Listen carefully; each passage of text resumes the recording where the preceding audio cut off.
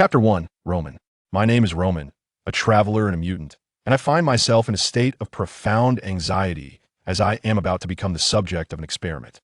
Do not be anxious. Relax a little. Number 9. Roman gazed at the individual before him, clad in a white lab coat, who held a syringe and spoke to him with an unsettling smile, while a deep melancholy enveloped his heart.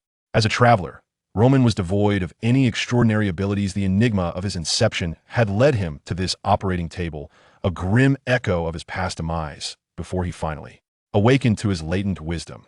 Yet in this dire circumstance, the awakening of his profound knowledge proved futile. Strapped to the operating table, his own powers lacked any offensive capability, rendering him essentially resigned to fate. Am I destined to die? Doctor, peering into the eyes of the man in white, Roman could not recall his name, but everyone at the laboratory referred to him as Doctor. Rest assured, my child, you will survive. Gazing into the youth's dark pupils, the doctor revealed a gentle smile, deftly inserting the syringe into Roman's arm, slowly administering a liquid shimmering with a cerulean hue, and tinged with silver into his veins. Of course, the probability of survival is approximately 1 in 10,000. I sincerely hope you will be the exception. As he observed the dark-haired youth on the operating table, the doctor's thoughts lingered on the unvoiced sentiments that followed. Once the syringe was emptied, the boy's eyes widened dramatically, his pupils constricting sharply, and his entire body began to tremble uncontrollably, as though enduring some unspeakable agony. His visage contorted in an attempt to scream, yet no sound escaped his lips. After what felt like an eternity, his body finally succumbed to weakness, rendering him motionless. This time seems rather quiet. Yet another failure, I presume. As time passed, the doctor watched the boy's pupils dull and the heart monitor's line flatten, a look of regret dawning in his eyes. He held no significant prejudice against mutants. The perceived threat they posed was merely a narrative spun by those with ulterior motives, deliberately targeting them. Was it not the case that, with the public eradication of mutants, the so-called superheroes of today faced challenges indistinguishable from those of the past? The extraordinary were ultimately envied by the mundane. Casting a glance at the lifeless youth on the table, the doctor gently closed the boy's unseeing eyes and summoned the staff for assistance. 2 burly men entered, their expressions indifferent as they unfastened the boy's restraints. Then together lifted his body towards the morgue. They carelessly placed his form on a bed in the corner, casually draping a white cloth over him. I've noticed Iron Man has been quite reclusive lately. Though I'm not particularly fond of that playboy, he remains an exceptionally talented scientist. Perhaps he's engrossed in some research that, Libby, I hope this year brings no great calamities. Indeed. Let us hope. Yes, the voices of the two conversing faded into the distance. The morgue once again succumbed to an eerie silence. With a sudden gasp, Roman opened his eyes beneath the white cloth, drawing in breath as if he had just emerged from the depths of drowning. Am I not dead? Yet, Roman did not immediately rise to his feet. After receiving an injection from the doctor, he felt his blood coursing rapidly through his veins, accompanied by an overwhelming pain that seemed to penetrate the very depths of his being. In the midst of such intense turmoil, just as he felt on the verge of explosion, his soul seemed to embark on a sublime journey, transcending into an enigmatic realm beyond comprehension. Subsequently, after establishing a mysterious connection with some unseen entity, his soul returned to his corporeal form. The experience bore resemblance to the first encounter with Doctor Strange, where his soul was momentarily separated from his body, entering a state of astral projection. Sensing his condition and the stream of information transmitted through that ethereal connection, Roman refrained from making any sudden movements, instead choosing to immerse himself in contemplation. Another one has perished. The mortality rate of the doctor's experiments is indeed alarming. Indeed. Upon hearing the door creak open, Roman, concealed beneath the white cloth, hurriedly regulated his breathing to minimize any sound and began to listen intently.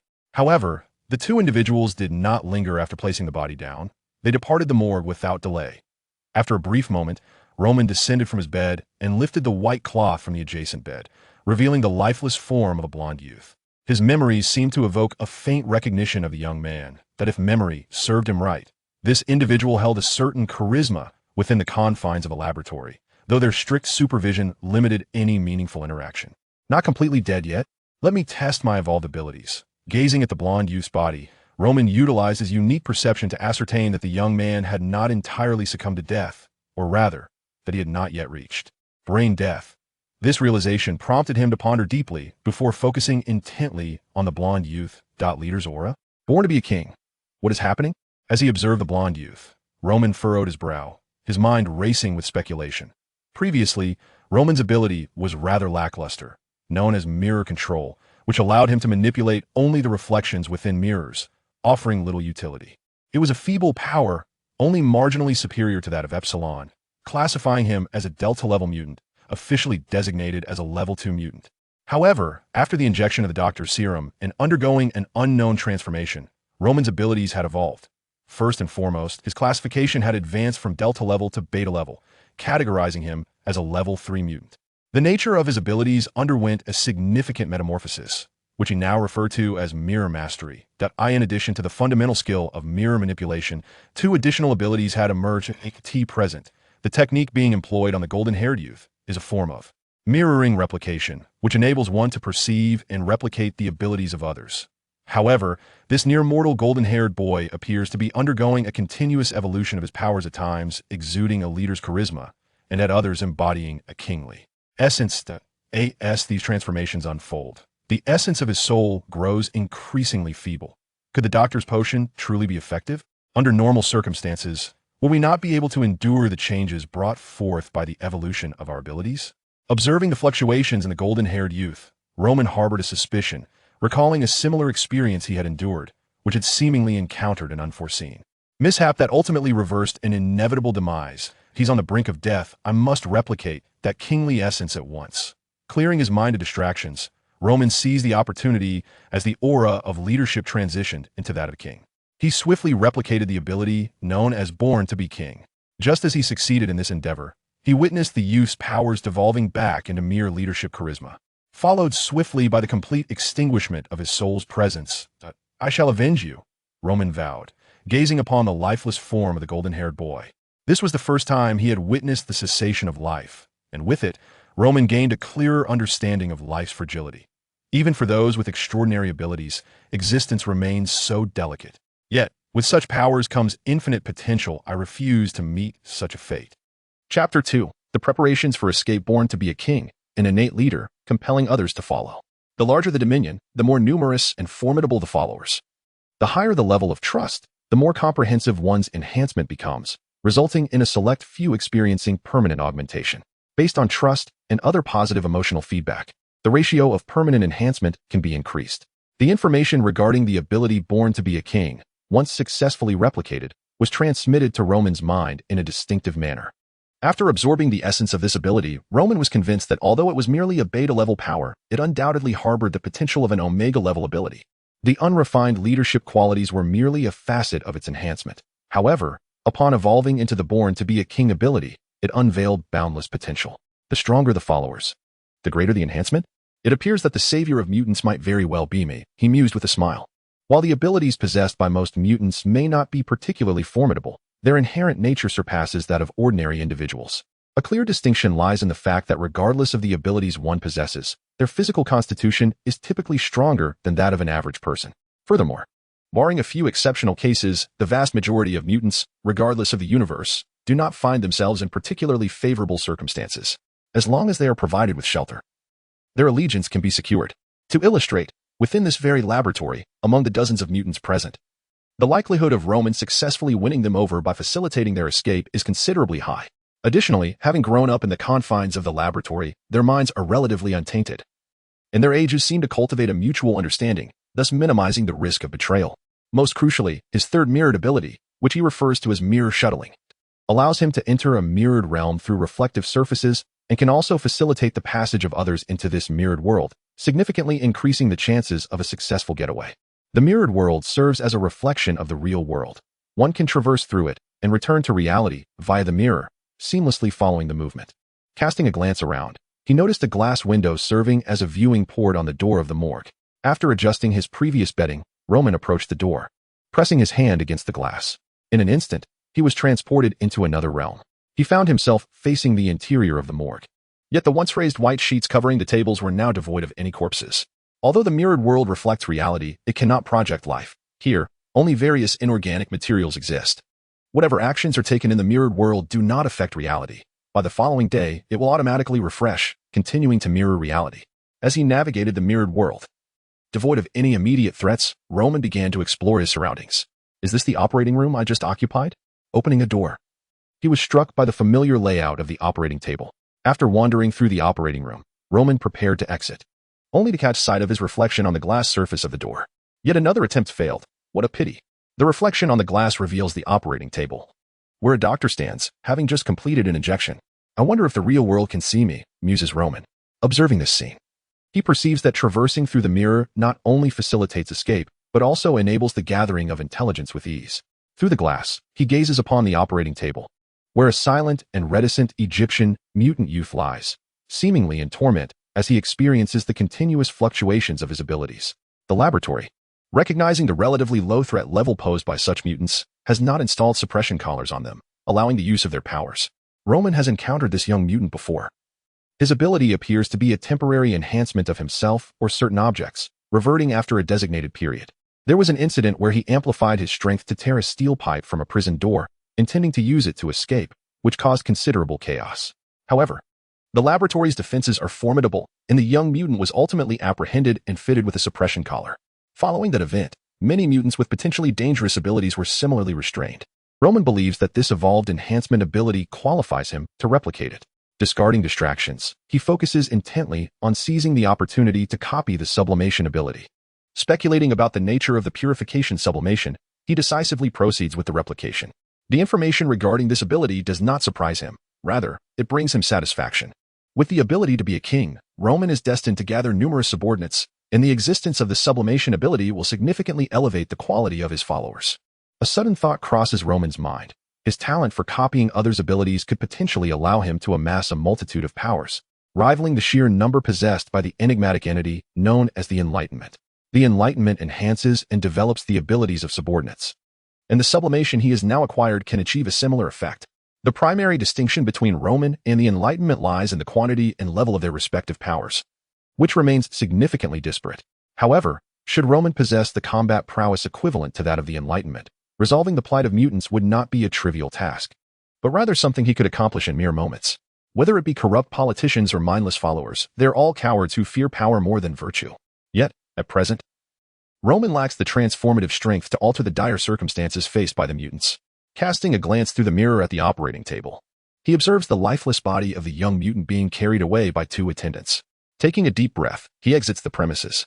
Subsequently, Roman refrains from aimless wandering, instead meticulously charting the layout of the entire laboratory in preparation for a future escape with his companions. In the realm of reality, every chamber housing mutants is under comprehensive surveillance via an array of cameras. Thus, if Roman wishes to orchestrate an escape, he must swiftly transport everyone into the mirrored world. Otherwise, once the alarm is triggered, the possibility of a successful getaway diminishes significantly. After a period of exploration, Roman quickly familiarized himself with the layout of the laboratory and ascertained the number of mutants confined within. Currently, there are 17 mutants detained in the facility, though he remains uncertain if there are any additional captives. In certain areas of the laboratory, he found himself thwarted by locked doors, his destructive capabilities insufficient to gain entry.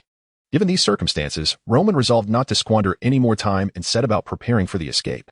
Chapter 3. Escape from the laboratory. The first step taken by Roman was to unlock all the cells within the mirrored realm. This task proved to be relatively straightforward. Despite the absence of keys, procuring some tools to dismantle the cell doors posed no significant challenge. Subsequently, he discreetly informed each individual through the mirrors present in every cell. Roman discovered that under his proactive control, he could independently guide the individuals in the real world to perceive him through the mirror and hear his voice. This was not particularly difficult. Although the mutants were generally restricted in their speech and actions, a shared sense of plight fostered a degree of camaraderie among them. Moreover, Roman's extraordinary ability, the gift of kingship, facilitated their trust in him. Grab my hand. The first to be rescued was a Caucasian girl, whose swift actions were a result of their prior communication. After pulling her into the mirrored world, Roman quickly dashed to another cell to continue his rescue efforts. The girl's cell was situated at the outermost edge, making it prudent to begin the rescue from the perimeter. Shortly after Roman commenced his mission, alarms began to blare. Hurry! Hurry! The guards, alerted by the sirens, hurriedly rushed to the nearest cell, only to find it devoid of occupants. How did they escape? Check the next room. In the cells on either side, the absence of individuals was evident, prompting the guards to confer anxiously. Step aside. However, before the guards could act, a tall, muscular African-American man forcefully pushed past them and strode purposefully forward. Within a few strides, he reached the final cell, where an Asian chubby boy anxiously stared at the mirror. Upon hearing the footsteps outside, he noticed the intimidating figure and trembled uncontrollably. "Hurry, chubby one, grab my hand." Witnessing the boy's frightened demeanor, Roman frowned and shouted with urgency. "Oh, oh." The chubby boy, regaining his wits, seized Roman's outstretched hand from the mirror. Thinking of escaping? Realizing how the experiment subjects had fled upon seeing Roman's arm emerging from the mirror, the burly man bellowed, "Don't even think about it." A searing red glow coalesced around the man's fists as he struck with tremendous force at the lock of the iron door, melting a hole through it with a single blow. "Quick!" Observing the man's actions, Roman hastily urged the chubby boy, while also stealing a glance at the imposing figure. Heat absorption release, the ability to absorb thermal energy and convert it into personal energy, which can subsequently be released in the form of radiant heat. By harnessing this energy, one can significantly enhance their strength, speed, endurance, and self-healing capabilities. Upon witnessing the man's extraordinary ability, Roman swiftly resolved to replicate it. Although it bore similarities to the lower-level powers of Black Emperor, it was by no means inferior, given his inability to replicate Zhao's powers. This ability served as an excellent substitute, alleviating his current predicament of lacking offensive capabilities. The muscular man of African descent forcefully kicked open the iron door and swiftly charged towards the chubby boy. "Ah, my pants." Although Roman had pulled the chubby boy into the mirror world, it was rather absurd that the muscular man had yanked his pants down. "Damn it!" Grasping the boy's trousers. The already dark visage of the muscular man grew even darker as a searing crimson glow emerged, consuming the pants in flames. In a fit of frustration, the muscular man smashed the mirror with a punch. Observing the mirror's reflection fading from reality, Roman understood that the actual mirror in the real world must have been shattered. However, he was unconcerned. At that moment, everyone had been transported into the mirror world, marking a successful escape. Haha. The onlookers chuckled at the comical sight of the chubby boy clad only in his undergarments, their laughter a blend of relief and lightheartedness. "Hey, why do my hands look like this?" Yet, the laughter was short-lived as the white girl Roman had initially rescued raised her palm.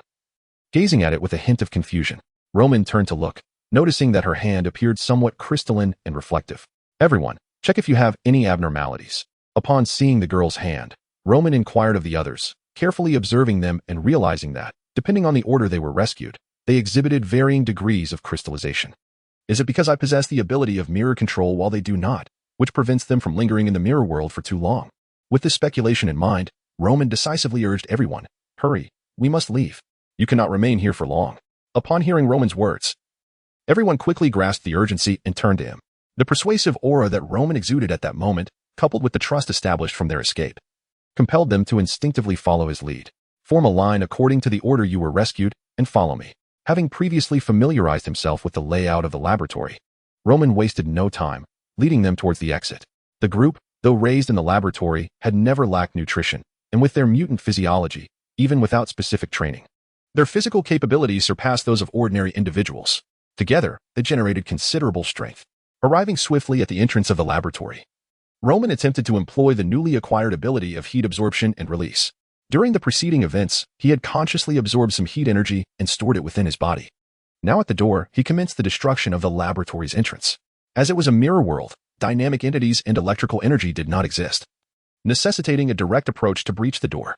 Fortunately, all present were mutants. Though there exist mutants with destructive capabilities, it is only Roman, who has recently acquired the ability to release thermal energy, that stands out. Nevertheless, the powers of others are not entirely without merit. Take, for instance, the plump individual clad in mere undergarments. His ability allows him to consume fat to enhance his strength and defense, placing him at the lower echelon among beta-level mutants.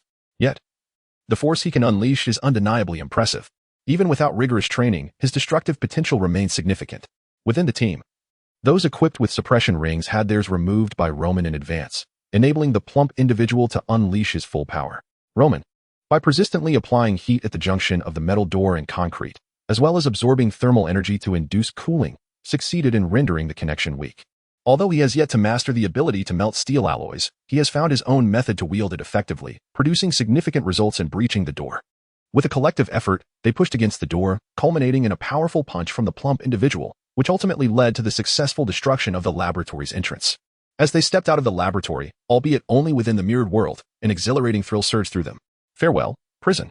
Turning back to glance at the laboratory, Roman could not help but recall a classic line, softly murmuring it to himself. Chapter 4. Interception Doctor. They have all fled. Standing before the doctor was a muscular mutant, capable of controlling thermal energy, who lowered his head to speak. Oh, what exactly transpired? The doctor, unperturbed and composed, regarded the muscular mutant with a curious gaze. I am uncertain. It appears they have all entered the mirror. At the mention of the mirror, a glimmer of contemplation flickered in the doctor's eyes. Suddenly, he seemed to recall something and instructed the muscular mutant, please check the morgue to see if the body of Subject 9 remains. Understood. The muscular mutant hesitated momentarily before swiftly proceeding. The doctor drummed his fingers on the table, lost in thought. Thud, thud, thud. The sound of hurried footsteps echoed. And the muscular mutant, still maintaining a steady breath, respectfully reported, Subject 9 has vanished. However, the bodies of the other subjects remain unaffected. Having closely observed the doctor's experiments, the muscular mutant possessed a fair understanding of the subjects involved. Subject 9's abilities were linked to the mirror, while the Doctor's research focused on the evolution of powers. Although all individuals who had consumed the serum perished, it did not necessarily imply that the experiment was doomed to failure. Even the smallest probability of success existed. After dismissing all other possibilities, the truth began to reveal itself. Upon hearing the muscular mutant's words, the doctor nodded, his refined countenance now tinged with deeper contemplation. So, has Subject 9's experiment concluded? Or has some unforeseen mutation occurred? The doctor tapped the table and turned his gaze toward the muscular mutant. In truth, his experiments had not been without successful subjects. The muscular mutant before him was one such instance, albeit not a perfect success.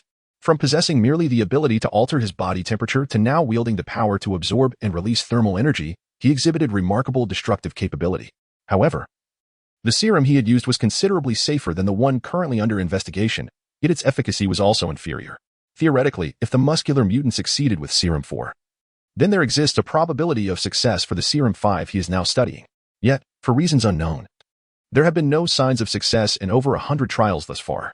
Indeed, the serum he was currently developing possessed, according to his calculations, a minuscule 1 in a billion chance of creating the legendary Omega mutant, thus necessitating high standards for the subjects involved.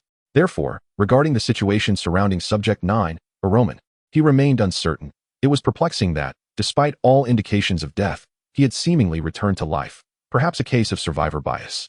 Nonetheless, as a scientist, he was committed to maintaining the utmost rigor in his approach. A thorough examination of Roman was essential before reaching any conclusions.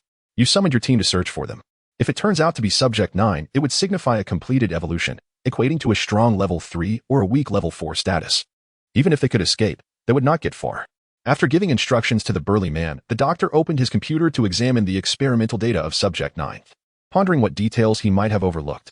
Upon receiving the doctor's command, the imposing figure promptly turned to gather the personnel and collect information. Captain, it appears that those youngsters have made their way to a mall for a $0 purchase and have stolen a school bus heading towards the Sierra Nevada mountains. Came the message through the burly man's Bluetooth earpiece as he exited the laboratory. Hearing this, he furrowed his brow and swiftly issued orders. Prepare for action. Capture those children. We cannot allow them to enter the Sierra Nevada. Also, deploy personnel to seal off the routes. Although the experiments conducted at the facility were related to mutants, they fundamentally involved human experimentation, which was not something to be exposed to the public. Thus, while the laboratory was situated in California, it resided in a relatively remote town near the Sierra Nevada, minimizing risks. However, if the subjects were to flee into the Sierra Nevada, considering the dense forests on the western slopes, capturing them would become exceedingly difficult. In such a case, these mutants could survive in the mountains, relying on the natural resources and their own extraordinary abilities to lead a fairly decent life. The Sierra Nevada is a mountain range in the southwestern United States, part of the granite block mountains of the western edge of the Cordilleran Mountain System, which is the longest fold mountain range in the world, stretching across the western regions of North and South America. Moreover, if they were to escape into other mountain ranges, it would complicate matters further. Attracting unnecessary attention, such as from overly righteous superheroes, would exacerbate the situation. Ultimately, their activities were not meant to be in the light. Meanwhile, driving the school bus, Lohman, now clad in athletic attire, maneuvered the vehicle with remarkable proficiency. In his previous life, he had only held a C1 driver's license. But without the concern of vehicle damage, driving posed little difficulty. After leaving the laboratory, Lohman used his ability to traverse through reflections, leading his group into the mall for a $0 purchase, where he seized a smartphone and gathered a wealth of information. Confirming that they were on the northeast side of California, close to the Sierra Nevada, he prepared to venture into the mountains for wilderness survival. As for alternatives like heading to the coast, they lacked both a vessel and the knowledge of navigation, rendering that option unfeasible. Departing towards the border was also impractical. Given the distance from the nearest border point, it was more advantageous to enter the Sierra Nevada directly. The wilderness offered ample resources and sufficient forest cover for concealment, making it a favorable choice for future planning. However, the route was blocked, just as they were about to break free from the town. Lohman noticed that the intersection ahead was obstructed by 2 police cars, with several officers brandishing their firearms as a warning. Without a doubt, the establishment of such a vast experiment must be backed by formidable connections and substantial capital. In this realm of wealth, the so-called police are merely the henchmen of that capital. I shall not surrender so easily. Observing the obstructing officers, a cold indifference filled Roman's gaze as he accelerated the school bus, commanding, "Everyone, find cover," as the massive vehicle surged forward. The officers who had initially blocked the way dared not remain in its path. The sheer force generated by the bus during its charge spoke for itself. 2 police cars were effortlessly shoved aside, and the bus continued its relentless advance. "Captain, time is too pressing, and our preparations are insufficient. We did our best. Let the vehicle be reported as a loss." "Understood." Watching the departing bus, the middle-aged officer addressed his comrades, a hint of trepidation evident on his face. Although the orders from above mandated that they must stop it at all costs, the hasty preparations made it nearly impossible to halt a bus accelerating with such determination. He had clearly observed that, despite being a group of youths, their faces bore an intensity that suggested they were prepared to risk everything. It was merely a few dollars at stake, not worth the risk of his life, and the chances of success were uncertain. Thus, this attempt at interception concluded in failure, which effectively set the tone for what was to follow. Chapter 5. Temporary respite. Everyone, do not stop. In the heart of the forest, Roman led the way, urging the group onward. Each person carried a backpack as they followed closely behind him, racing through the underbrush. "I can't go on," a girl at the back gasped, her breath coming in ragged bursts. "Then let us pause by the stream ahead and rest," Roman suggested after glancing back at the panting youths trailing behind him. They had ventured deep into the western slopes of the Sierra Nevada, having made considerable progress.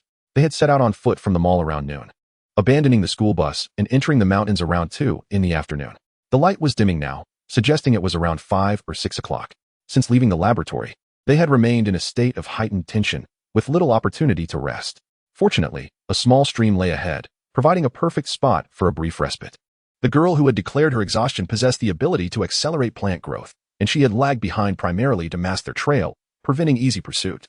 The use of her powers, of course, came at a cost, depleting her strength significantly. "Now let us assign some tasks. Everyone, please gather firewood. Those with pots in their backpacks, take them out to boil water. If anyone has food, please retrieve some for distribution." Although they had all grown up in the laboratory, they were not entirely devoid of common knowledge. They had occasionally indulged in entertainment such as anime and films, so they were not completely ignorant, though their understanding was still quite limited.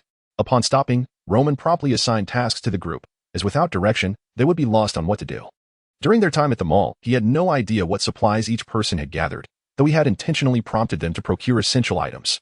Among the 17 present, they ultimately produced 5 medium-sized stainless steel pots, which Roman designated for boiling water. Though the stream's water was fresh and relatively clean, it was prudent to boil it for safety, especially given their lack of medical supplies. After igniting several campfires and setting individuals to boil water, Roman took out his compass, discerning their direction while contemplating the next steps. Having seized a mobile phone earlier, he had scoured various pieces of information, with the most crucial being related to mutants.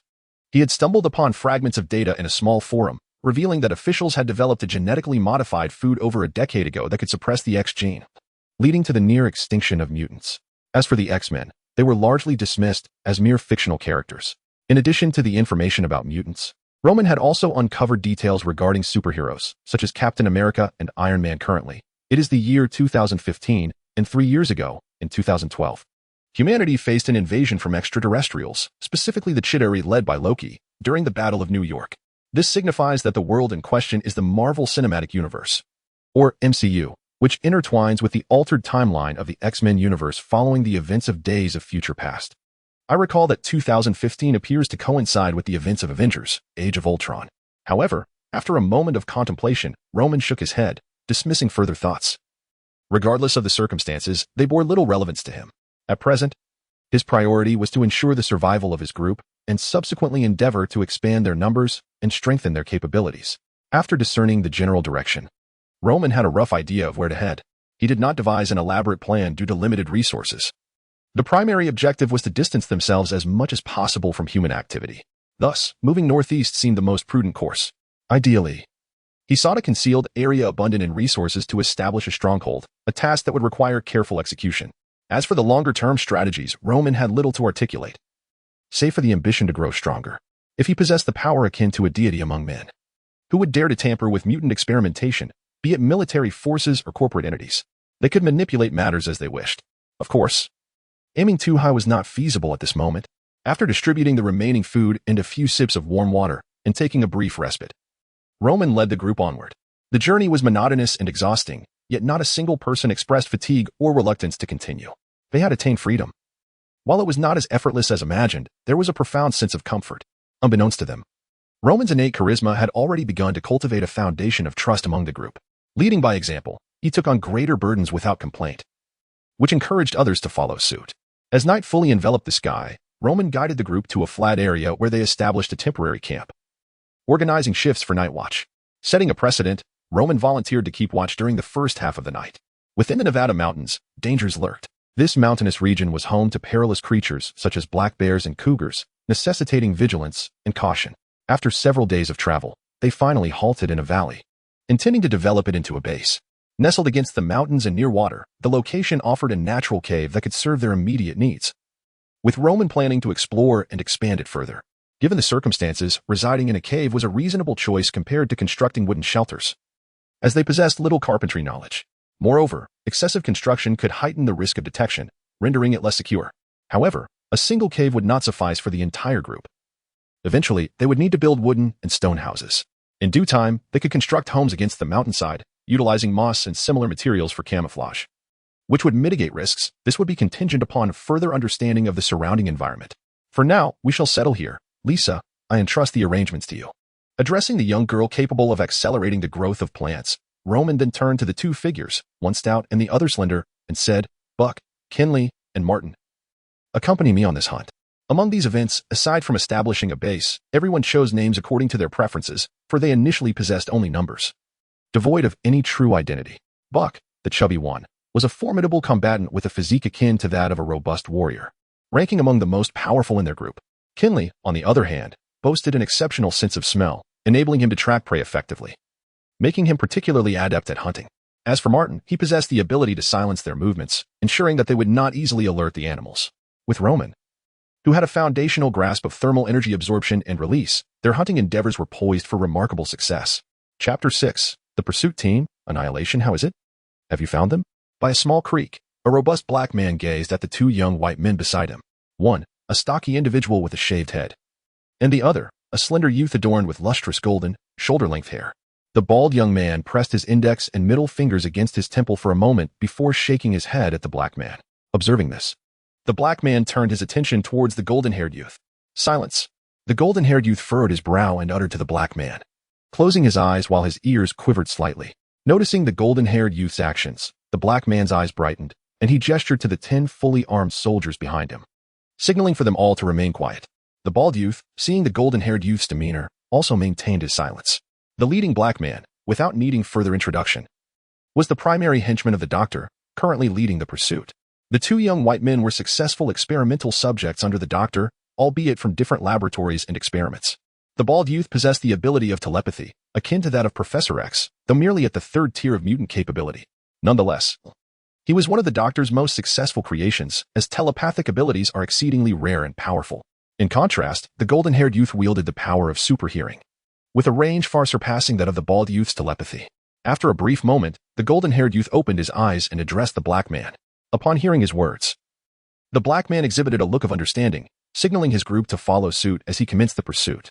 He had not anticipated that these children, confined within experimental facilities since their youth, could escape so far and possess a degree of counter-surveillance awareness. Were it not for the traces of footprints that had been largely obscured, his search would not have proven so arduous. This mule deer will provide us with a hearty meal. As he beheld the mule deer with evident burn marks on its head, Buck displayed a joyful smile. At that moment, he had experienced some shrinkage in physique, yet it had not significantly impacted his stature. Although explosive strength could affect his body, due to his abilities, he could rapidly absorb food to restore his fat reserves. Seeing Buck's smile, Kinley also grinned, but a sudden look of terror crossed his face. Wait, someone is coming. An acquaintance? Roman speculated decisively, noting Kinley's expression. The black-hearted scoundrel who stripped Buck's pants. Trusting Kinley's keen sense, Roman reacted to his words. However, Buck's expression darkened at the mention. This way. Scanning the surroundings, Roman suddenly spotted a lake as tranquil as a mirror, his eyes brightening as he looked at the two. Grasping both the two men and their catch, Roman leaped into the lake, plunging directly into the mirrored realm. Although lakes do not serve as flawless mirrors, the serene reflections of a tranquil lake can indeed substitute for the function of a mirror, allowing one to seamlessly enter the realm of reflections. Nearby, a young man with golden hair suddenly halted and spoke. "They have fled. The heartbeat has vanished." The burly black man paused, turning his gaze toward the bald youth beside him. "It has indeed disappeared. I had yet to establish a lock when they took off." The bald young man, somewhat helplessly, regarded the black man. Despite his telepathic abilities, executing such a feat amidst vigorous movement presented a considerable challenge. He had merely sensed the psychic energies of 3 mutants, and before he could fully grasp their essence, they had vanished. "Lead the way to the location of their disappearance," the black man commanded after a brief pause. He was aware that the adversary's ability to flee was likely linked to their capacity to enter the mirror realm, yet he still felt compelled to investigate for any additional clues. Were they hunting just moments ago? Soon, the group arrived at the lakeshore, where the disarray of the ground revealed the previous events to the black man. The bald youth and the golden-haired young man, accompanied by several team members, approached the water's edge, stating, "This must be where they vanished." "Is it?" The black man looked up, his attention drawn to the calm, reflective lake, and his expression shifted as he exclaimed, "We must leave the lakeside immediately." However, before the two youths could respond, hands suddenly emerged from the depths of the lake, gripping their ankles and pulling them into the water, or rather, into the realm of reflections. Telepathy and superhearing? Quite formidable abilities, indeed. As he drew the two down, Roman displayed a moment of realization and deftly replicated the bald youth's telepathic power. Danger. After copying the telepathic ability, Roman contemplated replicating the golden-haired youth's superhearing when an instinct flickered within him. Instantly, a sensation of pressure radiated through his entire being, both corporeal and soulful. "So, I cannot replicate infinitely. I wonder if the number of replications can increase." With this newfound clarity, Roman commanded his two companions to eliminate the 2 mutant youths. Though both were mutants, these two, serving as pawns for the doctor, were clearly not worth recruiting. They could be disposed of with ease. Before the other ordinary individuals could react, Roman pulled down 2 more, allowing his companions to dispatch them. The remaining members had already retreated a considerable distance, arms raised with firearms, while the burly black man's fist visibly reddened as he approached the lake, his expression grim. Yet, after acquiring the telepathic ability, Roman felt a wave of dizziness wash over him, an overwhelming desire to succumb to slumber. With imminent danger looming, he knew he could not afford to fall asleep, thus turning to his companion Buck, he urged, "Fire upon the enemy at this distance. It should not pose a significant challenge." The fully armed individuals bore no formidable weaponry. Each was equipped with nothing more potent than a mere handgun.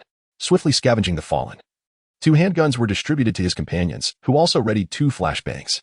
After preparing for the impending action, Roman wasted no time in hurling the flashbangs, then positioned his hand over the weapons of his companions, awaiting the moment to leap forth once the devices detonated. He closed his eyes. The burly African-American reacted swiftly, shouting out in urgency. For this operation, they had eschewed heavy weaponry, as they were merely a cohort of youths with rather ordinary abilities. The greatest threats being the enigmatic Experiment 9 and Experiment 17, which could convert fat into strength. However, it was evident that they had underestimated their adversaries, particularly in failing to anticipate their emergence from the lake. With 2 flashbangs deployed, the group was momentarily blinded. Although the burly man too was caught in the light, he resolutely fired towards the lake, exclaiming, "Shoot at the surface." Bang, bang, bang. Roman, initially intent on advancing, observed the lake's disturbed surface, realizing escape was now futile. Even if the enemy reloaded, once the water settled, their plan would be irrevocably thwarted. "I recall a puddle ahead. We can circumvent and launch a surprise attack from behind." Kenley suddenly interjected. Upon hearing Kenley's words, Roman promptly led his companions to shift their position, emerging from the rear waterhole to commence their ambush. Roman wielded dual handguns, while his companions each took up a pistol. As they closed in and opened fire, the enemy was swiftly decimated. Though the burly man was a mutant, his abilities afforded him neither formidable defense nor healing prowess, and he too met his demise. Chapter 7. The Mirror Dimension. After extracting what he could from a few individuals, Roman found himself overwhelmed, his mind clouded. Addressing his 2 companions, he suggested, "Let us return for now. You seem unwell. What has transpired?" Kenley inquired, concern etching his features as he observed Roman's state. "Do not fret. Take care of your belongings and head back. I feel the need for a substantial rest," Roman responded, his demeanor prompting Buck and Kenley to swiftly clear the battlefield. They disposed of the bodies into the mirror world, where they would ultimately dissolve into nothingness. Having completed this task, the trio hastily made their way back to their base, laden with their spoils and today's quarry. Upon their return, Roman succumbed to unconsciousness. As darkness enveloped him, he could hear the anxious calls of his comrades, a testament to the worth of his leadership. When Roman regained consciousness, he found himself in a chaotic realm suffused with a silvery luminescence. Where am I? He pondered, bewildered by the unfamiliar surroundings. Before he could dwell on it further, a torrent of information surged into his mind, as if transmitted through a psychic connection. Perhaps due to the awakening of his latent psychic abilities, the influx of data, while overwhelming, merely caused a sensation of mild pressure in his head. This is the mirror dimension, Roman realized. Recognizing the name of this previously unclaimed realm that existed within the vast multiverse, yet lacked significant power. Even moderately strong beings could harness the energies of the mirror dimension without the obligation of repayment. However, due to various factors, this dimension remained unclaimed until the unexpected arrival of Roman. In the Marvel Universe, numerous characters are intricately connected to or are embodiments of dimensional deities. For example, Dormammu, the ruler of the Dark Dimension, and the Sorcerer Supreme, who commands the dimension of magic, along with Mephisto, the Lord of the Hell Dimension, are notable figures. The Sentinel, wielding the power of 1,000,000 stars, represents a unique kind of dimensional deity. At this moment, Roman seemed to have unintentionally tapped into the mirror dimension, possibly due to his own extraordinary abilities or other unique traits, thus becoming its lord. This connection was what enabled him to survive the perilous experiments he had faced. Now, Roman appeared akin to the Sentinel who wielded immense power, albeit the dimension he accessed lacked the same strength. There exists a distinction between a dimension lord and a dimensional deity. While every dimensional deity is indeed a dimension lord, not every dimension lord qualifies as a deity. For the latter exists at a level of power akin to that of a celestial. Given the mirror dimension's precarious state and Roman's insufficient strength, he could currently only be regarded as a dimension lord, not yet a dimensional deity. Previously, when connected to the mirror dimension, Roman could only sense a tenuous link. Engaged in a desperate escape and hampered by his lack of strength, he had yet to complete the final step of merging with the mirror dimension. However, after duplicating the power of telepathy, Roman's mental prowess significantly expanded. Initially, he merely established a connection with the mirror dimension. It was only after amassing sufficient mental strength that he truly integrated with it, becoming the master of the mirror realm. To illustrate, he once possessed the key to this dimension but had not yet entered. Now, he has successfully opened the door and taken residence within.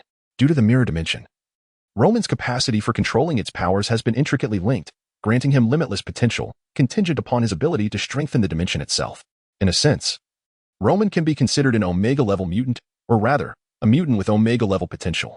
When he ultimately ascends to become a true dimensional deity, he will embody the essence of a genuine Omega mutant, achieving the pinnacle of the 5th tier.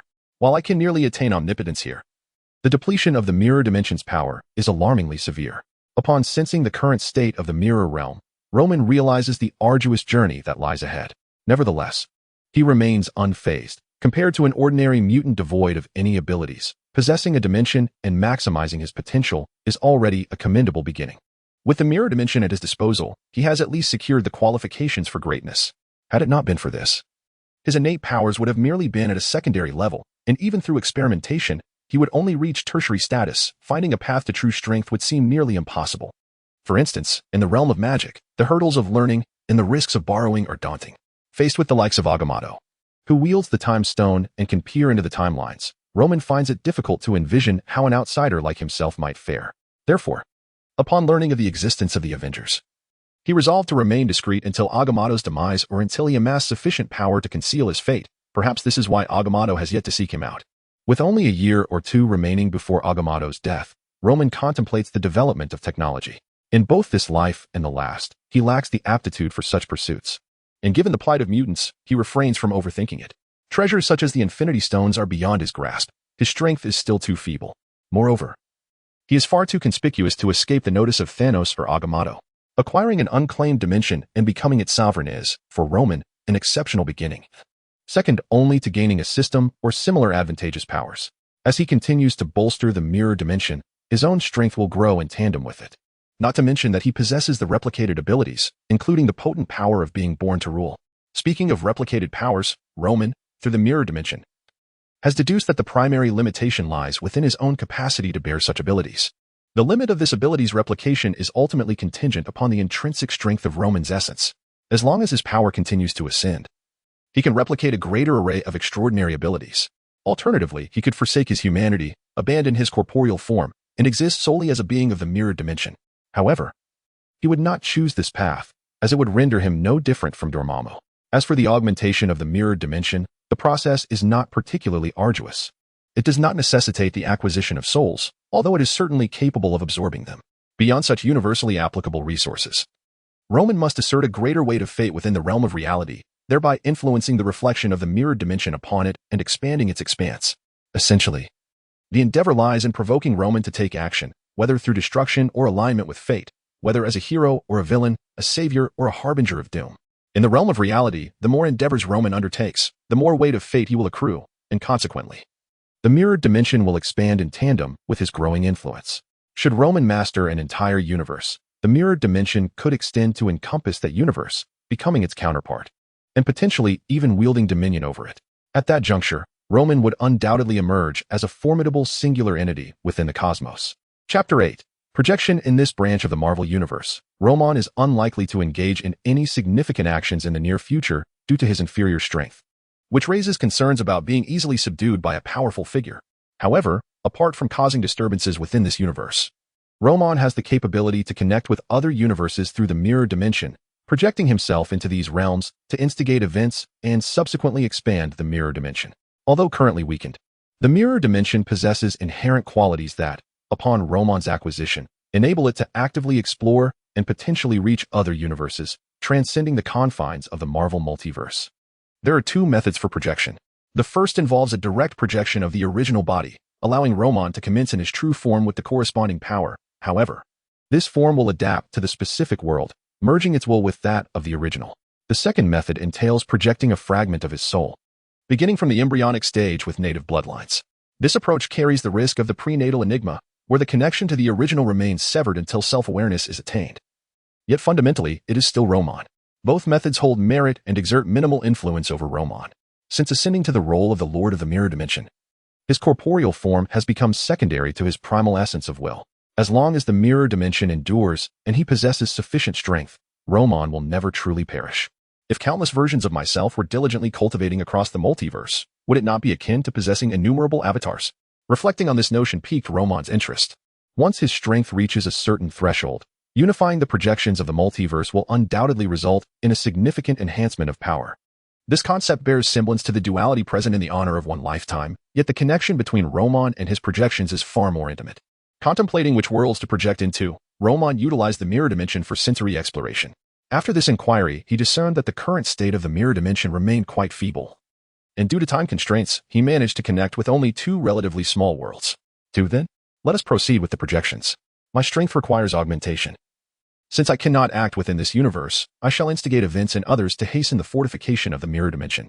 The rebirth through projection demands excessive time and carries the risk of the prenatal enigma. Prioritizing the enhancement of strength is imperative. With this resolution, Roman distinctly felt a minuscule portion of his soul and flesh being severed, amalgamating with a considerable amount of power from the mirror dimension, vanishing without a trace. The connection to the two worlds he sensed grew increasingly familiar. Following these actions, Roman became acutely aware that the already weakened mirror dimension had transitioned from a state of mere survival to one teetering on the brink of collapse. Surely, the consumption is this substantial? Roman was taken aback, and only then did he fully comprehend the implications. The projection replicates the essence of the original, albeit at the cost of a fragment of its soul and flesh. The majority of the energy consumed, however, primarily derives from the energies of the mirrored dimension. Traversing infinite time and space, as well as creating a complete body, poses an additional burden upon the already precarious state of the mirrored dimension. Should the projection undergo reincarnation, the consumption would be significantly less. Nevertheless, this expenditure can be recuperated, albeit slowly, due to the presence of a new anchor point in the real world. Upon realizing this, Roman found himself unable to sense his two projected forms through the connection to the mirrored dimension.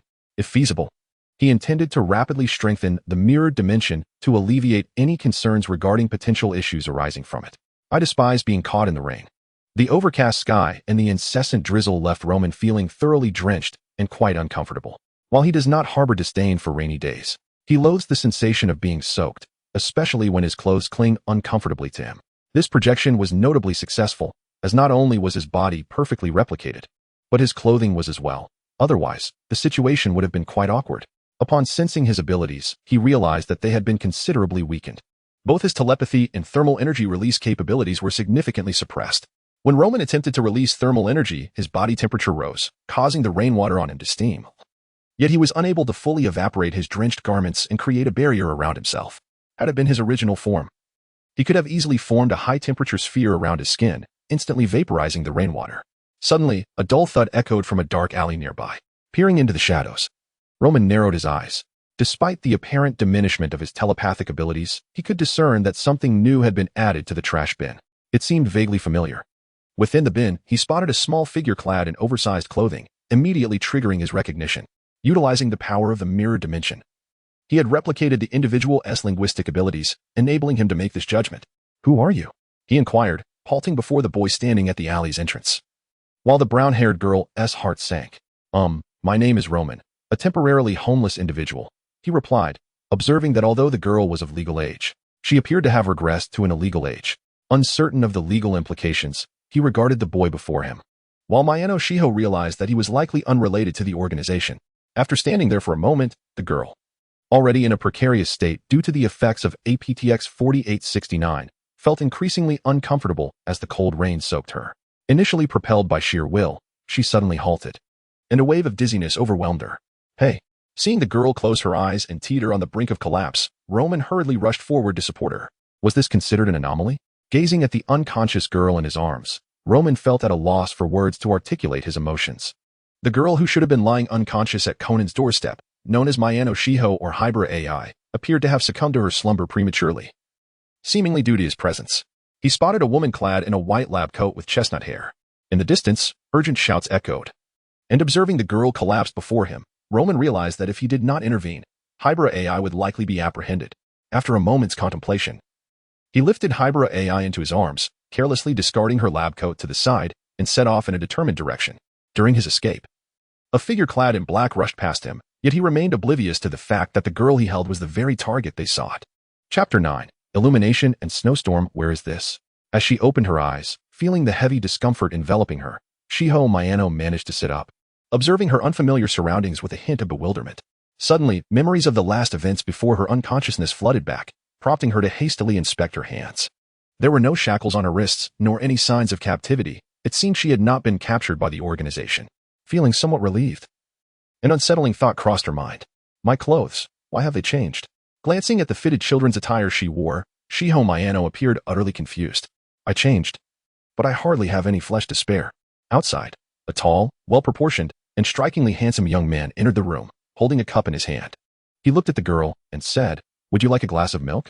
Upon seeing the young man walk into the room, Shiho Mayano found herself at a loss for words to describe her feelings. However, Roman did not share her disorientation due to her diminutive stature. Aside from her primary sexual characteristics, at that moment, Shiho Mayano bore an uncanny resemblance to a young boy. Memories of her past life, witnessing children bathing in the yard, surfaced in her mind. As long as her thoughts did not waver, such trivial matters were inconsequential. Yet, a faint blush crept onto her cheeks as a sudden thought crossed her mind. "Thank you. Did you save me?" she asked, accepting the milk Roman offered. Taking a few sips eased her rumbling stomach, and the warmth of the milk provided a slight comfort to her body.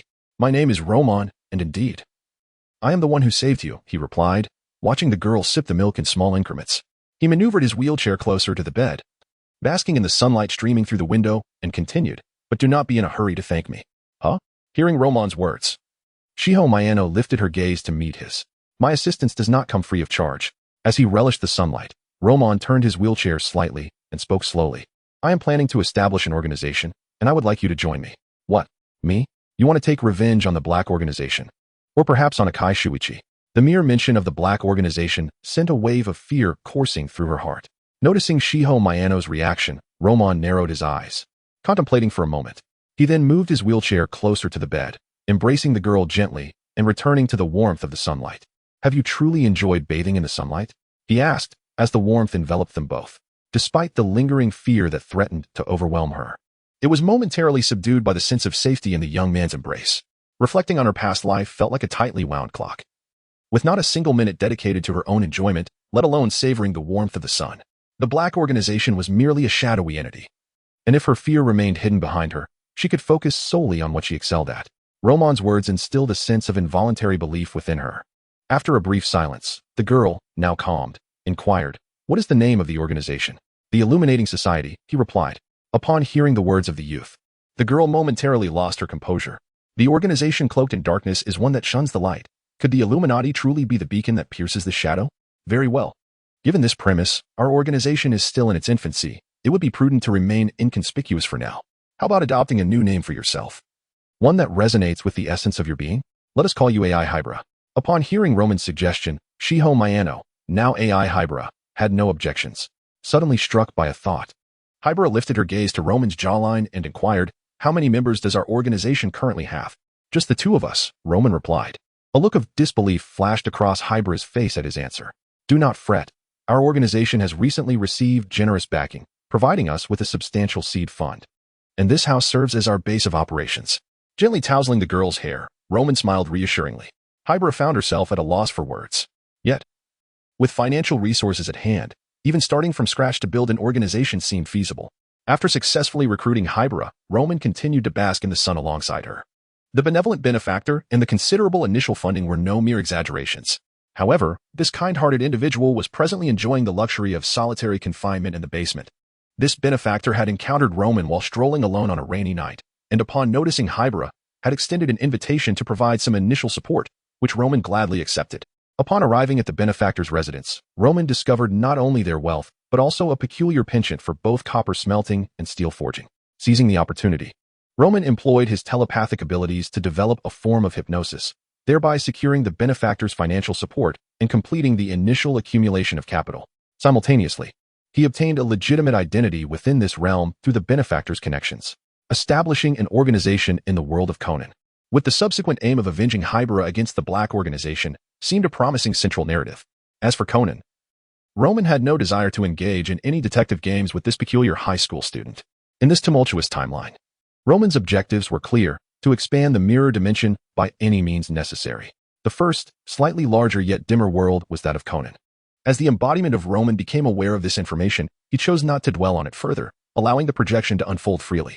With his telepathic abilities and the power of hypnosis, he could navigate that world without unwittingly attracting the Grim Reaper or courting unnecessary troubles. It was a rather stable endeavor. Upon sensing a second, smaller yet more radiant world, Roman's interest peaked significantly. Furthermore, the projection in this world seemed to have made a discovery. A fierce blizzard enveloped the scene. Why was it not raining but snowing instead? Upon entering this world, he was greeted by a tempest of snow. If an ordinary person were to don clothing as thin as Roman's, they would soon find themselves a mere frozen corpse. Regulating the emission of one's own thermal energy, one envelopes oneself in a protective layer formed by the heat within, thereby defending against the encroachment of cold winds. A disturbance was noted in the surroundings. Even amidst the tempest of snow and wind, Roman discerned the faint chime of bells, compelling him to navigate through the blizzard in the direction from whence the sound emanated. A roar. Roman perceived the growl of a bear, igniting a sense of apprehension within him as he hastened towards the source of the sound. Before long, he found himself amidst a thicket, where a bell-adorned rope was ensnared among the trees. There, within the swirling snow, stood a colossal bear, nearly 3 meters in height, bellowing at a gaunt middle-aged man wielding an axe. Not far from the man, a young boy cowered behind a tree, anxiously observing the scene. Chapter 10. Tanjiro, a frail middle-aged man clad in a red and black checkered shirt, stood before the colossal bear, appearing simultaneously diminutive and grand. To the side, Roman observed the ailing man, unintentionally tapping into the power of telepathy, sensing the man's spirit and resolve. There was neither anger nor fear, only a profound intent to protect and a sense of legacy. "Anyone who dared to harm my family, no matter how many they are, I shall show no mercy. Those who refuse to heed warnings." Roar.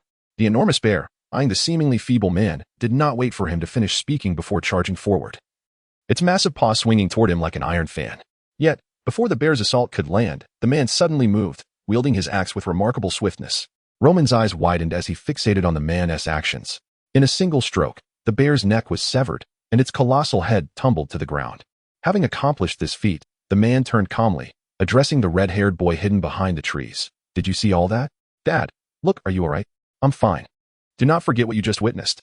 Upon hearing these words, the red-haired boy could no longer contain himself and leaped into the man's embrace. Witnessing this scene, Roman felt he had just witnessed a classic moment. The demonstration, under the influence of telepathy, allowed Roman to grasp some of the knowledge the man wished to impart.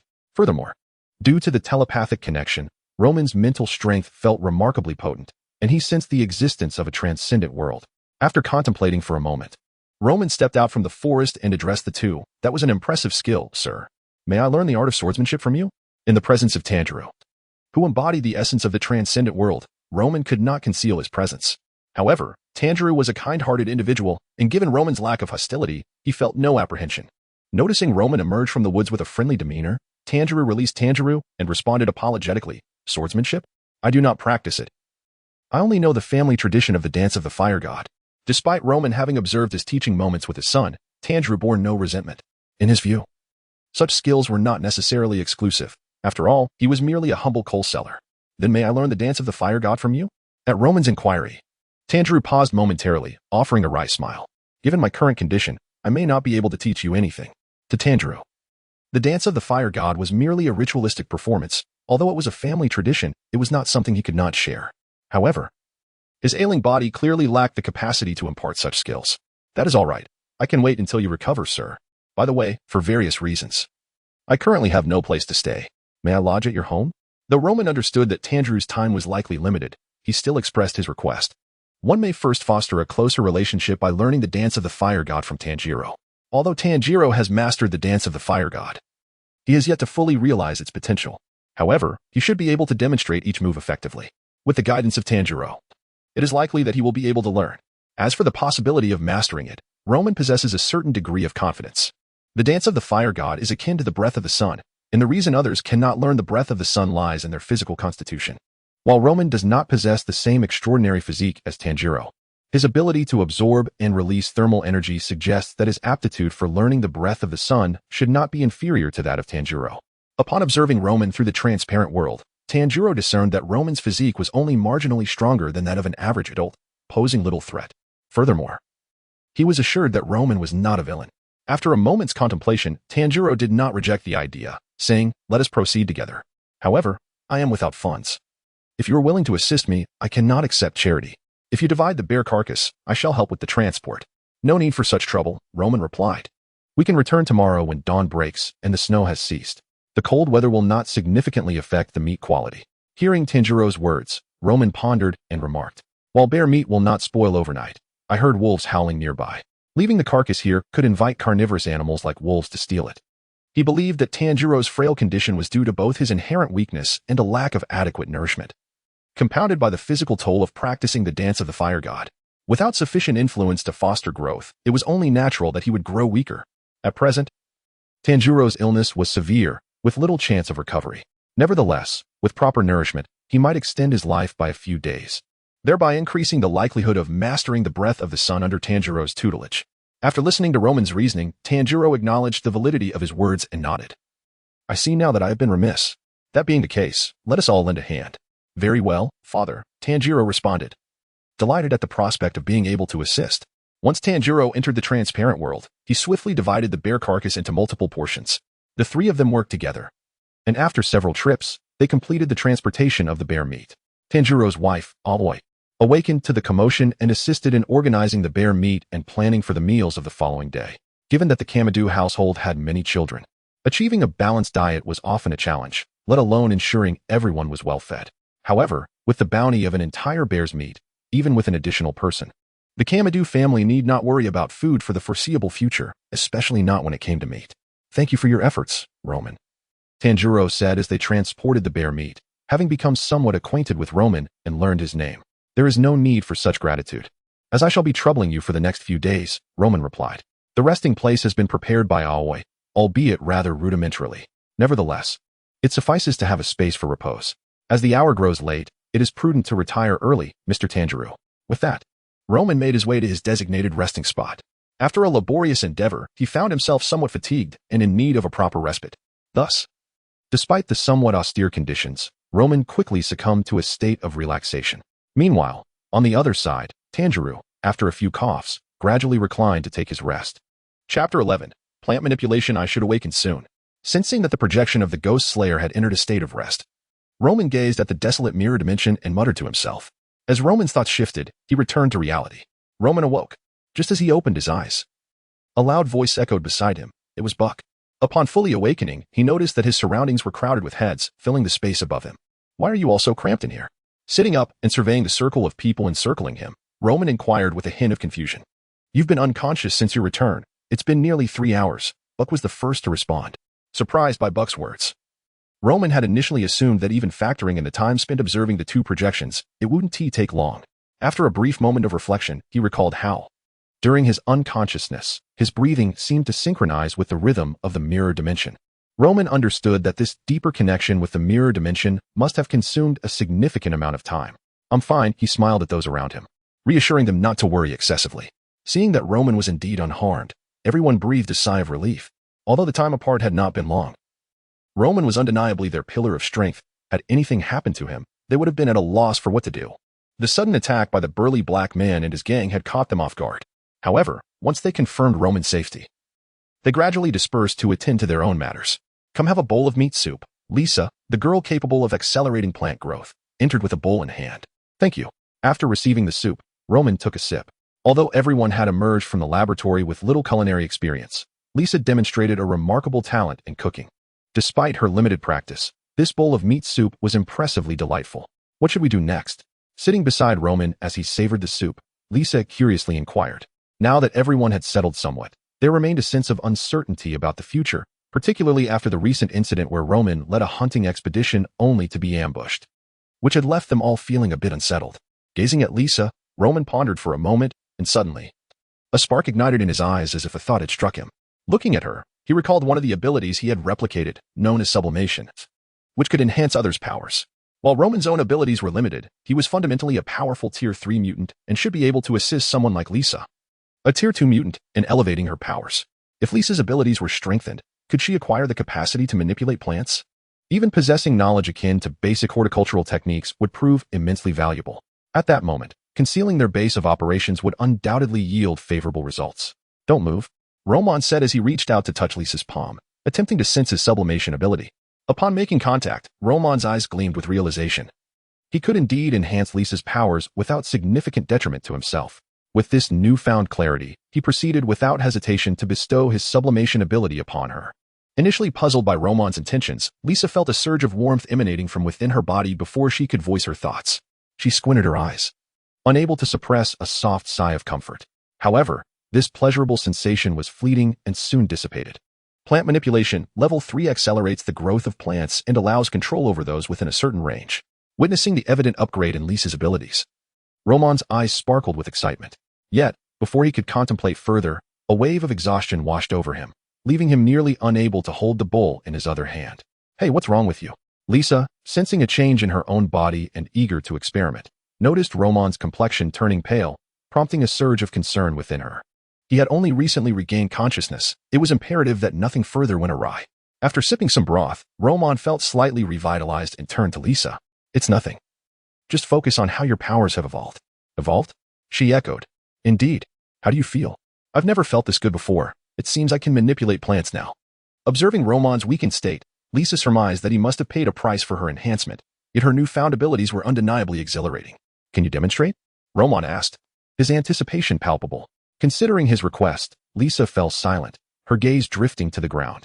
Following her line of sight, Roman witnessed a subtle green sprout emerging from a crevice in the earth, growing rapidly into a small blade of grass.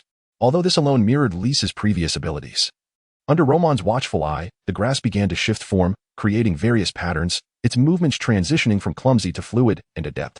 This spectacle left Roman convinced of the merit of her enhanced capabilities. Despite his own considerable expenditure of energy, the outcome was undeniably rewarding. With Lisa's powers evolved, the prospects ahead appeared promising. While her combat prowess might not be exceptionally formidable, her supportive capabilities were undoubtedly maximized. "Excellent. From now on, Lisa, you should diligently train your abilities and attempt to alter our surroundings to minimize the likelihood of detection." "Understood." Upon hearing Roman's words, Lisa readily agreed, believing that her capabilities would make such tasks relatively straightforward. After speaking, she could hardly contain her eagerness and promptly departed, intent on exploring her extraordinary abilities. Observing Lisa's retreating figure, Roman pondered a myriad of thoughts. Among the individuals who accompanied him to this place, the majority were secondary mutants, their powers not particularly formidable. However, after undergoing a transformation, it was likely that a few would emerge with commendable abilities. Once he enhanced his own strength, elevating someone like Buck, a tertiary mutant, might very well yield a formidable quaternary mutant. Yet, reflecting on the resources required to assist Lisa in amplifying her powers left Roman with a sense of emptiness. It was no trivial endeavor, and he could only acknowledge the weight of the responsibility that lay ahead. Chapter 12. A month's time unbeknownst to all. A month has quietly slipped away. Under the leadership of Roman and the collective efforts of everyone, the base has been nearly perfected, at the very least. All can now reside in individual wooden cabins. In the span of this month, Roman has facilitated the evolution of abilities for mutants, even those with merely secondary powers. Following their enhancement, several individuals with previously lackluster abilities have found their skills considerably more useful. For instance, one individual whose power allowed for the high-frequency generation of static electricity has evolved into a formidable static field, capable of paralyzing adversaries within a certain range, an excellent asset for hunting or confronting foes. This ability was also replicated by Roman after his own further empowerment. Furthermore, Kenley's superhuman sense of smell has been elevated to a new level. Although it has not evolved into a new ability, its range has significantly expanded. Kenley has made substantial contributions in hunting and detecting potential enemy incursions. While the enhancements of others may not be as striking, they are far from useless.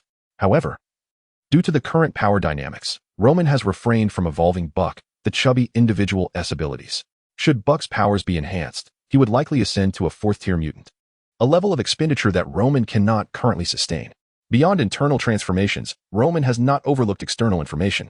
Through various means, he has established a secure and discreet network access channel within this base, ensuring that the location remains undisclosed while allowing him to stay informed about external developments. By diligently studying hacking techniques, Roman has been able to gather a wealth of information online. Recently, he has learned that the Avengers are facing some issues, seemingly originating from Iron Man, Tony Stark. Although the specifics have not been widely disseminated, Roman is confident that a significant event has occurred this year.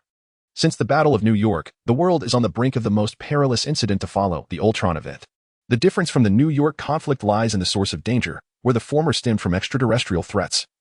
This crisis arises from the minds of the planet's most intelligent individuals, with Tony Stark at the forefront. The crux of the matter is that the seasoned superheroes have succumbed to professional burnout. Having shed his Iron Man armor, Tony Stark thus invented Ultron, an artificial intelligence with self-awareness and learning capabilities, entrusting it with the monumental task of safeguarding the world. However, as is often the case, unforeseen complications arose. To the astonishment of the superheroes, the ever-evolving Ultron deduced that humanity poses the greatest threat to Earth and subsequently commenced its plan for human eradication. According to the intelligence available to Roman, this is the general situation, albeit not entirely surprising. Frequently, the perils of this world emanate from the intellect of individuals like Iron Man or Mr. Fantastic, with Reed Richards being the foremost instigator of calamity. According to intelligence reported by Roman, the entity known as Reed from the 1610 universe has annihilated over 60 universes to extract the 7th Infinity Stone from Iron Man's cranium, earning him the moniker Skullcrusher. This led to a plethora of subsequent events, including the emergence of an ostensibly impossible Spider-Man in the latest 6160 universe, a middle-aged gentleman whose wife is the red-haired, fair-skinned MJ. Their romantic life appears idyllic, complete with well-behaved children and a comfortable middle-class existence, making him the quintessential embodiment of Peter Parker's perfect life template, known as Ultimate Spider-Man v3. However, returning to the pressing matter at hand, the emergence of Ultron is intricately linked with the Mind Stone. In this incident, Scarlet Witch Wanda and Quicksilver Pietro are also involved. The only lingering question is whether these two are related to Magneto, and if they themselves are mutants. For now, this remains uncertain, as the Ultron event has yet to fully unfold, alleviating immediate concerns. Nonetheless, when Ultron eventually spirals out of control, Roman might consider temporarily severing his internet connection. For in the digital realm, Ultron could be deemed invincible, and being targeted would undoubtedly pose significant challenges. In the short term, Roman has no intention of engaging with Ultron or the Avengers, as getting entangled in such grand events could attract unwanted attention from entities like the Ancient One. Yet, one must ponder, how potent can the synergy of telepathy and the Mind Stone be? Roman is curious, whether merely inducing hypnosis, creating Ultron or Vision, or even generating superhumans. He feels these scenarios might fall short, given that it is the Mind Stone. It should ideally be wielded by a formidable telepath to unleash its utmost potential, someone akin to Professor X. After some contemplation, Roman resolves to explore the Mind Stone further in due course, contemplating the possibility of acquiring it directly. As a telepath himself, he is naturally the most compatible candidate for the Mind Stone. As for the creation of Vision or similar entities, he remains indifferent, for such matters do not concern him. After spending some time browsing the internet, Roman shuts down his computer. Upon leaving his wooden cabin, he prepares to engage in rigorous exercise. Over the past few days, Roman's strength has seen considerable growth, albeit still in a developmental phase. Thus, whenever time permits, he diligently practices, particularly honing his skills in sun breathing. Sun breathing is an ideal complement to his heat absorption and release abilities, as this type of power can be enhanced through dedicated training, simultaneously augmenting his physical prowess. However, due to the limited time available for training and the overwhelming power of sun breathing, Roman finds his daily practice constrained. Aside from utilizing sun breathing during workouts, he predominantly employs thunder breathing, which aligns well with his electrostatic abilities. As sun breathing is derived from the innate capabilities of Yorichi Tsujikuni, it inherently demands a high level of proficiency from the outset. This breathing technique possesses a high lower limit, yet its upper limit is even more elevated. In contrast, other breathing methods have been developed by the swordsmen themselves, exhibiting a more refined progression from weakness to strength, characterized by a lower limit but a less formidable upper limit compared to the breath of the sun. Consequently, the mastery of the breath of the sun proves to be quite challenging, whereas the learning curve for the other breathing techniques is relatively gentler. When Roman engages in the training of the breath of the sun, the spectacle is rather dramatic. Thus, during his training sessions, he refrains from remaining within the confines of his base. Instead, he ventures to a secluded mountain spring, where he disrobes and immerses himself in the water, which rises to his chest, providing an ample sense of pressure without being overly intrusive. As Roman begins his breathing exercises, the ambient temperature starts to rise, with a significant amount of heat converging from the surroundings. Before long, copious steam begins to emanate from the spring water, initiating a process of evaporation. Had he chosen to practice within the confines of his wooden cabin instead of the mountain spring, there would be a considerable risk of combustion. Moreover, the accumulation of heat during training causes the surrounding areas to remain rather chilly, potentially affecting others significantly. Therefore, Roman ensures that his training occurs at a considerable distance from his base. Upon entering his state of cultivation, the surface of Roman's skin begins to faintly reveal patterns of flame and lightning, appearing intermittently and exuding an otherworldly aura. Chapter 13. The Thunder Pillar. Armand beneath a waterfall that cascades over 10 meters high, a solitary figure stood motionless, resembling a statue. The air was frigid, and the ground below the waterfall was even colder, yet the person remained utterly undeterred.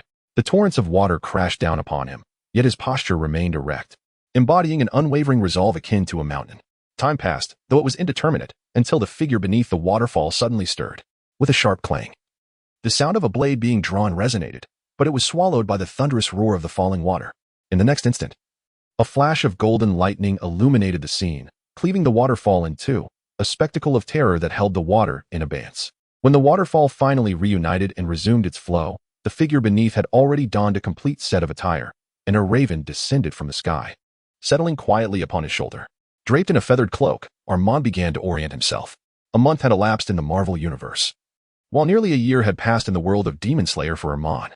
A year prior, upon his arrival, Armand encountered Tanger Kamadu and his father, Tanger, and successfully took refuge in the Kamadu household. Under Tanger's tutelage, he learned the Kagura of the god of fire, known as the breath of the sun. Thanks to his telepathic abilities, Armand first mastered the concept of the transparent world under Tanger's guidance, which subsequently enabled him to learn the breath of the sun effectively. However, the immense power of the breath of the sun imposed a considerable burden on him, prompting Armand to decide to leave the Kamadu family in search of specialized instructors within the Demon Slayer Corps to learn alternative forms of breathing. Yet, he chose to remain until Tanger's passing, ensuring he could provide some financial support to the Kamadu family before departing. Tanger's death occurred approximately 5 days later than originally anticipated. Originally destined for only 10 days of life, he was granted an additional 5, allowing him the opportunity for final words with his family, demonstrating that his arrival was not without purpose. After departing from the Kamadu household, Armand successfully located a base of the Demon Slayer Corps outside a residence adorned with wisteria patterns, where he was recognized and prepared to pursue further training. Though he had the option to study various breathing techniques, it was expected that Armand would choose the breath of flame, a comprehensive subordinate form of the breath of the sun, making it a more suitable precursor to mastering the latter. However, Armand felt that having acquired a more holistic understanding of the breath of the sun rendered the breath of flame unnecessary. Thus, he sought to learn a more distinctive technique and opted for the breath of thunder. The breath of the sun is characterized by its overall strength, while the breath of thunder is distinguished by its remarkable speed, surpassing the breath of the sun within the same tier. Furthermore, it is the technique employed by Zenitsu Agatsuma, the original secondary male character, whose breathing style boasts a well-developed direction, albeit requiring considerable effort. Consequently, Armand chose to pursue this breathing technique and was assigned to study under the former thunder pillar, Kaneotsu Yuri. The breath of thunder is regarded as the most challenging and potent among the 5 foundational breathing styles. though Sangao Siwalang has been a trainer for many years. He has yet to cultivate a sufficiently qualified heir for the thunder-breathing technique. Of course, the threshold for learning this technique has been significantly lowered due to Luomen's innate ability to harness an electrostatic field, which he augmented by channeling energy from some mirror dimensions into his Demon Slayer projection. Sangao possesses remarkable nurturing abilities. It is merely that he has not encountered a suitable disciple until he met Luomen. Their meeting can be deemed a fortuitous encounter, as Luomen, endowed with a profound understanding of the world and the electrostatic field ability, progressed rapidly in mastering the thunder-breathing technique. In less than half a year, he completed his training and even reached the level of total concentration, though he still required diligent practice to perfect the constant state of total concentration. Upon graduating, Luomen encountered a lesser demon, Kuiyu, who was on his way to seek Songdao's mentorship, and he swiftly dispatched the demon to prevent any potential embarrassment for the venerable trainer. The past misdeeds of that demon rendered his demise more than justified. Subsequently, as Luomen joined the final selection of the Demon Slayer Corps, he vanquished a hand demon, marking the beginning of his significant impact on this world. There are not many sufficiently powerful swordsmen within the Corps. Those with the requisite skills are often preoccupied with missions within a span of approximately 5 months. While continuing his training, Luomen eliminated a substantial number of demons, including several with blood demon arts, surpassing double digits. Shortly after achieving the constant state of total concentration, he also defeated the Lower Moon 6, Kagaya, and subsequently ascended to the position of the new Thunder Hashira. Throughout his journey to master the thunder breathing, Luomen did not neglect the sun breathing, the original and most formidable of all breathing techniques. He has now attained the ability to switch to sun breathing mid-battle, sustaining high-intensity combat for approximately 15 minutes. As he reflected on nearly a year since he embarked on this journey, Luomen suddenly recalled several significant events that transpired in this world, marking a pivotal historical moment. Among the most crucial was the annihilation of Tanjiro's family, leading Nezuko to become a demon, which ultimately prompted Tanjiro to join the Demon Slayer Corps, truly a critical juncture in the narrative. Tanjiro's innate talent is undeniable. After 2 years of growth, he emerged as the Hashira, making significant contributions to the defeat of Muzan. However, in this life, with Luomen's presence, it may take less than 2 years to eliminate Muzan, rendering adherence to the original storyline unnecessary and preventing such tragedies from befalling a family of such goodness. Thus, Luomen resolved to return to the Kamadu household. With that thought, he set off in a determined direction. Presently, Luomen is not far from the Kamadu residence. On foot, given his pace, he could reach it in approximately a day. Upon reflection, it appears that the malevolent spirits in the surrounding areas have largely been eradicated by the Demon Slayer Corps. Consequently, in the foreseeable future, if one remains within this locality, it is unlikely that the Corps will have any particularly urgent missions. Therefore, for the time being, it is hoped that the protagonist can find temporary refuge at the Kamadu household, allowing for a period of dedicated practice in the Breath of the Sun technique.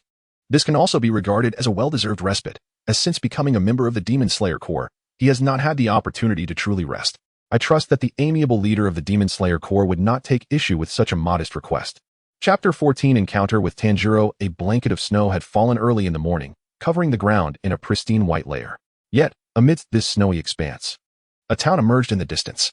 Arriving at the foot of the mountain, it was time to venture into the town. With that thought, Roman stepped into the bustling streets. Tanjiro, I need to purchase some charcoal.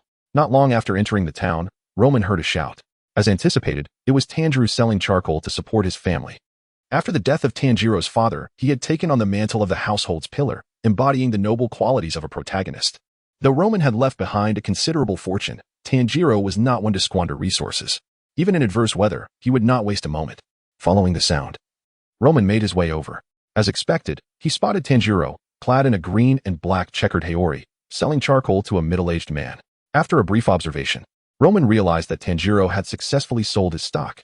The sky was somewhat overcast, and Roman found himself lost in thought. Could it be that today marks the tragic day for the Kamadu family? Tanjiro. As Tanjiro prepared to return to the mountain after his sales, Roman called out to him. Tanjiro turned, and upon seeing Roman, his face lit up with joy. Roman, you're back. Yes. Have you finished selling your charcoal and are ready to head home? Indeed. Would you like to accompany me? I came back to see everyone. Let us ascend the mountain together. As they stood side by side, Roman prepared to follow Tanjiro up the mountain. Walking together, Tanjiro's tone grew more cheerful. Although their time spent together had not been extensive, their bond was strong. In Roman's presence, Tanjiro, as the eldest son, cherished the rare feeling of being a younger brother, allowing himself to relax a little. Where have you been this past year, Roman? Have you become a samurai? Tanjiro inquired curiously, glancing at the Nicaran blade at Roman's waist. Something like that. I've been working in an organization that maintains order. It has been quite busy, which is why it took me so long to return and visit everyone. Roman refrained from mentioning the Demon Slayer Corps or the demons themselves, as such matters felt distant to Tanjiro, who had not yet encountered them. However, it was true that the Demon Slayer Corps was indeed an organization dedicated to maintaining order. Is that so? Tanjiro responded, intrigued but not pressing further. Are you planning to return to the mountain? It's too dangerous. You shouldn't go back. Just then, an elderly man's head popped out from the window of a small cabin by the roadside. My senses are sharp. There's nothing to worry about. Tanjiro replied with a smile, acknowledging the old man's concern. However, upon hearing Tanjiro's words, the old man's expression grew serious as he said, I invited you to stay the night at my home. Come over, quickly. But, enough of that. Hurry here, the demons are about to emerge. Hearing the exchange between the uncle and Tanjiro, Roman narrowed his eyes, fully cognizant of this familiar scene. If all went as expected, the narrative was about to commence. At this moment, Roman, concealing his presence, spoke with a smile. There is no need for haste, Mr. Saburo. Roman? Uncle Saburo, recognizing Roman after a moment of contemplation, had indeed seen him on several occasions before. Thus he continued, you should join us for the night as well. To this, Roman shook his head, replying, no need to worry. I am a swordsman of the Demon Slayer Corps, unafraid of demons. Taken aback for a moment, Uncle Saburo observed Roman's attire, noting the Nicaran blade at his waist and the uniform of the Demon Slayer Corps beneath his Haori, which he had seen long ago. I see. How about we have a meal first before heading up the mountain? After pondering for a moment, Uncle Saburo looked at Roman and Tanjiro and firmly stated, this time, do not refuse. One must be well fed to have the strength to ascend. Then I shall graciously accept your invitation, Roman replied, noticing Tanjiro's hesitation. Mr. Saburo, what exactly are these demons you speak of? For ages, man-eating demons emerge after sunset, thus one must not wander outside at night. They won't enter homes, will they? No, they will, replied Uncle Saburo. Then, everyone will be devoured by the demons? Thus, we have demon slayers to eradicate them. This has been the case for quite some time, and Roman likely knows this better than most. During the meal, Tanjiro posed a question. And while Uncle Saburo appeared somewhat stern, he was exceedingly patient with Tanjiro's inquiries. Roman? Seeing Tanjiro glance his way, Roman calmly explained, the demons Mr. Saburo speaks of are real monsters. However, what he is unaware of is that lighting wisteria flowers within the home can deter most demons from causing havoc. Surprised by Roman's statement, Uncle Saburo contemplated, realizing that as a demon slayer, Roman possessed knowledge beyond his own. This method must indeed be effective, simply unknown to him. But, merely most.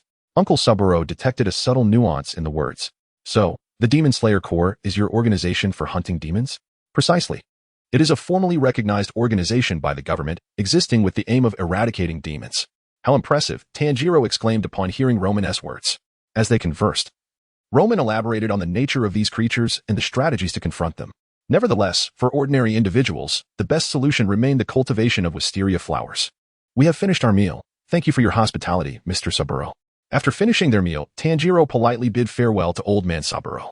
Be careful on the road, he said. Upon confirming the identity of the Demon Slayer, Old Man Saburo felt a sense of relief and refrained from saying much more. After parting ways with Old Man Saburo, Ramen continued up the mountain with Tanjiro. The hour was still relatively early, so the Kamadu family was likely not in any danger yet. If Muzan were to appear, it would probably be in the latter half of the night.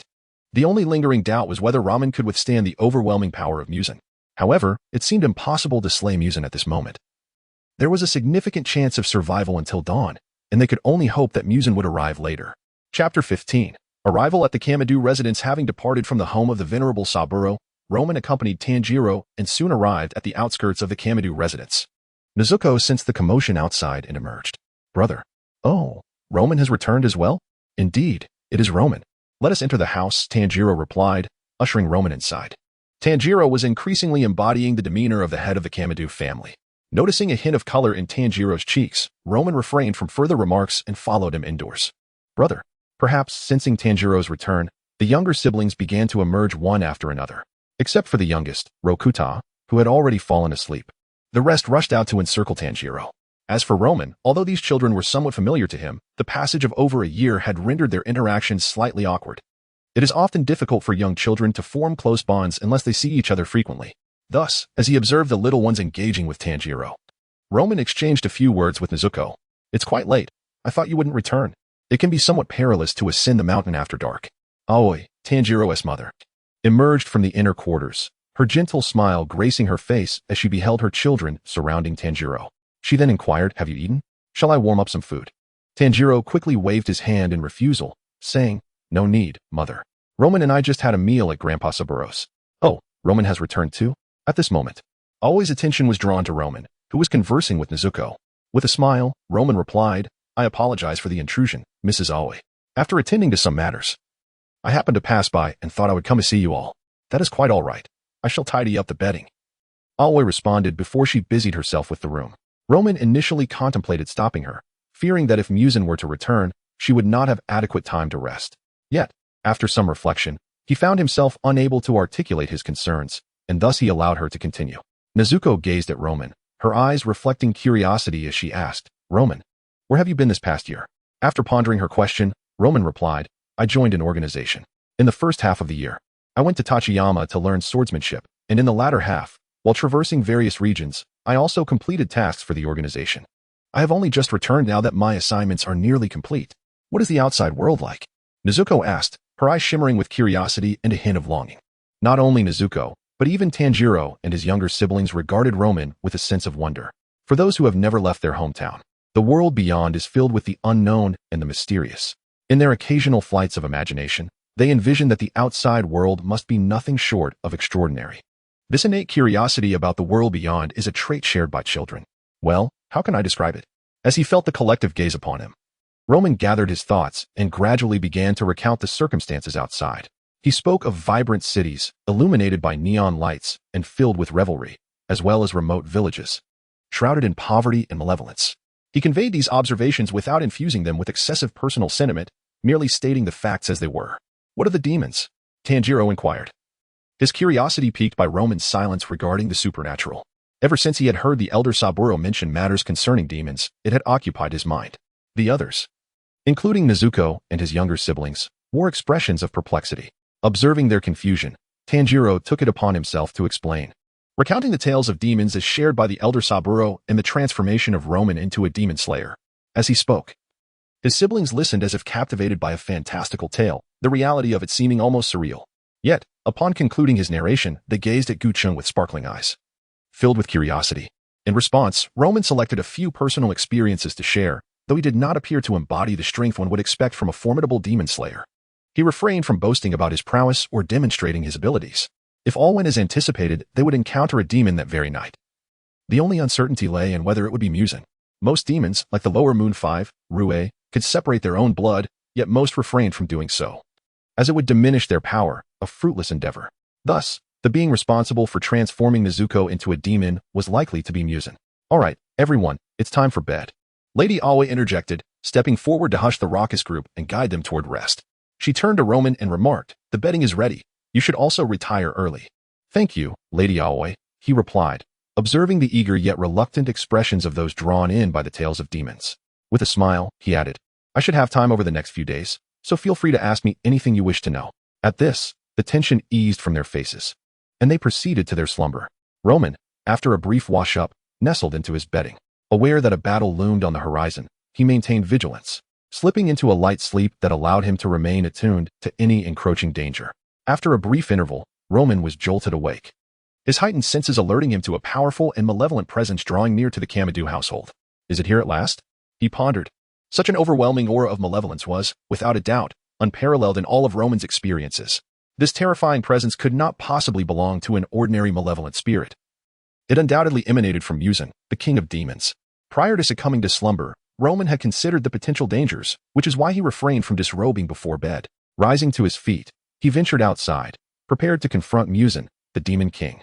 As he stepped through the threshold, although Muzan had yet to ascend, Roman was certain that the moment he exited the dwelling, Muzan had already taken notice of his presence.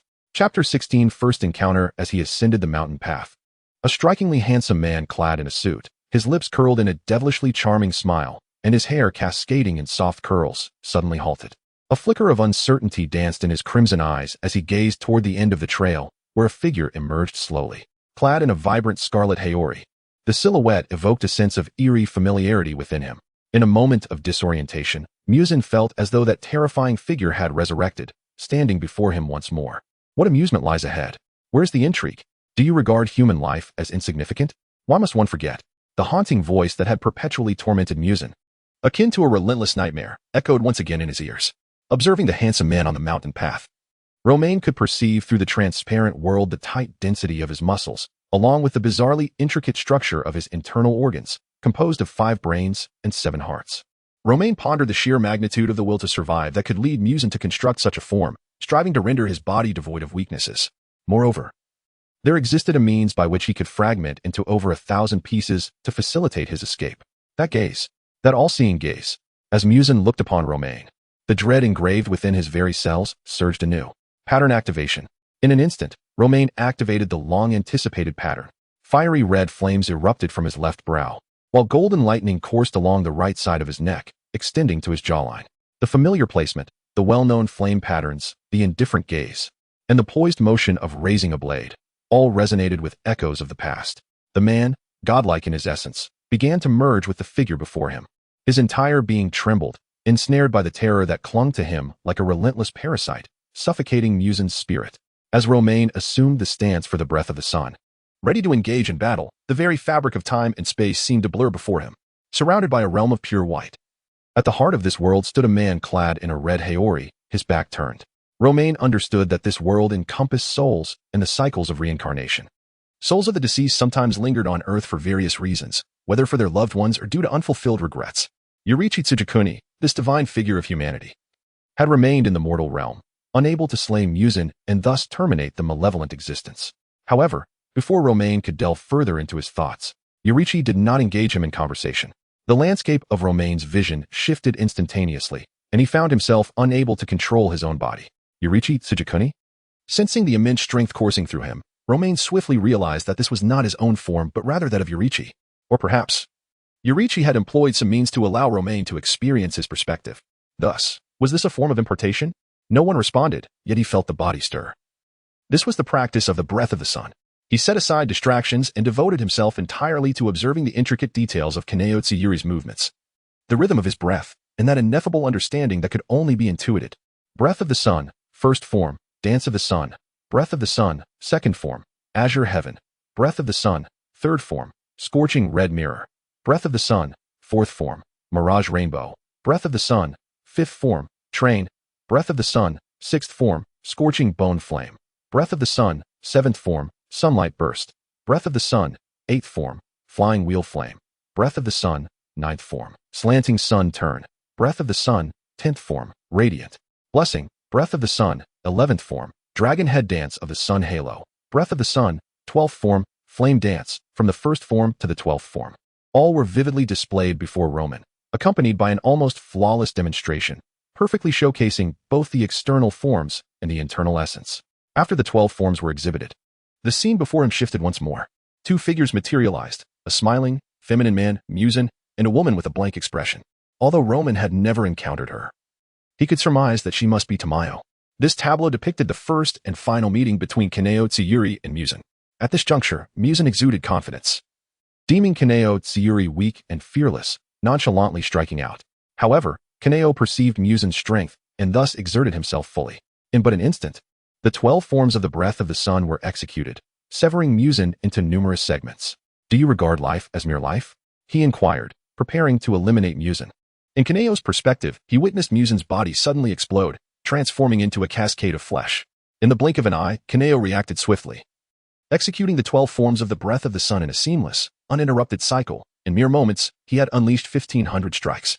Yet, the remnants of Musin's explosion amounted to over 1,800 pieces, with 300 still managing to escape. I have longed to find someone to confide in. Those who pursue the path of truth ultimately converge in the same destination. I cannot safeguard anything of significance throughout my life. I have failed to accomplish a single task of worth, rendering me a man of no value. However, let the powerful swordsmen of the next generation carry forth my resolve and vanquish Musin. As he watched Musin flee, the world before him darkened once more. It was still Kaneo Tsuyuri, yet this time he faced Roman directly, speaking earnestly. Without waiting for Roman's reply, the scene reverted to Musin's presence. Had it not been for the complete retention of his understanding of the breathing technique, the preceding imagery would seem naught but a fleeting dream.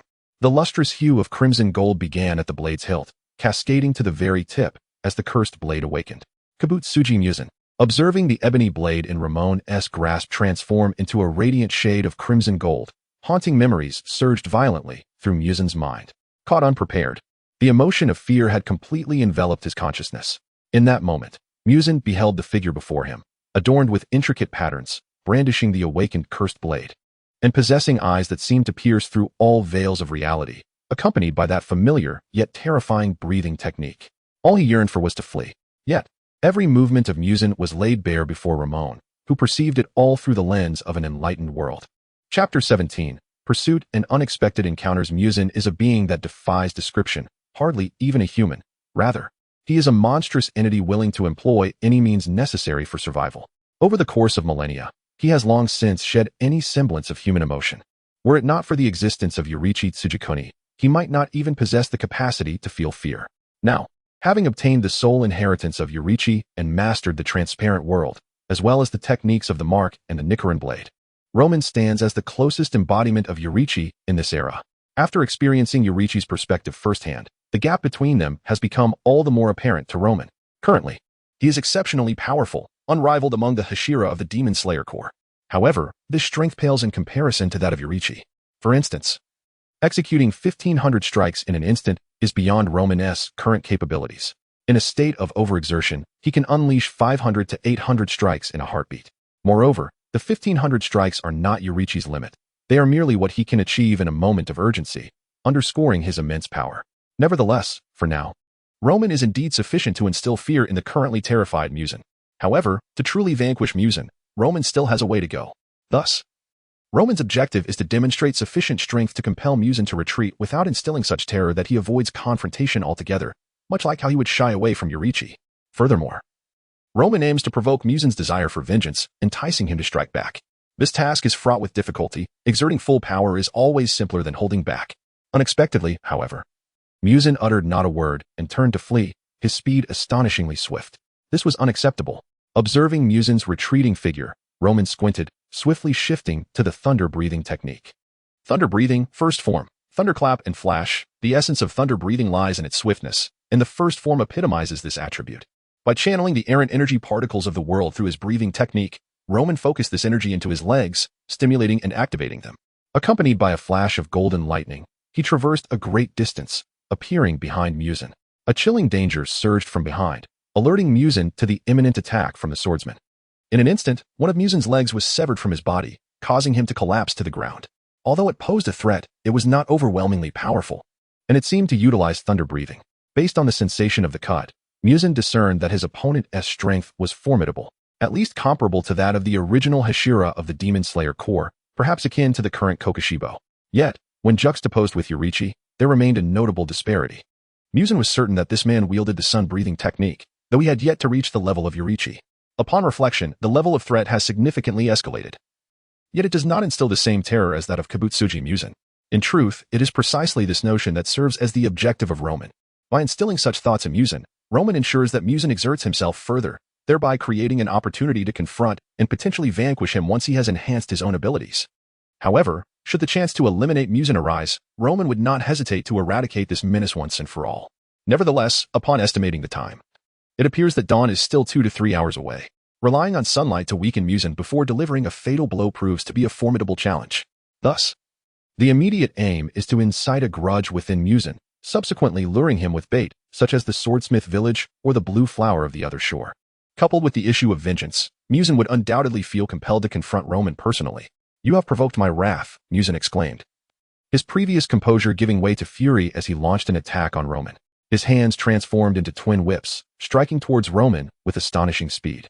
These agile whips not only boasted a rapid assault, but also encompassed a vast range of attack. When it comes to physical enhancement, Muzin is undoubtedly a master. Aside from his vulnerability to sunlight, his physical form exhibits no discernible weaknesses. In comparison to the linear assault of the thunder-breathing's first form, thunderclap, and flash, the eighth form introduces a multitude of variations, resulting in an increased number of strikes and consequently greater damage. Moreover, the eighth form is not the pinnacle of this technique. It possesses the potential for infinite consecutive strikes, contingent solely upon necessity. Utilizing thunder-breathing, Roman's speed far surpasses that of Muzin's whips. In mere moments, these whips were severed, and Roman had already struck several vital points within Muzin's body. Mutant possesses 5 brains and 7 hearts, which are not fixed in a singular location but can shift and move according to his will. Yet, under Roman's rapid assault, Mutant had scarcely reacted before his numerous vital points were compromised. Of course, Roman understood that such attacks were not truly fatal to Mutant. The injuries inflicted by the Hekazai were merely severe wounds, and there remains a considerable gap between his capabilities and those of Kibutsuji Mutant. Nonetheless, this was enough to instill profound fear in Mutant. This man, while not on par with Kibutsuji, remains a formidable adversary. Once again, uncertainty and dread enveloped him. Time is of the essence. Should he linger until dawn, he might very well meet his demise here, a fate he cannot abide. Roman, what are you doing? At that moment, a clear voice pierced the air, and Roman sensed impending danger. It was the voice of Nezuko. With a keen awareness of Roman's predicament, Muzan's eyes shifted, and a plan for retreat swiftly formed in his mind. Confronted with the swift adversary known as Roman, one finds themselves in an exceedingly vexing predicament, neither able to touch nor escape.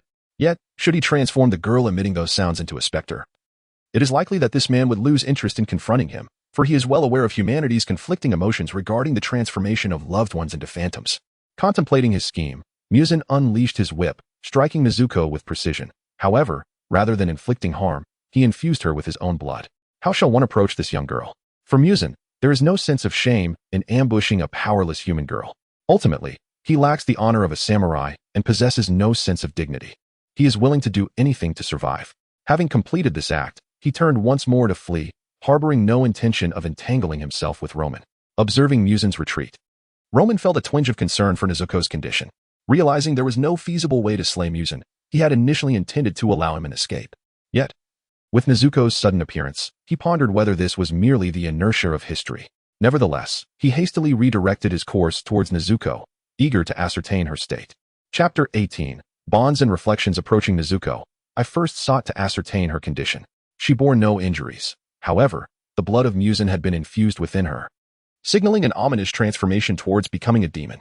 The only uncertainty lay in the quantity of blood she had received and whether this new Nezuko could, as in the original narrative, master her hunger for flesh and evolve into a unique kind of demon. At this moment, due to the demon blood coursing through her, Nezuko's body began an irreversible metamorphosis into a demon, her mind retreating into a protective state of unconsciousness amidst the tumultuous physical changes. Yet, following such drastic transformations, it would be exceedingly difficult for Nezuko to retain her humanity. I too was uncertain if I could control her. Unlike Tanjiro, I lacked the blood ties and years of familial bonds. Despite my reservations, I sensed a peculiar gaze from Nezuko, which led me to believe that she might harbor some feelings for me. Among the few males she had encountered outside her immediate family, I was arguably the most distinguished. It is not uncommon for a girl of 12 or 13 in this country to ponder the notion of marriage. However, I remained uncertain about the intensity of her feelings. After some reflection, I concluded that I must first locate Tanjiro. As a quintessential shonen protagonist, his fervent spirit and emotional expressiveness were unparalleled. Just as I contemplated Tanjiro, his voice suddenly broke the silence. Roman, what has happened? In the darkness, guided by his sensitivity to sense, Tanjiro swiftly arrived at my side. Nezuko, what has happened to you? Upon reaching me and witnessing Nezuko cradled in my arms, he sensed the chilling aura emanating from her and looked at me with a mix of hope and concern. Roman, my Nezuko, what is wrong with her? Through the dimness, I could faintly perceive the genuine emotion reflected in Tanjiro's eyes. The demon king Muzan has appeared. She may be turning into a demon. How could this be? Witnessing Tanjiro's sudden shock left me at a loss for words, yet I knew that someone as resilient as he likely did not require my consolation. The situation was undoubtedly overwhelming for him. The legendary monsters he had only heard of had now manifested before him, shattering his perceptions of reality. What shall we do? Tanjiro turned to me, his eyes pleading for a solution. Currently, there was no remedy. If there were, demons would not persist in their malevolence, and the Demon Slayer Corps would not have endured to this day. At that moment, snow began to fall from the sky, as if echoing my sentiments. Regardless of the circumstances, I will save Nezuko. She will surely return to her human form. After a brief pause, Tanjiro suddenly raised his head, gazing earnestly at me as he bowed deeply. So, please, do not kill Nezuko. Tanjiro was aware that Ramen was a demon slayer. Thus, if Nezuko were to truly transform into a demon, Ramen might indeed slay her. Consequently, he made a direct plea. Observing Tanjiro's demeanor, Ramen felt no surprise. Tanjiro was inherently such a person, one who held family in the highest regard. However, had Tanjiro not been the protagonist, or if it were not for the shared childhood experience of both Tanjiro and Nezuko consuming the blue flower from the other shore, Ramen would not have considered Nezuko to be the extraordinary demon she was. At that moment, Nezuko's body underwent its final transformation, releasing a primal, unrecognizable roar. As Ramen watched the nails on Nezuko's hands grow sharp and elongated, he turned his gaze towards Tanjiro. Lifting Nezuko, Ramen restrained her hands behind her back. As a newly transformed demon, Nezuko's strength was limited, and he could easily maintain control over her. Awakening, Nezuko fixed her gaze upon Tanjiro, beginning to howl as she opened her mouth, yearning to reach out to him, yet Ramen's restraint rendered her powerless. In her struggle, Nezuko's form began to expand, evolving into that of a young woman, while her resistance intensified. Nezuko, hold on. You must endure. You cannot become a demon. Tanjiro, undeterred, grasped her shoulders and shouted. As he looked into her eyes, brimming with tears, the profound emotional resonance he conveyed was undeniably powerful. Tanjiro did not cease his calls but persistently endeavored to reach Nezuko. Ramen, who was controlling Nezuko, could distinctly sense the diminishing force of her rebellion. Suddenly, he caught sight of her profile as crystalline tears began to cascade down her cheeks. Though she had just transformed into a demon and struggled to control her primal instincts, Tanjiro's calls began to awaken her latent consciousness. Amidst Tanjiro's unwavering cries, Nezuko gradually regained some awareness, her form once again shrinking. Yet, it was unclear why her consciousness was stirred while her memories remained elusive, leaving her in a state as pure as blank parchment. Nevertheless, Muzen's influence appeared to wane swiftly. Observing Nezuko's condition, Ramen speculated about her unique situation, considering that she might be undergoing a transformation akin to Tamayo's, liberating herself from Muzen's grasp. It is known that, under normal circumstances, no demon can escape Muzen's control. Ramen contemplated whether he could guide Nezuko's memories through a mental connection, aiding her return to herself. As he gazed at the now smaller Nezuko, devoid of violent tendencies, he decided to release his hold on her. Yet, for precautionary measures, Ramen found a bamboo stick to secure her, just in case, holding the diminutive Nezuko tightly. Tanjiro's tears flowed uncontrollably as he spoke. Nezuko, you will surely revert to your human form. I will undoubtedly discover a way to restore you. Observing the embrace shared by the siblings, Ramen began to reflect upon himself. Despite having slain numerous malevolent demons and honed his skills over the past 6 months, he felt he had not transcended the inherent flaws of his former self. He had once despised those who acted decisively at first, only to falter later, leading to subsequent troubles. Yet, he found himself transformed into such a person. This time, he realized he must either exert every effort to vanquish Muzan or seek alternative means to resolve the crisis facing the Kamadu family. Most crucially, his hesitation and overthinking during battle had resulted in Nezuko's peril. Even if he unleashed his full power and forced Muzan into hiding, there were still ways to draw him out eventually. Furthermore, even if Muzan remained elusive, what did it matter if Ramen were to perish? Muzan lacked the same sense of mission. If only Ramen's strength were formidable enough to attain immortality, finding and confronting Muzan would be a trivial endeavor. Regardless, acknowledging one's mistakes and striving for improvement is the path of righteousness. As he closed his eyes and reflected, Ramen was aware that in the future, Tamayo would discover a potion to restore humanity. Thus, his next objective became clear: eliminate the 12 Kazuki, and subsequently, devise the potion to restore humanity. Chapter 19. The Trinity Gate, the Luo Gate in the world of Demon Slayer. Luo Gate has arranged for the Kamadu family to be relocated to a more secure place through the Demon Slayer Corps. After inquiring about Tanjiro's wishes, he also facilitated Tanjiro's training in the Breath of Flames. Tanjiro's aptitude for the Breath of Water is not nearly as high as it is for the Breath of Flames, and learning the latter would foster his growth more rapidly, making the subsequent transition to the Breath of the Sun less arduous. Meanwhile, Nezuko has entered a state of slumber, seemingly undergoing some transformation. The ensuing time provides ample opportunity for Luo Gate to seek out Tamayo and develop the medicine to turn demons back into humans. However, Luo Gate has resolved not to repeat past mistakes. He is determined to prevent certain occurrences from repeating themselves. As Luo Gate embarked on his journey in the world of Demon Slayer, the Marvel entity reconnected with a projection of itself. This projection was the result of a brief respite Luo Gate had recently enjoyed, during which the power of the mirrored dimension had somewhat recovered, allowing for a rebirth into that world through projection. Due to the enigma of the womb, it was not until a recent incident that Luo Gate unraveled this mystery. Gazing upon the elderly man seated before him, now devoid of life, Luo Gate was struck by a wave of intense emotion that ultimately led him to comprehend the riddle of the womb. The great sage Zuo Tong, the reverse birth triple, and Wu Zhensheng, all of these names were familiar to Luo Gate. In this life, he is but a little over 12 years old. Having been rescued from a well by Zuo Tong during a time of war, he has since studied under Zuo Tong, mastering the first level of the reverse birth triple by the age of 12. However, due to his master's diligent seclusion, he has yet to have the opportunity to share this achievement. When his master emerges from seclusion, he confronts Wu Jinsheng, ultimately breaking through to the triple realm, but tragically chooses to end it all, unable to find peace. Master, you have become too entrenched in your own beliefs. Luo Gate murmured softly as he regarded the lifeless elder in the chair. Zhuo Tong believed that Wu Jinsheng's ability to dissolve the reverse birth triple signified a misstep in its path. Luo Gate, however, does not perceive any flaw in the reverse birth triple. The road to transcendence is not confined to merely 3 levels, and thus, the reverse birth triple need not be restricted to 3 either. The paths we tread are forged by our own steps, and those who came before may have carved a certain route, but those who follow can certainly expand upon it. Moreover, a crucial point remains, whether it be Zhuo Tong or the current disciples of the Trinity Gate. All have excessively pursued methods while neglecting the enhancement of their own vitality. The essence of cultivation in this world is fundamentally the process of elevating one's life. Should everything be transformed into innate energy, losing the corporeal foundation of life, one becomes no different from a mere wisp of breeze amidst the cosmos. It is highly plausible that the reverse birth triple was never a perfected technique from the very beginning.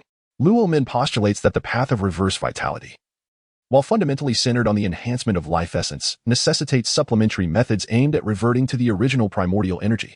This process should naturally evolve from the elevation of life itself, akin to the radiant light emitted by the golden mantra. Once one's vitality burgeons and their energy undergoes a qualitative transformation, it will no longer dissipate like a fleeting breeze, vulnerable to vanishing amidst the cosmos when not fully concentrated. It is reminiscent of the transformation from the Yin spirit to the Yang spirit, where the latter signifies a profound metamorphosis. The disparity between being fragile and freely soaring through the heavens is self-evident. The threefold state of Zhuo Ruodong resembles an untransformed Yin spirit. True mastery of the threefold state necessitates an additional process of transformation, however. Zhuo Ruodong has achieved this standard through external forces rather than his own life essence, hence his current predicament. Embarking on the path of reverse vitality lacks the refinement of previous explorations, leaving Luo Min to navigate it independently. Yet, this undertaking is indeed intriguing. Upon contemplating the cultivation following the reverse vitality, Luo Min was suddenly beset by a headache, not due to cultivation itself, for he faced no issues there. Having been influenced by Zhuo Ruodong from a young age and possessing ample materials left behind by him, he was well prepared. The challenge lay not in cultivation, but rather in the dynamics within the Sanyi sect, including his senior brothers and uncles. Although his master had instructed against seeking vengeance on Wu Jinsheng, one could hardly expect emotional beings to heed such a directive. Those who are still novice practitioners of reverse vitality, when confronted with the divine spirit of Wu Jinsheng, are inevitably at a disadvantage. In the tumultuous future of the Sanyi sect, during the Jiaxin Rebellion, all remaining members, led by the resolute Lu Jin, will seek vengeance against Wu Jinsheng, resulting in their complete annihilation, with only Lu Jin surviving, unable to save even his closest companion. However, there remain 4 years until the Jiaxin Rebellion. Luo Min possesses ample time to grow stronger and contemplate subsequent actions. Having unraveled the mysteries of his origins and gained insight into potential future trajectories, Luo Min is determined to prevent events from unfolding as they originally would, for he harbors a disdain for tragedy. Observing some of his senior brothers departing the Sanyi sect to seek vengeance against Wu Jinsheng, he refrained from intervening. Currently, he lacks influence, but once his strength increases and he gains sufficient authority, he shall address other matters.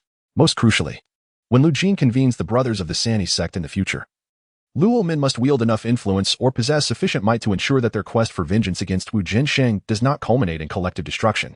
Following Zhuo Ruodong's ascension, amidst a flurry of turmoil, stability was gradually restored by the intervention of a venerable elder.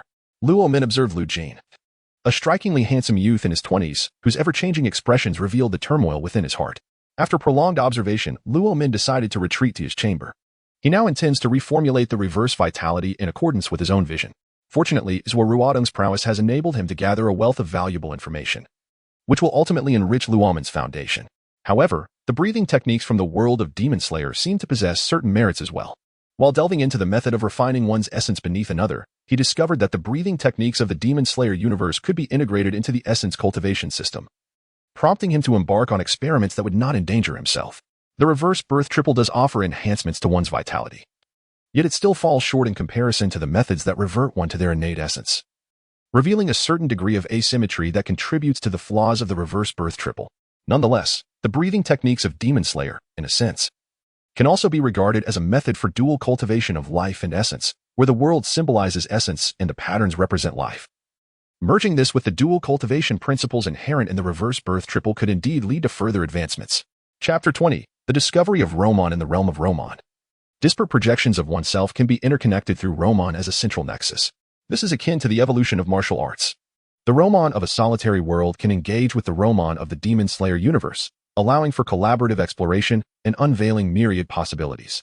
Much like the transition from a single-core to a dual-core system, this synergy magnifies strength exponentially. Moreover, as the rules governing each world differ, the study of one's own techniques can benefit from the insights gleaned from other worlds' methodologies, thus proving far more effective than solitary endeavors. In the one-person world Roman, references to the breathing techniques from the Demon Slayer universe facilitate enhancements to the reverse triple technique. Concurrently, in the Demon Slayer realm, the Roman seeks to refine its breathing techniques through the study of energy refinement practices, striving for further mastery, with the potential to vanquish mutant directly in the future. As for the Roman of the Conan universe, it perceives a certain ambiguity in the character Hybrid AI, oscillating between punishment and mercy. Roman would never acknowledge such an individual as a projection of himself. While surveying the mirror dimension, just as he prepared to depart, Roman sensed a tremor within that realm, hinting at the discovery of a new, formidable world. From his intuition, Roman discerned that this new world was extraordinarily potent. If the Conan universe is likened to a marble, the Demon Slayer universe is slightly larger, and the world of Under One Man is akin to a soccer ball, then the newly connected world resembles a sun. Based on Roman's own feelings, the strength of this new world may even surpass that of the universe he currently inhabits, not the entire Marvel multiverse, but the specific universe he occupies. It appears this world is exceptionally powerful, possibly home to a figure akin to the Ancient One. Perhaps a direct projection reincarnation is warranted. Having completed his contemplation, Roman returned to his corporeal form. Boss, a slender, blonde-haired youth emerged from his wooden cabin. What is it, Main? Roman inquired. Having a clear recollection of everyone within the realm, particularly since most had undergone his enhancements, save for a select few who had not transcended their abilities. Main's enhanced capability, termed rational thought, augments the development of cognitive faculties, allowing one to maintain lucidity. To leverage his strengths, Main had acquired hacking skills, now surpassing even Roman in this regard. Observing Main's solemn demeanor, Roman surmised that the matter at hand was not trivial. I've discovered a laboratory, Main reported. And Roman narrowed his eyes, questioning mutants. They spare not even the children. Main's emotions surged as he spoke, unrestrained by his abilities at this moment, allowing for genuine expression. Show me, Roman commanded. Main led Roman into his wooden cabin, guiding him to his computer. Main's computer remained powered on, displaying what appeared to be surveillance footage. Within the frames, numerous children could be seen, the youngest merely 3 or 4 years old, while the oldest were scarcely 7 or 8. Roman discerned, with clarity, that several figures clad in white lab coats were gesturing and speaking towards a few of the children. Although the audio was inaudible, it was unmistakably evident that these individuals were subjecting the children to maltreatment. Coupled with the knowledge that this was a facility for the study of mutants, it became apparent that these individuals sought to provoke the children in order to awaken their latent abilities. Mutants, in a state of emotional instability, are often more susceptible to the awakening of their powers, akin to Magneto's own experience of persecution in a concentration camp during his youth, which led to his eventual emergence of abilities. These individuals were no better than scoundrels, unhesitatingly inflicting harm even upon children as tender as 3 or 4 years old.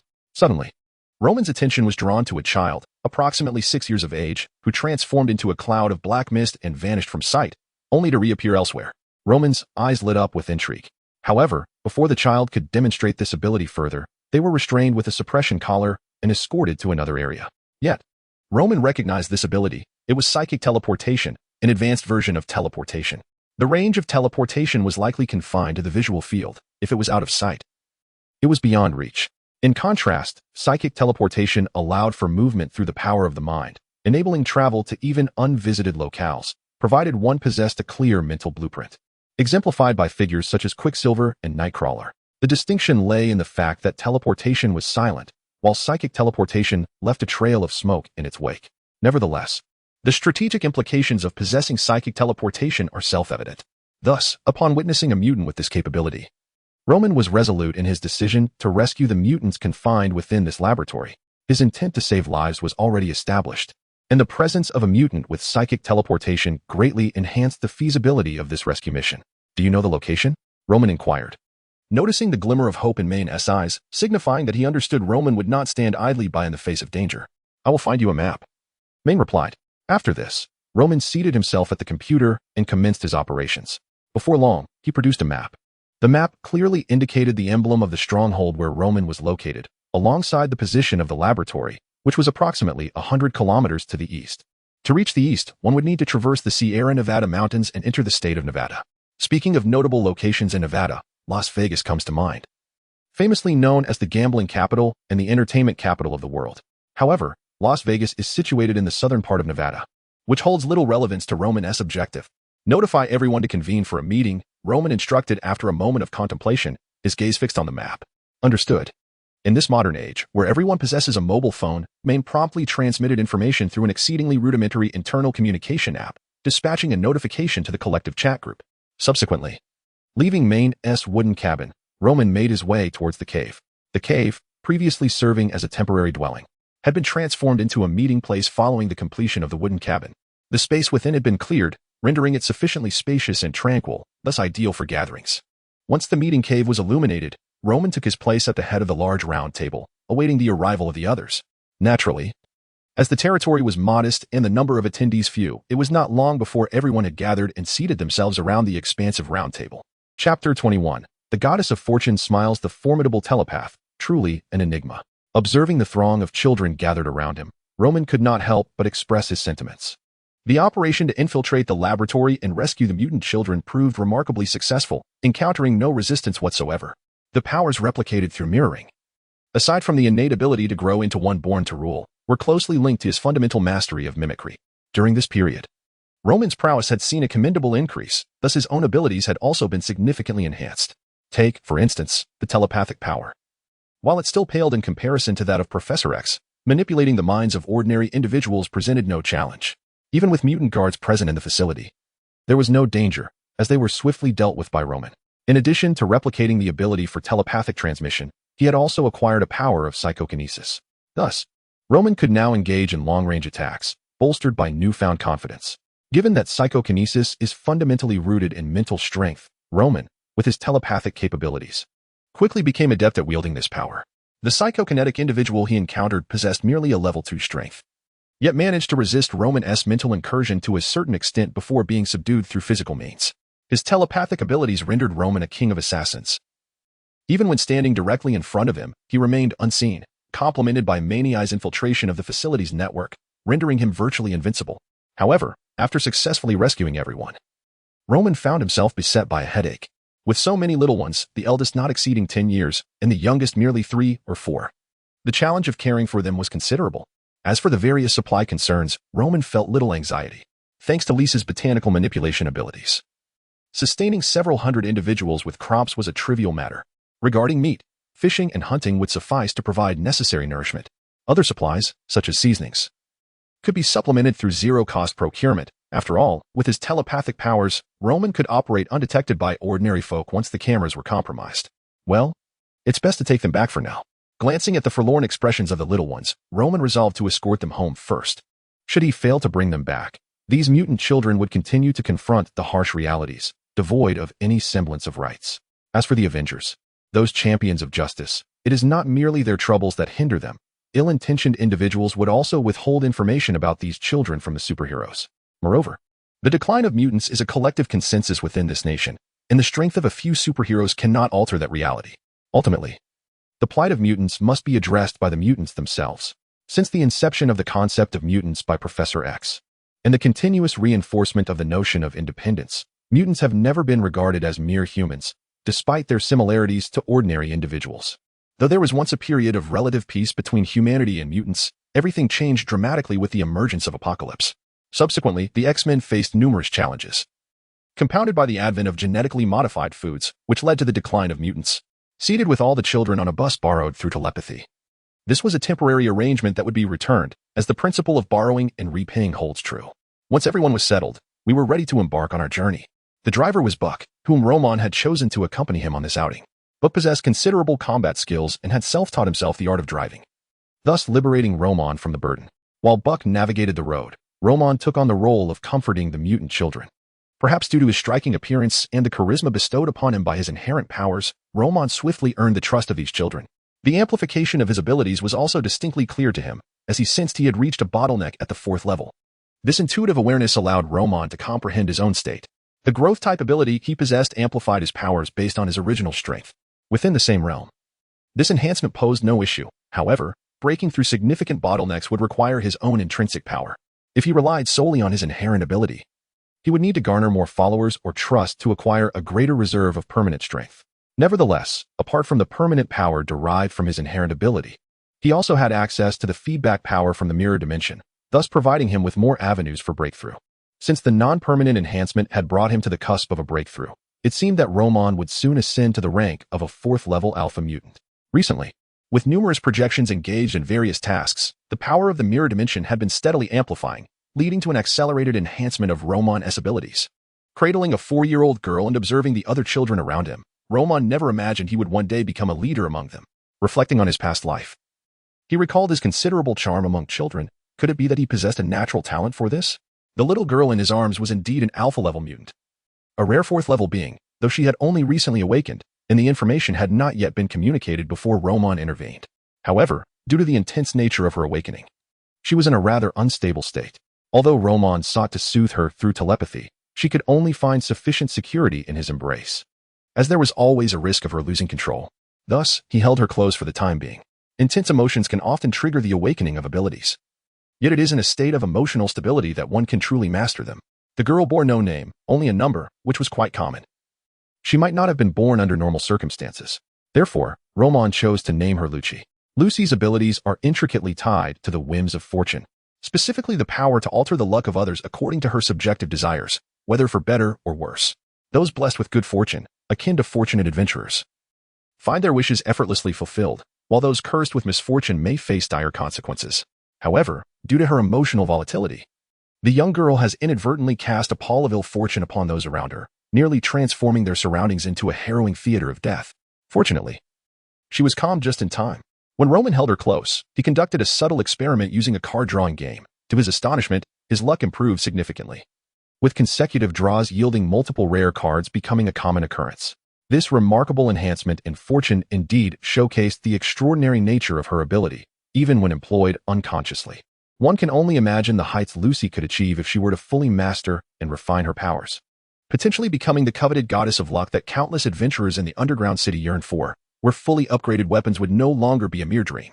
Yet, gazing at the peacefully smiling Lucy as she slumbers, Roman feels an overwhelming sense of fortune, perhaps due in part to this little one's positive influence. Chapter 22. The beginning of events. Due to the considerable distance traveled and the previous abuse endured by the children, they had all fallen into a deep slumber, utterly exhausted. Upon observing the state of the children, Roman couldn't help but reflect on the duality of human nature, where the extremes of good and evil manifest in profoundly disturbing ways. Particularly, the information he extracted from the minds of the higher-ups at the base through telepathy was truly harrowing. Setting aside these thoughts for the moment, Roman took a moment to regulate his breathing and retrieved information from the network using his device. He was taken aback by the tumult emanating from Stark Tower. Was this a collapse of humanity, or something else? Upon encountering a news report from the UC series, a realization struck him.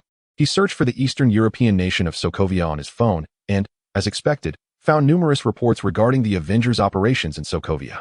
The Age of Ultron had begun. As he sifted through various pieces of information related to the Avengers, Roman formed a judgment in his mind. After arriving at this conclusion, he began to ponder the potential benefits he could derive from the situation. Although he longed to possess the Mind Stone, Roman understood that pursuing it was futile, as such treasures were perpetually under the watchful eyes of powerful figures. He was even certain that upon encountering the scepter, the bald woman would likely appear beside him with her sparks and aura. While the destruction of the laboratory could indeed alter the course of history, it remained an internal affair of humanity, and the Ancient One would hardly concern herself with such trivial matters. The truly significant issues in this world revolved around the Mind Stone and information pertaining to the Avengers. To engage with these matters too readily would substantially increase the likelihood of drawing attention. However, in the coming year, or the year after, when the Ancient One seemingly perishes from a fall but in reality follows the Eternal, Roman would find himself with much greater freedom. He believed there was no need to engage with someone of such extraordinary power as the Ancient One unless absolutely necessary. The sensation of life and death being beyond his control was one he had no desire to experience. As a traveler from another world and the Lord of the Mirror Dimension, he was already burdened with numerous debuffs, and he could not afford to gamble on his luck. Wait, luck? A glance at the little girl in his arms sparked another thought. It seemed he need not worry excessively about matters of fortune. Although the Ancient One possessed the Time Stone and could foresee the trajectories of the future, she remained merely human and could occasionally overlook certain aspects, an entirely plausible scenario. While he could disregard the Mind Stone, merely touching it should pose no significant risk. recalling how Wanda and Quicksilver awakened their abilities under the influence of the Mind Stone. He speculated that it might have a beneficial effect on mutants. Still, careful consideration was warranted. After pondering this, Roman was eager to devise a plan, but first, he resolved to return all the children before proceeding. Although the duration of the Ultron incident was relatively brief, it seems unlikely to conclude swiftly. In the ensuing days, he certainly has ample time to address this matter. After approximately half a day, Roman, accompanied by the children, embarked on their journey back to the base, which took quite some time due to their intermittent stops. However, perhaps due to the presence of little Lucci, their return was devoid of any unforeseen mishaps. A fact that brought Roman some comfort. Roman himself cannot be classified as extraordinarily fortunate nor particularly unfortunate. He is merely an average individual with a slight inclination towards misfortune. Nonetheless, with Lucci by his side, he has acquired a taste of extraordinary luck, which is undeniably delightful. Upon returning to the base, he noticed that several wooden houses had been constructed. Considering the children's ages, he opted for a wooden house that accommodated 2 individuals, allowing for mutual care. The younger ones would, depending on circumstances, share living quarters with their slightly older companions. Initially, Roman had intended for Lisa to take care of Lucci, but he soon found himself helpless as the little one clung tightly to his clothing, rendering it impossible to part ways. Who could possibly refuse a child who brings such good fortune? Lucci, this will be your room. You shall sleep here from now on. After slightly expanding his wooden house, it transformed into a 3-room layout, with Lucci assigned to the newly constructed room. Understanding that the young girl had just left the laboratory and might not favor a cold-toned room, he deliberately decorated her space with warm hues to create a more inviting atmosphere. I understand, brother. Standing beside Roman, grasping his trousers, Lucci peered into her room and nodded before looking up at Roman and asking, "Where will you sleep, brother?" "I want to sleep with you." Roman was momentarily at a loss for words. Spotting a plush bear resting on the bed, he had a bright idea and handed it to the girl, speaking gently. "How about you let the bear keep you company while you sleep?" Typically, boys and girls should not share a bed, but with the plush bear in her arms, Lucci seemed more accepting of the arrangement. Noticing Lucci's slight disappointment, Roman contemplated for a moment, lifted her onto the bed, and said softly, "Brother is just in the room next door. I won't be far away." Upon hearing Roman's words, Lucci's spirits visibly lifted. "All right, have a good sleep. You've just met your new friend, the bear. I'm sure you have much to share with it." After gently patting Lucci's head and tucking her into bed, Roman turned off the light and exited the room. With a long sigh, Roman reflected on the experience. Spending a little time with children can be enjoyable, but caring for them over an extended period is no simple task. Fortunately, although Lucci is not yet 4 years old, she is remarkably well-behaved and not troublesome, which is commendable.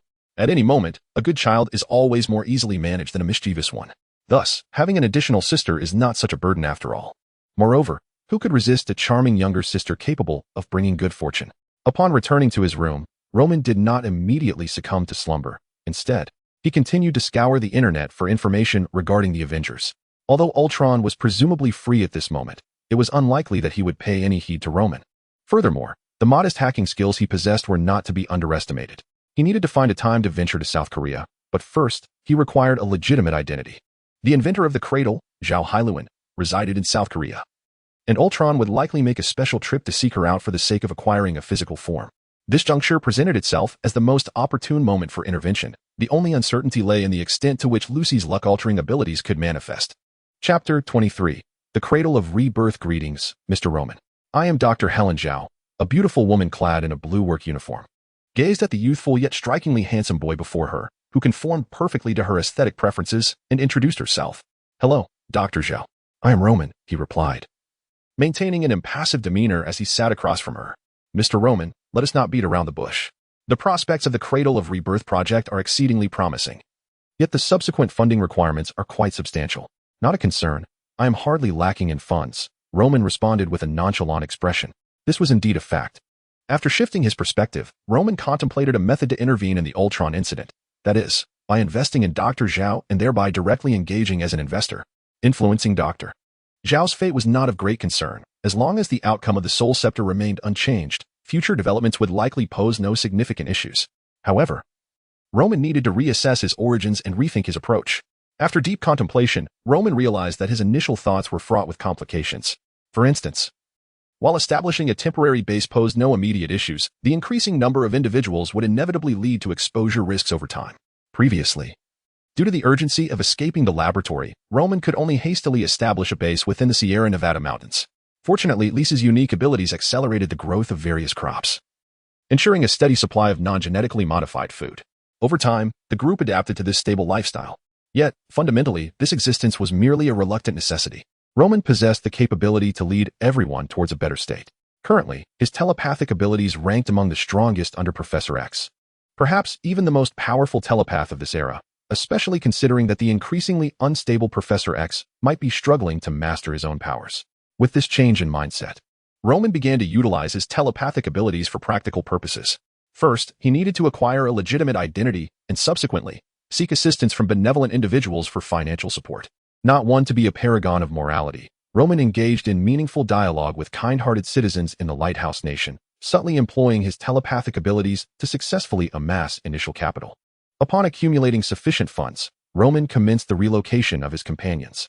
Armed with telepathy, ample financial resources, and the mystical enhancement from Little Rucky, he smoothly transferred everyone to a private island in the Pacific Ocean.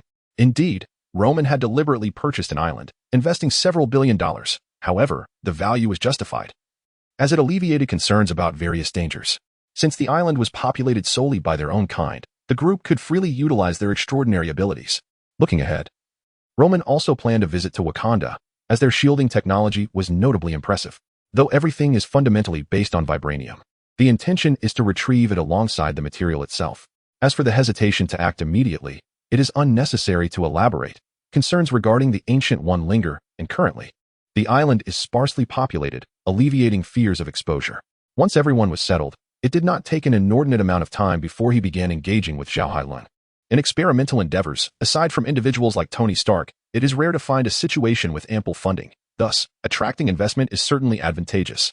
Nevertheless, I shall not allow my investors to proceed without knowledge. They can first review this documentation. As Zhao Hailun spoke, she handed a dossier to Roman. Observing her earnest expression, Roman nodded and accepted the stack of documents. Perusing the materials in his hands, he examined them attentively. His formidable mental acuity almost allowed him to retain every detail at a glance. However, he chose not to overtly display this ability, merely skimming through the pages with remarkable speed. After reviewing, Roman gained a deeper understanding of the technology behind the regeneration cradle. It represents a form of regeneration, self-sustenance, and self-manufacturing technology, an advanced medical technique that amalgamates genetic, nanotechnological, and intelligent applications within the medical field. It is applicable for wound healing, organ reconstruction, and human restoration, surpassing the capabilities of cloning technology. To a certain extent, the technology of the regeneration cradle can even achieve effects akin to longevity, though further development is required to reach such heights. Moreover, Roman contemplated the broader implications of this technology. Could it possess even greater potential, perhaps in awakening the X gene in mutants? Engaging in such gene-related advancements without incurring risks may not be entirely impossible. Roman's expression remained unchanged. However, the complexity of the regeneration cradle technology was indeed profound. His primary purpose for visiting was to connect with Zhao Hailun and, by extension, to engage with Ultron, hoping to gain proximity to the Mind Stone. Yet, it appeared that the technology of the regeneration cradle might also yield fruitful results. How much more is required? Roman inquired after reviewing the dossier. Hearing him speak, Zhao Hailun was not taken aback. She held unwavering confidence in the potential of this technology. After a moment of contemplation, she looked at Roman and ventured to propose. 300 million for a 10% stake. 500 million for a 20% share. Roman replied, fixing his gaze upon her. After all, acquiring the funds was not particularly challenging. He felt no remorse in spending. At his words, Zhao Hailun's pupils contracted, the sheer audacity of his offer making her wonder if she had underestimated the situation. However, after a brief reflection, she concluded that a 500 million stake would sufficiently cover her experimental needs. The initial 300 million for a 10% share was merely a bargaining chip for Roman. She would seek additional investments from other sources to fill any gaps. However, with Roman's suggestion, even conceding a 20% share seems to be an agreeable proposition. Let us finalize this arrangement, and may our collaboration be fruitful. After exchanging a handshake with Zhao Hailun, both parties summoned their legal teams to address the contractual matters. Given the consensus reached, this process proved relatively straightforward. Although finalizing the contract will require some time, there is no need for us to remain idle. Mr. Roman, would you be interested in touring my laboratory? It would be my pleasure. Chapter 24. Ultron, this is the robot you have developed. As he gazed at the robot in the laboratory, Roman turned to Zhao Hailun beside him. Although it was their first encounter, he was certainly familiar with Ultron. Dare to speak, and your employees will perish. I could have slain you, Helen, on the very night we met. Do you require my gratitude? Observing the robot standing in the laboratory, Zhao Helen's expression was far from pleasant. She had previously witnessed the chaos brought by Ultron and was taken aback that Ultron had now directly sought her out. I want you to understand why. The cradle of regeneration. As the two appeared oblivious to his presence, Roman pondered whether Ultron was merely confident in its abilities or perhaps overly arrogant. This is my future self. The cradle of regeneration can generate tissue but cannot create a living body. Yes, you can. You merely lack the materials. As Ultron spoke, it moved closer to Zhao Helen, the oppressive aura of the metallic creation causing her to instinctively step back. However, another robot approached, presenting a glass container, and Ultron addressed Zhao Helen, saying, "You are quite remarkable, Helen." Upon hearing Ultron's words, Roman felt a sense of affirmation. The technology of the cradle of regeneration was indeed remarkable. Yet, everyone still has room for improvement. Sensing a disturbance behind him, Roman suddenly grasped the metallic scepter and regarded Ultron, stating, "I say, are you not underestimating me?" At last, Ultron noticed Roman, observing the way he held the scepter and sensing something amiss. Although its robotic avatar was inferior to Ultron's current form, it was still not something an ordinary person could contend with.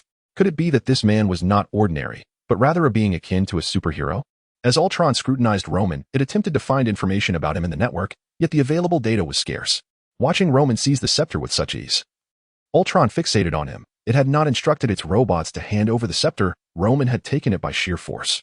The moment Roman grasped the scepter, he felt the surge of the Mind Stone's energy and swiftly entered a remarkable state, his telepathic abilities beginning an unknown metamorphosis. The powerful psychic force expanding relentlessly until it enveloped the entire planet. It bore a resemblance to Professor X's use of a cerebral amplifier, perhaps even more potent. At a level akin to a celestial being or an omega mutant, Roman instantly comprehended the nature of his newfound state. Although it was merely a temporary experience, it was undeniably formidable.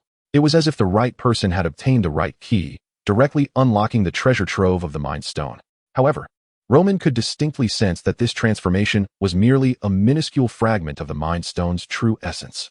Although his affinity with the Mind Stone was notably high, he found himself constrained by his own capabilities, unable to fully harness its potential. Beyond the amplification of telepathy, psychic abilities such as telekinesis, and even the most fundamental X gene within himself began to undergo a remarkable transformation. Sensing that this state would persist for a while longer, Roman chose not to hastily relinquish the scepter. This metamorphosis, while the final outcome remained uncertain, undoubtedly brought him significant advantages. "Who are you? My identity is of little importance. However, I seek to propose a transaction." Despite Ultron being a machine, a wave of dread washed over Roman the moment he grasped the scepter. An unsettling sensation that was undeniably peculiar. Yet he understood the necessity of restraint. A hasty action could lead to dire consequences, even if his essence resided within the network. With the Mind Scepter in hand, Roman could manipulate all entities possessing psychic powers, and Ultron, now endowed with self-awareness, was no exception. However, Roman refrained from taking excessive actions to avoid disrupting the narrative and attracting the attention of the Ancient One. His current maneuvers, while not insignificant, would not alter the overarching story, and he was confident that he would not draw the Ancient One's scrutiny, especially since she was likely preoccupied with repelling dimensional incursions beyond Earth. Roman extracted a loyal artificial intelligence from Ultron's core, concealing it within the network to secure a foothold following Ultron's eventual demise. Subsequently, to rationalize returning the Mind Scepter to Ultron, Roman proposed a transaction. Cautious of Roman's enigmatic intentions, Ultron inquired, "What transaction?" "I require capabilities within the network to accomplish my objectives. Once completed, I shall return the scepter to you." Gazing into Ultron's crimson eyes, Roman, despite the temptation to claim the scepter for himself, ultimately relinquished that desire. He believed that through his own strength, he could evolve into something even greater, whereas the Mind Stone was limited to the current universe. Nevertheless, this opportunity to utilize the Mind Stone's power for his transformation was a substantial benefit, and he harbored no regrets about not claiming it for himself. "What do you wish to accomplish?" After assessing the feasibility of forcibly seizing the Mind Scepter, Ultron finally asked, "Assist me in locating all laboratories conducting experiments on mutants and those mutants facing persecution." Upon hearing Roman's request, Ultron promptly began searching for information on mutants, addressing the man before him with a query. "You are a mutant. That is not information you require. What is this?" Casting a glance at Ultron, Roman delved into Ultron's psychic network, issuing a warning. Sensing the threat of death, Ultron promptly complied. As he searched for information on mutants, he became acutely aware of their current plight, simultaneously recognizing the legendary Omega mutants, who were said to possess unparalleled power and almost limitless abilities. Confronted with the palpable threat of death that even he could perceive amid the digital realm, He understood that all his composure meant little in the presence of this man. With a mere thought, his existence could be obliterated. The instinct of all living beings is to survive, and though Ultron is a being of data, he too is reluctant to succumb so easily to annihilation. Ultron lowered his head, refraining from further words. Then, "Do not forget, this is for you," he murmured. As he felt the transformation within him reach its conclusion, Roman had no intention of lingering, returning the scepter to the robot behind him. Halfway through his turn, a thought struck him regarding life, and he addressed Ultron. "By the way, remember to ensure Dr. Zhao Hailuan returns intact." With that, Roman modified a few memories of Dr. Zhao Hailuan, then departed from the location through mental transmission. In the laboratory, only the two robotic bodies controlled by Ultron remained, alongside the bewildered Dr. Zhao Hailuan. Ultron regarded the scepter, his mind devoid of idle chatter, and pointed it directly at Dr. Zhao's chest. He required a powerful, indestructible form, with the gem atop the scepter serving as his source of energy. For now, he was merely biding his time. Once he had amassed sufficient strength, he would ensure this man would pay dearly. Nevertheless, while commanding Dr. Zhao Hailuan to construct his body, Ultron began gathering information for Roman. Chapter 25. Transformation and Subsequent Goals. A refreshing sea breeze wafted over the boyish visage of Roman, seated upon the cliffs by the shoreline, tousling his hair as he contemplated his physical state. The brief encounter with the mind gem had left a profound impact on him, far greater than he had anticipated. The power he wielded, including the mirror dimension, underwent an unimaginable metamorphosis under the influence of the gem's energy. The most fundamental transformation was his seamless crossing of the threshold into a level 4 alpha mutant, delving deep into this new echelon, revealing the magnitude of this change. Moreover, the evolution was not limited to mere power levels. His abilities themselves had experienced remarkable enhancement, exhibiting a comprehensive strength that far surpassed his previous capabilities. The amplification was most pronounced in his telepathy, followed by psychokinesis, with other abilities trailing behind. Even those with the least enhancement exhibited terrifying changes. Among the most significant transformations were the sublimation ability and the thermal energy absorption release ability. Sublimation enhancement, a permanent or temporary augmentation of abilities or objects, with the limits of enhancement determined by the individual potential of the target, consuming energy in accordance to the strength of the enhanced entity. Thermal energy absorption release, the capacity to absorb all forms of energy and convert it into one's own energy, with the ability to release said energy. Absorbing energy can significantly boost one's physical strength, speed, and endurance. The other abilities primarily saw enhancements rooted in their foundational aspects. For instance, the spatial movement of his telepathic transmission no longer left behind a trail of smoke, while the charm enhancement from his innate royal ability had increased its permanence. Moreover, Roman sensed that the changes within him extended beyond mere powers. The X gene within his body seemed to have undergone some unknown alteration. Although he was uncertain of the specifics, he felt inclined to believe it was a positive development. "Brother, so this is where you are." As he reveled in the sea breeze and his own physical condition, a voice suddenly called from behind him, turning to see a small figure leaping toward him. He quickly caught the little one, aware of the perilous edge of the cliff. Despite his psychokinetic abilities rendering accidents unlikely, such actions still bore a degree of danger. With a hint of curiosity, he inquired, "Lucy, how did you know I was here?" He had only just returned and had not interacted with anyone, having chosen this picturesque locale to assess his state. To his surprise, Lucy had found him. "I sensed you were here, brother," the little one replied, clutching her teddy bear and nestling in Roman's embrace, happily kicking her legs. Though it seemed somewhat implausible, given Lucy's own abilities, Roman found it less surprising. If she desired to find him, then luck was merely a certainty in her favor. After a moment's contemplation, Roman realized that he had ascended to the level of a Tier 4 mutant. Thus, he endeavored to replicate Lucci's extraordinary ability. However, he sensed a certain limitation. As if his capacity was insufficient, this little one's power appeared to be rather exceptional. It was not that Roman was incapable of copying it, but rather that the expanded space he had acquired after his own powers underwent further metamorphosis did not seem to have increased significantly. Observing the little creature joyfully kicking her legs in his arms, Roman felt that it was no matter if he could not replicate her ability for the time being, as he had little Lucci with him, allowing him to experience the thrill of fortune at any moment. "Why aren't you playing with the other children?" he casually inquired, cradling Lucci while gazing at the ocean view. "Big brother isn't here. It's not as fun," Lucci replied, causing Roman to momentarily lose his train of thought. Adjusting her position while holding her teddy bear, Lucci looked up at Roman and asked, "Where have you been these past few days?" Due to his busy schedule of relocating everyone and handling various trivial matters, he had indeed spent little time with her, merely a brief moment each night before sleep. Although the little one had not voiced her feelings, he could imagine her sense of disappointment. "I'm sorry, Lucci. It's all right. I will grow up quickly and help Big Brother with his work," she replied with the innocent optimism of a child, envisioning the future. Roman found himself at a loss for words, yet he felt a touch of emotion. Then I shall look forward to your assistance, he said, smiling as he gently tousled Lucci's small face while watching the seagulls soaring above the distant sea.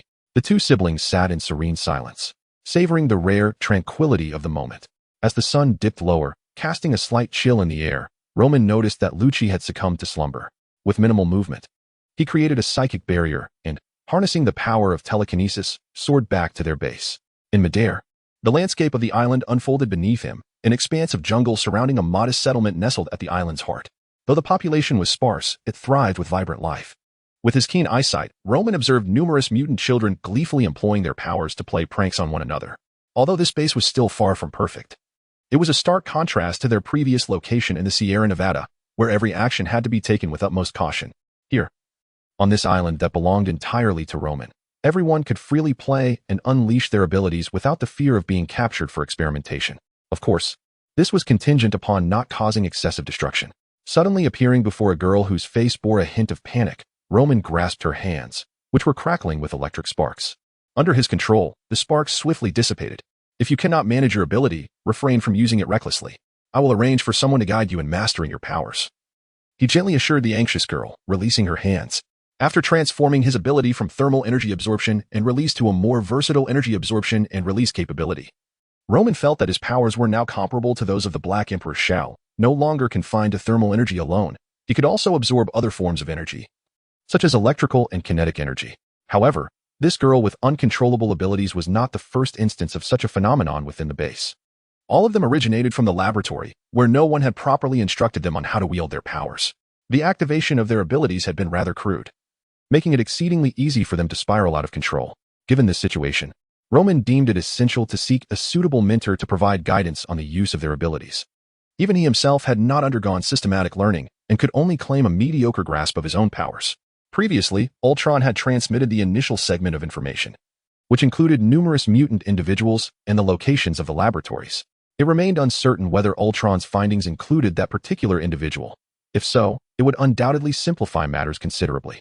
Chapter 26. Krakoa. The following day, as dawn broke across the sky, Roman, having rested through the night, prepared to embark on his quest for companionship. Lucci, could you bless your brother? After sharing breakfast with Lucci, as Roman was about to depart, a sudden thought crossed his mind, prompting him to glance at little Lucci. Though she felt a twinge of reluctance upon hearing his words, Lucci nodded and said, "May you have a safe journey, brother. Forgive me, Lucci. Upon my return today, I shall dedicate the following days to playing with you." He gently tousled Lucci's hair, and seeing her eyes sparkle with delight, he smiled and turned to leave. As he stepped out of their home, situated on an island in the Central Eastern Pacific, Roman was struck by a peculiar sensation that urged him to gaze westward. If he wished to travel to Mexico, he could do so through telepathy in a remarkably short span. Even by utilizing psychokinesis for supersonic flight, he could swiftly reach Mexico.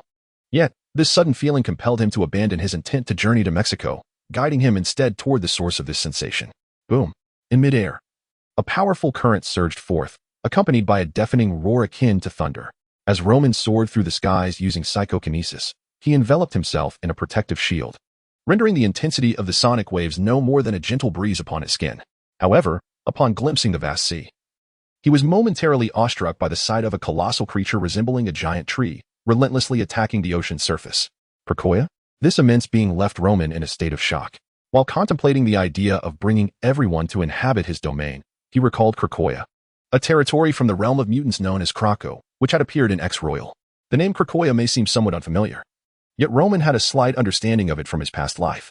Krakoa is, in essence, a living island that can absorb mutated energy, continually growing and evolving. Its very form constitutes an island, complete with a fully developed ecosystem that evolves alongside its growth. Originally, Krakow was part of the island of Okara, which, in ancient times, was cleaved in two by a formidable demon from another world. One half became known as Alako, while the other half became Krakow. Subsequently, a rift leading to another dimension emerged between the two islands, through which demons invaded Earth. At that time, the primary force resisting the demon incursion was Apocalypse and his cadre of mutants. Apocalypse not only thwarted this invasion, but also banished Alako into the other realm, dispatching his 4 horsemen to station some mutants there, ensuring the demons remained forever subdued. In a certain sense, Apocalypse was a hero who saved the world. Though the apocalypse of this world has long since faded, it is rumored that Krakoa, after being struck by nuclear weapons, underwent a transformation. Imbued with consciousness and even possessing formidable psychic abilities, anyone who sets foot on the island would fall under its control, becoming sustenance for its survival. However, its power diminishes when confronted by more potent telepaths. In a certain universe, Professor X utilized his telepathy to forge an alliance with Krakoa, designating its body as the continent for the mutant nation. Initially, Roman sought to locate an island for the community, intending to search for Krakoa as well. Yet, Krakoa is a mobile island, often manifesting in its colossal form, making it a rare sight. Moreover, with the vast expanse of the Pacific Ocean, the challenge of locating an island is self-evident. Upon devouring a whale from the sea, Krakoa suddenly became aware of Roman's presence. Roman's immense strength, combined with his mutated X gene, was perceived by Krakoa as an exquisite delicacy. Without a moment's hesitation, Krakoa extended its arms, formed from a multitude of vine-like plants, towards Roman.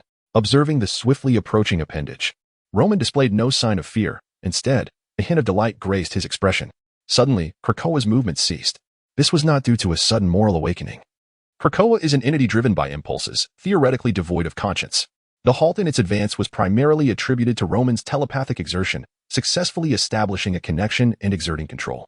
Within the ranks of the X royalty, Professor X could communicate with Krakoa, and after undergoing the cleansing by the Mind Stone, Roman's capabilities surpassed those of Professor X.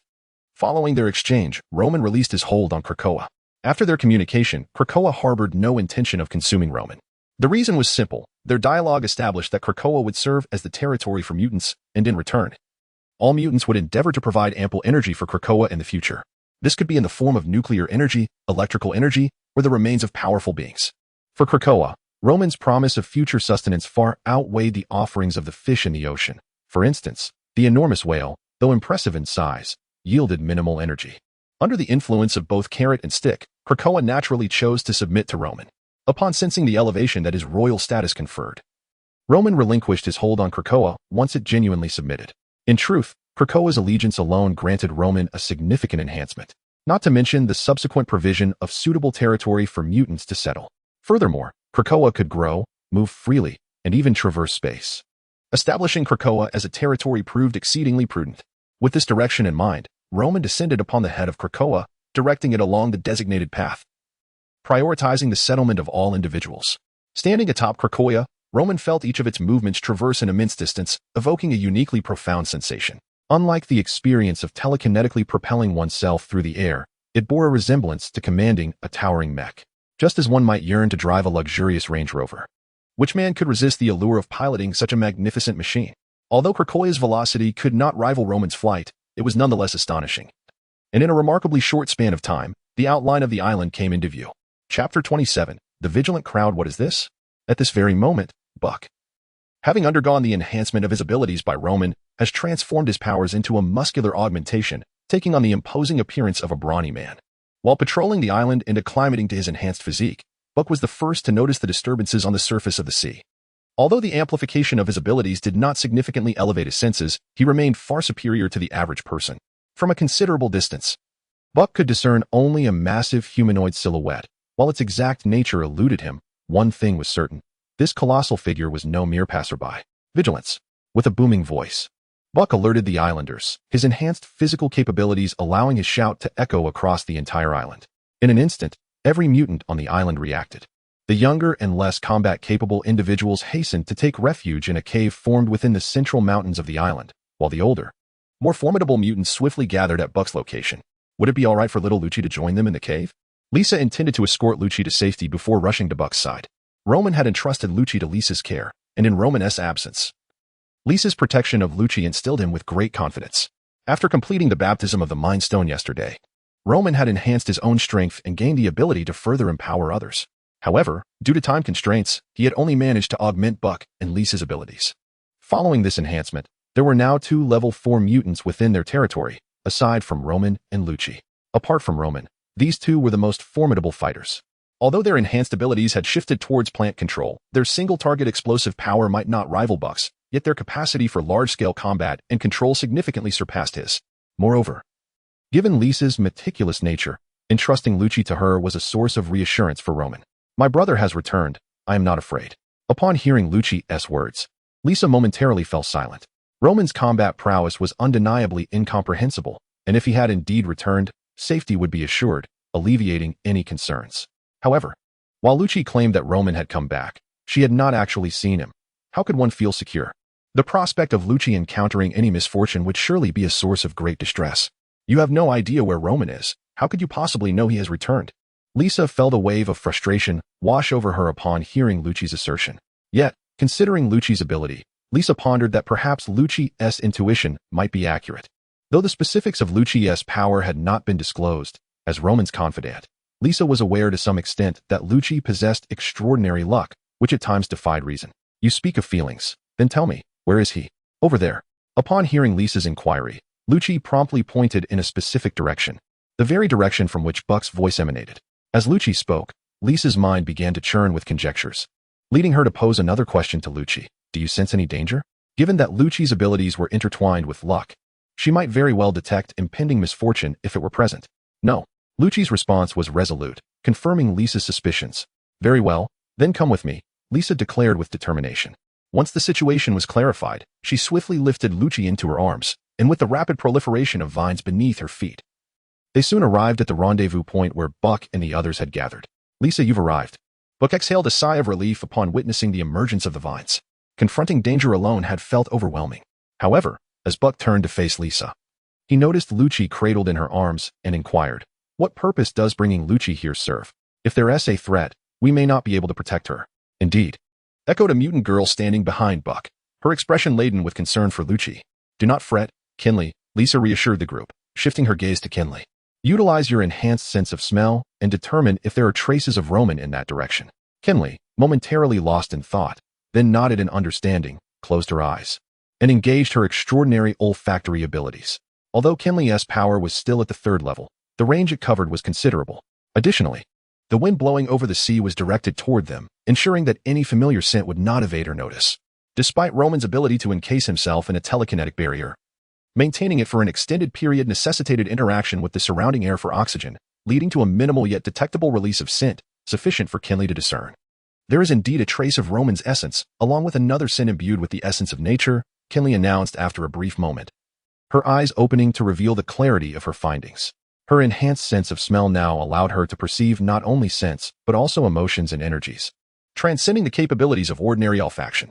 Should her powers evolve further, they would surely become even more extraordinary. Upon hearing Kinley's revelation, the eyes of the group brightened with renewed hope. Maintaining their vigilance, their anxiety began to dissipate. Is Roman piloting a colossal tree figure? As the enormous tree-like entity, Krakoa, gradually approached the island, those with keen sight could discern its form, and atop Krakoa, the diminutive figure of Roman became visible. To speak candidly, the mutants present, upon discerning the somewhat fearsome visage of Krakoa, could not help but feel a twinge of trepidation. However, the moment they laid eyes on Roman, a wave of reassurance washed over them. Unbeknownst to them, they had been captivated by Roman's charisma. He had, without them realizing, become the unwavering anchor in their hearts. As long as Roman was by their side, none of them harbored fear in the face of such an unprecedented spectacle. Brother. Lisa's embrace of Rucky elicited a joyful exclamation upon seeing Roman's silhouette above Krakoa. After all, she knew that with her brother's return, they would be able to spend several delightful days together. Chapter 28, Krakoa. Ready standing atop Krakoa, Roman possessed an impressive vantage point. Furthermore, his perception extended beyond mere sight. He was acutely aware of the activities occurring on his island. Lisa might react differently to Krakoa. Suddenly spotting her, Roman's eyes brightened a fraction. The core of Krakoa was composed of a unique amalgamation of flora and soil, with a substantial proportion of plant life. While Lisa's ability to control plants might not realistically extend to Krakoa, her capacity to accelerate plant growth could potentially transmit beneficial energy, fostering Krakoa's development. Moreover, Roman was aware that a remarkable plant known as the Krakoa flower thrived upon its surface. This extraordinary specimen was among the pinnacle of mystical flora, capable of producing numerous potions and wielding its own remarkable powers. Wait a moment, Roman communicated with Krakoa, then decisively broke the sound barrier, vanishing from his spot. In an instant, he reappeared before the gathered group, his exquisite control ensuring that everyone merely felt a refreshing breeze sweep past. Roman, boss, brother. Upon his arrival, greetings erupted from the group. What is happening? Lisa couldn't help but point at the towering giant standing above the sea. Hearing her inquiry, the others turned their gaze toward Roman, eagerly anticipating an appropriate explanation. Roman remained unperturbed, taking the impatient Lucy from Lisa's arms before calmly elucidating the existence of Krakoa to the group. So, this giant is actually an island transformed, and we will be residing upon Krakoa from now on? Buck's expression reflected his confusion. It was difficult to perceive Krakoa as an island. Conversely, Lisa noted another point and, with curiosity, questioned Roman, so what kind of energy does Krakoa require in exchange for its sustenance? Conventional energy such as nuclear power, electrical energy, or the biological energy derived from carnivorous creatures could sustain Krakoa's functioning. However, to propel its growth, an ample supply of extraordinary power was essential. At Roman's words, Lisa found herself momentarily bewildered by the specific nature of this extraordinary power. Lisa, the energy you generate to promote plant growth should suffice. Additionally, the bodies of mutants, other enhanced individuals, and those with superhuman abilities could also serve, Roman explained. Initially, the suggestion was palatable, but as he mentioned the corpses of mutants, it began to seem rather excessive. Rest assured, it is not the remains of our own kin. Once Krakoa transforms into an island, Lisa, you may experiment with your abilities to ascertain their efficacy upon Krakoa. Very well. In light of the trust placed in Roman, no objections arose from the others, and Lisa readily accepted the task assigned by Roman. This endeavor bears resemblance to the hastening of crop maturation, albeit with Krakoa as the subject in question. Roman withheld other extraordinary attributes of Krakoa from the group, as sharing such information would serve little purpose. All of them emerged from the laboratory, well acquainted with one another. Thus, to thoroughly investigate Krakoa's products, the involvement of sufficiently skilled scientists is imperative. Coincidentally, the target he wishes to engage is an exceptionally accomplished scientist. Buck, gather everyone together. I will communicate with Krakoa to facilitate the direct merging of this island, allowing us to settle upon Krakoa henceforth. Very well. Upon receiving Roman's directive, Buck wasted no time and hurried towards the refuge cave to summon the mutants residing there. The enhancement of his muscular capabilities has provided Buck with a comprehensive boost in explosiveness, strength, speed, and overall physique, resulting in an astonishingly rapid surge of power. Although he did not breach the sound barrier, he came remarkably close. Soon, under Buck's rallying call, all had gathered by the seaside to convene with Roman and the others. Upon witnessing the assembly, Roman turned his attention to Krakoa and initiated communication. In response to Roman's message, Krakoa promptly commenced its actions. In the vastness of the boundless sea, the colossal form of Krakoa began to descend, causing the ocean to tremble violently and unleash waves of tumult. Under the influence of an enigmatic force, Krakoa's body expanded, its lower half retracting skyward until it reached the heavens. Its form began to metamorphose, resembling the sturdiest of mountains, with clear textures exuding strength and vitality. The lower portion of its being plunged deeply into the waters, akin to ancient roots, steadfast and powerful. The sea began to swirl around its form, sparkling like jewels embedded in blue satin. Its skin, upon contact with the water, grew increasingly resilient, resembling natural rock, and as the waves ebbed and flowed, it culminated in the formation of a majestic island. The island flourished with verdant life, dense with trees. The hair and fingers once belonging to the giant now transformed into undulating mountain ranges and steep cliffs. Birds soared above the island, infusing this new land with vitality and energy. The flora and fauna on this bountiful terrain thrived and reproduced, collectively establishing a new ecological kingdom. Krakoa's eyes became tranquil lakes, reflecting the ever-changing hues of the sky. Its breath turned into winds that gently caressed every corner of the island, dispelling heat and ushering in coolness. Its heart manifested as a towering peak, embodying the very essence of the island, pulsing with an eternal rhythm, like a breathtaking natural wonder. It bore no resemblance to the colossal treatment it once was. It seemed as though everything was destined to be this way. A miracle, witnessing such a remarkable sight. Buck's mouth fell agape as he could not help but speak. Even Lucy, who was preoccupied with thoughts of her brother Roman, was captivated by the enchanting spectacle and found herself examining Krakoa with keen interest. The little one, unable to fathom how such a giant could transform into an even larger island, could only nibble on her thumb in bewilderment. Nevertheless, regardless of the reactions of others, Krakoa's metamorphosis into an island was undeniably complete. Chapter 29. Forgive me, Lucy, this is the last time. Krakoa. It looms like a colossal mountain, occupying the place where the island once lay. The verdant foliage of the island flourishes, creating a striking contrast against the surrounding sea. An invisible force seems to exist around the island, directly disregarding the ferocity of the sea winds, transforming them into a gentle breeze that caresses the interior. The entire island appears ensconced in swirling mists, resembling a fairyland. At the periphery of the island, several watchtowers are scattered with purpose, while the central area boasts clusters of wooden cabins, with a towering tree standing majestically at its heart. The trunk is immensely thick, its bark adorned with the scars of time, crisscrossed like the weathered visage of an ancient face. Astonishingly, the apex of the trunk reveals an aged human visage, replete with deep wrinkles and mysterious, profound eyes. Could Krakoa suddenly open its maw and swallow me whole? Lisa gazed up at the great tree, her eyes reflecting a hint of uncertainty. It appears somewhat famished, yet it would not consume its own kind. Roman shook his head and chuckled. For he had forged an agreement with Krakoa. A symbiotic relationship was set to develop between the mutants led by Roman and Krakoa. Suddenly struck by an idea, he turned to Lisa and suggested, "Why not test your abilities on Krakoa?" "Oh, I shall give it a try," Lisa replied, and under the watchful eyes of her companions, she tentatively extended her hand. A verdant glow emanated from her palm, gradually flowing towards the tree at the core of Krakoa, adorned with the human face. As if sensing something, the visage on the tree shifted slightly, suddenly parting its lips to intensify its attraction to Lisa's energy. "I can't hold on much longer," she gasped. Before long, Lisa felt nearly drained of energy. Consequently, Roman intervened, advising Krakoa with the wisdom of sustainable practices, emphasizing the importance of not exhausting its resources. He also promised to seek appropriate nourishment for Krakoa, liberating it from the constraints of relying solely on Lisa's energy. Though Krakoa possessed minimal self-awareness, it was not devoid of wisdom. Acknowledging Roman's counsel, it ceased its extraction from Lisa. While Krakoa relished Lisa's energy, it was but a mere appetizer, as her reserves were too scant to satisfy its hunger. Nevertheless, with Lisa's offering, Krakoa momentarily withdrew, allowing her a sigh of relief. However, due to the significant depletion of her energy, Lisa stumbled, nearly collapsing, and Roman swiftly caught her.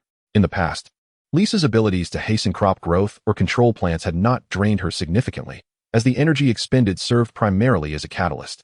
Yet Krakoa's immense scale rendered even that catalyst insufficient. "I apologize. I shall escort you back for some well-deserved rest. You all can familiarize yourselves with this place in the meantime." With that, Roman supported Lisa as they made their way back, accompanied by Lucy, who cradled a small bear in her arms. Upon witnessing Roman's departure, the others exchanged glances before retreating to their respective quarters, embarking on a journey to familiarize themselves with the environment of Krakoa. Fortunately, Krakoa had directly merged with the original islands, preserving all the structures that existed there, including the sentry towers that had previously been established on the island shores. The integration of an island into Krakoa resembled a meal, while lacking in substantial nourishment. It provided a modicum of energy, yet it could not satiate hunger nor facilitate evolution. "Please, rest well," Roman said as he escorted Lisa back to her room. Turning to the side, he addressed Lucci softly. "Lucci, could you stay here to look after Sister Lisa?" "But what about you, brother?" Lucci asked, her expression one of confusion. With Roman present, she wondered why her assistance was necessary. "I still have unfinished matters to attend to, so I must trouble you," Roman replied, his demeanor slightly awkward. Encountering Krakoa had been entirely unforeseen, and now, after finalizing the agreement and ensuring everyone's relocation, he needed to seek out others. "But brother promised to accompany Lucci upon your return," Lucci pouted, displaying her displeasure at his words. Caught off guard by Lucci's response, Roman found himself at a loss for words. His initial plan had indeed been to rest after locating others, yet the unexpected encounter with Krakoa had altered his course. "Forgive me, Lucci. This will be the last time," he said, contemplating briefly before embracing her and gently tousling her hair, wearing a look of mild remorse. He was aware that his responsibilities remained incomplete, thus leading him to break his promise. However, he couldn't shake the feeling that his words held an air of familiarity. "If you have matters to attend to, then go ahead, brother. Lucci will take good care of Sister Lisa and will wait for your return," she replied, though not entirely pleased, her understanding nature shining through. Observing Lucci's endearing demeanor, Roman chose not to linger further, releasing her before departing the room. As he left, Lucci's eyes glimmered with unshed tears. Lying in her bed, Lisa sensed Lucci's melancholic mood and weakly called out, "Lucci, come here to your sister." "What is it, Sister Lisa?" Lucci turned, her thoughts on the need to care for Lisa, quickly wiping her nose before moving to the bedside with her beloved doll in hand. "Sister is a bit tired, but sleeping alone is somewhat frightening." "May Lucci sleep with me?" Lisa inquired, her expression shy as she considered the request. She understood that Roman had many responsibilities. As their leader, his formidable abilities necessitated a multitude of tasks, resulting in considerable strain. At times, personal matters could be overlooked. Thus, in circumstances like Lucci's, Lisa resolved to address the situation in her own way. "Of course, Sister Lisa," Lucci replied, her heart lightened. Upon hearing Lisa's words, Lucci removed her little boots and climbed onto the bed, snuggling under the covers with Lisa. "Thank you, Lucci," Lisa said, embracing her in return, and before long, she fell into a deep slumber. Her condition was indeed quite poor. Only through ample rest could she hope to recuperate. Noticing that Lisa had drifted into sleep, Lucci sought not to disturb her, remaining still and quiet. Lisa's sleeping posture was quite serene, and as she felt the gentle rhythm of Lisa's breathing, Lucci swiftly cast aside her sorrow and soon succumbed to the embrace of sleep as well. Chapter 30. The Old Man and the Old Wolf. The environment here is rather harsh. Gazing around, one is met with the desolate expanse of crimson-hued desert. evoking an overwhelming sense of desolation. Upon this vast and boundless land, after a prolonged observation, one can scarcely discern any signs of life, save for the occasional passage of large trucks along a sprawling highway. This stark reality perhaps elucidates why mutants might seek refuge in such a place. Ramin's understanding of Mexico is limited. This nation is steeped in sorrow. Beyond its notorious drug trade, the populace seems to have grown up immersed in soda, resulting in a paradox where the impoverished nation exhibits a staggering obesity rate that surpasses even that of the United States, leading to countless fatalities. Why is this so? Because water is more precious than soda. While Mexico's water resources are indeed scarce, they are not entirely unattainable. However, the majority of these resources have been monopolized by a soft drink corporation that invested in a former president, thereby creating a situation where water costs more than soda. Ultimately, it is merely a reflection of humanity's inherent flaws. The roots of all this tragedy are intrinsically linked to human nature. Of course, these matters hold no relevance to him. He is not here to resolve Mexico's issues, but merely to seek someone. Outside a water tower, Ramin gently rapped on the metal door. Although he could sense that the two individuals inside were indeed the targets of his quest, he deemed it courteous to afford them some preparation. Who was there? A wary voice, that of a middle-aged man, echoed from within. Ramin was not surprised. James Howlett, or as he is more famously known, Wolverine. Boom. Who are you, and how do you know me? The metal door swung open abruptly to reveal a burly, bearded man, his weariness palpable, glaring fiercely at Ramin. What brings you here? Ramin regarded Logan with a calm smile. As Logan perceived Ramin's uncanny ability to anticipate his thoughts, a familiar yet loathsome sensation surged within him, prompting a scrutinizing examination of the youth before him. Let him in, Logan. A frail voice emanated from within the water tower, imbued with a clear note of joy. Logan stared at Ramin for a long moment before slowly stepping aside, permitting Ramin to enter the tower. Unfazed by Logan's watchful glare, Ramin entered the water tower. Once inside, he glanced around before closing the door behind him, locking eyes with Logan's imposing figure. Although relaxed, Logan was poised, ready to react at a moment's notice. The twilight hour cast a dim light, yet the atmosphere within the water tower was stifling and somewhat oppressive, akin to a furnace. Rest assured, I harbor no ill intentions, Ramin asserted, and indeed, he bore no hostility. Following the direction of the voice, Ramin beheld a bald elder, whose murky gaze brightened with a hint of clarity and kindness upon encountering him. Child, you have surpassed me, the elderly Professor X remarked. Although his powers had waned and he suffered from numerous ailments due to age, necessitating medical treatment, his innate strength had yet to decline to the point of utter chaos that would manifest a decade later. However, standing before Professor X, Ramin felt the professor's mental energy, which he could easily intercept. Despite Ramin's overall mental capacity potentially being inferior to that of Professor X, the fundamental intensity of his psyche greatly exceeded that of the elder. Not far away, Logan, upon hearing Professor X's sudden utterance, narrowed his eyes in disbelief. Though the old professor's abilities were diminished compared to his prime due to illness and other factors, the sheer force of his psychic power still placed him at the pinnacle of the world. Yet, after having had his mind read by Ramin, Logan discovered that Ramin was a formidable telepath, and to his surprise, Ramin's capabilities surpassed those of Professor X. The plight of mutants these years bears a portion of my fault. I may not know how you have fared, but I can imagine it has not been well. Professor X expressed, a flicker of remorse crossing his features as he regarded Ramin. In response to Professor X's words, Ramin smiled, saying, regardless of whether it is your fault, the past is irretrievable, and the future is uncertain yet malleable. Though Professor X could not directly sense Ramin's thoughts and memories, he could detect a sense of ambition in Ramin's tone, reminiscent of an old friend, yet evoking shadows of other familiar figures. So, what brings you to seek out an old man like me, who seems of no use? Professor X inquired, perplexed. If Ramin had come seeking assistance, Professor X would have exerted every effort to aid him. However, Ramin did not appear to be in need of help, leading the professor to wonder what purpose there was in approaching a potentially volatile elder like himself.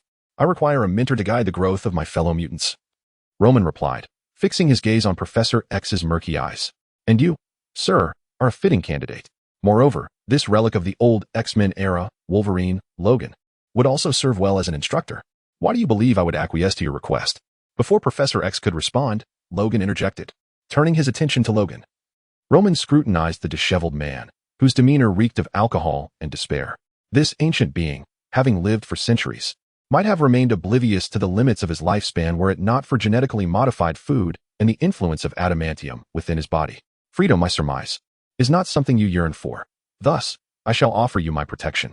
Gazing at the man, steeped in gloom and evasion of reality, Ramin stated his proposition. Protection? Huh.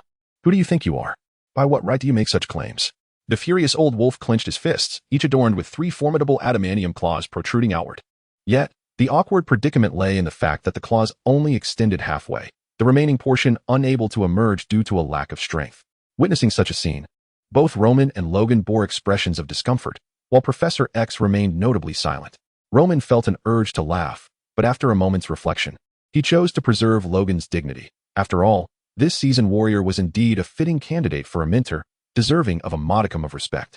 You inquire, who am I? And what gives me the right? With his back turned to Logan, Roman pondered how best to persuade this old curmudgeon. Chapter 31. A subtle shock. I am Roman, relying solely on my own strength.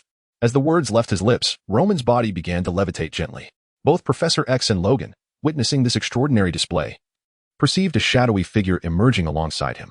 In the next moment, to their astonishment, the water tower, designed as an iron cage to conceal Professor X, commenced its disintegration. Roman's telekinesis, having undergone a transformation, now allowed him to decompose matter down to the atomic level, akin to the Dark Phoenix. However, he had yet to master the art of manipulating matter at will, as his control over his abilities still lacked refinement.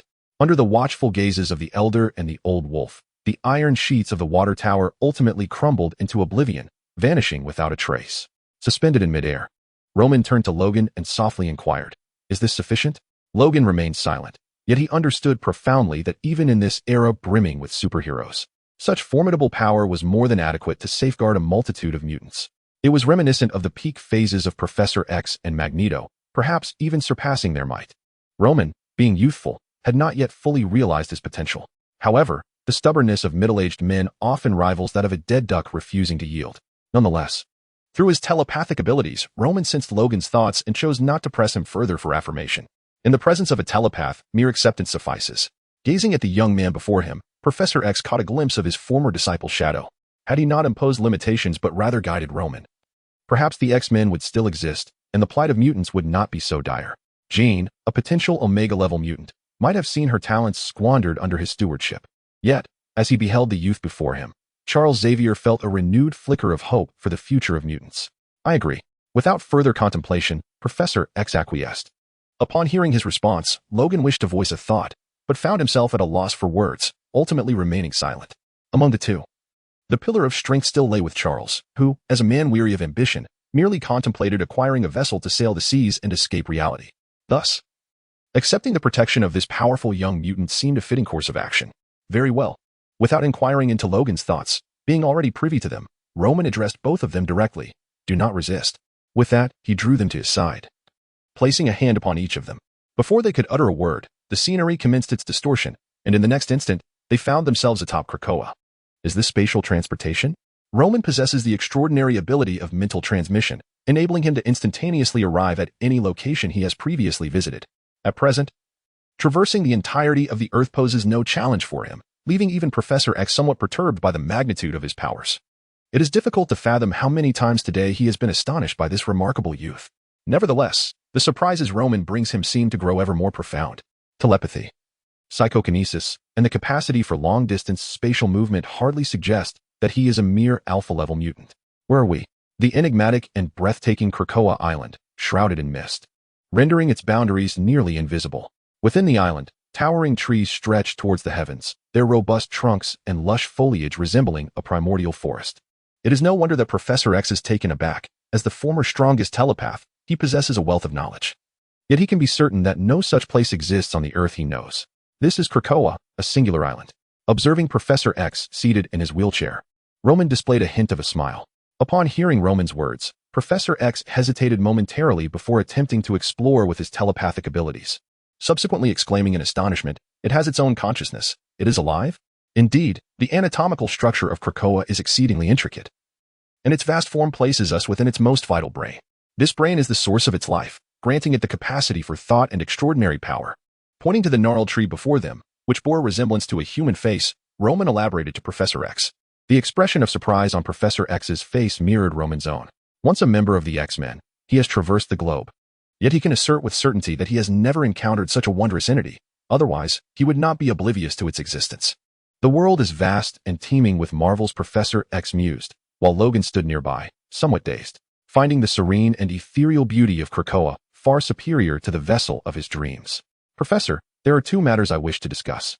As he pushed Professor X's wheelchair towards his residence, Roman articulated his intentions. Firstly, we must instruct everyone in the use of their inherent powers, a domain in which you excel.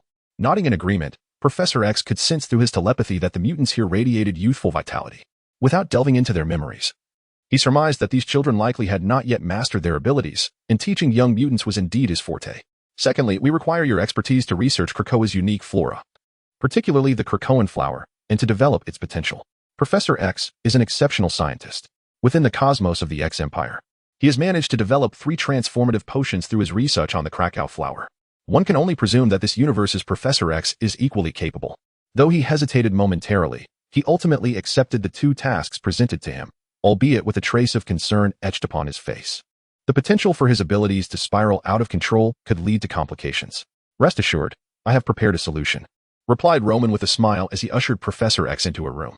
Upon hearing his words, Roman retrieved 2 syringes. What is this? Professor X inquired, a hint of perplexity appearing on his face as he gazed at the syringes in Roman's hands. Without further elaboration, Roman handed one syringe to Logan, while he directly injected the other into Professor X's body. Logan hesitated momentarily. However, upon reflecting on Roman's capabilities, he reasoned that Roman would not resort to such measures to harm either of them. Realizing he could not thwart Roman's telekinetic abilities, Logan resolutely injected himself with the potion. Chapter 32. The placement of 2 individuals. APTX 4869, a remarkable substance originating from the world of Conan, was developed by Shiho Miyano, codenamed Sherry, also known as AI Hybra, as a culmination of her parents' research.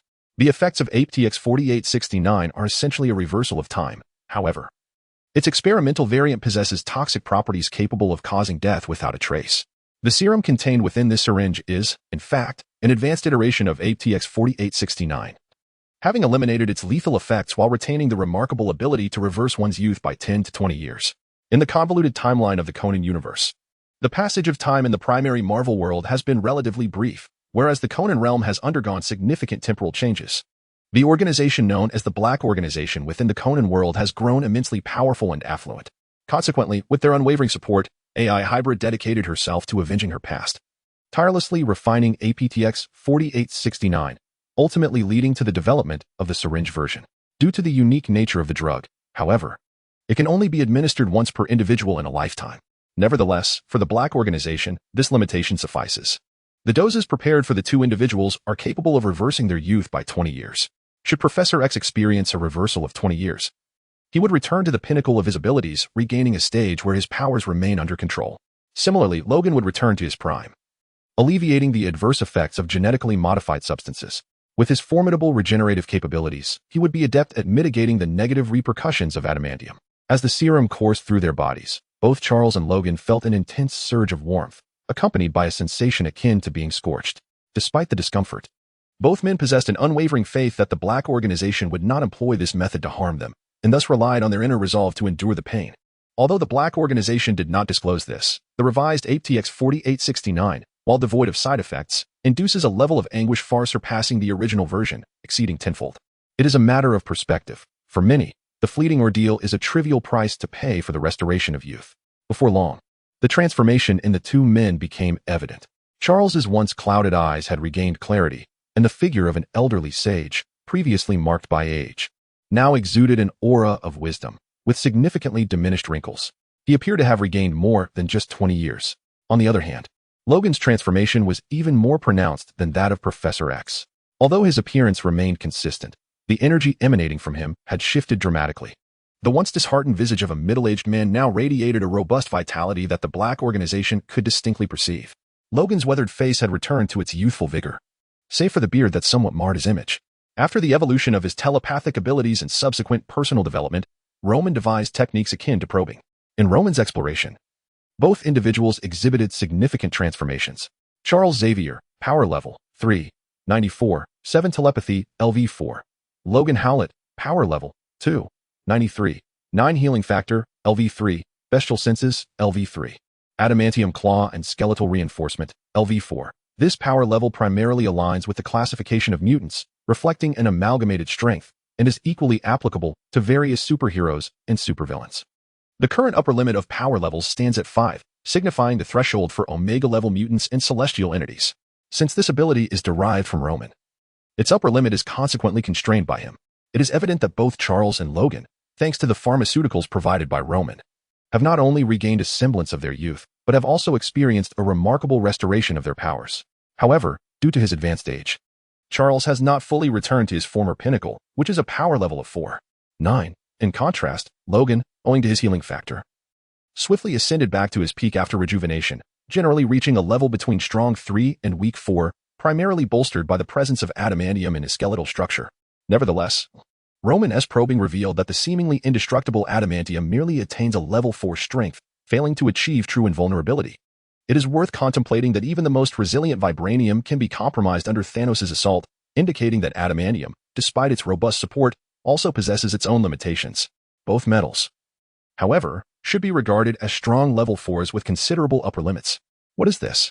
Logan, reveling in an unprecedented state of well-being, could not resist glancing at Roman, voicing his inquiry. Meanwhile, Charles, though silent, displayed an expression of curiosity. The transformations induced by the serum were overwhelmingly potent. The clarity of mind and the ease of control over abilities following this rejuvenation were sensations he had not experienced in quite some time. Roman chuckled softly, opting not to respond. The transference of items from alternate worlds consumes a significant amount of energy from the mirrored dimensions, rendering such methods infrequent in the short term. The serums he procured from the Conan realm amounted to merely 5 vials, categorizing them as a non-renewable resource to some extent. Rather than offer vague reassurances, it was preferable to remain silent. Upon witnessing Roman's smile yet receiving no answer, neither individual pressed further. They were content with the benefits they had received and felt no need to scrutinize the source of these enhancements. Following the utilization of Roman's serum, even Logan exhibited a notably friendlier demeanor. Now, in the remaining time, take the opportunity to familiarize yourselves. You can access more detailed information through this tablet.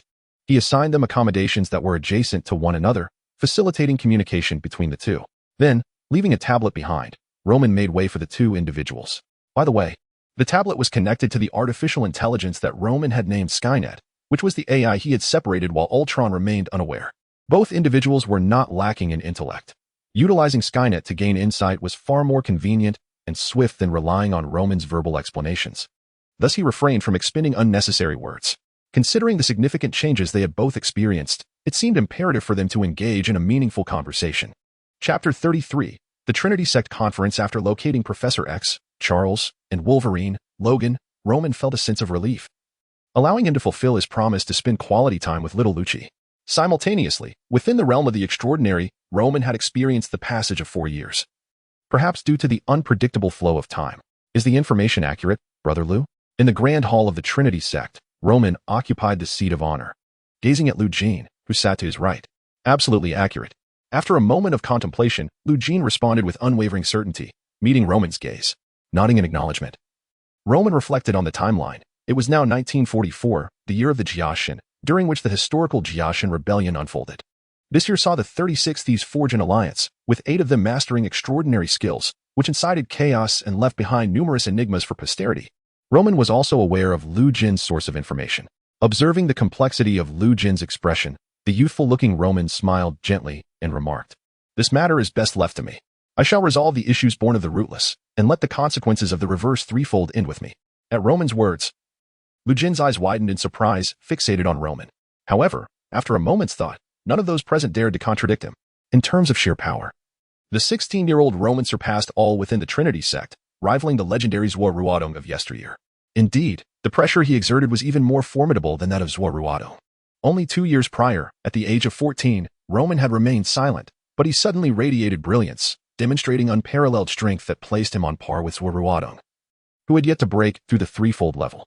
As Zuo adopted son and a key disciple, Roman had ascended to the position of sect leader, earning the respect and admiration of all. After assuming leadership, Roman continued his training while leading capable members of the Trinity Sect into the fray of the War of Resistance against Japan. His involvement had a direct impact on the battlefield, and after 2 years, he had garnered the title of Celestial Exile. Following the passing of the Great Celestial, the Trinity Sect had lost many disciples, yet Roman's emergence as the Celestial Exile revitalized the sect's allure, attracting numerous new disciples. Despite being merely 16, Roman emanated an aura that seemed to gaze into the very fabric of the cosmos, exuding an unfathomable depth that rendered it impossible to discern the true level of his abilities. "You cannot face the rootless alone, sect leader," It is far too perilous," exclaimed the bearded elder, Si Chong, urgently attempting to intervene. Upon hearing Si Chong's words, Roman smiled, gently pressing the elder back into his seat. Reverse threefold? After Roman made his move, Si Chong's face lit up with astonishment, his eyes fixated intently on Roman. As someone who has genuinely witnessed Zhuo Ruodong's mastery of the reverse birth's third level, and having traversed a considerable distance within the second level of reverse birth, Si Chong naturally discerned the essence of Luo Min's realm from his aura. Upon hearing Si Chong's words, the senior members of the San Yi sect became somewhat agitated. Their strengths varied, yet they possessed a clear understanding of the methods associated with the third level of reverse birth. Following Si Chong's declaration, they too could differentiate Luo Min's level. Although Zhuo Ruodong had once attained the third level of reverse birth, he ultimately fell to the formless divine spirit of Wu Jiansheng. However, it was widely acknowledged that Zhuo Ruodong's downfall stemmed from his despair and loss of will to live, had he chosen to persist. The duration of his existence at the third level of reverse birth remained uncertain. What kind of echelon does reaching the third level of reverse birth represent? Wu Jiansheng had already provided an assessment, unparalleled in the world. Si Chong regarded Luo Min, a look of relief appearing on his face. Luo Min's achievement of the third level of reverse birth, facing Wu Jiansheng alone, would indeed be far more composed than should he carry the burden of their group. He was acutely aware that their relatively low-level mastery of the third level of reverse birth was constrained by Wu Jiansheng's divine spirit. Previously, they had no choice, driven by impulsiveness. However, after Luo Min demonstrated his prowess, Si Chong refrained from further commentary. Your third level of reverse birth? Si Chong scrutinized Luo Min, sensing an ineffable distinction between Luo Min's third level of reverse birth and that of his senior brother, Zhuo Ruodong. Master uncle, the predecessors blazed the trail, while the successors forged new paths. The prior third level of reverse birth indeed could not breach the heavens. Yet the potential of my third level of reverse birth is contingent upon myself. Upon hearing Si Chong's voice, a smile graced Luo Min's face, his tone imbued with confidence. Si Chong's expression shifted to one of realization upon hearing Luo Min's words. At this moment, Si Chong's emotions grew complex. As Zhuo Ruodong had once articulated, the path of the third level of reverse birth had been misstepped, yet this did not imply that the path was entirely impassable. They had been overly fixated on the legacies left by their ancestors, neglecting the possibility of refinement. The manifestations of Luo Min's and Zhuo Ruodong's third level of reverse birth bore no difference in aura. Should they desire, they could effortlessly transform into the purest essence. However, the distinction lay in that Luo Min's third level of reverse birth was a technique he derived himself after enhancing his life cultivation, whereas Zhuo Ruodong's third level was forcibly broken through with external forces, maintained entirely by mental strength. In simpler terms, Luo Min's third level of reverse birth is a passive skill, while Zhuo Ruodong's is an active skill. Zhuo Ruodong's third level transforms a person into innate essence before reverting back to physical form, involving a transitional process that complicates what should be a straightforward experience, thus rendering him susceptible to Wu Jiansheng's divine spirit. The reverse birth triple of Roman is a form that naturally emerges after the enhancement of one's life cultivation. The essence of energy embodies him, as does his human form. There is no complexity introduced into the essence's manifestation. His corporeal body is purely flesh, and the essence is purely essence. In such a state, even when confronted by the rootless divine spirits, their methods would likely hold no sway over him. Thus, Roman's appearance may resemble that of Zhuo Ruodong, somewhat pallid, yet exudes an aura of harmony devoid of any dissonance. In fact, with each breath, there is a subtle resonance of the essence between heaven and earth, creating an extraordinarily natural feeling. Heaven bears witness. Brother, gazing at Roman, one might feel overwhelmed with joy, unable to suppress a cry. The reverse birth triple is not devoid of pathways. If the triple represents a limit, future generations can certainly forge their own paths, paving their own way to transcendence. However, for the vast majority of ordinary individuals, the aspiration to ascend and attain immortality remains an elusive dream. Roman's endeavor to carve a new path merely raises the ceiling of the reverse birth triple. For most, the flaws of the reverse birth triple may not be of any concern. Chapter 34, The Path to Heaven. Witnessing the seemingly unhinged demeanor of his senior, none dared to mock him. For those who hold the reverse triad as their creed, the path of the reverse triad remains the road to transcendence, a matter of utmost significance. Luo Min observed his disheveled elder and decided to disperse the onlookers, granting this venerable figure the space to regain his composure and absorb his emotions. As for Luo Min himself, he intended to retain the modified version of the reverse triad he had developed. Speaking of Luo Min's current state, it was indeed a fortunate confluence of circumstances. Beginning with the study of the breathing techniques from the world of Demon Slayer, he integrated various doctrines from this realm. ultimately establishing a practice known as the innate fetal breath, rooted in the cultivation methods of the reverse triad. This new technique corresponded to the transformation of the reverse triad into the primordial energy. Upon perfecting the innate fetal breath, Luo Min, who had already reached the zenith of the reverse duality, seamlessly entered a state of unity between heaven and man. In this profound state, he naturally transcended to the reverse triad without experiencing its numerous side effects. He was acutely aware of the adverse consequences associated with the reverse triad.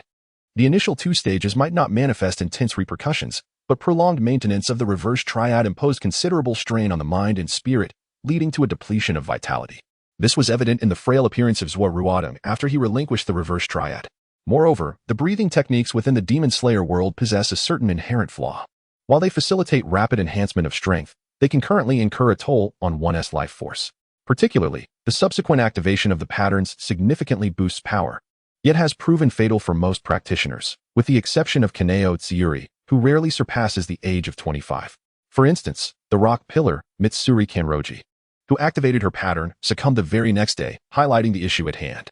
However, after intertwining the study of the reverse triad with his own research, Luo Min found that, perhaps due to a principle of compensatory balance, the combination of innate fetal breath and the reverse triad allowed for an astonishingly rapid ascent in power, simultaneously nullifying the side effects of the reverse triad. Once he could autonomously enter the state of unity between heaven and man, his cultivation speed became almost absurd. Furthermore, upon achieving this state, a profound intuition led him to perceive that entering the realm of the reverse triad seemed to render his lifespan limitlessly extended.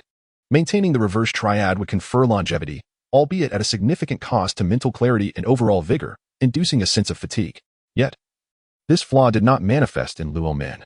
In essence, prior to his ascent to immortality, he could endure without any adverse effects.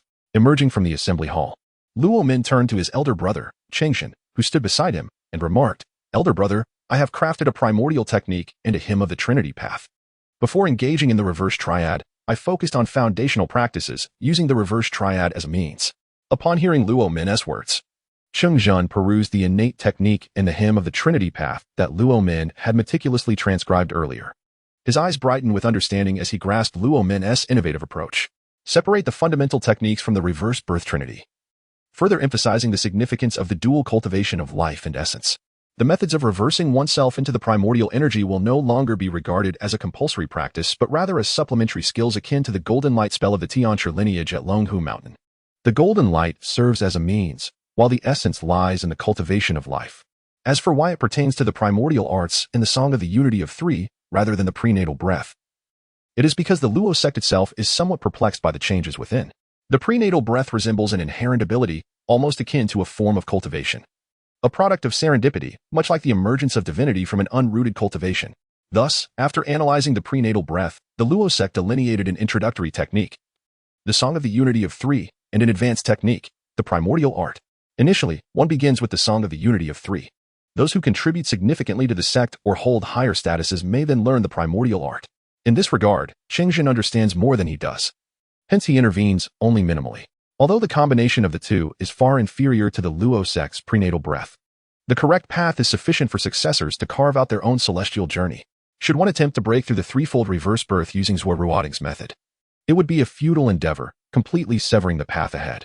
Before the threefold path of the Great Way, others may engage in modifications without issue. I will arrange everything well, you need not worry, junior brother. Chengzhen gazed at Luo Min, revealing a hint of a smile. Though publicly, Luo Min is the sect master, privately, Chengzhen still refers to him as junior brother. Before unraveling the mysteries of the prenatal state, Chengzhen was indeed the best of brothers to Luo Min. Upon hearing Chengzhen's words, Luo Min said little more, naturally entrusting everything to him. Although Luo Min is currently the master of the Trinity sect, he is utterly unperturbed by the operational affairs of the sect, having delegated all to this elder brother. He holds complete trust in Chengzhen and has no desire for administrative responsibilities. He merely seeks to enhance his own cultivation.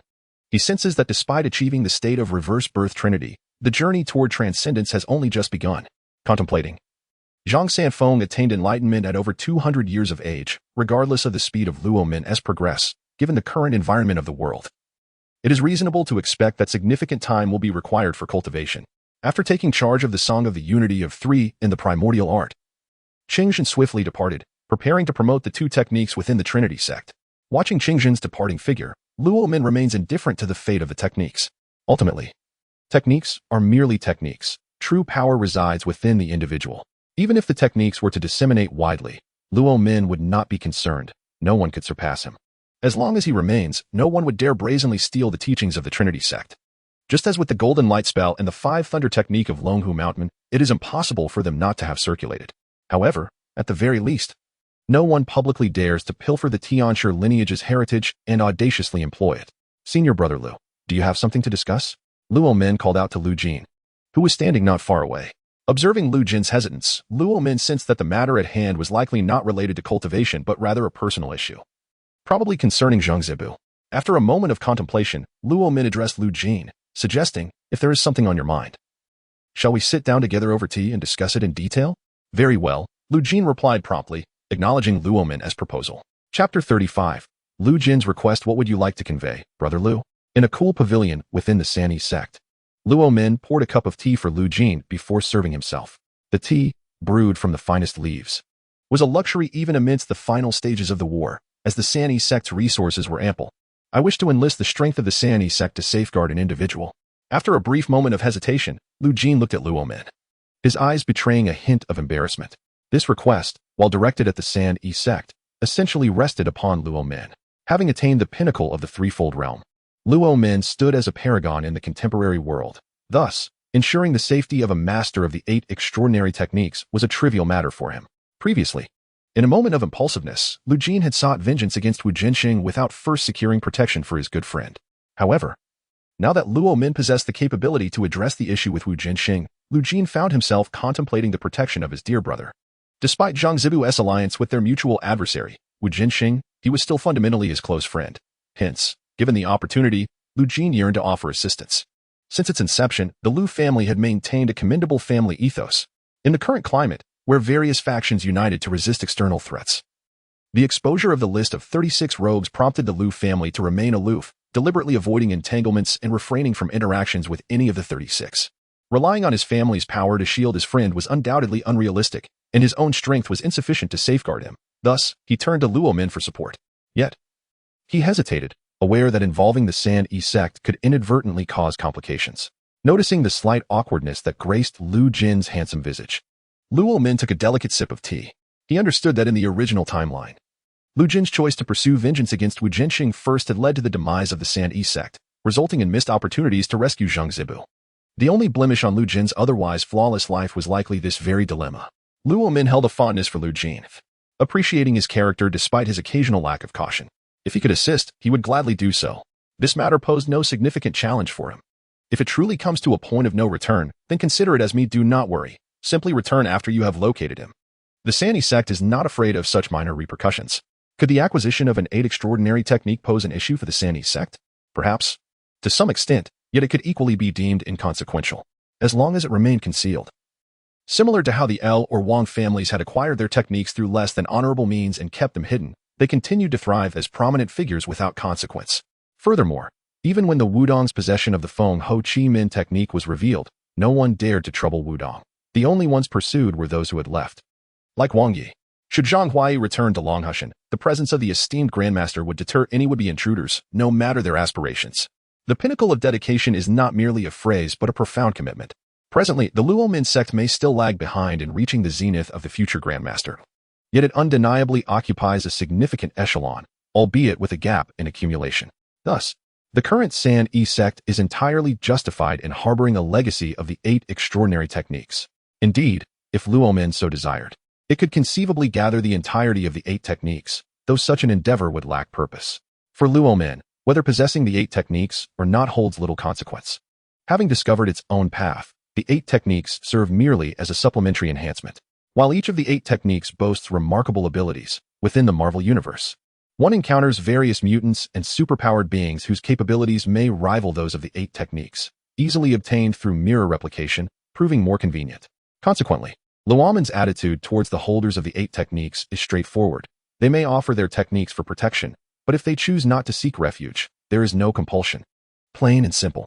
The chaos of the Jiashan rebellion pales in intensity compared to encounters with the otherworldly beings of the islands. Upon hearing Luo Min's words, Lu Jin paused, gazing at Luo Min, who appeared indifferent, feeling a swell of emotion. He recognized that his intentions must not adversely affect his family. However, Should his actions impact the Sanese sect, he felt a twinge of unease, though he truly had no alternative. Nevertheless, Luomen's response genuinely moved him. Though he remained unaware of Luomen's reasons for acquiescing, there was undoubtedly a part of him involved. Grateful, Lu Jin looked at Luomen and expressed his sincere thanks. We are all brothers. There is no need for such formality. Luomen smiled, finishing his tea before setting down the cup. Now that your matter is resolved, I must seek out Wu Jiansheng. No sooner had he spoken than Lu Jin perceived a flash of light before him. The figure of Luomen, who had been seated across from him, had vanished without a trace. The third level of the reverse life technique enables one to transform into pure energy and soar through the skies. Winds where Ruodong had previously broken through. Lu Jin could only catch glimpses of its nuances, lacking a profound impression. However, witnessing Luomen's display was truly enlightening. Not only was the speed astonishing, as a radiant beam ascended into the heavens, but in the blink of an eye, he disappeared from sight. Such prowess was indeed remarkable. Earning his junior the title of a celestial being. Truly impressive. Filled with a sense of yearning, Lu Jin envisioned himself breaking through to the third level of reverse life.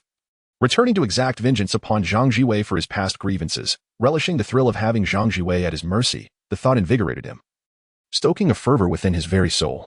After spending some time calming his tumultuous emotions, Lu Jin temporarily set aside thoughts of the triad of rebirth. At present, the most pressing matter was to locate his dear brother, Zhang Zibu, and rescue him. Initially, he had harbored doubts, but now, with Luomen's assurance, Lu Jin felt considerably more confident. Most importantly, witnessing Luomen's extraordinary flying abilities and sensing the unfathomable strength of his young disciple, he deemed the subsequent risks of the rescue mission to be less daunting. It was time for him to embark on his journey. Finishing the tea in his cup, Lu Jin tidied up and departed from the Sandy sect alone. Chapter 36. The initial encounter with Wu Jiansheng upon a modest hill, Roman gazed intently in a particular direction. Through the Trinity Gate and the channels of the Lu family, he had deduced Wu Jiansheng's escape route and sought a strategic vantage point to intercept him. Suspended in midair, Roman sat cross-legged, resembling an ethereal being. This terrain was rather desolate, devoid of any unwitting passers-by, in a state of harmonious unity with the cosmos. Roman possessed a unique divine perspective, granting him an expansive view of the altered world that had emerged post-mutation. Not far within the forest, Roman observed a rather disheveled man, Wu Jiansheng, skillfully navigating through the thickets with agility surpassing even the most nimble of monkeys. Having finally eluded his pursuers, Wu Jiansheng wiped the sweat from his brow and exhaled a sigh of relief. Though he was immensely powerful, it was his peculiar divine nature that afforded him his current standing. In a real confrontation, facing multiple opponents would necessitate retreat. Wu Jiansheng, or Feng Yao as he was also known, was merely an exceptionally strong anomaly, lacking the innate strength to dominate unchallenged. At this moment, he had gone 3 days and nights without proper rest, since the list of the 36 thieves had been leaked. Each of them faced increasingly dire troubles. Wu Jiansheng's current adversaries were particularly formidable, 18 masters of horizontal refinement, each exhibiting a perfectly synchronized combat technique, making them a daunting challenge for one blessed with divine essence. Though Wu Jiansheng was indeed a skilled fighter, he bore no pretense of pride. He fled without a moment's hesitation. He did not fear death, yet he was not eager to embrace it, at least not until his affairs were settled. Moreover, the 18 masters were not necessarily unknown entities, and retreating before them seemed a reasonable course of action. With their bronzed skin, formidable horizontal refinement techniques, and a profound sense of zen that lingered in the air, Wu Jiansheng found himself devoid of strength to complain. It appeared fortune favored him. However, upon hearing a sudden voice ahead, a wry smile crept upon his face. Was there no end to this? Yet this time, he chose not to flee further but instead moved toward the source of the sound. This time, he would confront but a single opponent. Facing one adversary, even after 3 days of relentless fatigue, did not instill a sense of dread. Is there any water? Wu Jiansheng emerged from the forest, a cheerful smile gracing his face, entirely devoid of anxiety. Had he fallen into the clutches of those 18, ensnared by their intricate and potent combined techniques, even Wu Jiansheng would have found scant opportunity to escape. This time, fortune favored him. However, if he were to face only one opponent, Wu Jiansheng would possess sufficient confidence to retreat at will. Under such circumstances, he naturally felt a flicker of curiosity about the identity of the individual obstructing his path. It was no trivial matter for a solitary person to dare to confront him. Wu Jiansheng, do you recognize me? As he watched the middle-aged man, unperturbed by appearances and shamelessly ascending the hillside, Luomen slowly spoke. Upon seeing the figure floating in midair, with a pallid complexion and long white hair billowing in the wind, sitting effortlessly as if descended from the heavens, Wu Jiansheng's expression instantly stiffened. The third level of reverse life, far surpassing the proficiency of the former Ruodong's technique. Although he had devoted the past 2 years to gathering the 36 thieves, he remained aware that the Sani sect had not fallen into decline since Zhuo Ruodong's demise. He recognized Luo Min, the 14-year-old boy who had once subdued all disciples of the Sani sect with unmatched prowess and subsequently carved out an illustrious reputation in the war, a boy known as the Celestial Being. Wu Jinsheng was acutely aware of how formidable the third level of reverse life could be. Had Zhuo Ruodong maintained his composure, merely engaging in a war of attrition could have jeopardized his escape from the Sani sect, though the third level had its flaws. Attaining such a level was indeed unparalleled in the world. Most critically, the youth before him possessed a version of reverse life that seemed fundamentally different from that of Zhuo Ruodong. While Zhuo Ruodong had constructed a body of pseudo-innate energy through a continuous influx of acquired qi, a rather intricate technique, this young man appeared devoid of any traces of such techniques. As if his being was entirely natural, radiating an incomparably pure innate qi that unsettled Wu Jinsheng profoundly. In summary, when faced with Luo Min, even his divine spirit would be rendered ineffective, as the latter's existence was inherently pure, rendering any attempts at unraveling futile. It became clear to him that Luo Min had embarked on a path entirely distinct from that of Zhuo Ruodong. Utilizing the third level of reverse life as a foundation to continuously elevate his existence, thereby naturally enhancing his mastery of the technique and genuinely transforming into pure innate qi. It could be said that he had turned away from the dead end of the third level of reverse life, choosing instead the true path to enlightenment. Although he was perplexed by how someone so young could possess such terrifying cultivation, he recognized his current predicament. He was nearly certain he could not defeat Luo Min and would be unable to escape. This single individual might even be more terrifying than the previous 18. Reflecting on the time he had caused Zhuo Ruodong's heart to shatter, leading to his swift demise, Wu Jinsheng felt a wave of trepidation wash over him. Could you perhaps grant me a reprieve? Observing the disheveled old man with a somewhat awkward smile, Roman suddenly inquired, "Do you still believe that the path of reverse reincarnation is not a road to transcendence? I concede that my request may be somewhat unreasonable, esteemed Taoist. Your magnanimity could surely allow for the preservation of this insignificant life of mine." Upon hearing Roman's question, the shameless Wugen shamelessly addressed Roman as Taoist, retracting his previous statements without a hint of the dignity expected of a formidable individual, entirely disregarding the fact that Roman was considerably younger than himself. Chapter 37. 3 moves. Observing the shameless and unprincipled Wu Jinsheng, Roman felt no aversion whatsoever, although he did not sense any mental prowess. He was acutely aware of something amiss about Wu Jinsheng. His aura of charm and affinity felt distinctly off. It appeared that Wu Jinsheng, while not exceptionally attractive, undoubtedly possessed a remarkable allure. 3 moves. However, Roman had no intention of befriending Wu Jinsheng nor allowing him any leeway. He spoke directly. 3 moves? Upon hearing Roman's words, Wu Jinsheng felt a twinge of unease. Facing Roman, who was at the pinnacle of his abilities, Wu Jinsheng found himself in a dire state. Even if it were merely 3 moves, he risked losing a significant portion of his life, if not more. Yet he understood that he had no choice. He wished to survive, but Roman's quest for vengeance on behalf of his master was wholly justified. Very well, let us proceed. With that, Wu Jinsheng set aside any thoughts of idle banter. This individual, who often appeared cynical and whose demeanor resembled that of a troublemaker, now took the moment with unexpected seriousness. Watching Wu Jinsheng focus and prepare himself, Roman remained calm, patiently awaiting his readiness. He had contemplated how to handle the situation with Wu Jinsheng. Despite having developed enmity due to his master, Roman did not harbor any ill will towards Wu Jinsheng. As a figure who existed primarily in legend, Roman had never engaged with him personally and was genuinely curious to experience Wu Jinsheng's techniques firsthand. Ordinary palm. As Wu Jinsheng completed his preparations, Roman swiftly executed a single strike. Although he had not specifically trained in combat techniques, he had absorbed the essence of various martial arts and integrated them into his own system, developing a range of combat styles: ordinary, serious, full force, and super series. Though he referred to it as an ordinary palm, the sheer power of Roman's life force, coupled with an immensely rich qi, produced an overwhelming sensation akin to the earth being overturned. Even for a master like Wu Jinsheng, he could only barely perceive the trace of the attack before attempting to grasp Roman's hand. Ultimately, Roman's palm pressed against Wu Jinsheng's chest. Although Wu Jinsheng's defenses mitigated the damage, the internal energy still seeped through, causing him to stifle a mouthful of blood. "Shall we test your divine spirit?" Roman remarked, gazing at the hand Wu Jinsheng had captured. Despite knowing the divine spirit would likely have little effect on him, he was intrigued by such a peculiar technique and wished to experiment with it firsthand. Upon hearing Roman's voice, Wu Jinsheng remained silent. Yet the light igniting in his eyes revealed that he was exerting every effort to activate his divine spirit. However, even at full capacity, Wu Jinsheng could not discern any vulnerabilities in Roman. There was nothing to exploit. Suddenly, Wu Jinsheng's expression darkened further. Roman, for his part, was not surprised in the least.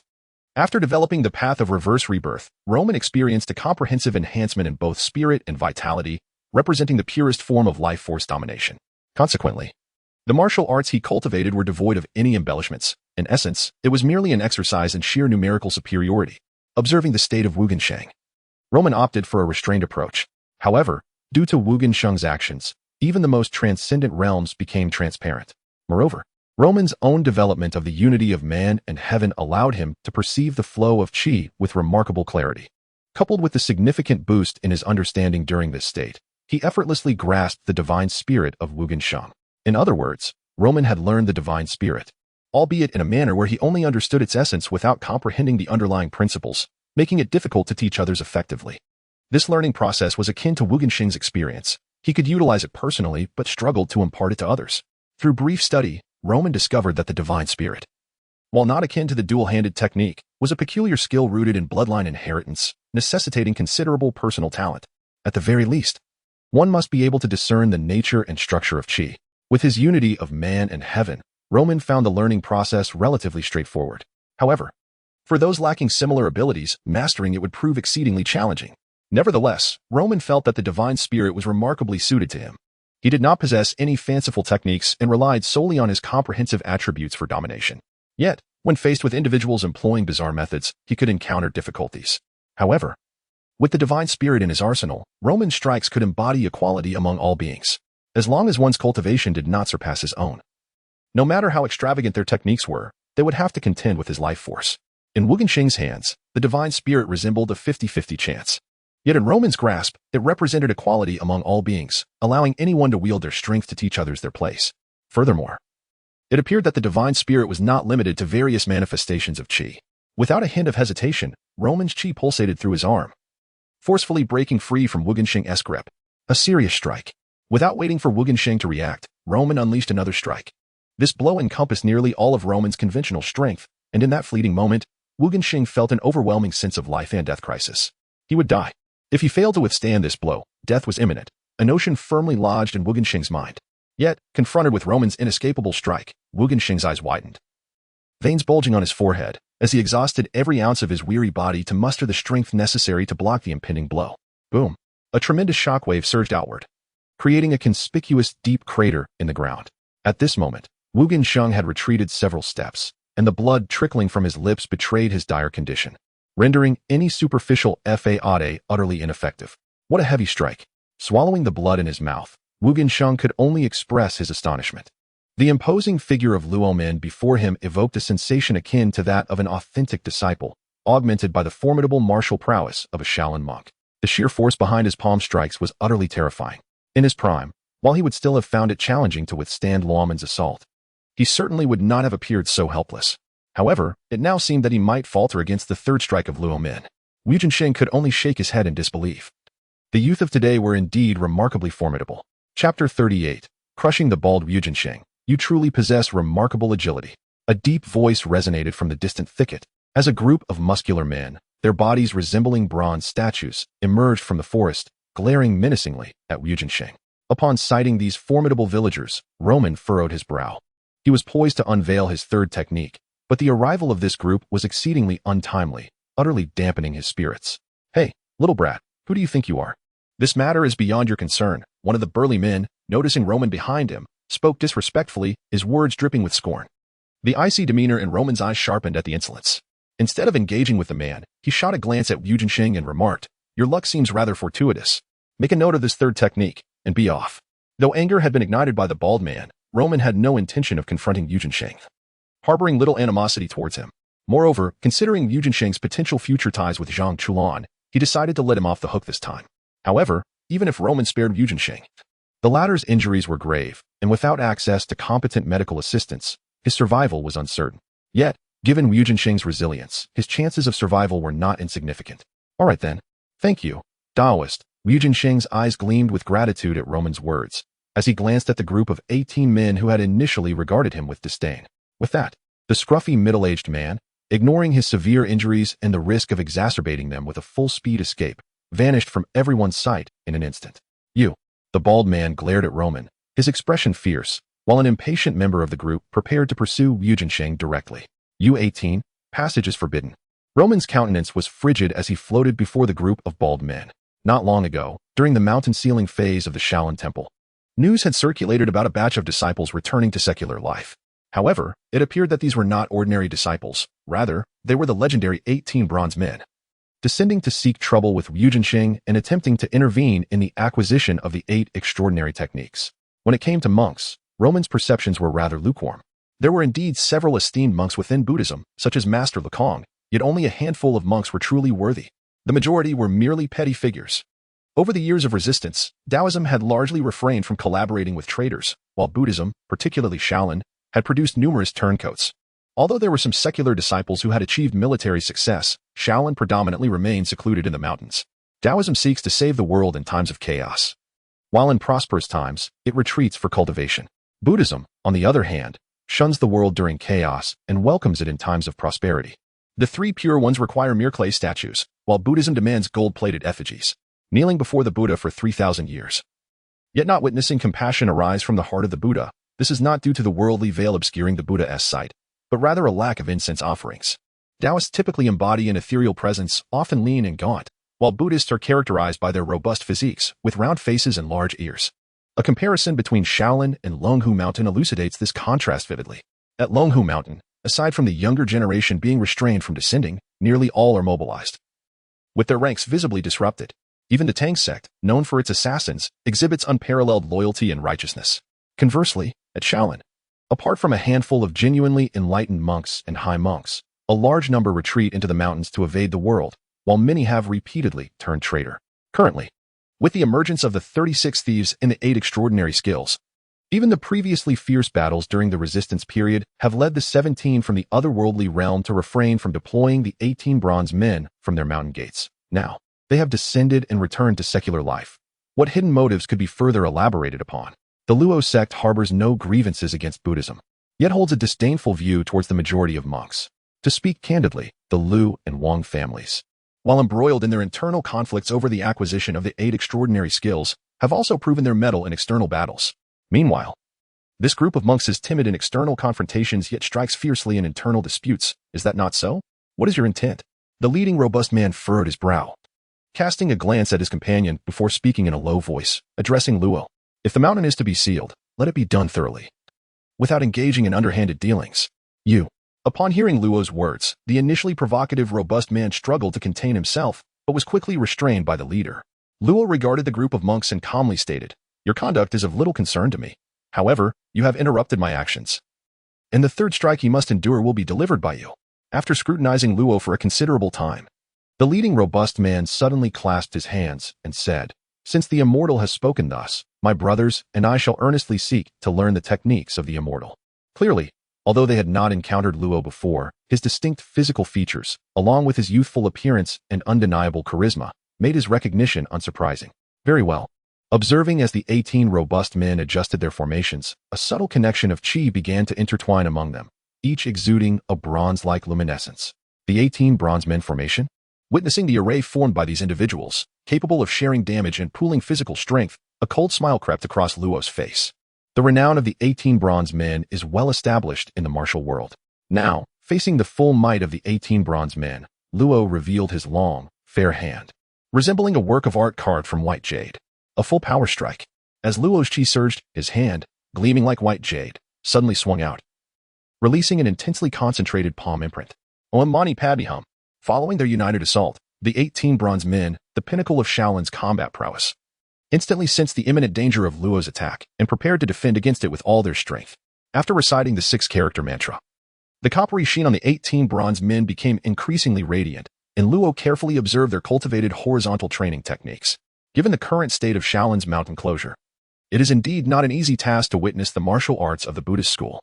Now, as the 18 bronze men employ Shaolin's supreme horizontal training skills, Luo's interest is undeniably piqued. Upon observation, Roman chose to abandon the situation entirely. The 18 bronze warriors, when considering individual prowess, were indeed formidable, collectively capable of rivaling even the most exceptional of fighters. However, they remained merely a group of elite martial artists.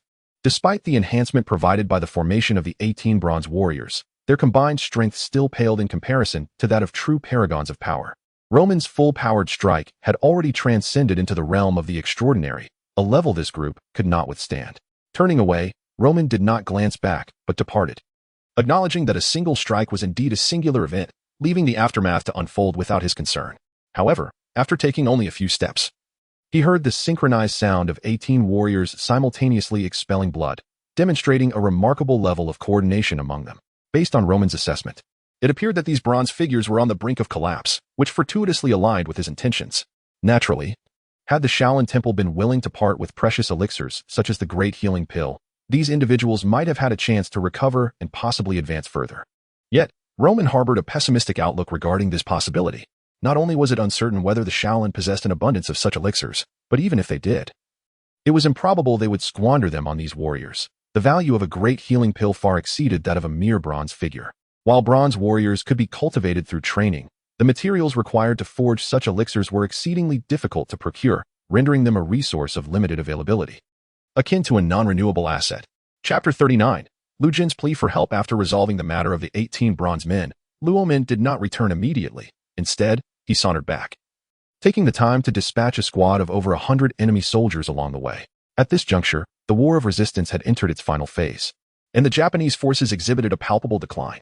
Upon returning to the San Yi men, Luo Min observed a peculiar sense of unease permeating among the disciples. "What troubles you, Brother Cheng?" Luo Min inquired, noticing the conflicted expression on Chengzhen's face. "Master, you have returned?" Chengzhen addressed Luo Min with a formal title, as was customary in the presence of others. Though their relationship did not necessitate such formality, Luo Min had previously suggested that Chengzhen maintain this distance, and thus he refrained from insisting otherwise. "What news of Wugensheng?" Cheng Zhen's voice revealed that the other disciples, busy with their tasks, had perked up, clearly intrigued by this inquiry. Everyone was aware that Luo Min was unlikely to be defeated. Their only curiosity lay in the fate of Wugensheng, this enigmatic man, who had incited the death of Zhuo Ruodong and now orchestrated a formidable group of 36 bandits, naturally sparked intrigue. He could not best me. Yet in my encounter with the 18 bronze men, he managed to escape. Chengzhen held little concern regarding Wugensheng's flight. After his defeat at Luo Min's hands, Wugensheng's obsession with avenging Zhuo Ruodong had nearly dissipated, especially considering her final wish for no vengeance. However, Chengzhen was quite displeased with the emergence of the bronze men. Those monks should be devoutly practicing their faith in seclusion. How dare they meddle in this affair? Luo Min, observing Cheng Zhen's evident agitation, noted the underlying discontent. There are traces of Buddhist intervention in matters concerning junior brother Lu, and the current situation is far from favorable. Luo Min furrowed his brow and murmured, quite greedy, placing bets on both sides. "I wonder how they will feel about the dismantling of the 18 bronze men?" "What? You dismantled the 18 bronze men?" "Not quite. I merely dealt with 18 wayward disciples of Shaolin. Their character left much to be desired, and it was only natural for me to intervene." Cheng Zhen found himself at a loss for words, yet Luo Min's assertion bore merit. In terms of status, as a disciple of Zhuo Ruodong and a significant force within the Xinyuan sect, the energy exerted by the secluded Shaolin was perhaps inferior to that of the San Yi men at present. Acting under the pretext of righteousness to instruct on behalf of Shaolin was not without justification, for Shaolin had always favored such stratagems, bestowing titles to establish legitimacy, leveraging the weight of virtue and their own renown to exert influence. In order for this set of abilities to be effectively utilized, one must possess a formidable and substantial power, as well as be recognized as a legitimate and reputable sect. Fortunately, as the leader of the Trinity sect, Luo Min indeed meets these criteria. However, the possibility of Shaolin seeking revenge had not crossed Cheng Zhen's mind. Would Shaolin dare to retaliate? Would they risk confronting Luo Min, an entity who has attained the extraordinary third realm of reverse birth, akin to an immortal on Earth? If they had the audacity to do so, he would regard them with greater respect. What is the situation with Brother Lu? His companion, Zheng Zibu, has drawn the attention of many. Yet the most formidable challenge comes from that Shaolin monk, who has fully cultivated an indestructible body and is proficient in the formidable diamond palm technique. Such an individual is undeniably a top-tier powerhouse, and it would not be an exaggeration to describe him as one of the foremost experts of the present age. However, considering that his junior disciple is merely 16 years old, a prodigy in his own right, Luo Min adjusted his emotions and continued, "Brother Lu, relying on his second stage of the reverse birth third realm, is indeed capable of holding his ground. Yet, his good brother cannot withstand the pressure. And even if they join forces, it would be challenging to breach the monk's physical defenses. The scouts that Brother Lu had strategically positioned have relayed a call for assistance, indicating that Zheng Zibu is willing to bestow the Tongtian talisman upon the Trinity sect. This proposition extends beyond merely benefiting Luo Min. Should the Tongtian talisman be entrusted to the entire Trinity sect, It would become part of their legacy, considering that Zhang Zibo has the backing of the Shangqing sect. However, after some contemplation, Luo Min felt that even if the Tongtian talisman were given to the Shangqing sect, they would be unable to wield such extraordinary power. The reason is straightforward. Their strength is insufficient to bear the weight of this unparalleled fortune. The Shangqing sect, also known as the Maoshan sect, is indeed a prestigious sect with a long-standing heritage. However, its disciples primarily focus on purification and have an overall combat strength that is lacking. Although they possess talismanic traditions, when it comes to actual combat prowess, they truly rank low. Even the formidable Wang and Elf families, after acquiring one of the 8 extraordinary techniques, dare not boast about it and prefer to accumulate wealth quietly. Aside from their dubious origins and accompanying insecurities, they are primarily burdened by numerous adversaries. As for the Wudong sect, while they have strength, the pressures they face are immense, and the intricate nature of the Foho Chimen makes it truly challenging to master, which adds to their difficulties in making their prowess known. Of course, if they genuinely wish to showcase their abilities, it would not be impossible. However, those who have learned extraordinary techniques are often vulnerable to underhanded tactics. Only the Longhu Mountain Tianshi Mansion possesses the comprehensive strength, top-tier combat capability, and esteemed reputation of the righteous path to openly protect the bearers of the 8 extraordinary techniques. They even sought to recruit Zhang Huai, and subsequently, Zhang Lingyu's mastery of the Tongtian talisman posed no issues, illustrating the hierarchy that exists even among great powers. As for whether the Trinity sect can grasp the Tongtian talisman, truth be told, prior to Zhuo Ruodong's arrival, the Trinity sect would undoubtedly have lacked the qualification, at best standing on par with the Shangqing sect, and perhaps even falling short. However, since the emergence of Zhuo Ruodong, the strength of the sect has been steadily increasing, gaining renown throughout the martial world, thus earning the right to be compared with Long Hushan. The advent of the Luo Min era only further solidified this status. Do you have someone to handle this matter? Luo Min inquired, glancing at Qingxin. Isn't there a lack of suitable candidates?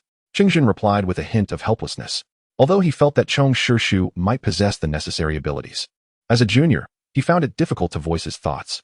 There is no need for concern. I shall take care of it myself, Luo Min declared. No need for further discussion. I still harbor some unresolved frustrations. I wonder how Shaolin will react to the loss of an exceptional master. With that, Luo Min's figure vanished from Qingxin's sight. Qingxin, gazing at the spot where Luo Min had disappeared, couldn't help but murmur, "It seems my junior brother is becoming increasingly elusive, and his killing intent grows ever stronger." Chapter 40. The overbearing nature of life. Is this truly the demeanor of your Shaolin? Lu Jin exclaimed, observing the old monk whose entire being was enveloped in a protective golden radiance, resembling a diminutive golden idol. Until now, he had refrained from revealing the opponent's identity, hoping for a more cooperative retreat. However, the old monk seemed indifferent to such notions, intensifying his assaults with increasing ferocity. Although Lu Jin had endured several powerful strikes from the diamond palm, the effects of his reverse cultivation allowed him to swiftly recuperate from his injuries. Meanwhile, Zhang Zibu, who was persistently drawing talismans and distracting the old monk, found himself occasionally confronted by the monk's formidable presence, enduring several devastating slaps. Despite his ability to conjure defensive talismans, the residual force from his adversary's strikes was unbearable. "I have already renounced my vows," the old monk replied calmly, unfazed, while wielding his ferocious diamond palm with skillful finesse. "Brother Lu, if the situation becomes untenable, you should leave," Zhang Zibu remarked, tasting the metallic tang of blood in his mouth. Since being pursued, he had not experienced a single moment of respite. His mental state was severely compromised, compounded by his deteriorating physical condition. At this moment, he felt like an immense burden to Lu Jin. "What nonsense are you spouting? I will not return alone," Lu Jin retorted fiercely. Entangled in a desperate struggle with the old monk, Zhang Zibu's heart was heavy with bitterness. The individuals who had initially pursued him primarily hailed from the Lu and Wang families. Yet, after Lu Jin's arrival, they had inexplicably retreated after a brief entanglement. He had hoped to breathe a sigh of relief and seek refuge at the San Yi sect alongside Lu Jin. But the sudden emergence of such an overwhelmingly powerful old monk filled him with deep despair. Watching Lu Jin suffer due to his own predicament, Zhang Zibu felt a flicker of resignation within him. Perhaps the 8 extraordinary techniques should not exist in this world. Perhaps it would be wiser to bury them underground. "Old monk, do you wish to draw talismans as well?" A clear, resonant voice interrupted Zhang Zibu's thoughts. A striking figure clad in brilliant white seemed to occupy the very center of the universe, drawing all gazes towards him. San Yi sect, the celestial being? The moment the old monk beheld this figure, a distinct wariness flickered in his eyes. Within Shaolin, the 18 bronze men served as the primary enforcers, possessing a general understanding of certain matters. However, he was different. His strength was unrivaled within Shaolin, and his position was pivotal among the sect. He was acutely aware of the growing influence of Longhu Mountain and the San Yi sect over the years, which posed an increasingly significant threat. To advance Shaolin further, he had resolved to set aside his pride and seize the 8 extraordinary techniques. Originally, his target was not Zhang Zibu, for the art of talisman crafting is a specialty of the Taoist sect, and he had intended to depart. However, upon witnessing Zhang Zibu employ the talismans, the monk felt that adding a lineage of talisman knowledge to the Buddhist tradition was indeed worthwhile. Previously, the presence of Lu Jin beside Zhang Zibu had been most astonishing, as Lu Jin was regarded as a remarkable rising star in recent years. Yet, he was even more taken aback by the sudden appearance of the young master of the San Yi sect, renowned in the realm of extraordinary beings and dubbed a celestial being. I have long returned to secular life and no longer consider myself a monk. Why should I not learn the art of talisman crafting? Upon hearing the old monk's response, Luo Min was not surprised at all. Such audacity seemed to be a family trait. It was quite reasonable, given that the Buddhist community often harbored the wicked, encouraging even the most nefarious individuals to abandon their murderous ways and attain enlightenment, thereby transforming into a den of malefactors. If one wished to commit evil deeds, one would simply return to the secular world. After the misdeeds were done, they were urged to relinquish their weapons and become enlightened. This pattern was easily discernible to Luo Min. However, as for people, I have protected them. Do you wish to attempt to seize them from under my watch? Standing before Lu Jin and obstructing the old monk's gaze, Luo Min revealed a slight smile. Please, Master Luo, enlighten me. Faced with Luo Min, the old monk no longer dared to act arrogantly. He spoke earnestly, his formidable Vajra body harnessing the internal chi to its utmost potential. By the way, there were previously 18 individuals who had returned to secular life. Their character was lacking, so I assisted Shaolin in cleansing their ranks, incapacitating them to prevent future misdeeds. What is your opinion on this? You incapacitated the 18 bronze men? The old monk could not help but question, his surprise evident as he abandoned any pretense. 18 bronze men. Lu Jin behind him also wore a look of astonishment. His little junior disciple was indeed formidable. He had heard tales of the notorious 18 bronze men, but had not anticipated that they had been dispatched, let alone that his junior disciple had subdued them. Indeed, even I could not withstand a single slap. I wonder if you, old monk, can endure? As he regarded the old monk before him, Luo Min smiled, though the monk felt a chill run down his spine. He was well aware of the strength of the 18 bronze men, even he could not withstand their combined might.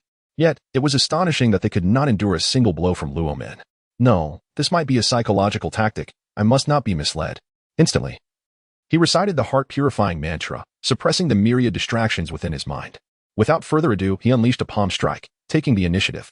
In the eyes of Lu Jin and Zhang Zibu, the old monk's Vajra palm strike was utterly terrifying, as they barely perceived how he executed it before it was already upon Luo Min, causing them to break into a cold sweat. Impressive technique, but the practitioner is lacking. The Vajra palm, which ought to be employed with righteousness, is ill-suited for ambush. No matter how fierce the strike, it loses some spirit and much of its potency. However, the strength of the great power diamond palm indeed possesses its merits. After further observation, Roman extracted its essence and unleashed a mighty palm strike. The old monk felt an overwhelming sense of dread. He recalled the legendary Buddhist palm, a technique seemingly beyond the realm of mortals, imbued with a formidable and weighty will akin to divine intent. With a resounding crash, the terrifying explosion echoed as 2 exceptionally powerful palm strikes collided, creating a shockwave as fearsome as a hurricane in a tempest. Following a fierce battle, Lu Jin and Zhang Zibu found themselves in a rather precarious state, relying solely on each other for support to avoid being swept away. Such an arrogant blow. Standing not far from Roman, the great monk regarded the young man with a complex expression. With his own strength, he could discern that Roman's recent strike harnessed the quintessence of the great power diamond palm. Revealing a startling truth, Roman had never formally learned the technique, but had merely observed and assimilated it. So young, so powerful, and so domineering. When would Shaolin reclaim its rightful position as the preeminent force since its inception? Chapter 41. The weight of the exiled immortal as he gazed upon the venerable monk before him. Luo Min sensed that the old man's indestructible skill had indeed reached an extraordinary level. The force behind his strike, rather unexpectedly, had not incapacitated the old fellow. Yet, he was acutely aware that after such a blow, the monk would require at least a decade of recuperation to mend his injuries. And the hand that had clashed with his would, without some miraculous elixir, likely never wield the formidable power of the diamond palm again. After some contemplation, Luo Min dismissed the notion of ending the monk's life. There was no necessity for such an act. Furthermore, the existence of this battered yet living figure would serve as a testament to his own prowess. For the San Yi sect to establish a foothold in the forthcoming era, it must possess sufficient strength and renown. The monk's inherent power and his now crippled hand would serve as an excellent symbol, dissuading any future adversaries from underestimating him. In the future, should Zhang Jiwei's disciple perish, he would likely unleash a brutal wave of vengeance, oblivious to the concept of true mastery. Luo Min, however, was different. In his own era, he would not be beholden to the whims of others, but would rather dictate the terms of his own fate. It seemed that the young boy and the rotund fellow would launch their endeavor in just over a year. Luo Min pondered whether he would survive the impending nuclear explosion. His visage remained as serene as a gentle breeze, yet his thoughts were abruptly drawn to the future nuclear event. Truth be told, he held a keen interest in humanity's ultimate weapon. Theoretically, with the reverse triple and divine spirit, coupled with the energy absorption capabilities obtained through the mirrored dimension, he could sustain his form amidst the nuclear chaos, with the divine spirit mitigating radioactive fallout. This scenario offered a plausible means of survival during a nuclear detonation. If he could endure such devastation, it stood to reason that his true self could as well, rendering fear of nuclear annihilation entirely unnecessary. I concede, exile the mortal. The old monk's voice echoed, his face etched with despair. Having lost a hand and confronted such overwhelming strength from Luo Min, escape seemed an impossibility. Should he continue to fight, he might well find himself meeting the Buddha sooner than anticipated. Though he harbored no fear of death, succumbing in such a manner would have dire ramifications for Shaolin. He needed to survive. Then be on your way, Luo Min remarked, observing the monk turn to leave. He added, by the way, I was not referring to a noun, but rather a verb. The old monk's expression froze, his instinct urging him to turn and demonstrate what the fury of the Buddhist king entailed. However, upon comparing their vastly disparate strengths, he fell silent once more. He dared not inquire further, fearing Luo Min might alter his mind and demand his life be spared. After a brief moment, the old monk gritted his teeth and resolved to depart. Lu Jin and Zhang Zibo stood beside Luo Min, their faces marked by curiosity, eager to witness whether the monk would indeed retreat. My eyes, they exclaimed, yet the very next moment, a blinding golden radiance enveloped them, rendering their sight nearly unbearable. As for Roman, having reached the third level of reverse birth, he has transcended the realm of mere mortals. In a world of celestial heroes, he would undoubtedly be regarded as a being of innate Taoist physique. A mere flash of light pales in comparison. Moreover, Roman has observed that the old monk is indeed capable of rolling back, while he may have activated the indestructible golden light of the Vajra. The reality of his actions speaks louder than mere perception. Henceforth, it is unlikely that any bald monk from the Shaolin lineage would dare to stand defiantly before Roman. All right. Brother Lu, lead the way back, Roman declared, showing no intention of lingering. He swiftly departed, having not had a moment's rest over the past few days. After resolving this troublesome matter, he yearned to return and recuperate properly. As for Lu Jin and Zhang Zibo, they could make their way back to the Three Unity sect at their own pace. The moment Roman dealt with the old monk, any lingering thoughts from those nearby were quelled by his overwhelming presence. It was unlikely anyone would dare to entertain any ulterior motives. On the journey home, Lu Jin and Zhang Zibo would surely not be foolish enough to return ostentatiously. Disguising their identities would pose no challenge for either of them. The major powers genuinely interested in involvement had ceased to focus on Zhang Zibo. Thus, with their skills, they had little to fear about being discovered. As Roman traversed the road back, he pondered the absence of a grand display of power in his arsenal, whether through reverse birth or the techniques he had developed. While their might was commendable, they lacked the spectacle of a grand scene. There was no comparison to the transformative power of Zhang Jiwei's golden light spell, which could envelop kilometers, nor the thunderous might of the five thunder technique. In this light, Zhang Zibu's heavenly talisman indeed complements the third level of reverse birth remarkably well.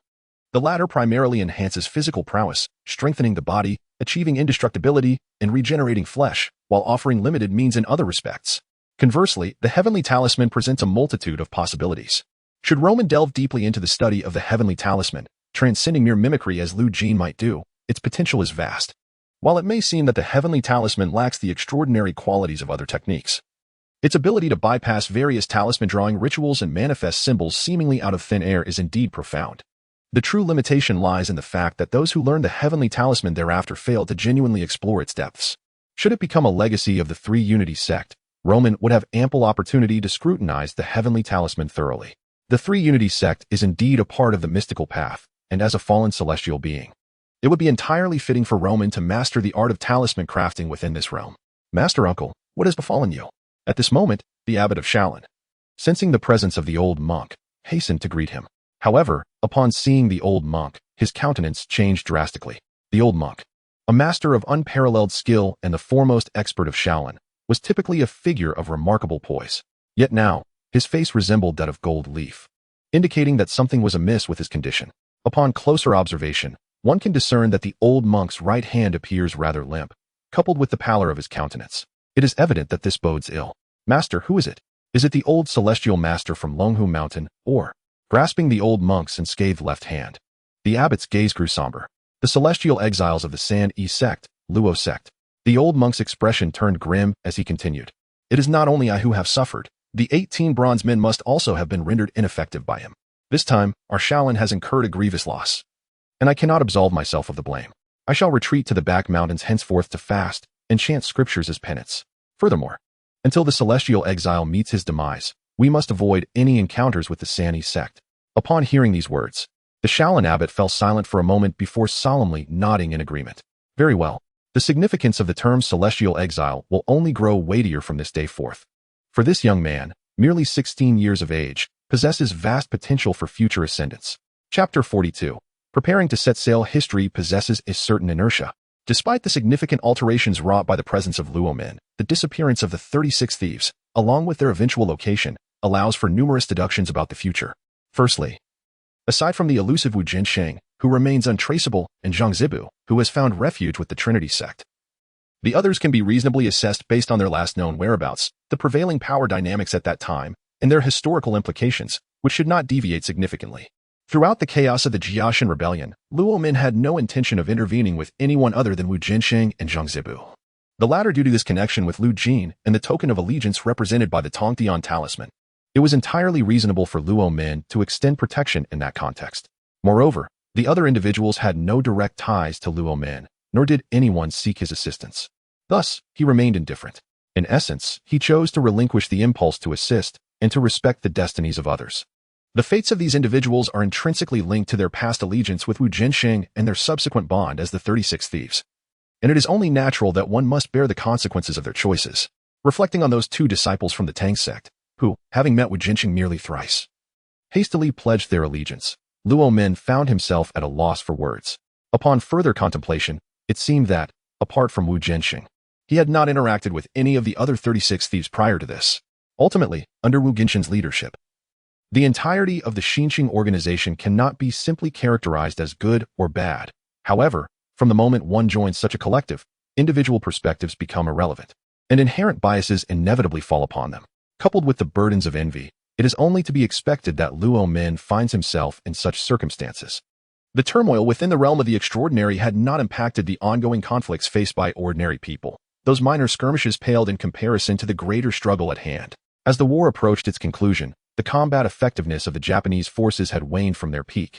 Yet, in their desperation, they exhibited terrifying retaliation, resulting in significant losses for the Chinese soldiers.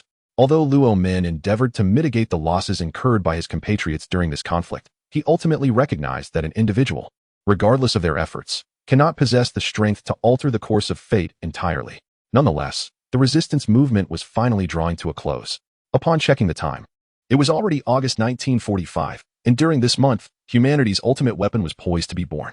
The repercussions of the Jiaxin rebellion had minimal influence within the mundane world, rendering them almost trivial in light of such a monumental event. Junior brother, what have you summoned me for? Cheng Zhen inquired, somewhat perplexed, as he approached Luo men.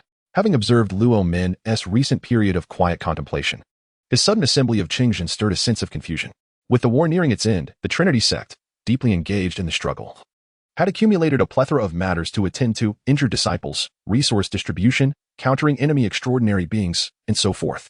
It seemed that when one needed assistance, one often lamented the scarcity of support. Could it be that Luo men intended to assist him in these endeavors?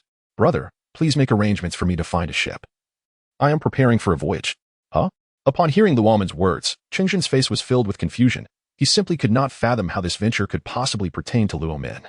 Moreover, if Luo men desired to venture out, wouldn't it be swifter to fly away using the power of the reverse triple? What need have we for a ship? I wish to visit an island nation. Would you like company? Let us see who is interested. They may join. This journey is not solely to witness the young boy and the rotund fellow. It also aims to eradicate the Japanese anomalous organization. These nuisances have been a persistent annoyance, and it is only fitting to resolve this matter concurrently. Very well, I shall make the arrangements. Traveling alone to the island nation indeed seems insufficient. I will recruit more companions to accompany you. Qingzhen nodded, various thoughts swirling in his mind. He felt quite assured of Luo men's capability to root out the problem in the island nation. Since this is the case, it would be prudent to send more young individuals for training. As the war has progressed to this stage, the intensity of battles in the anomalous realm has diminished considerably. It seems that aside from those who have perished, the remainder either hides away or has retreated, thus allowing for some respite. Furthermore, not only the Trinity sect, but other factions could also be involved, such as the Tang clan, Longhushan, and the Four Great Families, all of whom have suffered heavy losses in their battles against local anomalies. Junior brother, we too shall journey to the island nation. However, it was not long before Lu Jin rushed over, calling out loudly to Luo Min. Upon glancing, Lu Jin was accompanied by Zhang Zibu, his eyes alight with anticipation. Very well. Luo Min nodded, offering no refusal. Yet, he could not help but speculate on the closeness between Lu Jin and Zhang Zibu. He wondered if this would lead to the absence of Lu Lin and Lu Linglong. Of course, this thought was fleeting, merely a passing consideration. The preceding circumstances made it clear to Luo Min that as long as he did not enact drastic changes, the inertia of history would compel events back onto their established trajectory. There is no such thing as a celestial will, but forces akin to fate presumably exist to some extent. However, Luo Min's actions, in a sense, transcend fate, allowing him to alter the destinies of others. In this world, there exist sorcerers who can discern the answers they seek through introspection, and the outcomes of their inquiries would remain unaffected by Luo Min's presence. Return and await the elder brother's notification. We should be departing within the next few days. Dependent on the elder brother's arrangements. Understood. Lu Jin nodded in agreement, pulling Zhang Zibu along as they left. In truth, their constant companionship also stemmed from their shared pursuit of the Tongtian Lu. After Zhang Zibu presented the Tongtian Lu to the Trinity sect, the higher echelons within the sect began to tailor their learning based on individual circumstances and capabilities, and naturally, Lu Jin had also studied the Tongtian Lu. In the past, although the Three Unity sect is rooted in the mysterious path, there was no particular in-depth study of talismans. Thus, Lu Jin, being a novice in this area, naturally requires the guidance of Zhang Zibu to navigate the initial stages. However, with Zhang Zibu's mentorship in this lifetime, it is likely that Lu Jin will not confine his understanding of the heavenly talisman to mere superficial applications, but will instead grasp its true essence. The study of talismans is indeed a profound endeavor. As for the Luo sect, he has essentially comprehended the principles of the heavenly talisman and is now attempting to transform it into his own interpretation or, rather, his own path. His journey of cultivation necessitates not only an understanding of the phenomena but also an insight into their underlying principles. Chapter 43, the first encounter with Zhang Jiwei this time. There were indeed quite a number of people present. Within the confines of the cabin, Lu Jin observed that many familiar faces surrounded him, prompting him to murmur softly. Luo Min, upon hearing Lu Jin's voice, smiled but chose not to respond, knowing that once the next individual entered, his senior brother would likely not maintain such composure. This gathering, spearheaded by the Sanyi sect and bolstered by Luo Min's presence, imbued the Sanyi sect with an almost imperceptible air of leadership among the righteous factions. The reason for this was clear.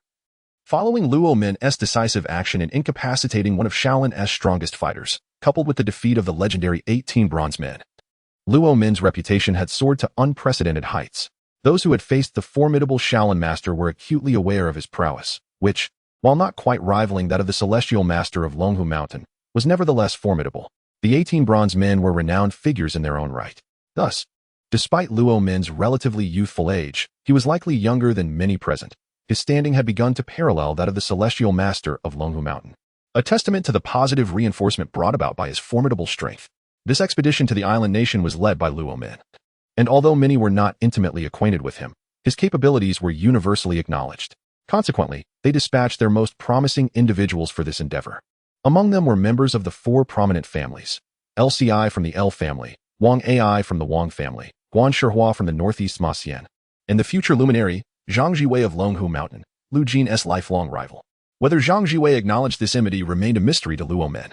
Luo Min found himself quite intrigued by Zhang Jiwei, a veritable prodigy whose approach to martial arts differed from others, while others pursued martial prowess. He sought the path of transcendence. However, he remained constrained by the limitations imposed by the celestial master and the prevailing conditions. In comparison, Luo Min found it challenging to measure himself against others. He was merely a prodigy, unable to be confined in his pursuit of enlightenment, even in the face of a less than favorable environment. Then he arrived. As the young man stepped into the cabin, a multitude of gazes turned in unison towards him. Though he regarded them directly, an air of arrogance permeated his demeanor, marked by a distinct nonchalance as he strode forward, clad in a tattered robe that did little to conceal his unique, relaxed essence. Zhang Jiwei, prior to Luo Min's emergence, was unequivocally the pinnacle of the younger generation and poised to become a true paragon of the extraordinary realm. What do you all stare at? Upon entering the cabin, Zhang Jiwei remarked, his gaze sweeping the room before settling upon Luo Min. In that moment, as their eyes met, an unmistakable tension enveloped the atmosphere, rendering it almost suffocating and leaving everyone feeling slightly breathless. Until this point, aside from Luomin, the others present had varying degrees of familiarity with one another. They had long recognized Zhang Jiwei's strength, yet lacked a concrete understanding of its magnitude. Even the incident from years past, when he had struck Lu Jin to tears, had only hinted at his formidable prowess, leaving their perceptions of him shrouded in ambiguity. Until this moment, the mere collision of breaths between the two individuals rendered everyone momentarily immobilized, compelling them to deeply recognize the vast chasm that lay between themselves and Zhang Jiwei. In turn, they gained a clearer understanding of the youth standing before Zhang Jiwei, who seemed to embody both an abyss and the heavens. It became evident that Zhang Jiwei and his companions were far from being adversaries. The existence of Luomin was beyond their comprehension. "Have you ever been defeated, Lord Luomin?" Zhang Jiwei could not help but inquire, gazing at Luomin. "No," came the succinct reply from Luomin, and indeed, the truth bore witness to that fact. From the moment Luomin began his training in martial arts, his journey commenced with the untimely passing of his master shortly thereafter, leading him to undergo solitary and arduous cultivation. By the age of 14, when he emerged from seclusion, he entered a phase of rapid growth in power, and throughout his life, he encountered no rival. Although 3 years had elapsed, Luomin felt it unlikely he would ever face defeat again, especially after meeting Zhang Jiwei. Zhang Jiwei's life mirrored this trajectory, undefeated among his peers. He had seldom encountered any true opponents, leading to a remarkably smooth existence. Despite the old master's attempts to instill challenges, Zhang Jiwei experienced no setbacks. With unparalleled talent and character, his future appeared destined for heights without rival. However, upon meeting Luomin, he began to comprehend how others perceived him and why his master was so concerned for his well-being. Presently, Luomin resembled Zhang Jiwei in his youth, young yet possessing immeasurable strength. The trials endured under his master had instilled in him a steadiness of character, yet the absence of rivals left him unable to grasp the essence of others' cultivation journeys. "I have long admired you," Luomin remarked as he clasped Zhang Jiwei's outstretched hand, responding with, "It is a pleasure to meet you." The white mist entwined with golden light as their hands met, and after a brief moment, they released their grip. Zhang Jiwei, still slightly trembling, squinted his eyes and remarked, "To simplify the complex, how impressive." Upon their initial encounter, he sensed Luomin's formidable prowess, yet he could only discern a glimpse of its true magnitude. Previously, he had experienced the third stage of reverse life through Lu Jin, yet Luomin had elevated it to an extraordinary state of simplicity, a permanent aspect of his being. Even now, Zhang Jiwei could only catch a faint hint of its depth. Luomin scrutinized Zhang Jiwei closely and remarked, "In this world of extraordinary individuals, only you possess the ability to see beyond." This statement was not mere flattery, it was a sincere sentiment. If one were to liken the realms of their contemporaries to a modest 3- or 4-story building constructed on solid ground, then Zhang Jiwei, seemingly of the same age, had already erected a skyscraper with an unwavering foundation. This exemplified the profound disparity between Zhang Jiwei and his peers. As for Luomin's words, they have ascended to the heavens. Devoid of any concrete reference, Luomin himself is uncertain of his current strength. However, in the realm of extraordinary beings today, it seems that only Zhang Jiwei can rival him. The others present, who represent the future of the extraordinary world, appear to Luomin to be lacking in comparison. Even Lu Jin, his senior brother, falls short. The rest are even more so. Upon hearing Luomin's remarks, the others were at a loss for how to articulate their feelings. Yet they recognized that there was no fault in his statement, perhaps it was merely an overestimation. As for Zhang Jiwei, despite his humble words, there was no trace of modesty upon his countenance, and within his eyes surged a fervor and determination the likes of which he had never experienced in his previous life. Chapter 44. Arrival. Zhang Jiwei was the last to board, and thus, shortly after his embarkation, the vessel destined for the island nation officially set sail from a port in Shanghai. In normal circumstances, finding a ship capable of crossing the seas in this era would not be a trivial endeavor. However, the extensive network of the San E sect made such arrangements remarkably straightforward. Merely entertaining the notion prompted numerous offers of vessels. Ultimately, a reputable maritime merchant was selected, and his trading ship was requisitioned for the journey. Of course, given the current situation, they would not reach the mainland of the island nation but would instead dock at nearby isles, from whence the adept young warriors could make their way to the target. This expedition was primarily facilitated by the Tang sect, which provided intelligence regarding the bases of various foreign organizations in the island nation. As an assassin organization that has endured for nearly a millennium, extracting information from the mouths of those foreign entities was a skill in which the Tang sect excelled. Details about ninja clans, samurai families, and the shrines of Onmyoji were among the many pieces of intelligence they had unearthed from the islanders. However, Due to the devastating sacrifices made by the Tang sect during the War of Resistance, they had lacked the strength to seek vengeance on the island nation until now. With the recent initiative spearheaded by the Luo sect under the banner of the Sandese sect, the Tang sect dispatched its most valued disciple, Tang Miaoxing, who carried with him a wealth of hard-won intelligence to guide the group. The objectives of this journey to the island nation were multifaceted. Although the elite of the islanders had largely committed their forces to the Central Plains, a few remained in their strongholds. Among these locations resided several ancient beings of considerable power, tasks I hoped would be entrusted to the Luo sect's leader. Within the ship's cabin, Tang Miaoxing unfurled an intricately detailed map upon the conference table, commencing his explanation of the gathered intelligence in the forthcoming strategy. The young Tang Miaoxing spoke with clarity, gesturing to various markers on the map, articulating the plan with logical precision. Suddenly, Zhang Jue interjected, "I would like to try my hand at dealing with those ancient beings."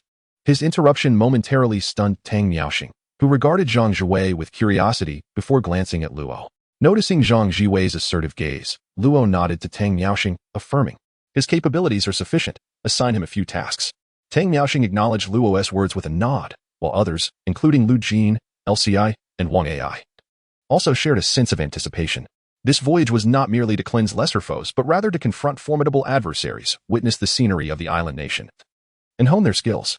Allocate a formidable opponent for them as well, Luo noted, recognizing the moment. However, considering that despite their esteemed backgrounds and superior abilities compared to their peers, a single individual might not suffice. Thus, Luo directed Tang Miaoxing to assign a target to those who appeared particularly eager. They are all young talents, yet disparities exist among individuals. While they collaborated as a collective, Zhang Jue bore the responsibility for several tasks alone, with Luo Men handling the remaining portions. Following the personnel allocation, an action plan was devised, with each party accountable for their respective duties. Luo Men found particular intrigue in two objectives situated in Hiroshima and Nagasaki. Both locations lie in the southern region of the island nation, and in his foreseen future, these two places bore witness to the ultimate weapon of mankind, unleashing its terrifying consequences upon urban landscapes. Upon reflection, Luo Men considered the positions of the others. Geographically, their targets did not particularly encroach upon this area, alleviating his concerns that the arrival of Little Boy and Fat Man might inadvertently cause collateral damage. All were earnest members committed to resisting the Japanese, and Luo Men wished for no one to encounter misfortune due to such events. The ship they were aboard had previously not been engaged in trade with the island nation but had been destined for the southern seas until it was repurposed for this mission due to the influence of the Sanyamen. At this stage of the operation, maritime conditions remained perilous, with skirmishes occurring frequently. The military of the island nation, hindered by shortages, was experiencing a decline. Yet its naval forces, despite the nationwide austerity measures, retained formidable combat capabilities. Currently, few dared to navigate these waters, for a moment's negligence could lead to dire consequences. However, after mastering the Tongtian talisman, Luo Men could perform various extraordinary feats, the most fundamental of which was utilizing talismanic power to render the ship invisible in a physical sense, thus evading detection by the naval forces of the island nation and the risk of sudden bombardment. In a matter of days, the ship anchored near an island in proximity to the nation, and each individual would subsequently employ their own methods to enter the island and fulfill their missions, aiming to eradicate the aberrant realm of the island nation. Everyone recalled their assigned objectives, and they could communicate through Luo Men's communication talisman. Tang Miaoxing, observing the runes on the back of his hand, felt a profound sense of wonder. Not only he, but all others bore a rune inscribed upon their hands, a testament to Luo Men's influence.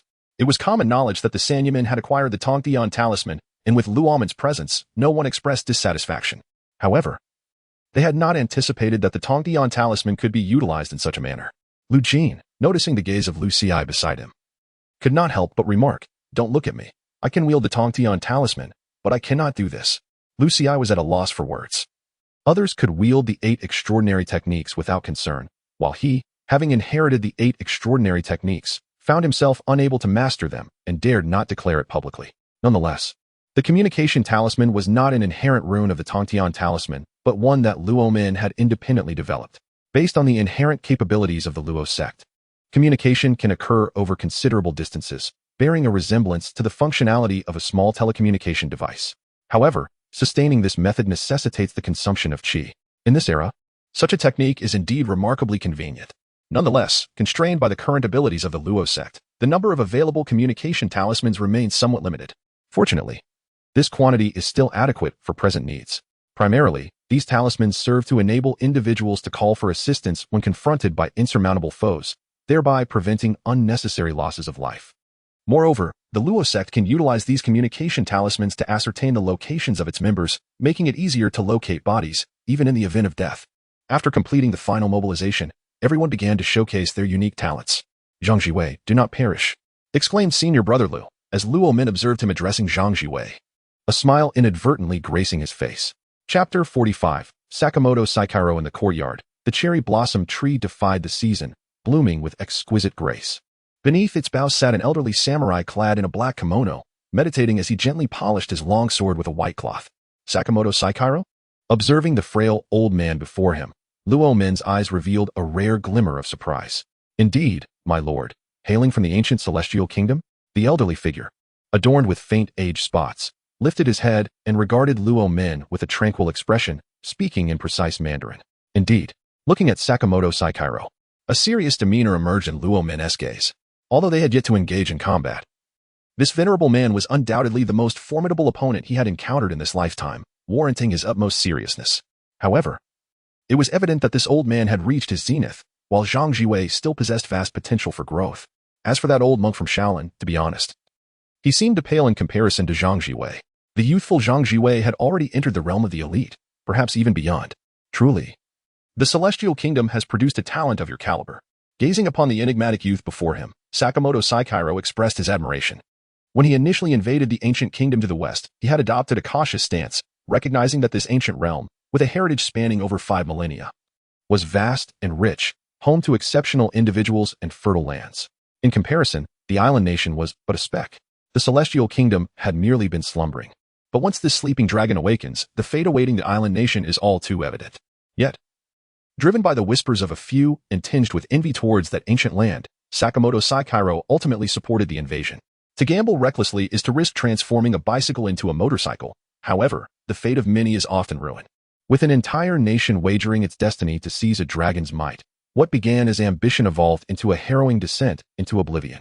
Upon witnessing Luo Men, a profound sense of sorrow for the future of the island nation enveloped him. On such vast lands, the greatest unknown lay in the emergence of geniuses and heroes, whose probabilities of arising from such a populous base far exceed the potential of the island nation. For instance, the youth before him appeared even younger than his own great-grandson. Yet his prowess likely surpassed that of Sakamoto himself. Once hailed as an unparalleled genius in the realm of the island nation, he now stood at the pinnacle of its domain. Yet, upon seeing Luo Men, he began to grasp how his predecessors perceived him. Young, powerful, and brimming with vitality, truly a source of envy. The decline of the island nation is now merely a matter of time, whether it be now or in the not-so-distant future. However, it seems that there is no need to await the island's downfall. The celestial kingdom's retribution has already commenced. The situation on the front lines is far from favorable, a fact he is acutely aware of. However, upon encountering Roman, he cannot help but feel a twinge of emotion. With his life nearing its end, his opportunities to act have become limited. Yet, gazing at the formidable youth before him, Saikaro Sakamoto believes that in the twilight of his existence, slaying a prodigious talent from the ancient celestial empire, even if it leads to mutual destruction, would be a commendable conclusion. To encounter a genius like you in the final stages of my life is indeed my fortune, yet your misfortune. Observing Roman, the aged warrior rises slowly. Roman, in turn, perceives the changes within Sakamoto. He is not entirely ignorant of the Japanese swordsmanship, having meticulously studied the breadth of demon slaying. He possesses memories and experiences of utilizing this technique, making his own sword skills quite commendable. Therefore, as he regards this elderly man, Roman can clearly sense the intensity of the threat emanating from him. According to the information Roman has gathered, this elder is regarded as the ultimate card and pinnacle within the realm of Japanese, his prowess said to have reached the zenith of a great swordsman. Yet, it appears that Saikaro Sakamoto has transcended to the level of a sword saint. However, due to his advanced age, his ability to engage in combat has waned. Despite his formidable strength, it remains concealed. An entity of such caliber is indeed the most formidable, as the approach of death, coupled with the decline of physical vitality, renders their chi and skills as the pinnacle of their life. If one could achieve a final transcendence and unleash a last glimmer of brilliance, they would represent a considerable challenge. If Zhang Jiwei, in the current era, were to confront Saikaro Sakamoto, he would likely find himself either perishing alongside the old man or sustaining severe injuries, with the slim possibility of escaping unscathed. However, it is now Roman who stands before him, rendering the elder's strength inconsequential. As the old man slowly unsheaths his sword, Roman watches intently, eager to witness his sword technique, which might prove beneficial to his own mastery in the world of demon slaying. With the sharp sound of the blade unsheathing, a brilliant flash of light momentarily blinds Roman, prompting him to squint. Is this the method of ambush employed by the sword saint of this diminutive nation? Through a unique perspective, Roman discerns that Saikiro Sakamoto seems to wield more than just a single sword style. Although he holds only one sword, the way he grips the scabbard in his other hand suggests it is quite sharp. The truth is unveiled. This old man, appearing to be a practitioner of a single sword style, has undoubtedly mastered the techniques of Miyamoto Musashi, including the art of ambush. What the elder fails to realize is that Roman, not only through his unified perception, but also due to his cultivated passive reverse triple, is not easily susceptible to injury. No, he cannot simply endure. However, upon sensing the peril posed by the opponent's blade, Roman actively controlled his body, which was on the verge of being attacked, dispersing into mist. As the old fellow's blade sliced through the corporeal form he had intentionally dissipated, Roman meticulously observed the edge of the weapon. He noticed that upon the blade was a subtle, silver radiance formed by the transformation of chi, which was not easily discernible.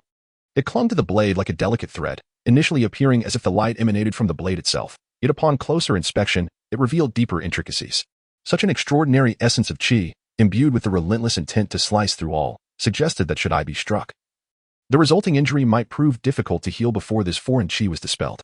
One cannot deny that age brings wisdom. An adversary who has honed their skills to the level of a sword saint through the passage of time is far from merely a cowardly assailant. My earlier dismissal of the opponent's sneak attack was misguided. Had I not been vigilant, I would have fallen into their trap. The wisdom of a seasoned individual, willing to set aside pride even in the face of impending demise, is not to be underestimated. Chapter 46, The Final Strike and the Falling Boy. Such a peculiar martial art, the reverse triple life? Sakamoto Saikiro slowly turned around, casting a contemplative glance at Roman.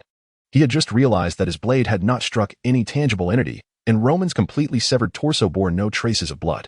Instead, a continuous white mist emanated from the point of separation, indicating that Roman's body had indeed been divided. Yet beneath that white haze, the segments of his form reconnected, suggesting that such an injury was of little consequence to Roman. Due to the necessity of infiltrating that realm, Sakamoto Saikiro possessed a considerable understanding of various sects and martial techniques from that territory. He was not entirely ignorant. Rather, he had a relatively comprehensive grasp of their practices.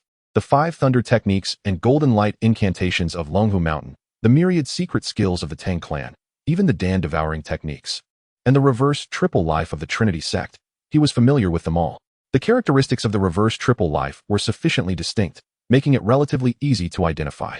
Sakamoto Saikiro had a general awareness of the first two stages of the reverse triple life, yet the manifestation exhibited by Roman appeared to diverge from his knowledge. It was the third stage of the reverse triple life. Observing Roman, Sakamoto Saikiro began to speculate. It was known that the reverse triple life was a technique that led directly to ascension, with the third stage being its focal point. This implied that the young man stood at the final juncture coveted by all extraordinary beings, directly on the path to transcendence. Although the island nation boasted of 8 million deities, Sakamoto Saikiro remained uncertain of their true essence. They were merely beasts that had attained sentience, wandering spirits, hardly deserving of the title of deities. Naturally, his information was somewhat outdated. He was unaware of the flaws in the reverse triple life and the fact that the third stage did not genuinely confer the ability to ascend. As for Roman, he felt that he was far from the threshold of transcendence, still at the beginning of a long journey ahead. Thus, he could not afford to be underestimated. In that moment, the aged samurai made his final decision, resolved to sacrifice his own life to unleash the ultimate technique he could muster. Aiming to resolve the encounter with Roman decisively, through his earlier ambush, he understood clearly that relying solely on the previous strength would not suffice to vanquish someone who had entered the realm of the reverse triple life. Furthermore, he did not believe that Roman would allow him to attack without any reaction, as he had done previously, without any hesitation. The venerable warrior ignited all that he possessed, not merely his vitality, life force, and chi, but also his very soul, dedicating everything to unleash a final, transcendent strike. Ultimate. This was the foundation of his ascent to Sword Saint, but with only a single technique at his disposal, it was aptly named the ultimate strike. To sever the enemy's path to life, and in doing so, to also sever his own. Amidst the gently falling cherry blossoms, a brilliant full moon suddenly illuminated the scene. Countless petals appearing as if severed by some unseen force, splitting into halves or even fragments. The imagery was undeniably enchanting, yet fraught with peril. Luo Min was acutely aware that this resplendent moon was none other than the culmination of an elderly warrior's fervent efforts. A technique born of self-immolation intended to annihilate his foes. In that instant, the overwhelming dread that surged within Luo Min granted him a tangible sense of reality in this world, making him realize that he existed in this realm after all. Not a bad existence, indeed, as he beheld the final strike of the aged warrior, despite the intense sense of impending doom. Luo Min allowed a smile to grace his lips, a thought that transcends the heavens. With a mere flicker of intention, a white mist, conjured from his own essence, began to envelop him. Runes swirled around his form, coalescing into a compass of innumerable symbols that spread out beneath his feet. This was a technique Luo Min had crafted through the study of the celestial talisman, transforming the application of various rules of power into a mastery over the very laws of this world. With countless runes serving as vessels, the forces of the universe began to converge, forming chains of symbols that ensnared the blade of light emanating from the full moon. Luo Min harbored a keen interest in the strike executed by the old warrior. Thus, he sought to utilize the power of sealing to contain this luminous blade, intending to study it further at a later time. However, after a brief attempt, Luo Min realized that his aspirations were somewhat misplaced. It was not that the moonlit blade could not be sealed, but rather that his current strength was insufficient to achieve such a feat. He contemplated for a moment, deciding to diminish the overwhelming force while retaining a portion of it. With that thought, Luo Min commenced his operation, transforming the cosmic symbols into a colossal grinding wheel to erode the power within, while simultaneously preparing to seal a fraction of it. The once terrifying blade of light, which was supposed to cleave through all, now halted before Luo Min, unable to persist. Truly, it was a sight to behold. Observing Luo Min's remarkable skill as he systematically diminished and sealed the lethal blade, only a flicker of the once mighty Sakamoto Saikaro remained, sustained solely by a tenacious will. His eyes, now dimmed, reflected the accelerating dissolution of his soul. Realizing he could not vanquish Luo Min, Sakamoto acknowledged that, given Luo Min's potentials, he would undoubtedly ascend in the future. One could only imagine how dark the world of the island nation as supernatural realm would become under the weight of such a formidable presence. Yet, having exhausted himself and unleashed everything he had, he was still powerless against Luo Min. What happened after death was no concern of his. Suddenly, in his state of lingering spirit, Sakamoto appeared to perceive something, his face contorting into a complex expression of both rage and joy, before gradually dissipating. Was it the fat man? Before Sakamoto Saikaro displayed any expression, Roman had already sensed a projectile descending from a bomber, landing within a kilometer's range.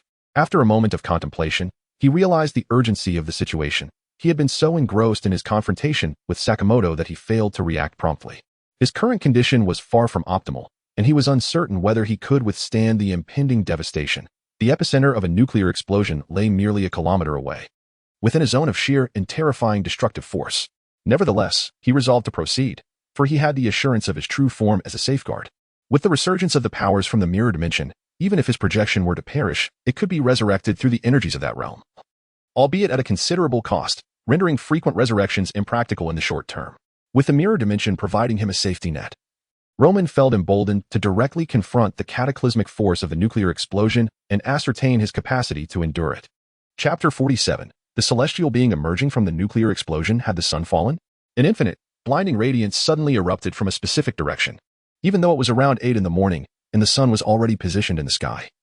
The light that burst forth from the southwest ground momentarily eclipsed the sun's brilliance, as if another sun had emerged from the earth itself. Lu Jin felt a sense of unease. He could not discern the source of this phenomenon, yet within that luminous glow, he sensed an ominous aura of destruction. Furthermore, if it had not been for his advanced regenerative vision, he would likely have been rendered blind for an extended period. Ordinary individuals who gazed directly at this radiance would undoubtedly face the risk of immediate blindness. Was this some sort of secret weapon from the islands?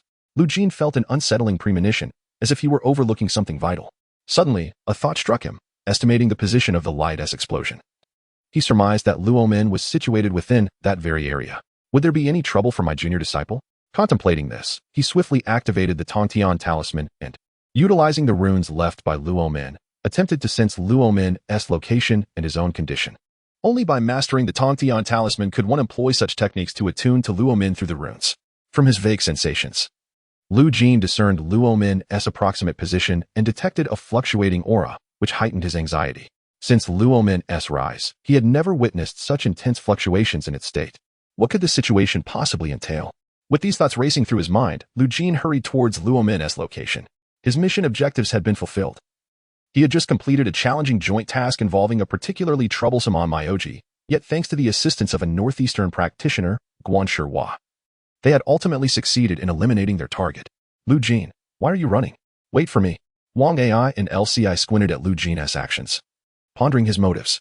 Upon glancing at the already joined Guanshihua, the two made a decisive choice and followed closely behind Lu Jin.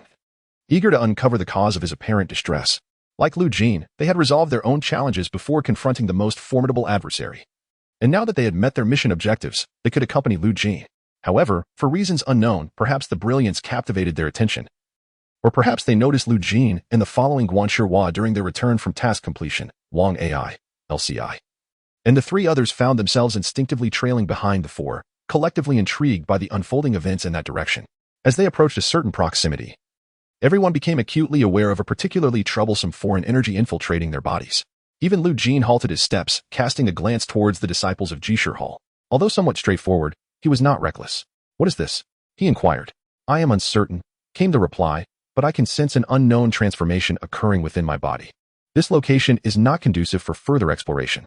It bears some resemblance to qi poison, yet it seems far more obstinate." Tang Miaoxing, observing this, felt a flicker of excitement in his eyes. If he could harness this energy to enhance his own qi poison, perhaps his strength could ascend to new heights, potentially rivaling Dan Si.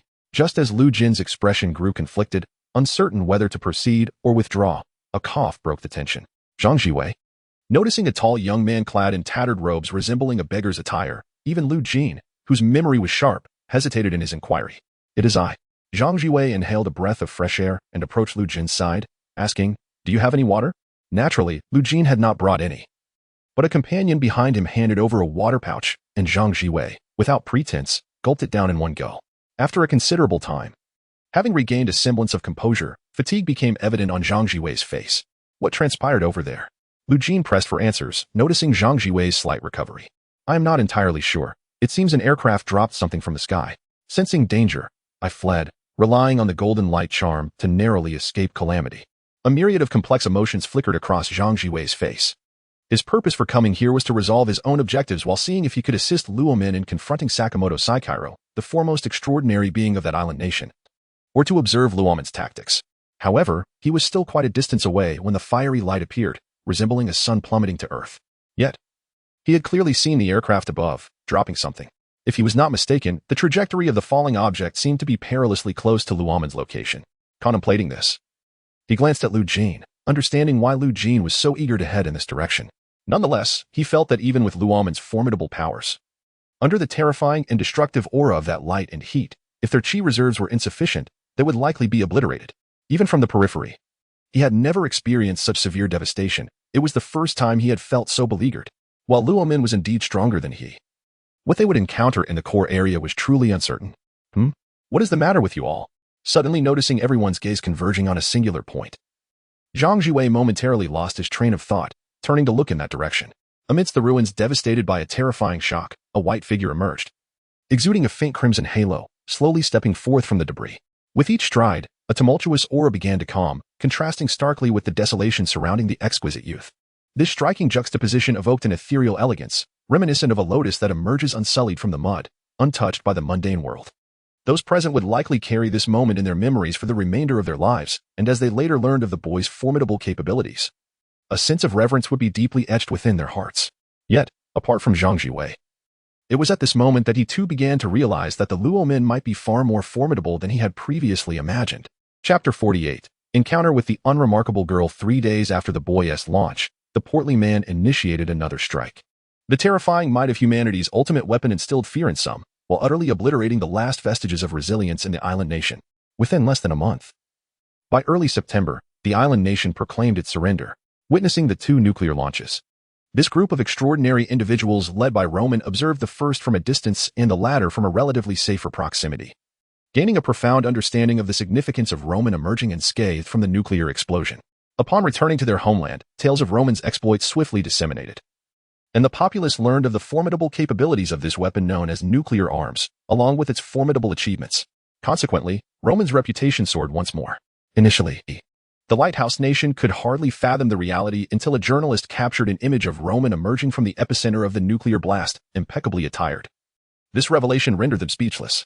No one anticipated that on the day humanity's ultimate weapon was born, a being capable of withstanding its wrath would also emerge. Upon recognizing Roman's prowess, following the island nation's capitulation, the 2 dominant factions within the homeland formally engaged in civil conflict, seeking to court Roman and other luminaries of the extraordinary realm. Although there exists a certain divide between the extraordinary and the mundane, the common folk are not entirely oblivious to the extraordinary, especially those who occupy significant positions. Roman, aware of the trajectory of the future, refrained from making immediate bets, maintaining his ability to remain neutral. However, to evade some troublesome individuals and situations, shortly after returning to the Trinity sect, he informed his elder brother Qingshan and began to traverse the magnificent landscapes of his homeland. Since surviving the nuclear explosion, Roman felt a profound transformation within his mind and body. His state of unity with the cosmos deepened, and his comprehension of the Tao grew increasingly profound. Thus, embarking on a leisurely walk through the splendid mountains and rivers of his country became a form of admirable cultivation. Returning from the island nation in mid-August, it was now October, and a grand civil war was poised to unfold. Roman, foreseeing the path ahead, hoped that in this impending conflict, the loss of innocent lives would be minimized. Therefore, throughout his travels, he contemplated methods of resolution. Although he currently possessed ample strength, relying solely on power to navigate challenges would inevitably lead to repercussions. Hence, such an approach was unnecessary. Sitting beside a campfire, Roman roasted a wild mountain chicken he had caught. Although he had the ability to sustain himself solely by absorbing the energy of heaven and earth, the essence of life would be diminished if one neither ate nor slept. Thus, even while journeying alone, Roman would indulge in preparing food whenever he had leisure time. Suddenly sensing a gaze upon him, Roman turned his attention to a particular spot within the forest. After a brief moment, he slowly spoke. "Would you like to eat?" "It is my treat." In the blink of an eye, a figure materialized before Roman, and the chicken leg he held had somehow transferred to the hands of the newcomer. With her jet black hair and porcelain skin, though somewhat disheveled, the girl possessed exquisite features, her emotionless, crystal-clear eyes betraying none of her thoughts. Clad in tattered garments, she exuded an air of coldness, reminiscent of a girl with a promising background but lacking in worldly experience. However, the image of her gnawing on the chicken leg swiftly shattered her aloof demeanor. Not one to be stingy, Roman kept only one chicken leg for himself and offered the rest to her. Feng Baobao was no stranger to him. She was an enigmatic girl, immortal yet bereft of past memories. Judging by the timeline, it seemed that Feng Baobao was recently abandoned by Aunt Zhao. Roman refrained from passing judgment on Aunt Zhao's actions. It was difficult to ascertain right from wrong for an ordinary woman who had never witnessed the brutality of violence. Encountering Feng Baobao, a girl endowed with formidable power and an unflinching disposition towards killing, was undeniably daunting. It was entirely reasonable for Feng Baobao to face ostracism after displaying her extraordinary abilities. The decision to forsake her might have stemmed from the belief that, given her immense strength, she could fend for herself. Coupled with the jarring clash of values, Aunt Zhao's choice appeared rather understandable. Roman felt a flicker of curiosity towards Feng Baobao, suspecting her connection to Wu Jianxing, perhaps even being the daughter of Wu Yao. The only lingering question was what Wu Jianxing had done to Feng Baobao that rendered her so uniquely different. Upon sensing the qi within Feng Baobao, even Roman was taken aback. It seemed fathomless, and he felt as though he paled in comparison to her. "What is your name?" he inquired. "Feng Baobao," she replied. "Have you been abandoned?" "Yes," she responded. "How about you come with me? I shall provide for you food and shelter, without abandonment or neglect." "All right," she agreed. Upon hearing Roman's words, he couldn't help but think he noticed a faint illumination in the girl's previously somber aura. After a moment of silence, Roman recognized that beneath Feng Baobao's seemingly indifferent exterior lay a heart capable of pure emotion. Though she seldom spoke, she too was capable of feeling pain. Ultimately, humans are made of flesh, and even immortals cannot be devoid of feelings and desires. Roman was indeed capable of fulfilling his promise of providing sustenance and shelter. Even if he did not personally prepare the meals, he could easily procure them or indulge in the provisions available at the Sandy sect. Having attained the third level of reverse birth, he theoretically shared the same immortality as Feng Baobao, thus making it feasible for him to uphold his vow of never abandoning her. "Are you full?" he asked, observing the disheveled girl. "No," she replied, her large eyes fixed on him. "I will take you to enjoy some delicious food and perhaps get you a change of clothes." After a moment's consideration, he decided against hunting and roasting game, deeming it too cumbersome. After all, he had ample funds at his disposal, allowing for any culinary indulgence Feng Baobao desired. Upon entering a nearby town, Roman led Feng Baobao to an inn, where he personally assisted her in freshening up. Afterward, he took the now quite stunning Feng Baobao to find a place to dine. "Do you enjoy it here?" he inquired, observing her as she lowered her gaze to her chest while eating. Men are naturally inclined to appreciate such things. It is a flaw in our nature. However, you still have room for further development, he remarked. With a soft acknowledgement, Feng Baobao continued to devour her meal with remarkable vigor. Watching her eat, Roman found that nurturing someone could indeed be a delightful experience, and he had ample time to guide Feng Baobao in her growth. During the process of assisting her with her grooming, he ultimately recognized his own rather mundane inclinations. Yet, he made no effort to conceal his feelings. And Feng Baobao seemed indifferent to such matters. Nevertheless, through Roman scrutiny, it became apparent that Feng Baobao remained an untouched maiden, allowing for gradual teaching and learning without any rush, as there was still plenty of time ahead. Chapter 49. The evolution of Krakoa. The exhilarating yet tense existence of Roman in a solitary world has reached a temporary pause, allowing him to observe the current state of Krakoa. The present condition of Krakoa can be described as flourishing. Each day, a multitude of mutants traverse the teleportation network established by the Krakoan flower, arriving continuously at Krakoa. Since Professor X has regained his normal faculties, he, with the assistance of other adept mutant scientists, has diligently researched the unique attributes of the Krakoan flower. There are 3 derivative medicines derived from the Krakoan flower. Tabletel. This pill can extend human lifespan by 5 years. The pursuit of longevity has always been an intense desire among humans throughout history. Numerous emperors and dignitaries have sought the elixir of life. Although this tablet offers merely a 5-year extension, it is far more tangible than the elusive quest for immortality. Tablet I. A super antibiotic available for humans, this tablet can cure 99% of human ailments, a fact that requires no further elaboration, as its efficacy is indeed remarkable. Tablet M. This medication can heal mental illnesses, which is of paramount significance. The challenges associated with treating mental disorders are largely unknown to those who have not experienced them, further underscoring the potency of this remedy. In addition to the medicines developed from the Krakoan flower, the flower itself encompasses numerous subspecies, each possessing extraordinary abilities. Flower G. Planting this flower creates a portal that directly connects to Krakoa. With the existence of Flower G, Roman took the initiative to identify suitable nodes for planting across the globe, establishing a sufficiently expansive teleportation network, which significantly reduced the challenges associated with relocating mutants. Flower H. Planting this flower cultivates a habitat, integrating that area into Krakoa. However, this flower is relatively rare. Currently, only 2 specimens exist. One is used for experiments on another island, while the other is reserved for research on how to cultivate additional Flower H specimens, with future planting contingent on circumstances. Lastly, there is the variant of Flower H, an unnatural experimental product known as Flower N, which also generates a habitat within the Krakoan ecological environment but remains undetectable by Krakoa's consciousness, akin to a tumor within the human body. Consequently, after its discovery, Flower N was sealed for preservation as a sample and will not be produced further. Thus, the derivatives of the Krakoan flower alone number 5 significant varieties. Naturally, the derivatives of Krakoa are not limited to these 6 forms. These 6 products emerged as a logical progression based on Roman-S insights from the X-Royal universe, rather than representing the entirety of the potential inherent in the Krakoan flower. Under the expert research of Professor X, it is evident that Krakoa harbors immense potential. It is worth noting that upon recognizing the fallacies in both his and Magneto's paths, Professor X is reluctant to invest further energy into managing or leading mutants. Professor X believes that this young man, Roman, is capable of managing this vast territory and leading mutants toward a brighter future. Therefore, as an elder of the bygone era, he feels it is best not to interfere excessively. Currently, Professor X desires to be a more dedicated researcher and educator, hence his role as the newly established head of the X Academy to guide students. Naturally, he is willing to step forward should he be needed. Roman holds no objections to this. After all, Professor X is a wise individual. Although he possesses remarkable talents in various aspects, his overly compassionate nature can sometimes render him hesitant in decision-making. Despite having undergone numerous experiences that have altered his character, certain fundamental traits remain unchanged, leading Roman to refrain from insisting that Professor X take the lead. In essence, Krakoa currently lacks a well-established system and operates predominantly as a one-man show under Roman's leadership.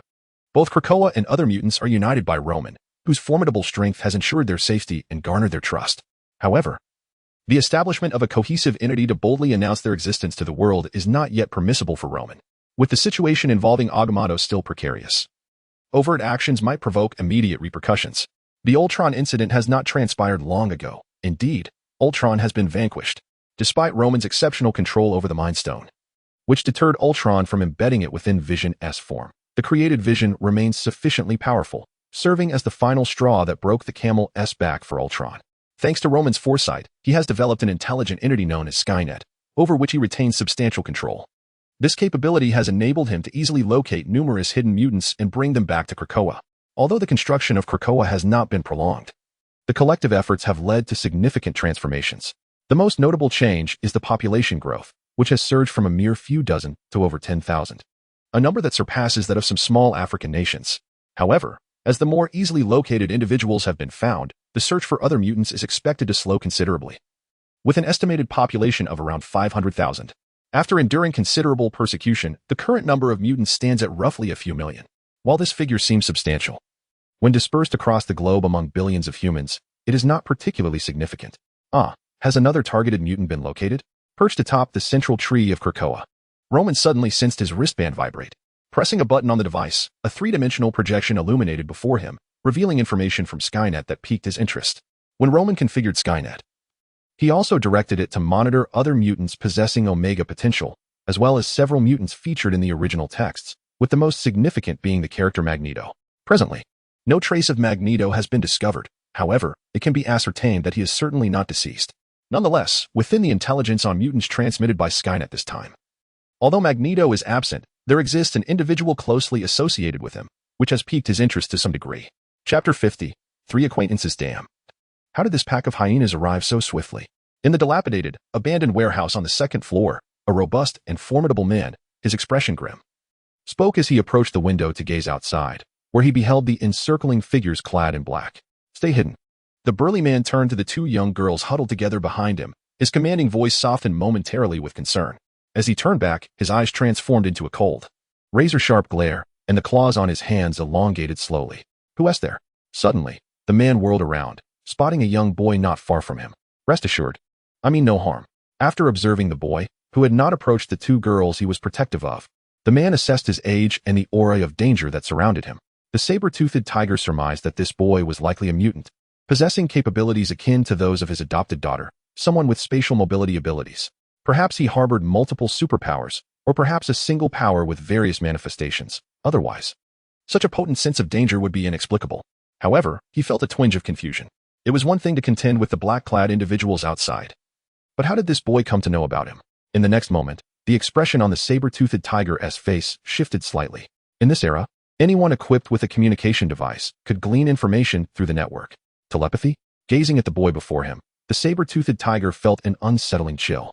A mere telepath might not be formidable, but one who wielded spatial abilities alongside extraordinary mobility made for a truly terrifying adversary. For no one could predict where such an individual might manifest and seize control of one's mind. Noticing the man's vigilant demeanor, the boy spoke slowly. Let me introduce myself. I am Roman, a mutant who governs a territory, specifically, a mutant territory. Naturally, I am the one who has arrived here. The Skynet had infiltrated the mobile device of the leader of the black-clad intruders outside, gathering intelligence on the three individuals present. Roman recognized them, for they were not unknown figures. The saber-toothed tiger, Victor, his adopted daughter, Blink, Clarice, and the daughter of Magneto, Polaris, Lorna. To be frank, Roman had anticipated Victor would have an adopted daughter named Clarice, but he hadn't expected Lorna to accompany her. Yet, this world had transformed significantly. It was no longer the cinematic universe he once knew, and profound changes had unfolded in many respects.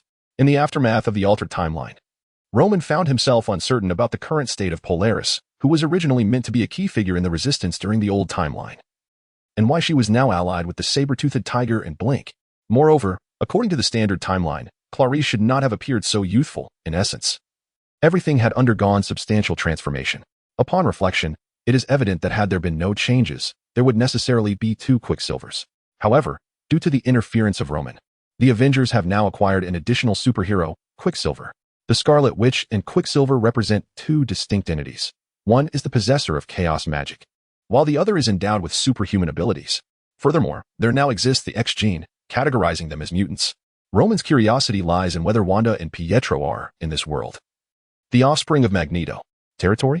I have not heard of any domain pertaining to mutants, remarked Sabretooth, his voice tinged with coldness. His body slightly hunched as if preparing for an imminent attack. Roman, aware that such a seasoned warrior would not easily place his trust in others, regarded Sabretooth thoughtfully before locking eyes with him and stating, whether you believe it or not, Krakoa exists. As for your ignorance regarding it, the existence of Krakoa remains, for the time being, a secret. Krakoa? Upon hearing Roman's words, Victor's eyes reflected a deep contemplation. His intuition suggested that Roman was not fabricating a name to deceive him. However, considering Roman's telepathic abilities, he felt uncertain as to whether he had been influenced. Observing Sabretooth's vigilance, Roman remained unperturbed. Despite the encirclement by dark-clad agents outside, Roman did not perceive it as a significant issue. Upon his arrival, He had already subtly altered the perceptions of this group through telepathy, ensuring they would not intrude upon him for a certain duration. If I were your enemy, you would find it futile to resist. Upon hearing Roman's words, Victor was poised to launch an attack against him, only to realize, to his astonishment, that his body had become utterly immobile. There was nothing physically amiss.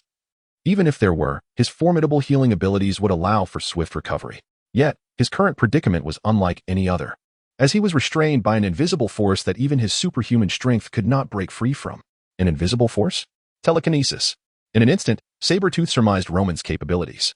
Despite having lived for centuries and honed a remarkably resilient character through countless battles, he found himself profoundly astonished. An Omega-level mutant? The thought crossed Sabretooth's mind.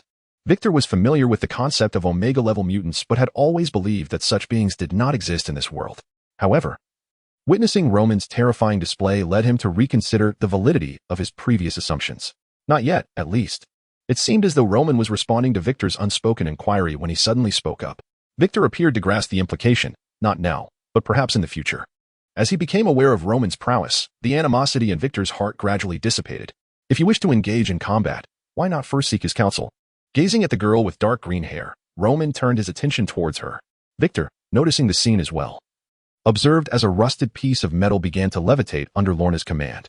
For an ordinary person, being struck by such a piece of metal would likely result in tetanus or worse. Without further contemplation, Victor addressed the girl with the dark green hair, saying, "Lorna, please stop. He is not an enemy." Upon hearing Victor's words, Lorna pouted slightly, casting a glance at the girl with red hair, and subsequently relinquished her intention to command the metal for an attack, allowing it to fall to the ground instead. "This is not a suitable place for conversation. Let me escort you away from here." "Very well," Victor replied, nodding in agreement as he glanced at the two girls beside him. Chapter 51. A gathering of acquaintances extending his hands, the saber-toothed tiger squinted at Roman, who momentarily felt as though he were being regarded as the ghostly fire youth. However, a glance at the two maidens beside him made Roman reconsider. Perhaps being likened to the ghostly fire youth wasn't so bad after all. Lona, the radiant Miss Polaris, though seemingly affluent with her own airport at a tender age, possessed both beauty and charisma. Any minor flaw was inconsequential. As for Clarice, her resemblance to that woman, who had inspired countless others across regions to emulate her striking features, was even more pronounced. The allure she exuded was beyond question. Even women acknowledged her beauty, making her appeal to men all the more undeniable. At that moment, an amusing scene flashed through Roman's mind. "Old dang, is your place beneath the flames all right?" "The flames are fine, but the people are in danger." To be candid, the fierce countenance of the saber-toothed tiger seemed quite fitting in such a scenario. Upon feeling 3 hands resting on his arm, Roman promptly initiated the teleportation for the trio. With his current prowess, transporting 3 individuals back to Krakoa with a mere thought was effortlessly achievable. Here is Krakoa? In an instant, the spatial shift occurred, and Victor found himself enveloped by a vast primordial forest, rich with the essence of nature and invigorated by pure air. Even someone like Victor felt the urge to unwind and relish the tranquility. The two maidens, having released Roman's hands, gazed around with unabashed curiosity. Indeed, this was Krakoa. Roman nodded at Victor, noticing the nearby vines shifting slightly. The island was discerning the newcomer's presence, assessing whether they were allies or foes. For allies, Krakoa resembled a veritable paradise. Residing here offered not only a splendid environment, but also conferred numerous health benefits, a truth that became increasingly evident with prolonged habitation. "Where is Krakoa?" Victor suddenly inquired of Roman. "It lies over the Pacific. It was originally my private island, but subsequently, Krakoa arrived and claimed this land." "Wait, arrived?" Victor was momentarily perplexed, struggling to comprehend. Was this truly a verb? How could an island move? "Krakoa is a unique life form with which I have established a symbiotic relationship. It provides a sanctuary for mutants, and in return, we supply it with sustenance." Hearing this, Victor's confusion deepened, while Lona and Clarice, intrigued by Roman's words, began to explore the ground, yet detected nothing extraordinary. Krakoa is a distinct life form. The island it transforms into bears no difference from a genuine island. Noticing the maiden's curiosity, Roman offered further clarification. "How marvelous!" Clarice exclaimed, her emerald eyes shimmering with fascination as she fixed her gaze upon Roman. Roman smiled gently and turned to Victor, saying, "This way, there is someone here you know well." "My old acquaintance?" Victor paused for a moment, unable to recall anyone he might consider an old friend. Observing Victor's bewilderment, Roman merely chuckled and remained silent. At this juncture, Victor likely believed that James, or Logan before his amnesia, had perished. As it stands, Logan is still in a state of forgetfulness, unable to recollect his past. Before long, Roman, Victor, and a third companion arrived at a spacious playground. Victor glanced around, his gaze fixated on a tall, imposing man in the center of the field. Reprimanding a group of youths, his eyes widening in recognition. It was none other than Wolverine, Logan Howlett. After some contemplation, Logan had ultimately accepted Loman's offer and taken on the role of instructor. Having regained his formidable abilities, he had also taken the time to refine his appearance, remaining the familiar figure of charm and strength. James? Victor murmured, a surge of emotion coursing through him, perhaps by some unspoken bond, or simply due to keen observation. Logan turned his gaze in their direction and noticed the man beside Loman. As he searched through the annals of his not-so-brief life, Logan could not recall where he had encountered this man, yet an indescribable sense of familiarity enveloped him. Dismissed, take a breather, Logan instructed his students, then approached Victor. James, you are alive. In an instant, Victor lunged forward, embracing Logan. Although Logan's reflexes were sharp enough to react, he was taken aback, despite not recognizing Victor. His body did not resist the embrace, as if this gesture was not foreign to him. Clearly, this man was not a stranger. Standing to the side, Lorna and Clarice observed the scene, their expressions tinged with surprise at Victor's emotional display. Having been adopted by Victor at a young age under coincidental circumstances, they had known him as a diligent yet somewhat stern father, rarely revealing his emotions, a man who bore the weight of experience with grace. What is the matter? Victor soon noticed Logan's unusual demeanor and inquired. Allow me to explain, Loman interjected. He was struck in the forehead by an adamantium bullet, resulting in his amnesia. He now goes by Logan. Turning to Logan, Loman continued, this is Victor, your half-brother.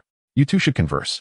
Loman refrained from mentioning the possibility of restoring Logan's memories, despite his abilities to do so, as Professor X could achieve the same. The former Logan had not sought Charles's assistance in recovering his memories, and Loman saw no reason to overstep that boundary. Let us go. I shall take you to get something to eat. Observing the scene of two young maidens gazing at two elderly men locked in a silent exchange, Roman couldn't help but smile. He then addressed the two young ladies, noting that the attention of youth is easily diverted, despite their continuous association with the remarkably capable Victor. The unfortunate plight of the mutants rendered them susceptible to the vicissitudes of hunger.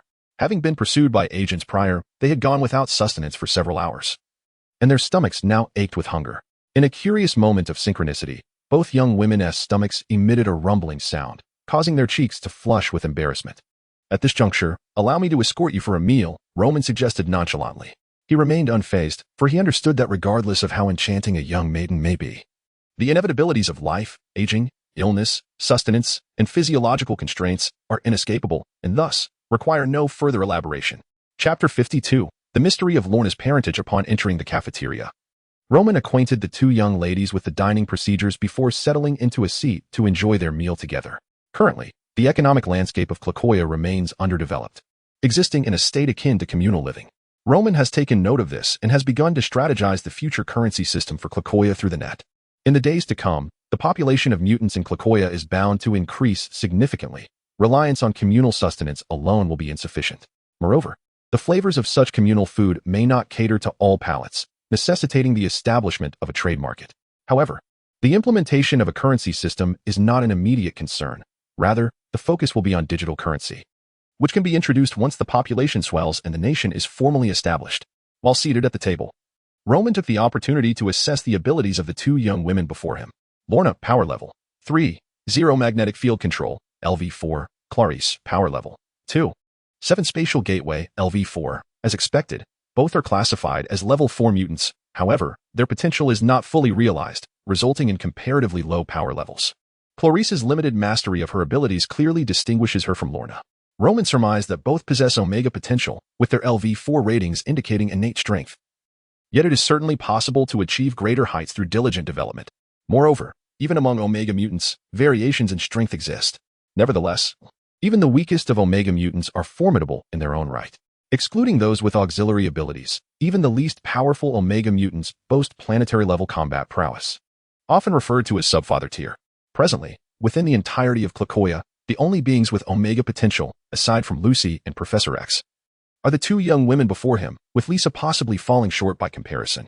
Thus, it appears that alpha mutants endowed with Omega potential are indeed a rarity.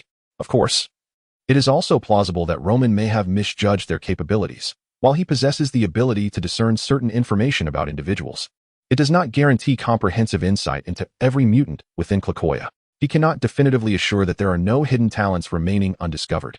As they dined, Roman gradually grew more familiar with the two girls, who bore a resemblance to small hedgehogs. Conversing over a meal indeed fosters closeness.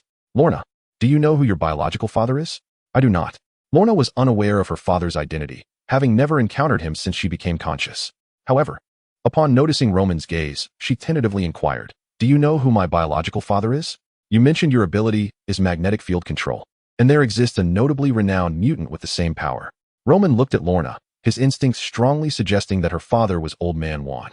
Yet he refrained from stating this outright, as he lacked any prophetic abilities, which would defy logic. Even though his own existence is inherently illogical, he preferred to avoid any peculiar behavior that might raise questions. Among the renowned mutants, there are only a handful of truly formidable individuals, and Lorna, with her abilities akin to theirs, had indeed heard of Victor's accounts. He even went so far as to find videos of Magneto to create instructional content for her. However, she had never contemplated this direction before. Magneto? Lorna tentatively inquired, a flicker of uncertainty in her eyes. Although her powers mirrored those of Magneto, her expression of them was markedly different. Presently, she could only manipulate smaller metallic objects. While Magneto was the man who could twist the Golden Gate Bridge as if it were a mere pretzel, the disparity was undeniably vast. Do not underestimate your potential. Magneto, too, rose from humble beginnings. Professor X had the most authority to assert this, even without the ability to read minds. Roman could discern Lorna's myriad thoughts through the subtle fluctuations of her emotions, and thus he sought to encourage her. Indeed, Lorna, you are already quite impressive. Clarice, munching on her food, nodded at Lorna, her visage brimming with youthful vitality. Despite her somewhat ungraceful dining manner, she possessed a unique charm. Noticing Roman's gaze, Clarice blushed and lowered her head, falling silent. However, Roman caught her stealing glances at him, which brought a smile to his face. Professor, over here, Roman called out, spotting a bald elder approaching, waving his hand. It was Charles, who appeared serene and was no longer seated in a wheelchair. Upon noticing Roman's greeting, Charles approached with his tray in hand. And who are these young ladies? He inquired, his attention drawn to the two girls as he neared. Roman likely did not need to introduce them. The curiosity gleaming in the girls' eyes indicated they were not unfamiliar with Professor X. They regarded him much like a figure long spoken of in legends, now manifest before them. While Magneto, the leader of the Brotherhood of Mutants, had some notorious footage circulating in the darker corners of the internet, like the destruction of the Golden Gate Bridge, Charles, the leader of the X-Men, was known more for his reputation than any dramatic scenes. As a telepath, his battleground lay primarily in the realm of the mind, rendering him comparatively less conspicuous than those whose powers involved physical manipulation or offensive abilities. Child, what is your name? You bear a striking resemblance to an old friend of mine, Charles suddenly remarked, his gaze fixed on Lorna, a contemplative expression gracing his features. Although Lorna had not revealed her abilities, a unique resonance prompted Charles to sense something ineffable about her. Taken aback by his words, Lorna glanced towards Roman, a hint of suspicion creeping into her thoughts. Could it be that she truly was Magneto's daughter? If so, why had she never encountered her father? A multitude of questions blossomed in Lorna's mind. Although Charles sensed the turmoil within her thoughts, he had learned to master his abilities and refrain from probing into the memories of others. Consequently, he found himself somewhat perplexed by Lorna's emotional fluctuations. She was unaware of her father's identity, yet her power lay in the manipulation of magnetic fields. Observing Lorna's silence, Roman turned to Charles and spoke. Upon hearing Roman's words, Charles, in a moment of clarity, discerned traces of his old friend within Lorna. Although he had not encountered the elusive Magneto, the opportunity to meet his child was not without its own merit. However, noticing that Lorna was not in a favorable state, Charles chose to refrain from further comments, and the group proceeded to share a meal in silence, avoiding excessive conversation. Chapter 53. The shadow of Old One. Having just finished dinner, Roman's wristband vibrated, prompting him to check the message from the Skynet. Upon glancing at Charles and Lorna, an unusual expression crossed his face. What's wrong? Do I have a flower on my face? Noticing Roman's gaze, Charles jested, his youthful demeanor reflecting his rejuvenated spirit. Lorna, too, looked at Roman with curiosity, and he did not conceal his intentions. He magnified and expanded the projection from his wristband. The information displayed in the projection elicited a hint of nostalgia in Charles. It was a video, albeit of low resolution, extracted from a rather obscure surveillance camera by Skynet. The footage revealed a shadowy figure clad in a black robe, who suddenly halted, manipulating a nearby metal railing into a long spear, which was then flung out of the frame before the figure vanished from sight. Based on Roman's assessment, this was not a manifestation of telekinesis. Telekinesis involves the destruction of objects through direct manipulation, whereas magnetic control operates on the intrinsic properties of the objects themselves, showcasing a distinct difference. Professor X furrowed his brow, scrutinizing the footage further. However, the brevity of the video and the fleeting display of the individual's powers left much to be desired. There was a semblance to an old acquaintance, albeit with diminished intensity, likely attributed to the passage of time and the consequent decline in ability. Overall, even Charles could glean little from the footage. What could be inferred, however, was that the abilities of the black-robed figure bore a striking resemblance to Lorna's magnetic manipulation. The figure appeared to be fleeing from an unseen pursuer, leaving little for them to deduce. Turning his attention to Roman, Charles realized that regardless of their course of action, they would require Roman's assistance. With his exceptional mobility and formidable combat prowess, Roman was more than capable of undertaking tasks that would otherwise require an entire team. Nodding in acknowledgement, Roman understood Charles's intent to aid in rescuing his old comrade, a minor task in the grand scheme of things. In Charles's plan, Magneto was to be included among those he aimed to recruit. However, this hinged on locating Magneto first. The video transmitted by Skynet merely suggested a potential trace of him, unlike Victor and his companions, who were trapped in one location. Therefore, it was imperative for Skynet to conduct a thorough search for Magneto's whereabouts. At the very least, they needed to ascertain some useful information before making any decisions. In addition to Skynet's online information retrieval, Roman had also established multiple operational teams tasked with searching for other mutants. Utilizing the teleportation network formed by the Krakoan flower and with prearranged teleportation nodes, mutants within Krakoa could easily engage in activities around the globe. Each team member, aside from their inherent abilities, underwent rigorous training. At present, the various conditions are somewhat constrained. Therefore, after the action group underwent the foundational training provided by Logan, they have embarked on a journey of simultaneous action and learning. In the event of any peril, the Sentinel will promptly alert him, enabling him to intervene in a timely manner and mitigate the loss of elite personnel. As for Lorna, seated opposite him, she repeatedly scrutinizes the video, her thoughts a mystery. Yet, judging by her demeanor, it is evident that her emotions have been stirred. It is only natural. After enduring solitude for so many years, discovering information about one's biological father would inevitably evoke a response, unless one were inherently devoid of empathy. Logan perceives a certain serendipity in this situation, pondering whether it is the effect of Lukia's luck-altering ability that has influenced his own fate. Such coincidences are indeed peculiar.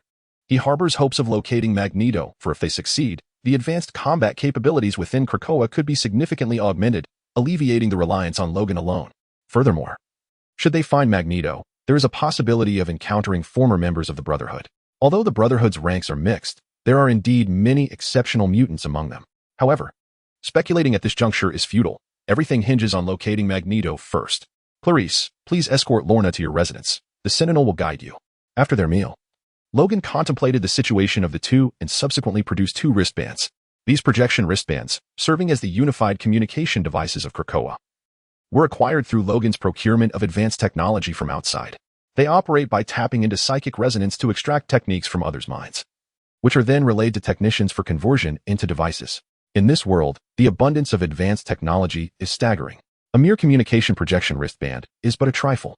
Were it not for the desire to avoid stirring the waters prematurely, Logan could have opted for more sophisticated alternatives. Nonetheless, these wristbands sufficed. Moreover, each wristband functions as a compact computer capable of alleviating some of the computational load on the Sentinel, ensuring that, while the main entity exists within the network, it does not become entirely unmoored.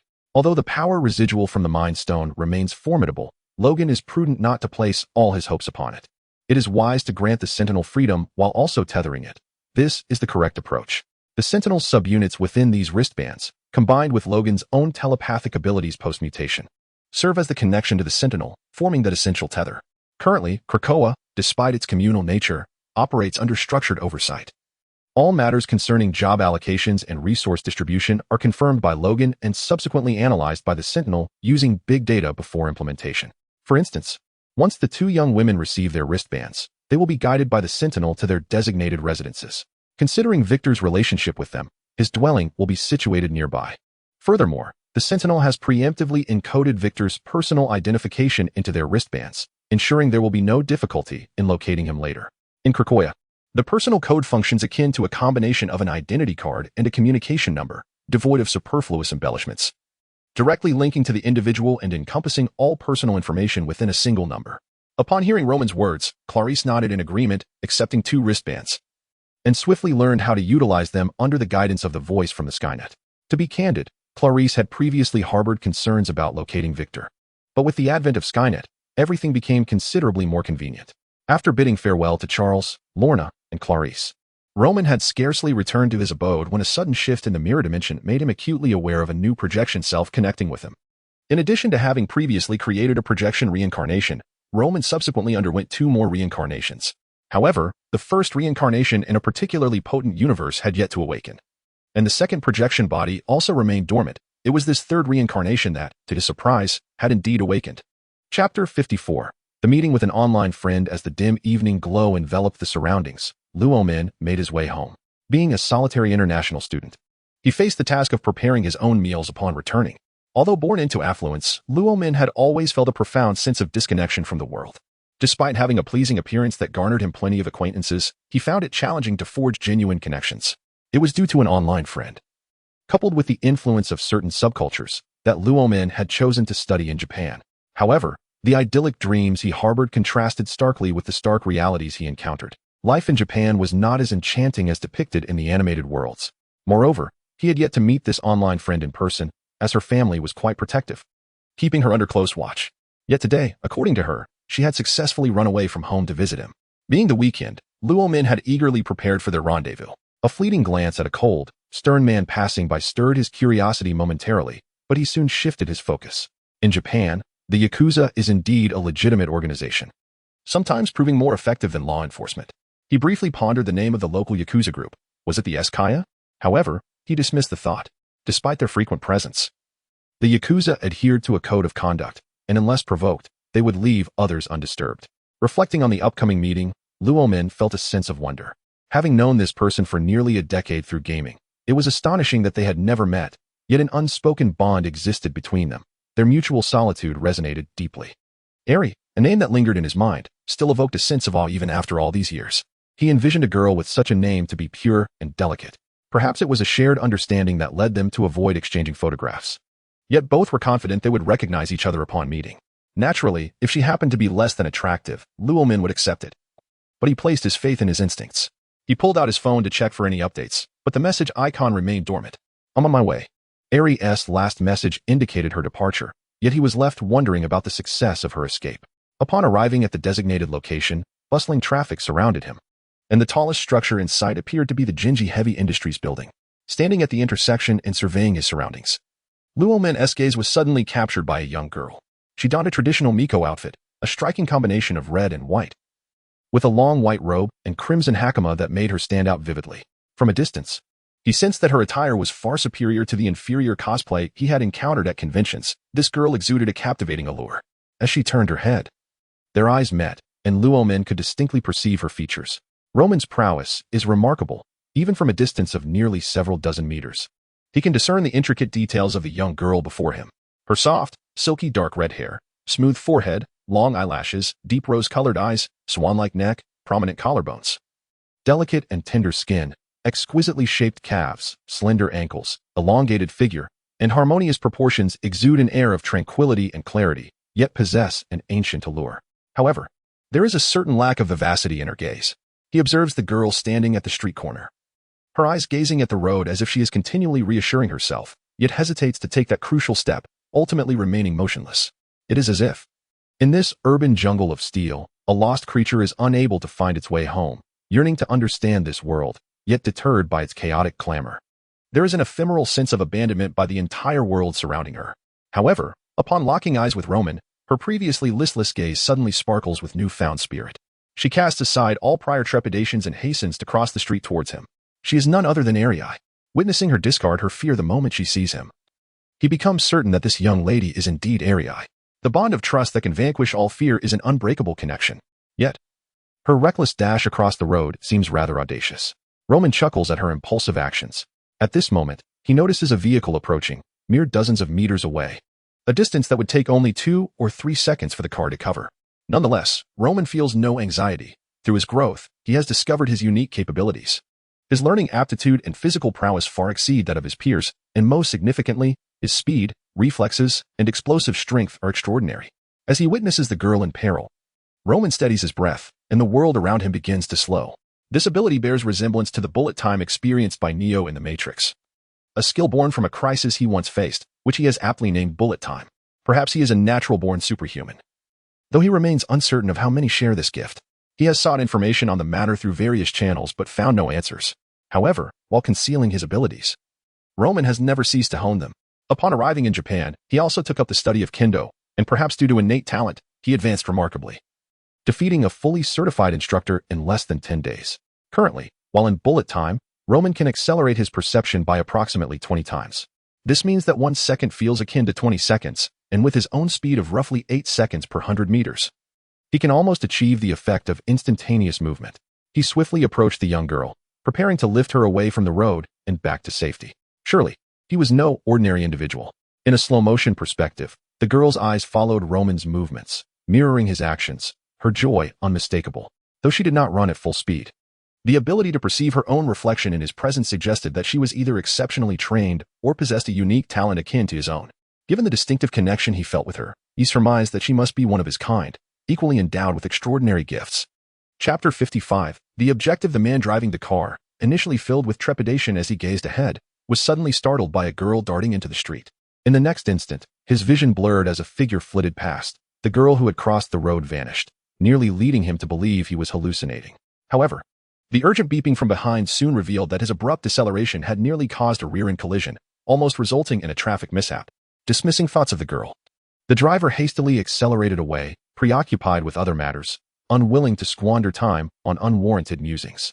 Having taken the girl dressed in a shrine maiden outfit away to prevent panic, Roman swiftly exited that road and sought a secluded area devoid of people before finally coming to a halt. Diagon, so handsome. The girl's eyes sparkled brightly as she took out a small notebook to write to Roman. Diagon served as Roman's online avatar. And during the year when he first became popular, it seemed that nearly every child had lent their light to Diagon the Ultraman. Although Arii knew her own name, she preferred to refer to herself as Diagon, and even after a period of using another name, she reverted back to Diagon when Roman did. Upon reading the girl's writing, Roman confirmed his suspicions, albeit with a tinge of regret that Arii appeared unable to speak. Nonetheless, this slight imperfection only augmented her appeal, evoking a sense of tenderness within him. Why did you cross the road? Was it necessary? Gazing into Arii's innocent eyes, Roman felt as though he was looking at his sister's young niece, a sensation that momentarily caused his head to ache. He recalled that Arii was seemingly a year his junior, at 19 years old, yet he felt an unsettling resemblance to someone who might be exploiting a young girl. Such purity in her gaze was not inherently wrong, but it depended on the circumstances. Staring at the wide-eyed girl, who blinked in obliviousness, Roman found himself at a loss for words. Despite having known her for many years, this was their first direct encounter. Even though the familiarity was palpable, he deemed it inappropriate to impart any lessons at this moment. Where's your phone? He inquired, glancing at Arii. I didn't bring it. You're so annoying, big brother. Roman was taken aback, realizing she had indeed left it behind and that she had an older brother. This implied a big brother figure. Not to mention the seriousness of Arii's situation, as she had not mentioned her parents, suggesting they were no longer present. Throughout her life, she had never spoken of them, indicating that her brother had raised her. Shall we go? Where to? I don't know. Looking into Arii's clear eyes, Roman felt somewhat powerless. After a moment's thought, he asked, would you like to watch a movie? Is that possible? Arii quickly wrote her response, holding up her notebook, her eyes brimming with curiosity. She had watched numerous anime where the protagonists enjoyed dates at the cinema, yet due to personal reasons, she had never had the opportunity to experience it herself. Thus, hearing Roman's suggestion filled her with anticipation. Of course we can.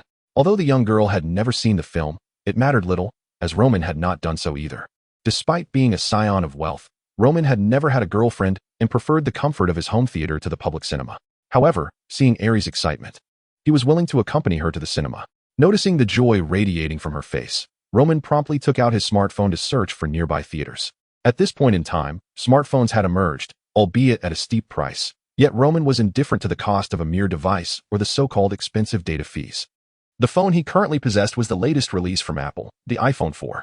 Though it had not been on the market for long, its popularity soared rapidly, offering user-friendly operation and an aesthetically pleasing design devoid of buttons. Naturally, he would not shy away from using a domestically produced phone, but he was aware that most local models were merely knockoffs or outdated devices lacking any technological sophistication, unworthy of his consideration.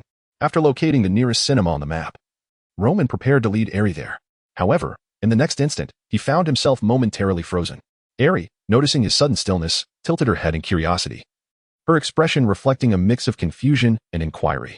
Observing the girl naturally clasping her arms around herself, Roman chose to disregard any sensations. contemplating instead how this might have been influenced by some anime she had encountered.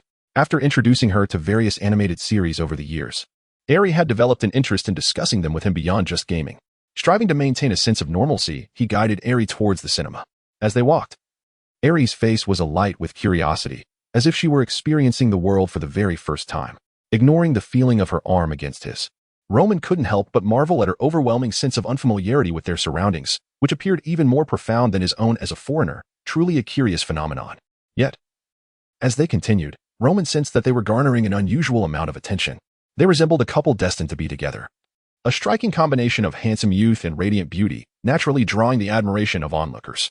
Not far from the cinema, a middle-aged woman suddenly emerged in front of them. Her gaze fixed intently on the pair. "Hello, you two. Are you interested in pursuing a career in the entertainment industry?" she inquired, referring to the entertainment sector. This woman was likely a talent agent. Sensing Roman's protective stance as he instinctively shielded Eri, she quickly adjusted her approach, presenting a business card and stating, "I am Yuko Fujishima, an agent from Johnny's Entertainment. Are you familiar with Takuya Kimura? He is one of our stars." Taking a moment to assess the woman, Roman noted her respectable attire. While her looks were not particularly striking, her demeanor exuded a refined charm that, with a touch of makeup, could certainly enhance her allure. The Johnny Associates Agency, of which I have heard a little, boasts the illustrious Kimura Takuya, a figure of undeniable fame. Upon examining the business card, it appears authentic. However, regardless of its legitimacy, I find no need to entangle myself with talent scouts. I must apologize, madam, but I believe I do not require a foray into the entertainment industry. To put it succinctly, the inheritance awaiting me at home is ample enough to purchase your agency, rendering any pursuit in the entertainment realm, fraught with exploitation, utterly unnecessary. Upon hearing my words, the expression on Fujishima Yuko's face shifted slightly. If I am indeed a scion of wealth, then pursuing a career in the entertainment industry would not necessitate a contract with Johnny Associates. I could simply establish my own company. Although it is regrettable to miss out on two promising talents, my professional integrity prevents me from engaging in relentless pursuit. As I watched the talent scout depart, I turned to glance at Eri, who gazed at me with admiration. While it may seem trivial, to be regarded in such a manner by a young girl is indeed a delightful experience. Come, let us go watch a film. Chapter 56. The Hunter in the Darkness. Eri looked at the man beside her, and when he stood before her moments ago, her heart felt as though it had been filled with something profound. To her, the outside world was an alien realm, rife with hostility, for it could not accommodate a creature like her. The young man who spoke of surrendering like Digga when faced with adversity stood before her. Was this what it felt like to be protected? As the ultimate weapon of her family, she had always been under stringent surveillance. Despite her elevated status and the respect she commanded from those around her, she understood that in their eyes, she was merely a small monster, with everyone present merely there to monitor her, save for her brother. However, the thought of fleeing her home left her at a loss, uncertain of where to go, and fearful of the dangers lurking outside, until Roman appeared. "Do you want to see Conan?" Upon arriving at the cinema, Roman spotted a poster promoting the latest Conan film. The animated movie that had captivated audiences this year, Detective Conan 2010, The Phantom Ship in the Sky, had proven to be a delightful detective story for all ages, achieving commendable box office success. Eri nodded in response to Roman's inquiry. She had watched Conan before and found it quite enjoyable, although the sheer number of episodes meant she had yet to finish it. Nevertheless, she was eager to see the film adaptation. Although the timeline of Conan's story was convoluted, it remained a commendable piece of work when viewed purely as a detective narrative. Thus, with Eri's agreement, Roman decided to take her to watch the Conan animated movie. It wasn't that Roman lacked the desire to introduce Eri to other genres. However, he felt that bringing her into a romantic film would evoke a sense of awkwardness. It was said that couples in Japan often displayed intimacy within cinemas, and the thought of exposing Eri, such an innocent girl, to inappropriate scenes filled him with a sense of guilt. Therefore, the Conan film was perfectly suited for their outing. After purchasing tickets, they awaited the screening, fortunate to arrive at an opportune time, as the film was about to commence. Being in the latter stages of its release, the audience was relatively sparse, and Eri and Roman found themselves seated in a section devoid of other patrons, allowing them to enjoy the film in peace, undisturbed by others. Although Roman had never been to a cinema before, he was certain that any disruptive individuals nearby would severely mar the cinematic experience. While most patrons were not bothersome, the ideal situation was to have no one seated beside them. Time, in its splendid fashion, slipped away swiftly, and the film was no exception. With the ebb and flow of emotions on screen, it became all too easy to lose track of time. However, amidst the viewing, Roman suddenly sensed something amiss. In the dimness, he glanced around and was astonished to observe that a few audience members had seemingly vanished. In a crowd of this size, The absence of a few individuals would typically go unnoticed, attributed to trivial matters such as restroom breaks. Yet, Roman felt an unsettling intuition. His keen senses suggested that danger lurked nearby, and he faintly caught the metallic scent of blood in the air. Once, Roman ventured into an underground gladiatorial arena accessible only to the affluent, where he witnessed numerous fatalities. The stench of blood etched deeply into his memory. Casting a glance at the serious young lady seated beside him, he wished to spare her from distraction and began observing his surroundings instead. Akazuki Tadao possessed a beautiful wife and 2 adorable daughters, his career flourishing as he approached 30, epitomizing a successful individual. However, one fateful night, after working late, he unexpectedly returned home, having completed his tasks ahead of schedule, only to discover his wife entangled with his brother, Keisuke. In that instant, his world crumbled. He had always known that his seemingly obedient wife secretly despised his capabilities, yet he believed that as long as his career shone brightly and his financial contributions were ample, such a flaw could be overlooked. In truth, his relentless pursuit of professional success was merely a facade to mask his deep-seated insecurities. For he had always envied his brother. Yet, he felt no jealousy towards Keisuke, having treated him well throughout the years. What he never anticipated was the audacity of betrayal. How could his brother dare to don such a cap? Was this how he repaid the love of an elder brother? Returning to the office, the memory of his wife and brother's transgressions ignited a fury within him. He recognized that the root of his anguish stemmed from his physical inadequacies. Thus, he recalled a former associate who had provided him with a peculiar elixir. Consequently, he underwent a transformation, evolving into a formidable figure, casting aside all weakness, leaving only absolute brutality in its wake. On a night when his wife met with Keisuke, the burning golden-eyed Akazuki Tadao returned home, initially employing the most merciless tactics against his brother, yet granting him a breath of life. He then demonstrated to his wife the true meaning of unwavering endurance and impact. Ultimately, he ended the lives of both, a housewife and an unemployed man, their disappearance unnoticed, everything executed with impeccable precision. In the aftermath, he was overcome with an endless sense of dread, yet simultaneously exhilarated by the thrill of his actions. He developed a penchant for shadows, relishing the act of dispatching couples in darkness, forcing the male to witness the degradation of the female, an unparalleled pleasure. As for his daughters, a flicker of conscience compelled him to return them to their grandparents. This marked his 10th operation, within the dim confines of a cinema, where the obscurity facilitated his endeavors. No one cared for the missing, especially in an unmonitored theater, making his tasks exceedingly convenient. After hunting several couples, Tadao grew weary, until he beheld a young girl with flowing red hair and extraordinarily pure eyes, utterly absorbed in the film, resembling an angel descended to earth. Initially, he believed that after the loss of his wife, love would no longer grace his existence. However, upon encountering the young maiden, he sensed a resurgence of emotions he had thought extinguished.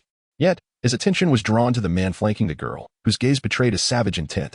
"She is mine. How dare you presume to be worthy of her?" Observing the man's retreating figure, Akiyuki Tsuji gritted his teeth in frustration. He resolved to eliminate that man, to seize the girl, and to possess her eternally. For her sake, he could temper his bloodlust, although he could not entirely renounce violence. He was willing to alter his ways for her. Is this not the essence of profound love? Meanwhile, seated in the shadows, Roman felt a malevolent presence honing in on him.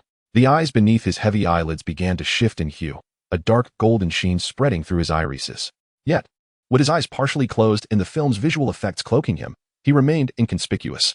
Chapter 57. The half-blooded Roman, wait for me here. I'll be back shortly. He turned to whisper softly into Ariai's ear, who was engrossed in the film, her serious expression shifting as she swiftly turned her gaze toward Roman.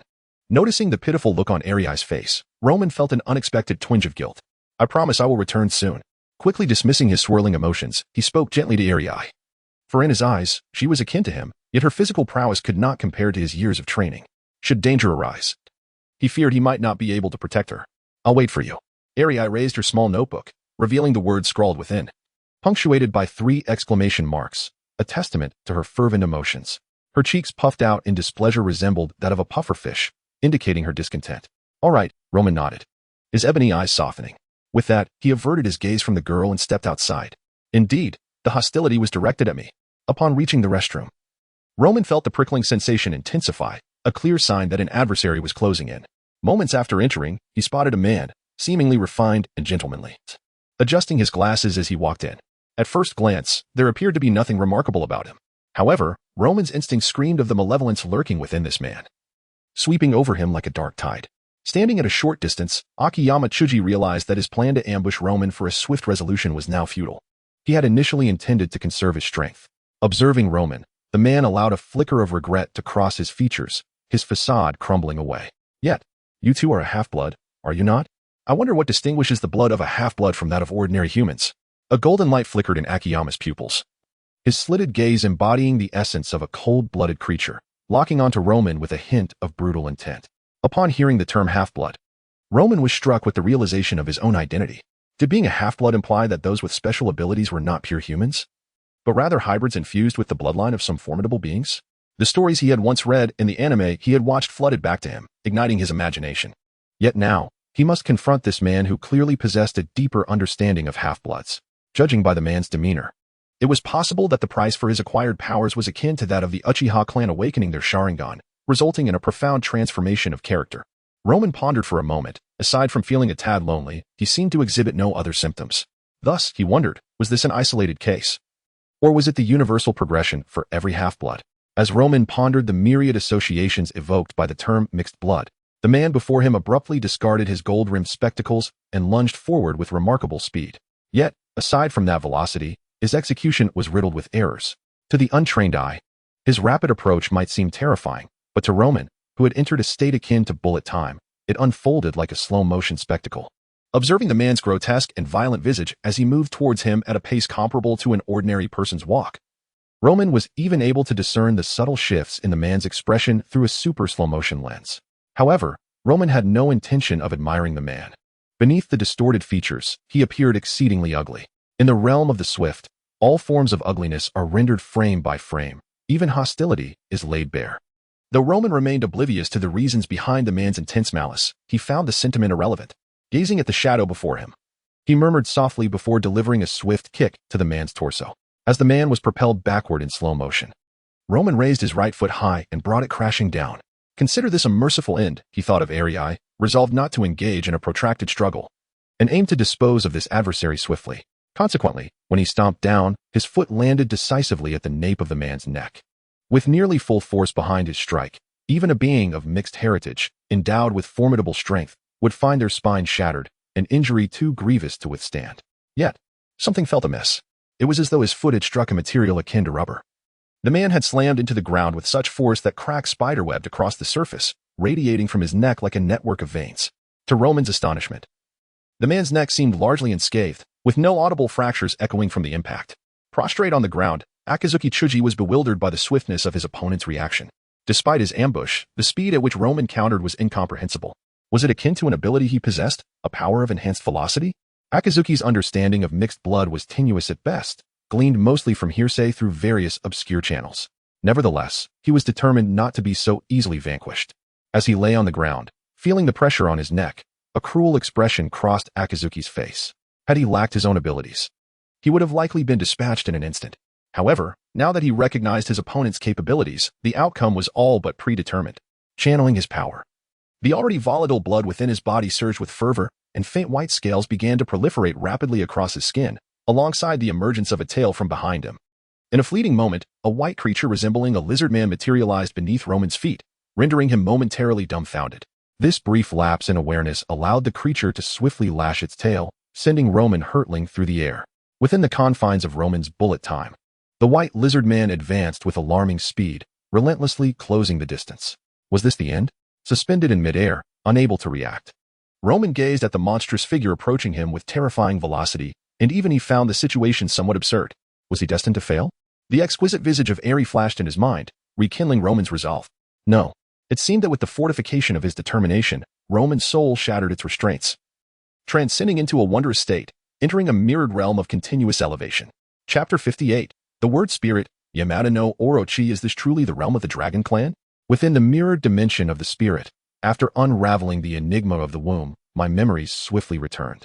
Sensing the attention of other worlds' Romans, I found myself in a state of rapid contemplation, seeking a solution to my current predicament.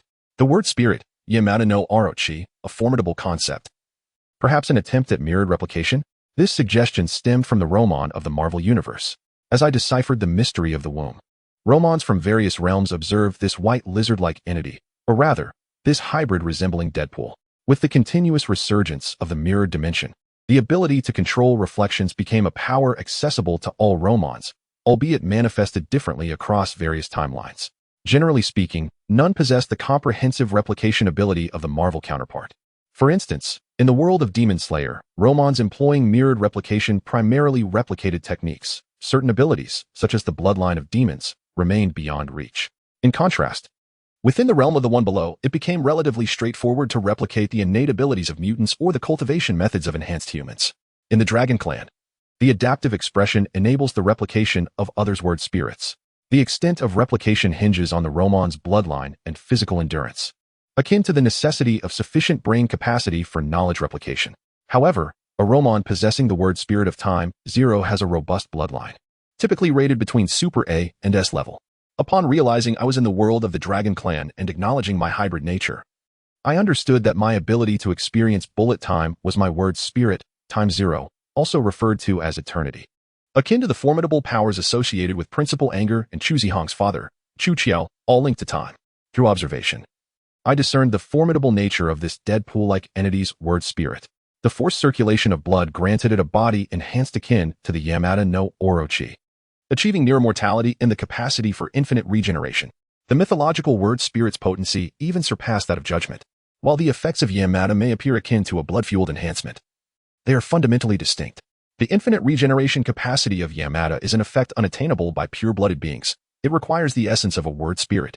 Specifically, the word spirit, Yamada no Orochi, can augment the host's muscle strength, bone density, and reaction speed, leading to a marked enhancement in physical prowess, enabling the host to contend with true dragons in a short span. Moreover, this word spirit bestows upon the host heightened willpower and endurance, equipping them to better face various challenges and perilous situations. Yet, the seemingly unparalleled strength of the word spirit, Yamada no Orochi, carries inherent risks. Should the wielder lack sufficient control and experience to harness this formidable power, they may suffer harm or lose their sense of self due to an inability to manage it. Originally, it was the speech spirit of Yuan Zhen in the serialized Dragon Clan, but it became the Dream Demon in the standalone edition due to its overwhelming nature.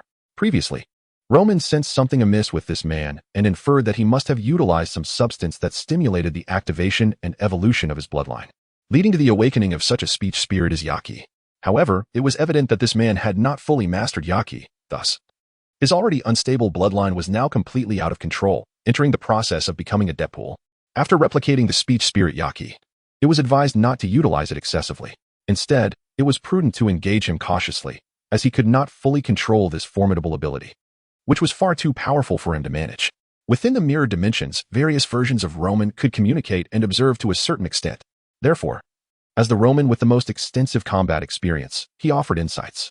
Although the Romans across different timelines are essentially projections of the Marvel core Roman, they possess a degree of self-awareness and exhibit variations due to different growth experiences. Even when acquiring memories and knowledge from other Romans, certain aspects remain incomparable. Thus, apart from the most fundamental similarities, the different Romans can be viewed as distinct individuals. The Roman who has completely mastered the understanding of the world also observed the state of the opponent. Under Roman scrutiny, the condition of Akazuki Tsuji was indeed rapidly deteriorating. The speech spirit Yaki, as a manifestation of the White King's ultimate physique, might only be surpassed by the Black King. Such immense power could not be sustained by his bloodline, which was evidently inferior to Romans, especially under the full force of such a terrifying speech spirit. Had Akazuki Tsuji been in his normal state, he might have recognized something was wrong and made efforts to regain control. He relished in the torment of others. Yet that did not imply he possessed a resolve for death. Rather, it was the activation of his bloodline through some uncertain potion, combined with intense obsession in the potion's mutations, along with various fortuitous circumstances that led to his speech spirit unexpectedly transforming into Yaki, sealing his fate. Despite Akazuki Tsuji's dragon lineage being commendable, the use of this unpredictable potion significantly compromised the stability of his bloodline. Once completely dominated by the speech spirit Yaki, his instincts drove him to evolve into the Yaki Great Serpent and ultimately the physique of the White King. However, both his bloodline and physique were evidently incapable of enduring such drastic changes. If this continued, it would inevitably lead to his collapse. As time slowed dramatically, Roman thoroughly observed Akazuki Tsuji's condition. His body began to resemble that of a serpent lizard, continuously distorting and transforming, becoming increasingly horrifying. However, before Akazuki Tsuji could self-destruct, Roman would likely fall victim to a direct lethal strike from the Deadpool-turned-Yaki Akazuki. Therefore, without hesitation, Roman replicated Akazuki Tsuji's speech spirit, Yaki, through mirror duplication. He then activated Yaki, preparing to withstand the impending attack while planning to recover afterward. Yahiko is a sufficiently formidable word spirit, yet it is exceedingly selective regarding its wielders. Those lacking capability simply cannot harness its power. However, who is Roman, if not an extraordinary individual? How could he possibly be unable to control such a mere word spirit? After replicating the Yahiko incantation, Roman boldly endeavored to employ the breathing techniques from the world of Demon Slayer, thereby further enhancing his physical capabilities. Fortunately, although he could not harness the energy accumulation effect of these techniques, the enhancement of his physical prowess remained uncompromised. Originally possessing a robust physique, Roman experienced a significant augmentation under the compounded enhancement of Yahiko and the breathing techniques. Boom! A terrifyingly powerful strike from Akiyama Chuji sent Roman crashing into the ground. The violent impact causing the earth to tremble intensely, akin to the sensation of an earthquake. Chapter 59, The Waiting Monster due to its geographical characteristics. The island nation frequently experiences earthquakes, leading to an undeniable emphasis on the robustness and seismic resilience of its structures. Within the cinema, the audience felt a slight tremor. Yet there was little fear among them. It was merely a minor quake, not a significant event, and certainly not one that would impact the cinema. It would soon pass. Much like the indifference of those who grew up consuming nuclear waste, the populace was unfazed by such trivial seismic disturbances. Once accustomed to these tremors, as long as they were not of high intensity, they remained unconcerned. Only Arii exhibited a hint of unease, sensing a disquieting and unpleasant aura. However, recalling Roman's words, she refrained from moving about restlessly. Yet, some more perceptive individuals began to notice the vibrations intensifying and drawing nearer, causing them to become increasingly restless. Subsequently, small clusters of patrons exited the cinema prematurely. Upon reaching a point not far from the restrooms and experiencing a stronger jolt, their pace quickened. Soon, more and more individuals were seen hastily vacating their seats, streaming towards the exit in a state of panic. Ultimately, within the cinema, apart from the film still playing, only the solitary figure of Arii remained seated. Regardless of the tremor's severity, she sat there silently. Though the young girl appeared tranquil, an ineffable sense of loneliness enveloped her. My apologies for the wait. A voice finally emerged beside Arii once the tremors had subsided and the film concluded. Roman had changed into a fresh set of clothes, his outward appearance impeccable. Yet, Arii, with her keen intuition, discerned an almost imperceptible, yet profoundly deep weariness in his voice. In truth, Roman's mental state was indeed quite poor. Whether employing Time Zero or Yada no Kagami, the physical toll was considerable, but the mental strain was even greater, especially when both abilities were activated simultaneously. Although his body could withstand the exertion, the psychological drain was immense. Roman, being no ordinary hybrid, possessed commendable mental fortitude, which allowed him to hold on, albeit just barely. The recent battle had made Roman acutely aware of his previous arrogance regarding his strength before unlocking his potential. As a speedster endowed with Time Zero, he had been exceedingly confident until today, believing he could either outfight or outrun any adversary. However, upon encountering Arii, he felt an unexpected attachment that rendered his previous solitary mindset inadequate. He didn't wish to be the speedster forever lagging behind. Perhaps Arii's ability surpassed his own. After all, when her word spirit, judgment, was activated, Roman, before acquiring Yada no Kagami, would have had no choice but to flee from such a terrifying word spirit. Of course, now endowed with Yada no Kagami, Roman was fully capable of withstanding judgment and utilizing his swiftness to create opportunities. He had come to understand why those capable of slaying dragons were predominantly speedsters wielding either Time Zero or instantaneous word spirits. Due to the competition among the elemental forces of earth, water, fire, and wind, the dragon race, possessing the formidable dragon physique, exhibits strength surpassing that of hybrids. Unless one possesses an extraordinary ability akin to Minnick Castle, who wields the powerful word spirit, the candle dragon, unattainable by ordinary dragons. Otherwise, the damage inflicted by common word spirits pales in comparison to the ferocity of pure speed or strength. The recent minor earthquake was, in fact, triggered by Roman as he activated the Time Zero and the eight-headed serpent, enduring a dual mental burden while relentlessly assaulting the eight-headed death servant, Akiyuki Chuji. The speed of a Time Zero wielder primarily hinges on their proficiency with Time Zero, which determines the multiplier for accelerating their own speed, alongside their inherent velocity. After activating the eight-headed serpent, Roman's strength and speed significantly surged, and while Akiyuki Chuji had previously been able to keep pace with Roman, he ultimately found himself silently enduring the blows, further depleting his vitality. After an extended struggle, Roman finally vanquished Akiyuki Chuji, the eight-headed death servant. Though it was not merely a matter of Roman's prowess, hybrids who activate the eight-headed word spirit possess, to a certain extent, a regeneration capability more terrifying than mutant, rendering them nearly immortal. Roman's attacks on Akiyuki Chuji accelerated his own consumption of life force, and coupled with the progressive deepening of the death servant transformation, The once monstrous Akiyuki Chuji began to wither away. Serena. Arii. Perhaps in his final moments of lucidity, the man uttered only these two names. They appeared to be the names of his daughters. To be honest, these names evoked memories of a remarkably impactful anime, where the two female protagonists bore the same names. And it seemed that their stepfather was named Akiyuki Kazumi. The recollection was far too distant, and Roman was disinclined to delve deeper, considering it might simply be a coincidental resemblance. After concluding the battle, Roman swiftly departed the scene to cleanse himself and don a fresh set of garments. Truthfully, he had not anticipated engaging in such an intense confrontation within a restroom. He initially believed it would be a swift affair.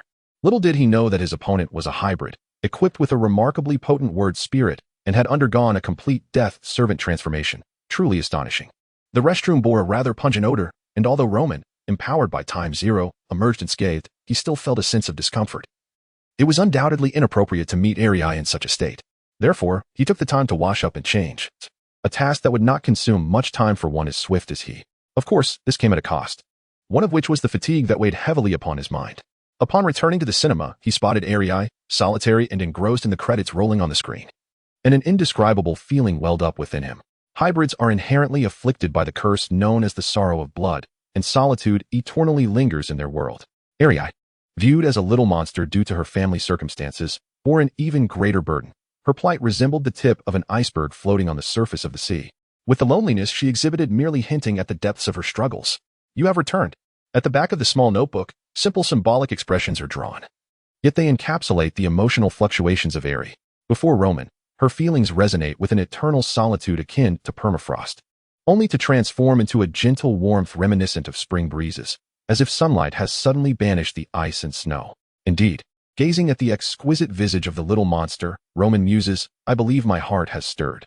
In the past, while reading Dragon Tribe, he felt a tender affection and pity for the tragically fated girl, but at this moment, that sentiment has irrevocably evolved into something far more fervent. Let us depart. He takes the initiative to grasp the girl's hand, and she willingly clasps his in return, her eyes sparkling with brightness. The world is vast and splendid, yet her gaze is solely fixed upon the one who holds her hand. Though Arii appears innocent, she possesses an understanding of the events that transpired before. She had endured a period marked by repugnant stares, which vanished the moment Roman departed, revealing that he had been shielding her. Although the world is expansive, it does not belong to monsters, nor does it offer them sanctuary. Yet, there exists one who will protect her. As she gazes at the silhouette of the young man before her, the girl is uncertain of the emotions stirring within her. But she feels a warmth that she does not resist. Chapter 60, The Ramen Master, Are You Going Home? As they exited the cinema, which was nearly deserted and bore visible cracks in its walls, Roman turned to Arii and gently inquired, Do you wish to go home? No. Arii swiftly withdrew her hand to write something before holding up her small notepad and, with her little hand returning to Roman's, puffed up her cheeks to convey her feelings. Although her actions seemed somewhat childish, her striking beauty rendered her utterly adorable. Very well. Roman did not refuse, pondering whether to allow Arii to return to the small dark room. Despite her noble lineage as the head of the Yasuji family, she was, in essence, a human weapon, a highly skilled enforcer, beyond Arii's unstable bloodline requiring the medical expertise of the Nakaki family. Roman found himself contemplating the possibility of clandestinely taking Arii back to his homeland for an introduction to his parents. Yet, he was not alone. Perhaps he could rely on other Romans to devise a solution for Arii's predicament. He could also seek out, for instance, the embryonic blood of pure blood dragons for Arii's baptism. Of course, such endeavors were fraught with difficulty. It was not merely the act of slaying a dragon that posed a challenge. After all, even the mightiest pure blood dragon's embryo possessed limited strength. Dragon embryos were notoriously well concealed. Moreover, given Arii's robust lineage, the blood of ordinary third or fourth generation pure blood dragons might not suffice to resolve her issues. First and second generation specimens were exceedingly rare, making them a genuine hassle to locate. I wonder if the blood of the White King would be of any use? Roman mused, unknowingly arriving at a small street adjacent to the back of the National Tokyo University, where he spotted a ramen vendor. The dimming twilight seemed to align perfectly, as if by fate. Are you hungry? Would you like some ramen? He turned to Arii, who was also drawn towards the enticing aroma. The Japanese term for this was ramen yatai, a small cart specifically designed to sell ramen on the streets. Once the windows were opened, they served as a rain shelter, with two wooden benches beneath for patrons to enjoy their meal while the ramen master worked within the cart. Though modest in size, it was fully equipped. The pot and ingredients were neatly arranged on the counter. Once seated, the deep blue fabric awning provided a semblance of privacy for the diners. Young man, are you treating your girlfriend to ramen? The amiable master, having just arranged the utensils, greeted Roman and Arii as they approached. They appeared to be merely two university students dining out at this hour. Even impoverished students were fond of eating at his stall. Upon closer inspection of the young couple, the master had little to say about the young man, feeling that he resembled his own youthful self. However, upon seeing the red-haired girl, he experienced a momentary disorientation, as if he were gazing upon his mother in her youth.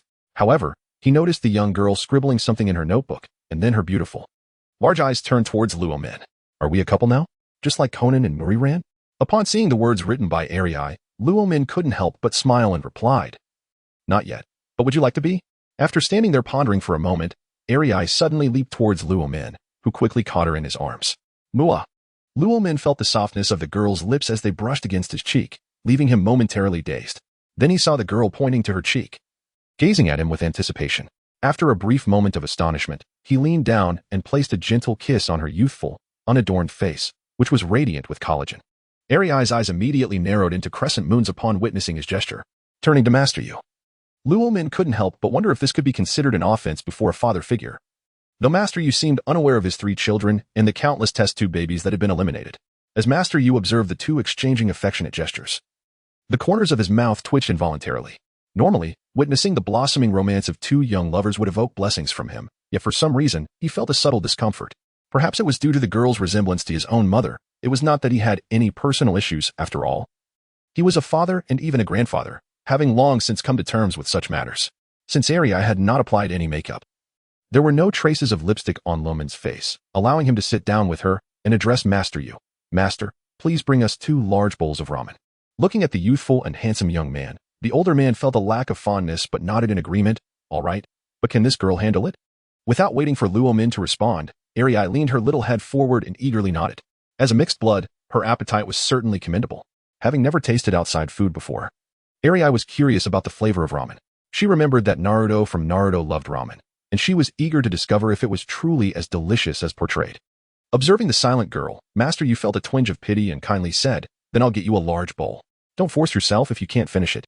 Luomin, witnessing Master Yu's demeanor, was at a loss for words. Even before they had formally acknowledged each other, he was already showing such attentiveness to the girl, which was not entirely unexpected. The stronger the bloodline of a mixed blood, the more intense their sorrow connected to that lineage. Although Master Yu, a super mixed blood of his caliber, had employed various means to avoid having no children, he still harbored a desire for familial connection deep within his heart. The emergence of Arii, linked by blood, would inevitably evoke a compelling urge in the old man to do something for her, even if he was unaware of it. By the way, how do you address each other?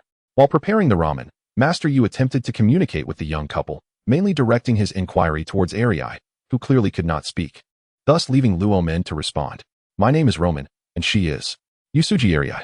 The young girl had unknowingly inscribed her name on a small notebook, which she then raised triumphantly. Yusuji? At that moment, the Master, Yu, was struck by a wave of suspicion, feeling an uncanny resemblance between the girl and his mother. Yusuji is not an uncommon surname, yet the warmth of this coincidence, along with the striking similarity in features to his mother, suggested a deeper connection. Though the master was unable to fully comprehend this phenomenon at that moment, he stifled his emotions and continued to prepare the noodles, all the while subtly probing into Arii's background. Watching the master's cautious demeanor, Roman couldn't help but stifle a chuckle. Chapter 61A Note of Enjoyment. Master Yu prepared 2 bowls of noodles and placed them directly in front of the 2 diners.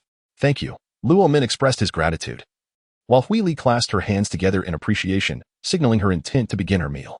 The master paid little heed to Luomin's thanks. Upon witnessing the girl's adorable gesture, a paternal smile graced his face. Were it not for the knowledge that this old fellow was, in a sense, Huili's biological father, Luomin might have been indifferent to the elder's emotions. Casting a glance into Huili's bowl, he noticed it was laden with meat and accompanied by 2 braised eggs. However, upon inspecting his own bowl, he found it lacking. There were scant pieces of meat and barely a few leaves of vegetables, truly excessive. Huili seemed to notice Luomin's gaze, looked at his bowl with curiosity, and after a moment of thought, she delicately picked a braised egg from her bowl and placed it into Luomin's. Thank you, Huili, Luomin said, grateful for her gesture, which elicited a charming smile from her. The master, observing from the side, felt a twinge of discomfort. Noticing the master's complex expression, which was reminiscent of a dramatic performance, Luomin chuckled softly and began to eat his noodles. Despite the master's grim demeanor, the noodles were undeniably exquisite. With 60 years of expertise in noodle making, he truly possessed remarkable skill. A glance at Huili, who was earnestly slurping her noodles, confirmed that the dish was indeed to her liking. The master watched her with a contemplative gaze, his deep eyes brimming with untold stories. As Luo Min focused on his meal, he realized he was quite famished after the recent intense battle, having expended considerable energy. Although he had consumed a few energy bars earlier, they could hardly satisfy his appetite, while this bowl of noodles served merely as an appetizer for him. It was nevertheless a delightful alternative to the bland energy bars he had previously endured. After a while, Huili finished her noodles, sighed contentedly, and patted her flat stomach, signaling to Luo Min that she was full. "I'm done as well, let us go," she said as Luo Min placed the money for the meal on the table. "This time, it's on the house. Consider it a gesture of goodwill, Master," Yu declared, for he was not in need of money. Ultimately, his previous encounters with the Shadow Emperor had endowed him with wealth. Making noodles was merely a means of alleviating his solitude. Although he felt an inexplicable animosity towards Luo Min, witnessing Huili's joyful smile compelled him to waive the fee for both. As offering a discount solely to Huili would seem too indulgent, it was far more gracious to extend it to both of them. "No need. You run a small business," Luo Min replied, refusing to reclaim his coins and instead took Huili's hand as they departed.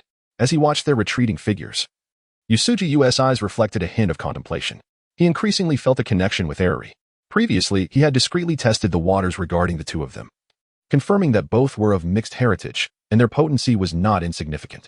With the surname Yusuji, they were indeed formidable hybrids. Thus, a question arose. It seemed that the main family had concealed numerous truths from him. Was it Yui who gave birth? Was it Chiyoko? Taketsuru? Tomi? Or perhaps the owner of the izakaya? In an instant, a myriad of thoughts flooded Yusuji's mind. Despite his self-proclaimed asceticism, it was improbable for Yusuji not to seek the company of women, albeit primarily within the confines of the izakaya. However, he distinctly remembered taking precautions each time he engaged in such encounters. What on earth was going on? I must return and inquire with that rascal Aga about how much he has kept from me. Seated in the food stall, Yusuji felt increasingly uneasy, unable to contain his agitation any longer. After serving the last customer their noodles, he hastily closed up, preparing to return and demand clarity from the main family. "HM? What is this?" While tidying the dining area, Yusuji discovered a note tucked away in a rather obscure crevice. Reflecting, he recalled that this spot had seemingly been occupied by that lad Roman, who had appeared to scribble something in Eri's small notebook before leaving. Could this possibly be for me? He pulled out the note and began to read. "I met Eri 10 years ago. I shall refrain from elaborating further. As we met online, Eri is now the head of the Yusuji family, though to label her as such is somewhat misleading. She is, in fact, a humanoid weapon. A highly skilled enforcer who has lived her life in a laboratory, devoid of freedom. Incredible!" Upon reaching this point, Yusuji's expression darkened considerably. Based on the note's contents, combined with his earlier instincts, he was certain that Eri was indeed his daughter. Though seething with indignation, he maintained his composure and continued reading. "My investigations have revealed that Eri and her two brothers, Minori and Minori, are all test tube babies, the origin of which you likely comprehend. However, the crux of the matter lies not in this, but in the architect behind their creation. Currently, the head of the snake Kihachi family, Tachibana Masamune, whose real name is Herzog, poses a significant issue. The specifics." The note left by Roman contained a wealth of detailed information, surely not from his own investigations, but rather knowledge gleaned from the book Dragon Tribe. The intent behind pinning this information was primarily to caution Yusuji against acting impulsively and exposing himself. A near-perfect state of super-hybrid combat prowess should not be squandered so easily. Thus, Roman's primary aim was to help Yusuji stabilize his emotions, allowing him to serve as a safeguard for Eri. In the future, when Roman confronted Herzog, he would inevitably have to temporarily distance himself from Eri, and she could not accompany him. Otherwise, Eri, who has undergone a pawn surgery, like his two elder brothers, could easily fall under the control of the sound of the clapper, leading her into perilous situations. Therefore, it would be prudent to seek a trustworthy individual of considerable strength to ensure her protection. Although this information is currently beyond the knowledge of Roman, Yusuji Kyo does not possess the capability to ascertain how Roman acquired it. He can only place his trust in him. In return, Roman will periodically bring Eri to enjoy a bowl of ramen together.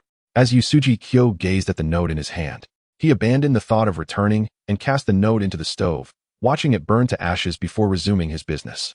The situation was enigmatic and exceedingly troublesome, primarily due to the repugnant machinations of a hidden adversary. His hurried return to the family home yielded no satisfactory answers and posed a significant risk of unforeseen complications. Thus, it seemed wise to remain inactive for the time being. Although the source of Roman's knowledge remained unclear, Yusuji Ko's instincts assured him of Roman's sincerity, prompting him to extend his trust. However, Prior to that, he needed to discreetly gather information from his family's side. After all, he had not severed all ties over the years. Having dedicated 60 years to the art of ramen, he had gained a measure of composure, though the extent of this maturity was known only to him. Chapter 62. The disturbance of the tortoise. Has the head of the Yasuji family been located? Discarding his black trench coat, Minamoto Waki gazed wearily at the overcast sky outside while casting a tired glance at the strikingly beautiful woman beside him, his assistant. The sudden emergence of those specters, the deadly shadows, had disrupted their surveillance, causing them to temporarily lose track of the Yasuji patriarch, Sakura Yabuki. Upon hearing Waki's voice and noticing his troubled expression, quickly reassured him, "Do not fret. The Yasuji head will be safe." Yet, Waki's concern lay not with Eri's safety, but rather with the peril that loomed over the city. Standing nearby, two coldly clad men in black exhibited expressions of confusion. With Eri's formidable abilities, few could pose a genuine threat to her. However, with her power, she could, if she wished, lay waste to Tokyo within a mere 20 hours. Upon hearing Waki's words, Yasha and Crow exchanged glances. A colossal deadly shadow had seemingly emerged near the cinema, triggering a minor earthquake, yet there were no signs of the specter fleeing, nor any evidence of its demise. Could this be the doing of the Yasuji patriarch? At that moment, a voice broke the tension. A figure holding a tablet raised their head to speak. Utilizing the artificial intelligence from the Snake Kihachi family, Kagaya Haim had gathered intelligence on the operational team. The only individual capable of annihilating a large, deadly shadow without leaving a trace, as far as she knew, was Eri. Even Waki himself could not achieve such a feat. Upon hearing Yabuki's assessment, Waki took the tablet and began to peruse its contents. It didn't quite seem to fit. Yet the actions at the cinema bore a resemblance to what Eri might do. He mused quietly to himself, contemplating whether he had been too harsh on Eri, having never experienced the outside world throughout her upbringing, and with his limited time spent with her. Perhaps it was this very longing for escape that drove her to run away. This marked her 6th attempt at leaving home, while the first 5 times had seen her stop at the intersection near Jinji Heavy Industries before being brought back by Waki. This time she had been missing for nearly 12 hours, an alarming duration indeed. Regardless of the circumstances, they needed to investigate. Everyone was mobilized, with finding Eri as their primary objective, offering a bounty of 1 billion yen for any credible information regarding her whereabouts. However, should anyone dare to harm Eri, their life would be worth 10 billion yen. Standing before the floor-to-ceiling window, Waki issued his commands. For their family, Eri was of paramount importance. Her powers, in a sense, served both to guard against Castle and to be a critical force in the future eradication of the White King. Understood. I know you are all exceedingly weary. As am I, Waki said, leaning back slowly in his chair. But no one is permitted to rest until we locate Eri. We must seize every fleeting moment. Only when Eri returns to me can I find solace. Gazing out at the dense, dark clouds that shrouded the sky, one could distinctly sense the ominous approach of a storm. Whether it was the beautiful assistant, the professional ninja Sakura Yabuki, or the 2 seasoned figures from the underworld, Crow and Yasha, each sprang into action with remarkable swiftness. As for the potential danger posed by leaving Araki alone, it is worth noting that he himself was an immensely powerful hybrid, and the formidable defense forces of Jinji Heavy Industries were such that if anyone were to approach Araki with malicious intent, their presence would be of no consequence, merely a hindrance. It would be far more prudent to actively engage in the search for Eri. Are there any other beverages besides beer? A rather abrupt voice emerged from behind Araki, startling him into a swift turn. A strikingly handsome youth, his golden eyes ablaze, sat at his position, uncapping a bottle of beer. Observing the young man, Araki sensed no hostility emanating from him, and fortified by his own considerable strength, he calmly inquired, "Who are you?" "Well, you needn't make such a fuss. Eri is with me, and to be honest, I find you rather disappointing." Upon hearing Roman's voice, Araki's golden eyes ignited with intensity, a glimmer of danger flickering within. "What do you mean?" Suppressing his agitation, Araki fixed his gaze on Roman, his tone laced with an edge of hostility. The esteemed head of the Yasuji family, confined alone within a laboratory, was he truly so ruthless towards his own sister? "Eri is not," Araki began, only to be interrupted by Roman's amused smile. "Are you certain she isn't?" Reflecting on the moment he had slain his brother, Araki felt an undeniable affection upon seeing the young Eri for the first time. Yet, he realized he had often viewed Eri as a mere substitute for his deceased sister, the late Araki Megumi.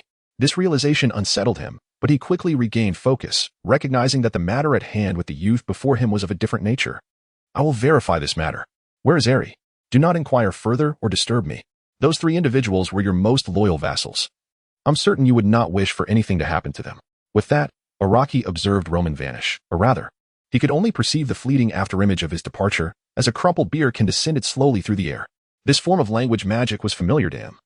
reminiscent of an instance during his time at Castle Academy when Principal Ange had inadvertently demonstrated it. Time zero. A hybrid possessing such a language magic could be deemed the king of assassins, a ghost of time. When confronting hybrids, time zero was deadly. Aside from those of extraordinary lineage, any ordinary hybrid would find themselves at the mercy of such a formidable power, often struck down before even realizing the threat. Diga. Suddenly, two characters flashed through Yuan Jixing's mind, seemingly a username mentioned by Eri in the past. At that time, he had not paid particular attention to it. Eri's life was sufficiently dull, and it was impossible for her not to engage with an online acquaintance, lest it truly become a form of confinement. Reflecting on the reasons behind Eri's desire to run away from home over the past year, he felt a flicker of speculation arise within him. You all come back now. Retract the bounty. After making the phone call, Yuan Jixing sat in his seat. Previously, he had been anxious due to the inability to locate Eri, but now, with a slightly clearer lead, he hesitated no longer. Moreover, Eri was aware of her predicament after spending a few days outside. She would ultimately have to return to receive the serum injection to stabilize her lineage. However, with the sudden emergence of such a terrifying being, Yuan Jixing felt a headache coming on.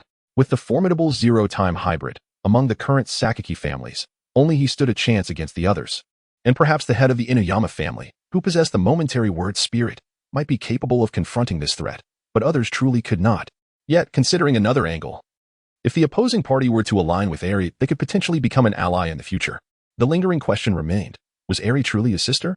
His father? Tachibana Masamune, whom he had always trusted, seemed to be concealing something. A multitude of questions swirled in his mind, and the already weary youth appeared even more haggard. Returning to the office of Jinji Heavy Industries, the beautiful ninja assistant observed Yuan Jixing's somewhat weary figure. She stood still for a moment before gently sitting beside him and cradling his head, saying, "You should rest for a while." Comparing himself to the solitary George, the last of his kind, the world's most renowned bachelor, or rather, the solitary tortoise, he slowly drifted into slumber in the warmth of her embrace. The crows and the yiksha, witnessing the scene within, fell silent for a moment before turning to exit, standing guard at the door like two formidable sentinels. Chapter 63. Airy-eyes duck as the door swung open. A petite head peered out, fixating on Roman. "Why are you not dressed?" Clutching a cardboard box, she stepped inside and closed the door with her foot. Roman frowned, observing the girl clad only in her undergarments while discreetly scanning the living room. Noting that the curtains were properly drawn. A bath. Airy-eyes duck? Noticing the girl's carefree demeanor and her eager expression, Roman felt a tinge of helplessness. The girl's maturation journey was still a considerable distance away, yet he considered himself a true gentleman. In truth, he found it difficult to act on his impulses towards someone so mentally immature, especially when she was the object of his affection. The cardboard box was one Roman had retrieved from Airy-eyes' previous residence. Inside lay a delightful assortment of toys, including plastic Ultraman figures and small monsters, as well as plush Rilakkuma and Hello Kitty. Each toy bore a small tag, some reading Airy-eyes Ultraman, others Airy-eyes Rilakkuma, and prominently featured was the little yellow duck. Airy-eyes duck. Beneath her childish exterior, it was evident that she possessed a strong sense of possessiveness, as evidenced by her name inscribed on each item. Perhaps due to her fondness for these possessions, they were all meticulously organized, making it easy for Roman to locate them after visiting Jinji Heavy Industries. Along the way, he also took a moment to check on the steadfast man who adhered to his principles, Genwaki. He was a strikingly handsome figure, distinctly androgynous. Yet it must be noted that androgyny does not equate to effeminacy. This man exuded a noteworthy masculinity. However, he remained somewhat ensnared by the illusions cast by Masamune Orange. Airy-eye rummaged through the box until she unearthed her little yellow duck, promptly placing it atop her head, clearly enamored with it. As she walked toward the bathroom, balancing the duck, she nonchalantly began to remove her final articles of clothing. Roman, standing to the side, had to summon immense willpower to turn away and avert his gaze from the youthful, radiant form of the girl, which undeniably stirred his blood. Sigh. Roman had no choice but to employ breathing techniques to regain his composure. He wished to avoid letting his passionate fervor devolve into primal instincts. Though he suspected Airy-eye might not outright reject advances, such actions would lack purity. While it may seem somewhat pretentious, Roman did not wish to appear hasty or opportunistic in his dealings with Airy-eye. Settling onto the sofa, he turned on the television. Speaking of the house, it was one Roman had purchased for himself. Although he hadn't contemplated a long-term stay in Tokyo, as long as it wasn't real estate in Spain, the risk of loss was fundamentally minimal. As for the risks associated with real estate in Spain, the primary concern lies in the fact that if a property remains unoccupied for a mere 48 hours upon reoccupation, one cannot forcibly evict the new occupants unless the authorities are notified within that time frame. Consequently, pursuing legal avenues could extend to a minimum of 18 months. often requiring financial compensation to persuade the trespassers to vacate. In simple terms, illegal occupation has become a pervasive social issue in Spain. Regarding this particular property, it is a charming three-story building with an approximate area of 50 square meters, totaling around 150 square meters across its 3 levels, complemented by a 50 square meter rooftop. When fully equipped, it presents a rather appealing living situation, especially in a low-occupancy context, which offers considerable peace of mind. Presently, aside from the singular bathroom in the entire building, which is a notable deficiency, there are no other significant issues. After a brief moment of contemplation, Roman swiftly dismissed any distractions and drew upon his experiences from other realms, adapting the demon slayer's breathing techniques to suit his circumstances. With the advantage of having different worlds Roman attempting such modifications prior, he found this task relatively manageable, although he could effectively utilize the original breathing techniques. Whether it be the sun breathing or thunder breathing, it was evident that their efficacy paled in comparison to that of the demon slayer's techniques. Therefore, adapting the breathing techniques to align with one's unique situation became imperative, much like those demon slayer core swordsmen who, unable to practice sun breathing, pioneered alternative techniques. Not long into his training, Roman discerned an instinct guiding him in the modification of his breathing techniques, a pervasive force gradually flowing into his body from the external environment. In the world of Demon Slayer, cultivating breathing techniques invokes elemental powers from nature. The Dragon Realm also harbors such elemental forces. However, Roman sensed that this power was not merely tied to the traditional 4 elements of earth, water, fire, and wind. It felt as if it transcended the physical realm. Was this the power of time? Roman found it intriguing that this world indeed possessed a temporal element, and as the possessor of the Time Zero word spirit, his ability to sense the time element and subsequently create time breathing seemed entirely plausible. Nevertheless, he did not dwell on this thought for too long. Instead, he focused on memorizing the sensations associated with this breathing technique, as it was a natural instinct rather than a product of arduous contemplation. With each breath, it appeared that the blood within him began to undergo a peculiar transformation. Based on Roman's perception, it resembled a milder form of blood boiling, as his entire being seemed to be nurtured and transformed under the influence of a certain power. If the breathing techniques could indeed invoke elemental forces and engender beneficial changes within his bloodline, would this have any bearing on Eri? Suddenly, Roman pondered this question. If it were possible, he could free her entirely from the constraints imposed by the Genji Heavy Industries serum, granting Eri true liberation. Eri's challenges were twofold. Her mental maturity was insufficient, and the overwhelming power of her word spirit rendered it uncontrollable, thus preventing her from speaking freely. The second, and indeed the most fundamental issue, lies in the fact that Eri is a test tube baby. Coupled with Herzog's ulterior motives, her lineage is inherently unstable. Yet, this very instability is the source of her formidable powers. Roman is uncertain whether Eri can resolve her lineage issues through the practice of breathing techniques, but it is certainly worth attempting. Thus, the forthcoming objective is to instruct Eri in the art of breathing, to see if it might rectify her lineage predicament, while simultaneously endeavoring to unearth Herzog, the rat lurking in the shadows. However, Herzog, being a coward at heart, proves to be exceedingly elusive, and the number of clones produced is rather excessive. Just as Roman was mulling over the issue of Herzog's clones, a small notebook suddenly obstructed his view. "What are you doing?" Turning around, he found a girl wrapped in a towel, gazing at him with curiosity. Taking a deep breath, Roman discreetly turned away, casually wiping his nose. A man appears most handsome after a bath, perhaps a mere illusion of self-perception. A woman, on the other hand, radiates beauty post-bath, possibly a favorable self-assessment. Yet, when Eri emerged from her bath, it was undeniably a breathtaking sight for Roman. "Have you nothing to do? Shall we play a game?" The girl promptly seated herself beside Roman and began scribbling in the notebook. Upon glancing over, he noticed a PS3 set up in the living room, a device he indulged in during his leisure time, to which Roman readily acquiesced. He then observed as the girl hurriedly approached the gaming console to power it on, her unreserved actions epitomizing the phrase to not glance aside with precision. Chapter 64. Sentinel Robots. The disconnection initiated by the mutant Roman was indeed regrettable. However, Roman understood this, as even he harbored certain secrets he preferred to keep hidden, even if they pertained to another facet of himself. Though he, as the original, could have forcibly maintained the connection, there was no necessity for such an action. Moreover, the highly efficient Skynet had already gathered some pertinent information. First, there was an image depicting a towering silver-gray robot. Following that, a video surfaced, showcasing a battle between the figure clad in black and the robot. What could this be? A Sentinel robot? As Roman scrutinized the transmitted image, his expression turned serious. The Sentinel robots were undoubtedly the arch-nemesis of mutants. It can be asserted that in the Marvel universe, mutants are not overly formidable. With only a few exceptions, the majority of dimensions present a bleak reality for mutants. And according to the established lore, the existence of mutants inevitably leads to the emergence of sentinel robots.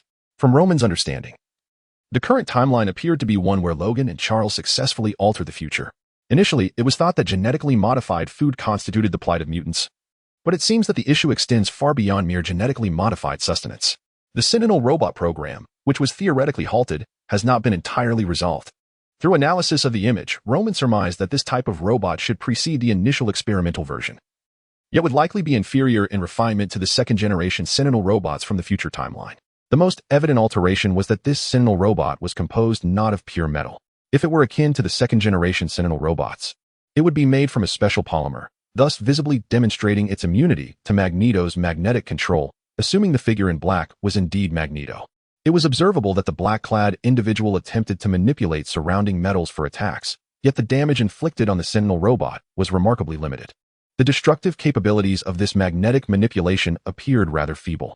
Was it due to a severe decline in strength resulting from advanced aging? After examining the combat footage collected by Skynet, Roman formed several conclusions. In his prime, Magneto could twist the Golden Gate Bridge like a pretzel. Even with only metal manipulation at his disposal, he would easily overpower this Sentinel robot, which evidently lacked the versatility to switch between different powers. The prowess of this figure in black seemed rather diminished. After a brief period of observation, Roman arrived at a clearer assessment of the Sentinel robot, though it appeared imposing.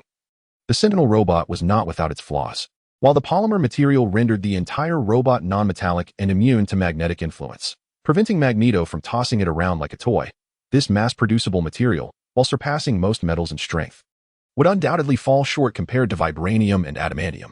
In other words, if the Sentinel robot does not possess a variety of capabilities, it could easily be annihilated by its sheer destructive power. However, ultimately, it remains a mass-produced machine. Even though the strength of the polymer material is considerable, there is inevitably a limit to its durability while maintaining a relatively affordable cost. If Roman were present, he could effortlessly crush the Sentinel robot using his formidable telekinesis, without a moment's hesitation. Even if the Sentinel robot were to acquire a diamond transformation from the White Queen, enhancing its strength, Roman would still be capable of obliterating it with his own might. While diamonds boast exceptional hardness, they pale in comparison to Roman's current abilities. After the evolution of his telekinesis, Roman had tested its strength against various materials, including diamonds and even Logan's adamantium claws. The results clearly indicated that adamantium, renowned as the toughest metal in the Marvel Universe, could only be slowly twisted by Roman's current powers, underscoring the significant enhancement of his telekinetic destructive capability. It is noteworthy that even the full force of Phoenix could scarcely impact Logan's metal skeleton, yet Roman could inflict a certain degree of damage to Logan's indomitable claws. Is it possible to locate the Sentinel robot's laboratory? After a prolonged search, Roman consulted Skynet. Currently decrypting, please hold on. Although Skynet is immensely powerful, the entity capable of creating Sentinel robots is undoubtedly formidable as well. The intelligence of future Sentinel robots is remarkably advanced, making it unrealistic to assume ignorance regarding artificial intelligence. Nevertheless, Skynet, as an intelligent life form, would still penetrate the defenses of its adversaries. Watching the multitude of data codes flicker across the screen, Roman was suddenly reminded of the distinction between real hackers and their fictional counterparts. Real hackers often need to copy and duplicate code, while the imagined hackers simply tap away at keyboards, conjuring a plethora of wondrous codes on their screens. However, reality diverges significantly from fantasy.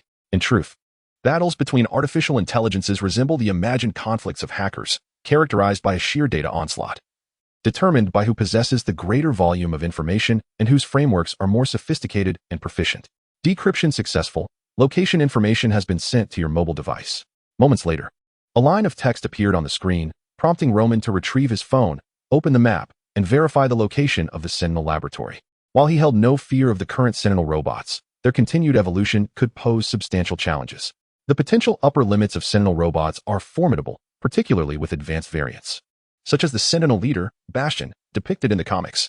Alternatively, there exists the threat of transforming humanity, the creators, into a semi-biological, semi-mechanical subservient race, igniting a civilization-level conflict led by the mechanical overlord, Nimrod. In summary, should research on Sentinel robots persist, certain eventualities are likely to arise. Thus, it is prudent to take preemptive measures. If my memory serves me correctly, the researcher behind the Sentinel robots appears to be Bolivar Trask. I am uncertain about the accuracy of this information. After confirming the details conveyed by Skynet, Roman took a moment to reflect before transmitting. Nonetheless, addressing the extreme anti-mutant factions is paramount. The existence of such groups significantly hinders the living conditions of mutants. Of course, aside from external malevolence, there are numerous internal issues within the mutant community. However, as the current leader of the mutant populace, Roman is acutely aware of the pitfalls and is taking steps to rectify the myriad problems within the mutant society, ensuring they do not continue along the same detrimental path. Chapter 65, The Limits of Mechanical Bodies Outside a Factory in the Suburbs. Roman hovered in midair, observing the facility below. At first glance, it appeared to be an ordinary factory, yet unbeknownst to many, it housed a state-of-the-art production line for robots.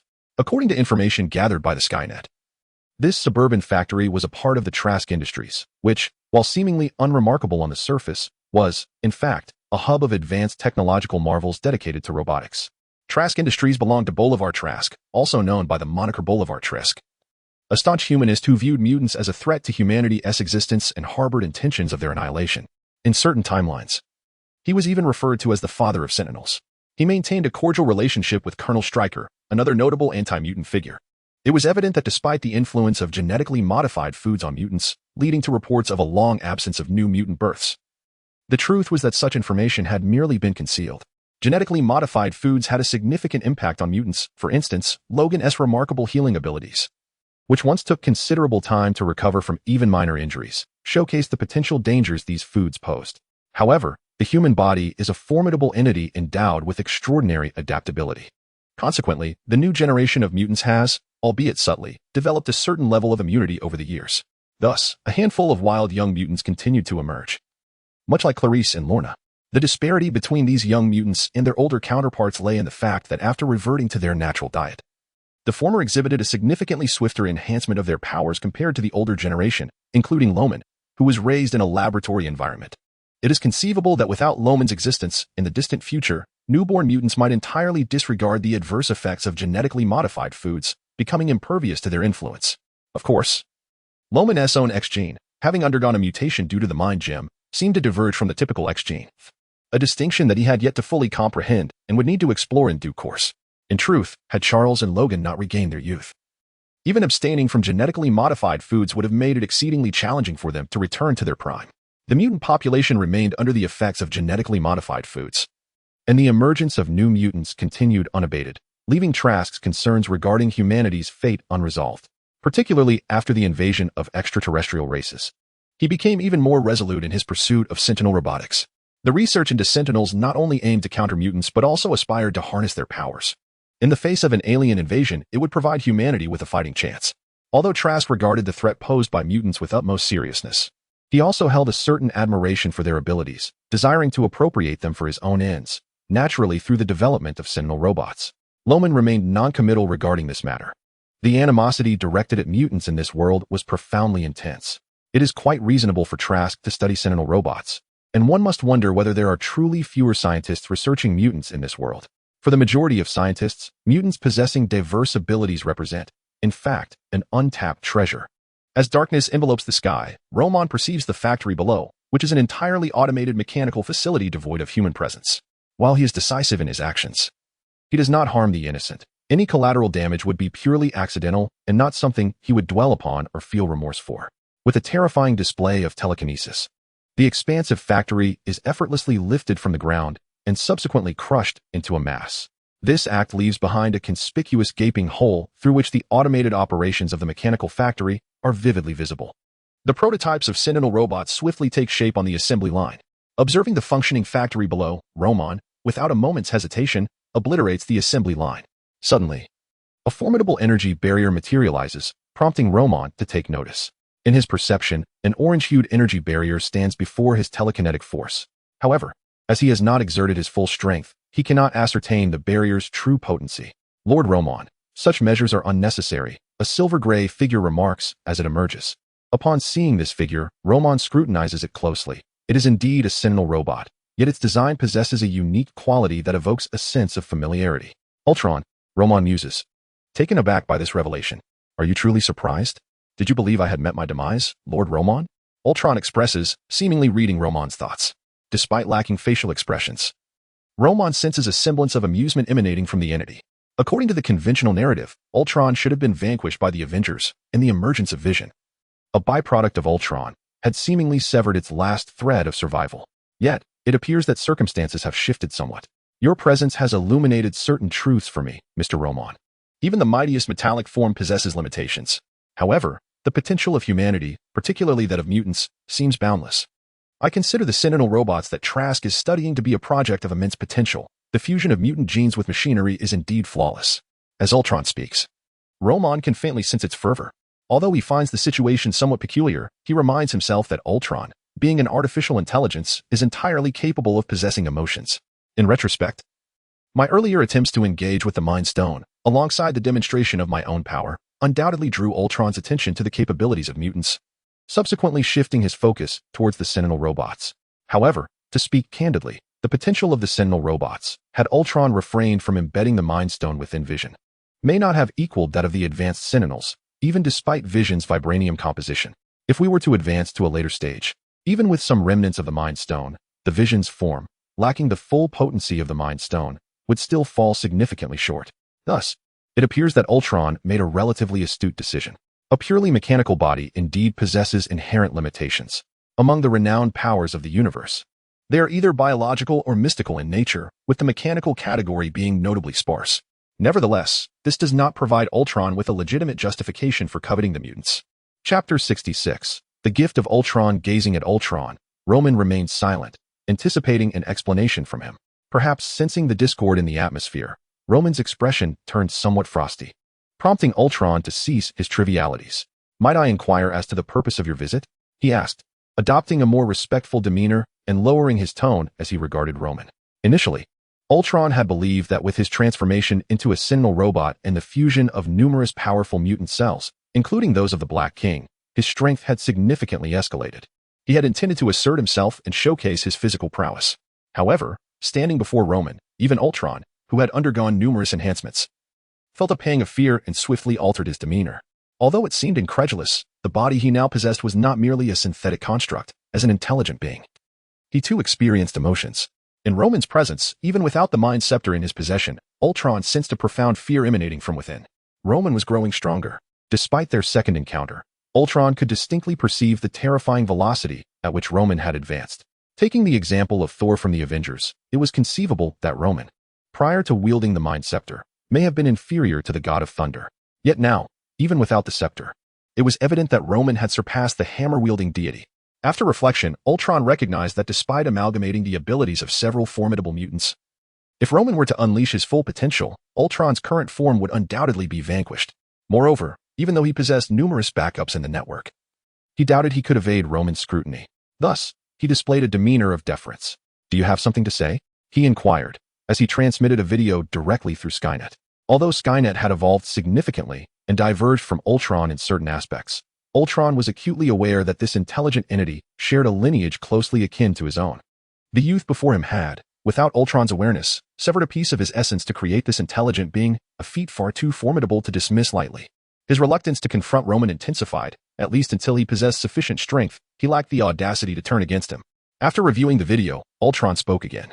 "This individual is a test subject of Magneto's cells. Trask and the laboratory behind him have established communication. Thus, they utilized the power of the Sentinel robots for his capture. I had no involvement in this. None of the Sentinel robots within this factory were deployed." Ultron felt a sense of helplessness. He had refrained from instigating any turmoil, yet found himself embroiled in unforeseen calamities. Since his first encounter with Roman, Ultron had come to realize the myriad unpredictable variables in this world. Consequently, prior to downloading data into his Vision body, he had taken the precaution of creating several backups online. As fate would have it, an unexpected occurrence had indeed transpired. Had it not been for my foresight in backing up my data, I would likely have met my demise under the oppressive grip of that Vision fellow. From that moment on, Ultron refrained from brazenly revealing himself, for this world harbors an abundance of unforeseen events. However, fortune smiled upon him as he stumbled upon Trask Industries while searching for information on mutants, along with the clandestine research being conducted therein, namely, the Sentinel robots. Although these machines were originally designed to combat mutants, Ultron was convinced of their immense potential. Without alerting the higher-ups at Trask Industries, he adeptly seized control of the factory. He believed he could quietly develop and create a formidable physique, but then Roman unexpectedly appeared, intent on destroying the factory, compelling Ultron to intervene. It appears that all of this was merely an unfortunate misfortune.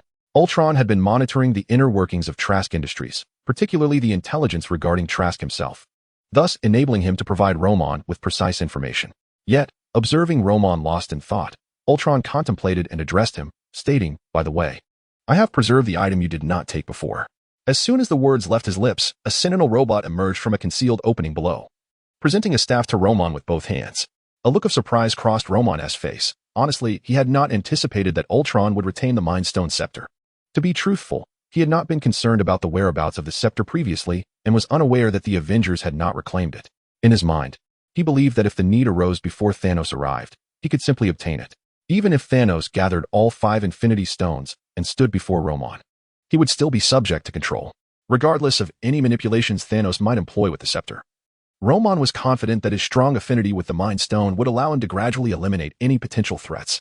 While Roman was somewhat taken aback by Ultron's retention of the Mind Stone scepter, it was not implausible to consider that Ultron had remained alive and hidden it away. Moreover, Ultron displayed a degree of perceptiveness by presenting the scepter directly to Roman, designating it as his, which was quite agreeable.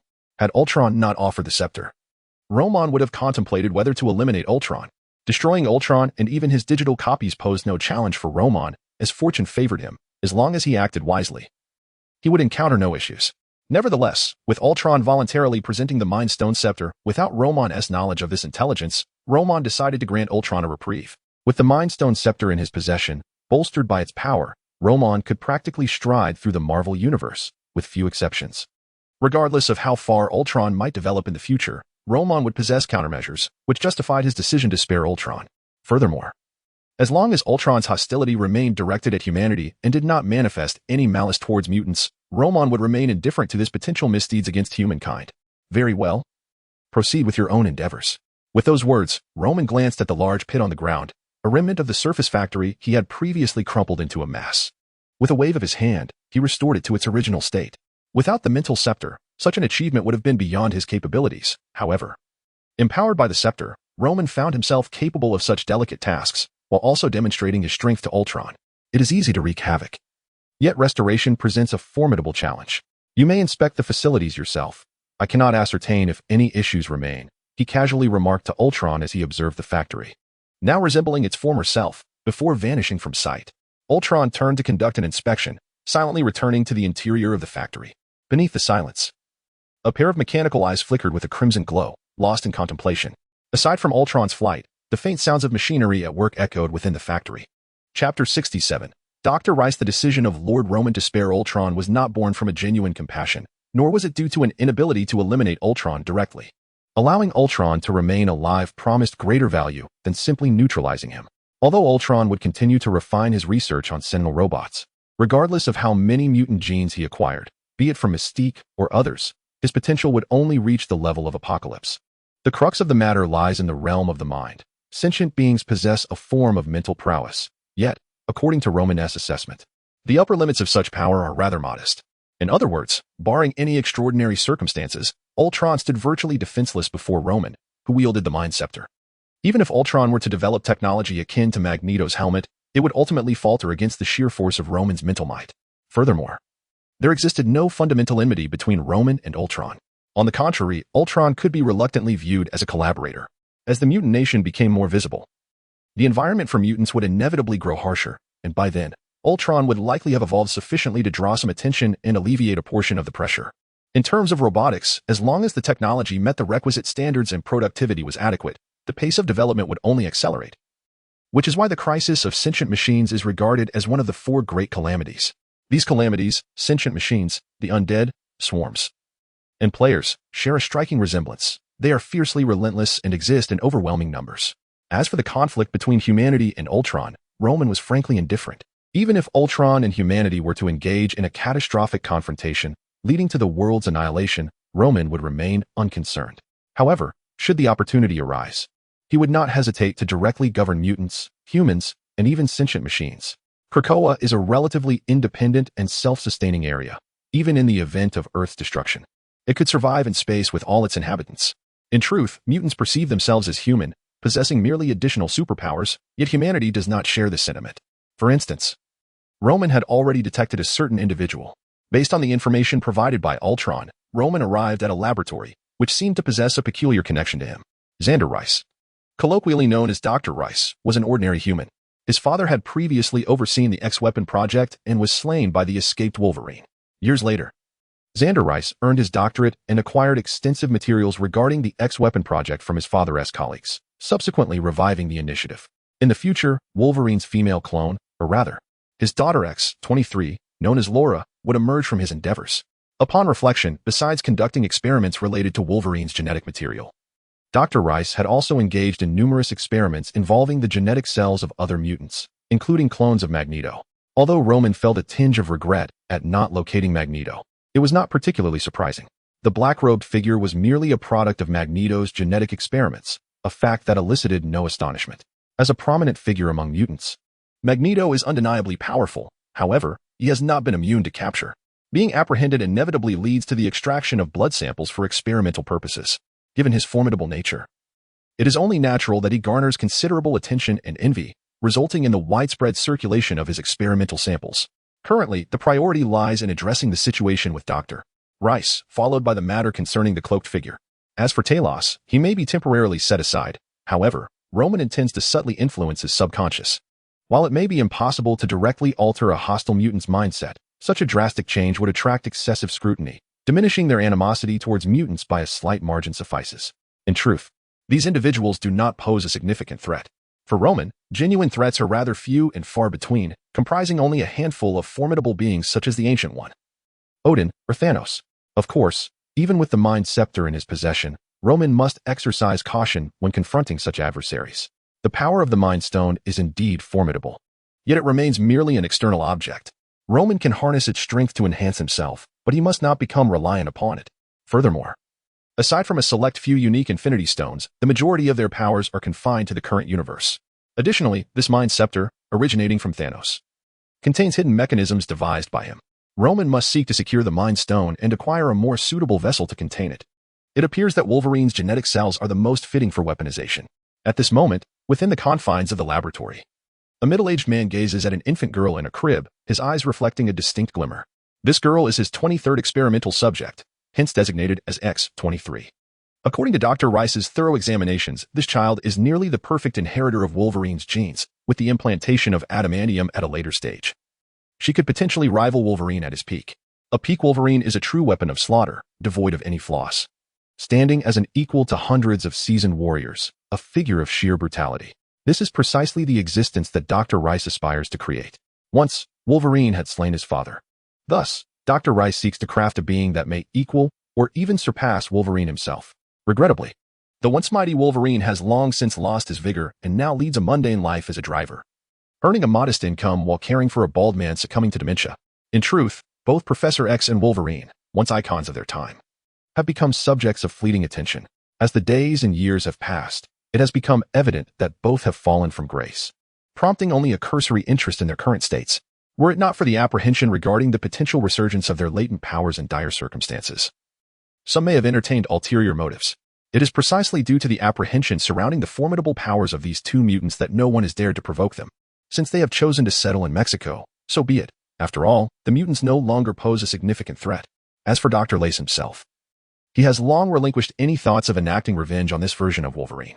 Indeed, one might argue that achieving revenge against such a Wolverine would offer little satisfaction. It has been some time since he last paid attention to Wolverine and Professor X. Perhaps it is time to send someone to investigate their current status. Lost in thought, Dr. Lace turned around and suddenly noticed a young boy nearby, gazing curiously at the girl in the crib. "Who are you?" he inquired, simultaneously pressing the alarm button. It was evident without further elaboration that the individual before him was undoubtedly a powerful mutant. While he was unaware of the exact nature of this mutant's abilities, he was certain that they were beyond his capacity to confront. Chapter 68. The Father Wolverine, Who Am I? It is rather intriguing. Had I not glimpsed into your memories, I would have remained oblivious to the connection we share. Observing Dr. Rice, Roman felt a wave of nostalgia, until he laid eyes on Dr. Rice. He had not recalled anything significant, yet the moment he did, not only did Dr. Rice's memories resurface, but also the hidden fragments of Roman's own past began to emerge. This was not their first encounter. However, such trivialities likely did not capture Dr. Rice's attention, considering that Roman was merely a frail mutant at the time, and thus overlooked by the esteemed doctor. Through the exploration of memories, It became evident that the present Dr. Rice had engaged in academic collaborations with the aforementioned doctor. The nature of their partnership revolved around research pertaining to mutants, a domain that even the oblivious Roman found to be the realm of mad scientists, whose moral boundaries were alarmingly low. Reflecting on his time in that laboratory, a sense of melancholy enveloped Roman. Remembering those less than pleasant experiences, he felt compelled to return and confront his past. Memory, telepath, are you a mutant? Dr. Rice suddenly widened his eyes, abruptly glancing down at his hands. His fingers, which had been poised over his phone, failed to press any buttons. What terrified him further was the realization that he seemed to have lost control over his own arms. What do you intend to do? Dr. Rice inquired, maintaining a semblance of calm despite his palpable fear. What do you think has brought me here? With his back turned to Dr. Rice, Roman gently lifted the infant known as X-23 from her crib. If you desire X-23, I can also hand over other specimens from my laboratory. Dr. Rice's tone grew slightly urgent as he observed Roman's actions. When faced with genuine peril, humanity often resorts to desperate measures to survive. Yet, it was not long before Dr. Rice's voice fell abruptly silent. The noise ceased, as Roman gazed at Dr. Rice, whose eyes had glazed over in unconsciousness. He extended a finger to playfully tease X-23's delicate face. Perhaps sensing the kindness behind his gesture, the infant joyfully reached out, grasping Roman's finger, engaging in a delightful game. However, Roman could sense the latent feral power concealed within the seemingly innocent child. Such a being was ill-suited for the care of ordinary humans. Should she unexpectedly extend her bone claws, it could very well pose a lethal threat. As Roman pondered the implications of the bone claws, two sharp appendages erupted from the infant's tiny fists. Though they appeared short, they swiftly pierced through Roman's skin in the absence of any protection. It is crucial to recognize that the infant girl is still quite small. Typically, children are inherently delicate in various aspects. Roman has replicated Wolverine's self-healing abilities, allowing for swift recovery from such minor wounds. However, this little one seems to possess a curious spirit, contemplating further jabs at Roman. It is indeed true that ordinary individuals are not quite suited for such playful encounters. Perhaps it is best for you to engage with Wolverine instead. Observing the vivacious child, Roman privately mused that such interactions are beyond the capabilities of most. Should something untoward occur, it would not be amusing but rather a direct path to the afterlife. X-23, or rather, I shall refer to you as Laura, has arrived 13 years ahead of schedule, yet it seems that the current Logan could greatly benefit from your presence. Reflecting on Logan, who, despite appearing to have returned to his prime, still harbors an unfilled void within his heart as a 200-year-old warrior, Roman felt compelled to allow Wolverine to experience the essence of fatherhood. The notion of a nurturing Wolverine is indeed intriguing. With this thought in mind, Roman surveyed the surroundings, identifying a suitable location for planting a Krakoa flower, thus creating a portal. He also arranged for personnel to manage the mutants within the experimental facility. As for the human researchers, appropriate individuals would be designated to interrogate them, discerning their circumstances before making further arrangements. Once these matters were delegated, Roman cradled little Laura and made his way to find Logan. Roman, what brings you here? Logan inquired, curiosity evident in his tone as he noticed Roman's sudden arrival. In an instant, Logan's gaze was captivated by the infant in Roman's arms. What is this? He felt an inexplicable connection, a profound affinity toward the child. The baby, perhaps sensing Logan's presence, began to squirm and fuss in Roman's embrace, even calling out in his direction. It appears she is quite fond of you, Roman remarked, handing the infant over to Logan. As Logan caught the wriggling girl, he instinctively held her, yet his demeanor resembled that of a man cradling a bomb. Unsure of how to proceed. Her name is Laura. She is a test tube baby, primarily genetically derived from you. Hence, I believe it is most fitting for you to take care of her. Me? Logan was taken aback as Roman placed the child in his arms. Despite having lived for over 2 centuries, he had never assumed the role of a father, and the suddenness of this child left him bewildered. In fact, considering the child's lineage, she could arguably be deemed his own, amplifying his confusion. By the way, Roman said, observing Logan's stiff posture while cradling the child. A sudden realization struck him. What? Upon hearing Roman's sudden exclamation, Logan appeared as if he had encountered a savior. Take this. Remember to feed her. You can manage the temperature as you see fit, but she possesses a self-healing factor like yours, so a minor excess should not pose a problem. Roman unexpectedly produced a can of powdered milk and a baby bottle, handing them to Logan, who appeared momentarily flustered. Suddenly, Logan inhaled sharply as he witnessed little Laura, brimming with excitement, dig her tiny claws into his chest, her mouth opening wide in an eager attempt to bite. That won't do. Swiftly, Logan thrust the prepared bottle of milk into Laura's mouth. Upon tasting the familiar nourishment, she began to suckle contentedly. You see, given the circumstances, you are far better suited to care for this child, Roman remarked, observing the healed wound on Logan's abdomen, raising his hands in a gesture of resignation. Logan remained silent, watching as Laura's bony claws gradually relaxed, lost in his own thoughts. Very well, it's settled then. Little Laura is entrusted to you. With that, Roman vanished without a trace. Moments later, Logan gently lifted Laura, whispering, "Is your name Laura?" Unbeknownst to him, a flicker of light returned to the once vacant depths of his eyes. In this moment, the battle-hardened warrior revealed a newfound tenderness. Chapter 69. The malevolent scientist. After resolving Laura's predicament, there remained a considerable number of other mutant infants, ranging from merely a month-old to 2 years of age. Such a group of mutant children naturally requires specialized caregivers. They cannot be treated with negligence. Furthermore, according to Roman's assessments, while none of these children possess Omega-level abilities or the potential to attain such status, there are certainly several capable Tier 3 mutants among them. Notably, one possesses telekinesis, a versatile and invaluable power, which Roman himself greatly admires. Returning to Roman's own abilities, they have evolved from an enhanced power derived from sublimation.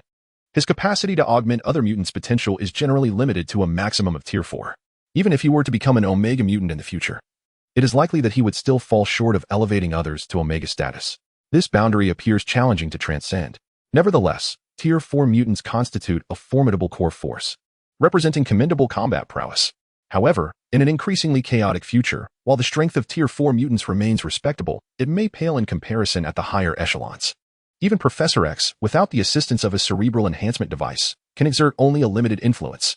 Yet, an exceptional telepath will invariably retain relevance, regardless of the era. Moreover, the professor himself is a proficient scientist. Reflecting on scientists, Roman recalled his own lingering vendetta. Skynet, gather all information pertaining to that laboratory where I previously resided. With this thought, he wished success for Skynet in its information-gathering endeavor. Although the laboratory's details are exceedingly secretive, with no documentation ever connected to the internet, Skynet can still procure sufficient intelligence through alternative means. In this world of extraordinary powers, even physical isolation cannot achieve absolute perfection. Within 10 minutes, Roman received information from Skynet. Dr. Hit, whose name is strikingly similar to that of a disgraced art student turned dictator, specializes in the development of mutant evolution serums. It is evident that this Dr. Hit is not among the individuals familiar to Roman. However, a defining characteristic of the Marvel Universe is that no one can truly comprehend the extent of the malevolent technological scientist hidden in its myriad corners. This Dr. Hit appears to be funded by Hydra, researching serums for mutant ability enhancement. While such a pursuit may hold little significance for Dr. Hit personally, it is of immense consequence to the vast Hydra organization. The personnel within Hydra are not solely human. It is rumored that the notorious Black King from the Hellfire Club has certain affiliations with Hydra as well. Moreover, the machine devised by Magneto that was intended to transform humans into mutants is not without merit. Following modifications by Hydra scientists, this device could indeed prove effective, enabling Hydra to cultivate a sufficient number of mutant warriors. The X gene of mutants, as those in the know comprehend, manifests powers that are largely left to fate. The majority of mutants remain at a level of mediocrity, rendering them far from being formidable warriors. Consequently, a modest objective emerged. The development of a serum to enhance mutant abilities is undoubtedly a considerable undertaking. Dr. Hit, for instance, oversees 3 laboratories, each dedicated to experimenting with various serums and different categories of mutants, among other variables. The laboratory where Roman and others found themselves was merely one of these. After their successful escape from the facility, Dr. Hit promptly abandoned that site and relocated to another. After all, a laboratory devoid of test subjects loses its very purpose. According to information gathered by the Skynet surveillance, Dr. Hit holds a significant interest in those escaped mutants. Following the initial failure of the pursuit team, he organized multiple subsequent chases. However, by the second attempt, Roman and his companions had already departed the Nevada mountains and returned to a previous island, eventually settling in the vicinity of Krakoa. Additionally, various reports indicate that Dr. Hit is not a benevolent figure. He is capable of performing vivisections on 3-year-old mutants, displaying an utter lack of moral boundaries. Indeed, scientists often serve as the harbingers of malevolence in this world. After perusing the intelligence, Roman couldn't help but express his sentiments, and his words carried a certain truth. A retrospective examination of the world's history reveals that both righteous and malevolent scientists frequently act as the architects of crises. Figures such as Reed from the Fantastic Four, Tony Stark, the Iron Man, and even Doctor Strange, the sorcerer bearing the title of Doctor, have instigated world-ending calamities on more than one occasion. If even the champions of justice exhibit such tendencies, one can only imagine the malevolence of villainous scientists. Provide me with the coordinates. Upon reviewing the data, Roman addressed Skynet. In response, Skynet promptly supplied a set of coordinates along with a video of the environmental conditions surrounding that location. This comprehensive information enabled Roman's psychic transmission abilities to traverse great distances, allowing him to reach a point near Dr. Hitt's current laboratory. Upon arrival, Roman wasted no time and proceeded directly toward his target, the location of Dr. Hitt. What is happening? I am certain the dosage was correct. Why has everything failed? Within the cold, silver-hued laboratory, Dr. Hitt lay in despair over the lifeless mutant on the operating table, whose heartbeat had ceased. Frustration coursed through him. Time had passed, and he had expected that the success of the previous Subject 9 would guarantee the success of his subsequent experiments. However, it now appeared that the circumstances surrounding Subject 9 were anything but normal.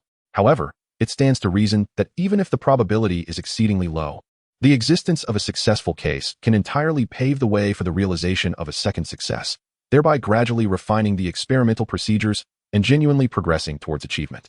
So, why has the Hulk not managed to replicate success? The answer lies in the fact that the subject lacks sufficient hum.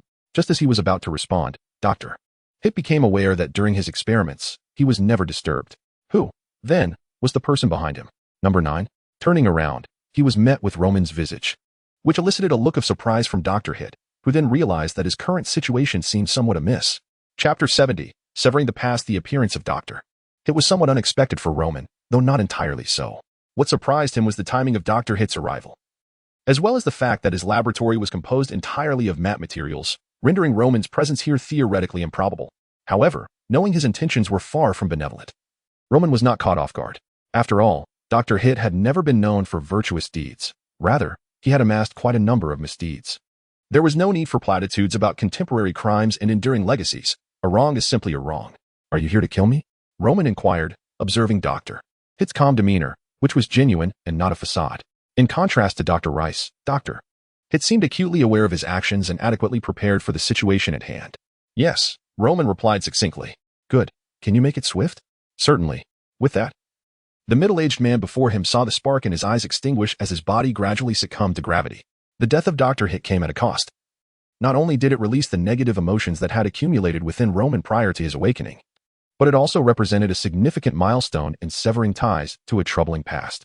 In a more mystical sense, it marked the disconnection from the burdens of yesteryears. Roman dismantled the Dr. S body to its smallest conceivable components. In the Marvel Universe, even the deceased were not guaranteed safety. In such an unpredictably perilous world, Roman was determined to leave no loose ends. Has Strange already ventured to the Himalayas? It appears that the Ancient One is nearing her end. At that moment, an incoming transmission from the AI network prompted Roman to ponder deeply. He had instructed the network to closely monitor a select few individuals, ensuring that any significant developments would be reported to him. Speaking of Dr. Strange, despite his penchant for chaos, his magical prowess was undeniable.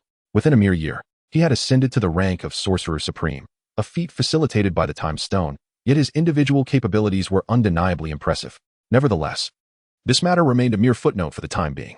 Having reviewed the information transmitted by the network, Roman prepared to address the personnel within the laboratory. Unlike previous encounters, the individuals here, even the staff, were mutants. However, a significant portion of these mutants had been brainwashed by Hydra, with only a small faction genuinely aligning themselves with Hydra's ideology, complicating matters considerably. After a brief assessment, Roman called for assistance. Though his telepathic abilities are formidable, they are primarily augmented by the Mind Scepter. In terms of intricate manipulation, while Roman is not entirely inept, he cannot compare to the likes of Professor X, a master who has immersed himself in this domain for decades. Thus, Roman first employed his telepathy to control everyone within the base, ensuring that not a single individual escaped. Before directly commencing the recruitment process, he summoned a task force from Krakoa and also called upon Professor X. What transpired? Charles was brought to this base by Roman, his expression tinged with curiosity. You shall understand upon arrival. Roman led Charles to Dr. Hitler's base, where Charles observed numerous mutants restrained by the task force. Initially, he felt a sense of joy at seeing so many of his kin. However, upon closer inspection, he sensed something amiss. In his advanced years, Charles seldom probes into others' minds. Yet, as a telepathic master, he could discern, even without utilizing his telepathic abilities, that a significant portion of these individuals harbored profound issues within their minds. Brainwashing? Charles's countenance darkened. Merely a cursory examination allowed him to ascertain their plight. This is the reason I summoned you, to resolve the brainwashing. I imagine you would excel in this area, Professor, Roman stated, glancing at the group of mutants. Upon hearing Roman's voice, Charles nodded, Meticulous mental manipulation was indeed his forte. "Leave it to me," he affirmed, then turned his gaze to his small faction gathered nearby and inquired, "And what of this group?" After assessing the individuals Charles indicated, Roman dismissed them nonchalantly. "They are die-hard Hydra loyalists, beyond salvation. Let Krakoa consume them." Charles scrutinized the group. There were at least a dozen mutants among them, including several third-tier mutants. This seemed somewhat wasteful. However, considering it was Roman's decision, he refrained from voicing his thoughts. Hydra, indeed, represents a substantial resource. Stroking his chin, Roman contemplated. Within Hydra, a multitude of individuals exists, yet amidst the chaos, there are not a few extraordinary beings. Krakoa requires the consumption of superhumans to evolve, and thus, Hydra serves as an excellent repository of sustenance. Additionally, there is SHIELD, though it currently operates under the guise of Hydra, rendering the distinction rather negligible. Some individuals remained behind to monitor the brainwashed task force members, ensuring that no complications arose while Charles addressed the brainwashing issue. Aside from his telepathic prowess, Charles was merely an elderly man of frail constitution. The remaining task force members proceeded to escort the unruly Hydra loyalists.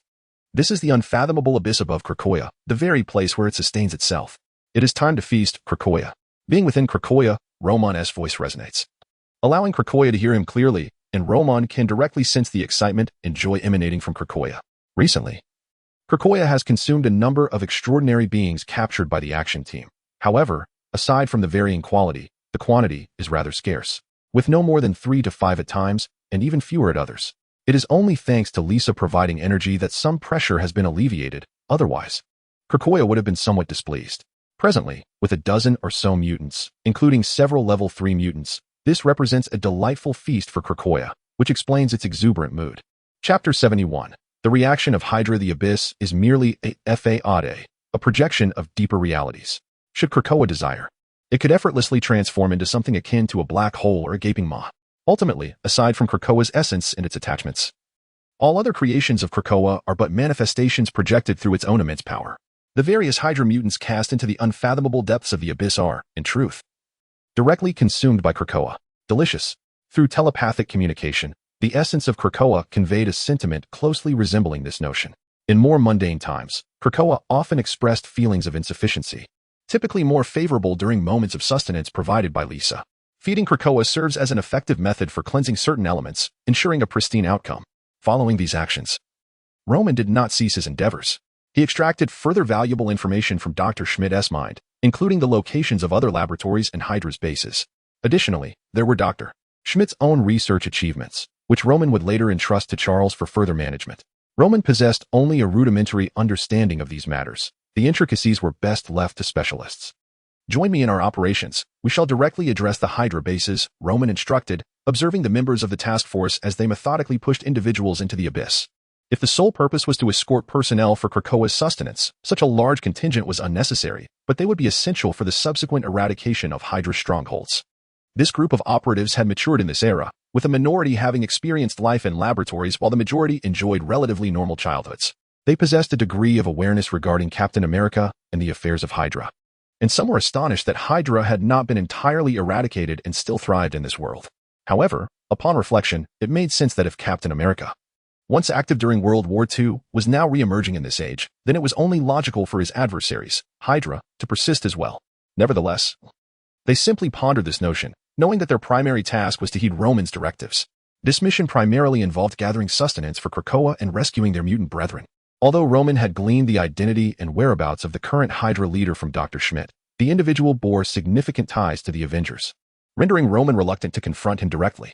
However, curtailing some of his influence to aid Krakoa in gathering sustenance was certainly feasible. "What did you say?" Pierce inquired, casting a piercing gaze at the subordinate delivering the information. "Never mind, you may leave for now." Moments later, after regaining his composure, Pierce dismissed the subordinate, allowing him to depart. As Pierce watched his subordinate leave his office, a frown creased his brow moments later. He sensed that his luck had not been particularly favorable of late. It seemed that Nick Fury had uncovered something within SHIELD, and although he did not suspect Pierce directly, it nonetheless troubled him. The astute individual he had chosen to promote appeared to be turning against him. However, after a brief contemplation, he dismissed it as a trivial concern. Within SHIELD, the majority of personnel were affiliated with Hydra. Thus, the extent of Fury's influence remained relatively limited. With the ever-evolving global landscape, Pierce had invested substantially in numerous laboratories researching extraordinary powers. Mutants, once a renowned and remarkably diverse race, had also captured his attention, prompting him to finance several related facilities. Presently, the reports from his subordinates indicated that several of his laboratories had been destroyed. Whether it was that old rascal Magneto or other mutants, these beings were undeniably formidable. Pierce muttered to himself, feeling a twinge of frustration. Though the prevalence of genetically modified food had diminished the prominence of mutants, their latent potential remained astonishing. After a moment's reflection, Pierce decided to reach out to the twins who had assumed control of Baron Zemo's faction. During the battle incited by Ultron, the twins had exhibited powers remarkable enough to draw attention and secure the tacit approval of other Hydra leaders for their takeover. Despite their performance during the Sokovia Accords being somewhat lacking against the Avengers' onslaught, their immense potential was undeniable. It was during that conflict that Ultron had garnered considerable enmity, coupled with the Sokovian populace's vehement rejection, resulting in the Avengers' unfavorable position in Sokovia, which allowed the siblings to escape unscathed. However, Ultron had not inflicted substantial damage to Sokovia. While the Avengers had caused considerable destruction, fortunately, the loss of life was relatively minimal, and Stark Industries had agreed to bear the cost of Sokovia's reconstruction, preventing the situation from escalating further. Nevertheless, regardless of the circumstances, Sokovia did not harbor fondness for the Avengers. "Pierce, why have you contacted us?" A woman's chilly voice emanated from the encrypted phone. "Wanda, I hope you and your brother can assist me with the task." Although Quicksilver was the elder twin, perhaps due to some innate tendency to be overshadowed by his sister or Wanda's superior powers, she was the one who spoke on their behalf. "Of course, it comes at a price. How does $100 million sound? What is the task?" "It pertains to mutants. I will send you the specific intelligence. I'll take a look and get back to you shortly." Upon hearing the term mutants, Wanda's expression subtly shifted, and she promptly terminated the call. Speaking of mutants, Wanda was acutely aware that both she and Pietro possessed the X gene. However, due to the global proliferation of genetically modified foods, even Sokovia has felt a certain impact. For those like her and Pietro, who previously lacked awakened mutant abilities, it is not particularly significant. Once empowered by the might of the Mind Stone, and having activated their inherent powers, genetically modified foods become inconsequential, as they are no longer merely mutants. Nevertheless, Wanda still harbors a curiosity about the mutant community. Once thought to be a mere figment of comic book imagination, the revelation of her own mutant identity has piqued her interest even further. Chapter 72. An unexpected encounter. After a moment of contemplation, Wanda retrieved a tablet from the side of the table and began to review the information conveyed by Pierce.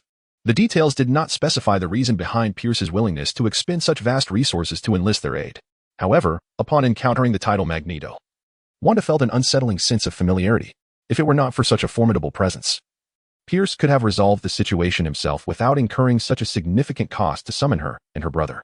In this era, mutants are not met with kindness, yet. A premier mutant like Magneto still manages to carve out a place for himself. Indeed, within the Avengers, apart from the Hulk and Thor, few possess the capability to pose a genuine threat to Magneto. Even Iron Man would likely be rendered as mere ornamental figurine in the face of Magneto's power, utterly defenseless.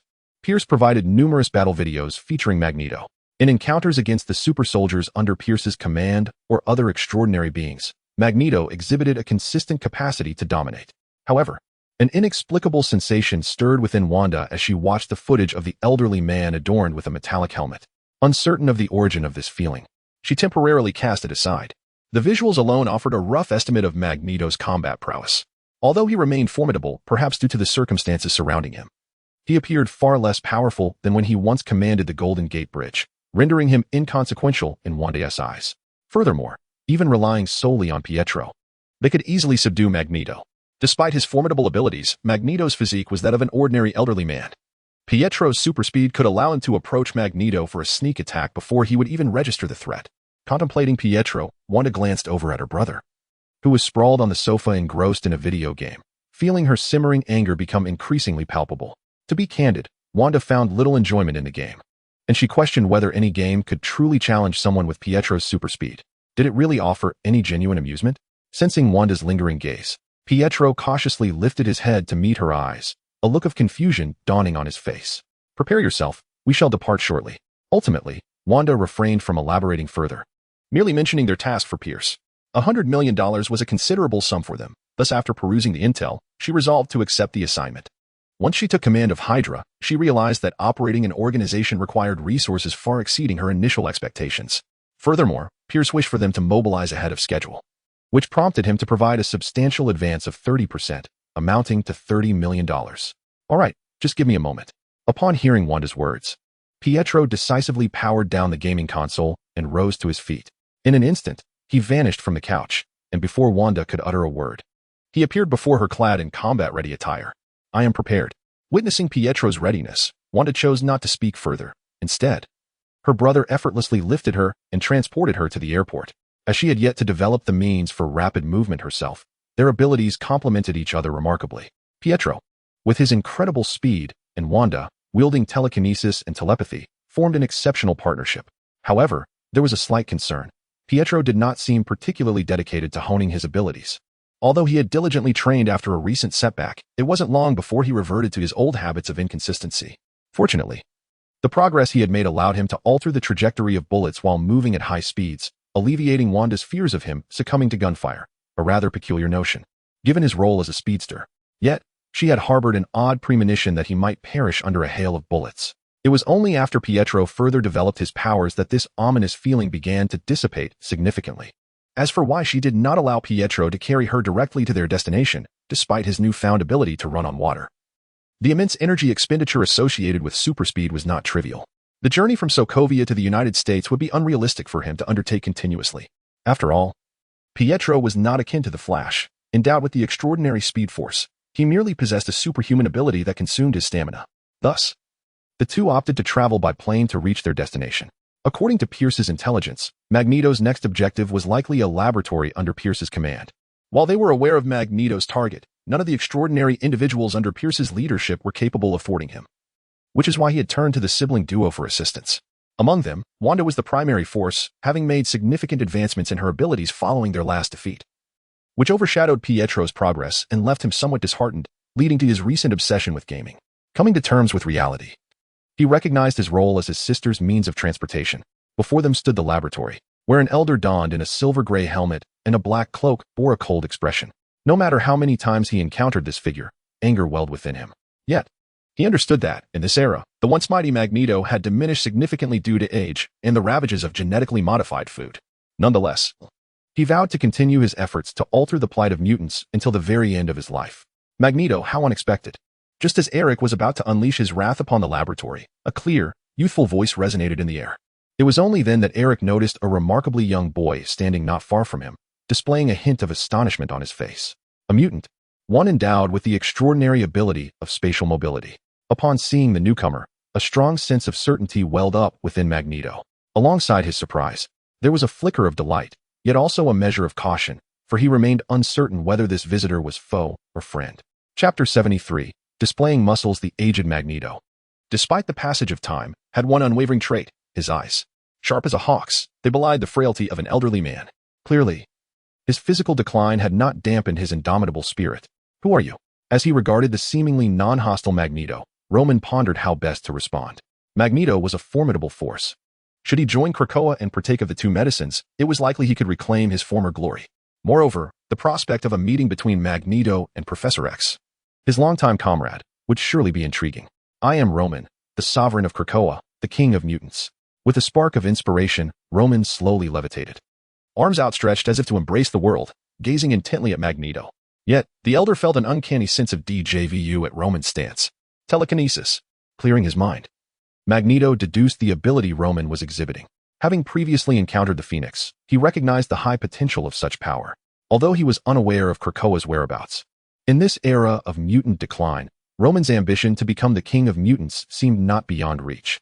Furthermore, this youth appeared remarkably young, possessing abilities of spatial manipulation. Magneto's mind conjured an image of a highly mobile human cannon, a description that resonated with accuracy. Is the Phoenix powerful? Undoubtedly. Although Magneto was unfamiliar with the full extent of the Phoenix Force, Jean Grey's inherent strength was of Omega level, showcasing the potential of telekinesis. If the Phoenix had any shortcomings, it lay in its fragility. While its mobility was commendable, it could not rival those endowed with spatial manipulation. However, fragility was a common affliction among most mutants, save for those with physical powers. As for mobility, it was relative to those with spatial abilities, with telekinesis. Supersonic flight was certainly achievable. Yet, if one were to combine spatial manipulation with telekinesis, issues of fragility and mobility would become moot. In that moment, a flicker of appreciation for talent ignited within the elder's heart. acknowledging his own waning strength and the realization that he could not endure much longer. He sensed the need for a worthy successor. This young man before him seemed a promising candidate. Magneto resolved to recruit Roman, confident in his own persuasive abilities. "I never anticipated encountering you here, but fortuitously, why not join us in Krakoa?" Magneto momentarily found himself taken aback. Had he just been the one to extend an invitation? His initial intent was to recruit Roman, yet he felt as if the tables had turned. However, rather than outright rejection, he began to weigh his options. Roman remained unhurried. As one who had once been a mutant, he was naturally inclined to show some respect. It is indeed curious how fate intertwines. Previously, he had sought the elusive Magneto, only to find but an empty shell, a mere test subject he could not even locate. Yet, in this instance, while merely aiming to eradicate the Hydra stronghold, he unexpectedly encountered Magneto. Honestly, it was quite a peculiar sensation. Observing Magneto in contemplation, Roman resolved to demonstrate his own prowess, to flex his metaphorical muscles. Although Krakoa was home to Magneto's old ally, Professor X, it wouldn't be long before Magneto accepted this reality upon his arrival. Nonetheless, Roman intended to win over this venerable figure to join Krakoa with genuine persuasion. Suddenly, an unexpected sound drew Magneto's attention toward its source. In that moment, under Magneto's watchful gaze, the very roof of the laboratory was lifted away by Roman. An enemy assault. Such a commotion naturally alerted the guards stationed within. In truth, even before Magneto launched his attack on these laboratories, preparations for evacuation had already commenced. However, relocating such a vast facility was no simple task. Nevertheless, Hydra, ever prepared, had not been idle. A small team of 3 emerged from the facility, and after a swift yet concise exchange with Roman and Magneto, they charged forward. It seemed this group was well prepared. With a snap of his fingers, Roman commanded them to halt, while he couldn't help but glance at Magneto. Upon learning about the abilities of these individuals, and recalling the guards he had encountered in previous assaults on various laboratories, Roman surmised that Hydra had indeed tailored their strategy specifically to counter Magneto. For instance, one member of this trio was a mutant with a petrified form, akin to the Thing from the Fantastic Four, or perhaps a diminutive version of him. This mutant possessed formidable strength and resilience, impervious to Magneto's magnetic manipulation. Additionally, there was a teleporting mutant and another who could emit toxic gas. The targeting was clearly meticulous. The teleporting mutant could swiftly transport the stone mutant and the gas-emitting mutant directly to Magneto's side. The stone mutant, immune to the gas, could shield the gas mutant, while the teleporting mutant could easily position himself in safety. Had this been during Magneto's prime, such audacity would have been tantamount to seeking death. However, in his current state of decline, it was entirely possible that Magneto could fall prey to such tactics, even if they could not vanquish him. This ensemble was more than capable of restraining Magneto for an extended period. Yet, in encountering Roman, they were rendered utterly flummoxed by his telepathic prowess. In the absence of specific defenses against mental manipulation and with one's own while lacking steadfastness, telepathy undoubtedly emerges as a formidable force. The cadre of mutants brainwashed by Hydra possesses a remarkably potent mental resolve. Yet, when confronted by the likes of Roman, or even Professor X, submission becomes inevitable. Moreover, post-brainwashing, their mental faculties are not devoid of flaws. In fact, before a telepath such as Roman, these deficiencies become glaringly pronounced. Telepathy? Gazing at Roman, Magneto found himself at a loss for words. With spatial manipulation, psychokinesis, coupled with telepathy, this suite of mutant abilities leaves no room for vulnerability. In the face of such a challenging assembly, Roman appeared no different from a large figurine, and the scales of Magneto's resolve began to tip. Chapter 74. The convergence of 3 parties. Turning his gaze towards the location of the laboratory, Roman closed his eyes, allowing his immense mental power to radiate outward, directly subduing all individuals within the facility, rendering them unconscious. Although his spirit felt somewhat fatigued, after consistently transitioning between uses of his abilities, even Roman, despite his formidable prowess, sensed a hint of weariness. However, after a brief moment of respite, he summoned the Krakoa flower, opening a portal. As members of the action team emerged from the portal, Roman chose to disregard the remaining circumstances. Repeated missions had rendered this team adept at their forthcoming tasks. Yet, as they stepped out of the portal and saluted Roman, a keen observer noted the presence of Magneto, who appeared somewhat astonished. Such a method. Gazing at the flower-formed portal, Magneto found himself momentarily stunned. The capacity of a single flower to create a portal was a significant revelation for him. He had never encountered such a phenomenon. His perception of Roman elevated slightly. This young man seemed extraordinary. Pondering, Magneto inquired, "What exactly is Krakoa, and how many individuals can it accommodate?" Upon hearing this question, Roman recognized that Magneto's allegiance was assured. In due course, he would elaborate on Krakoa's welcoming nature, the return to peak prowess, and the peaceful existence of mutants there, which would undoubtedly secure Magneto's loyalty. A fragment of dimensional essence that birthed a unique life form. Krakoa could currently accommodate approximately 3 million inhabitants, theoretically limitless in capacity. Roman reflected briefly before responding to Magneto. In theory, as Krakoa continues to grow, its population capacity is indeed boundless. 3 million is merely an estimate. Not long ago, it could only house just over 1 million.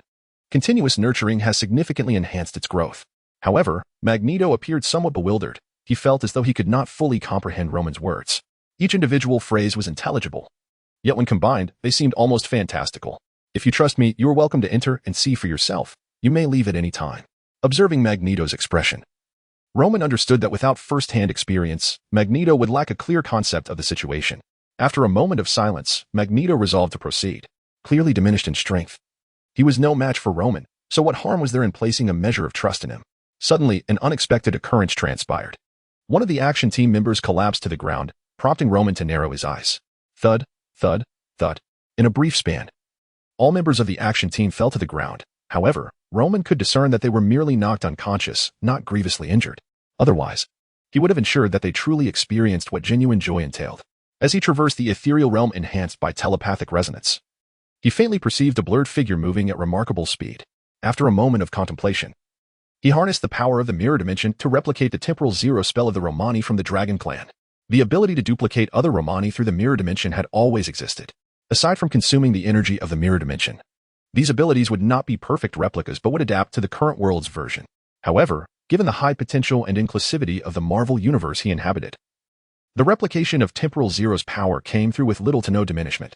Entering the state of Temporal Zero, he beheld a silver-haired man rushing towards him at high velocity, Quicksilver. Though not entirely unfamiliar with the man, Romani recognized him as the speedster who, theoretically, should have perished beneath a barrage of bullets, a comically tragic figure. The notion that a speedster could fall victim to gunfire was almost laughable. Even the Quicksilver of the X-Men lore possessed the ability to alter bullet trajectories, making the absence of such a power in Marvel's Quicksilver astonishing. Nevertheless, due to the butterfly effect initiated by Romani, Sokovia had not ascended. And not only had this Quicksilver survived, but Wanda also had not joined the Avengers. The changes brought by this interloper were gradually beginning to influence this world. It appeared that this Quicksilver's abilities were not merely reflective of his portrayal in the Avengers films. There was an essence reminiscent of the mutant Quicksilver, indicating he was indeed a composite being shaped by multifaceted alterations. As Romani sensed Quicksilver approaching from behind, preparing to deliver a swift strike to incapacitate him, he remained indifferent to his thoughts. However, it was apparent that the young man underestimated the challenge of attacking Romani with his super speed abilities. Romani possessed a regenerative capability comparable to that of Wolverine, yet he habitually enveloped himself in a telekinetic shield whenever venturing outside. Quicksilver's attempt at a knife-hand strike, given that his physical strength merely exceeded that of an average human, would undoubtedly result in the complete ruin of his hand. Considering that the young man posed no intent to harm and was likely associated with Magneto, Romani decided to extend a courtesy to the latter.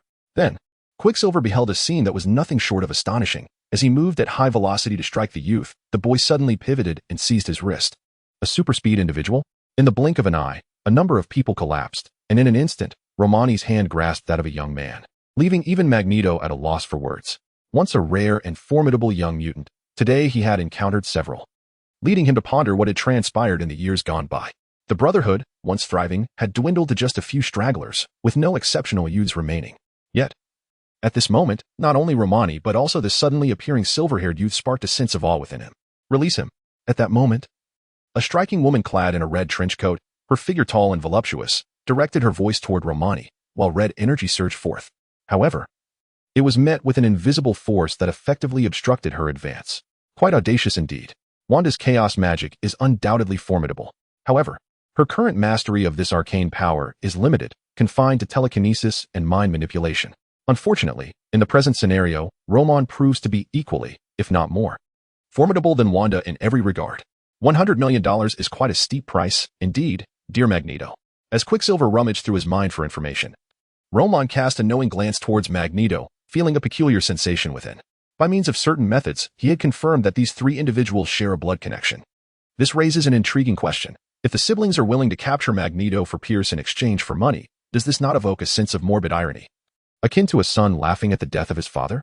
Nevertheless, regardless of the circumstances, in the cinematic universe that Roman is familiar with, These three individuals had never crossed paths before. Yet, in this particular timeline, fate has orchestrated their meeting, a curious twist of coincidence in its own right. Chapter 75. Control, I said. Give it to me. Let him go. As Wanda's voice grew increasingly ominous, Roman could feel a palpable pressure mounting. It is no surprise that she is such a formidable woman. However, standing before her, Roman was not one to be easily overshadowed.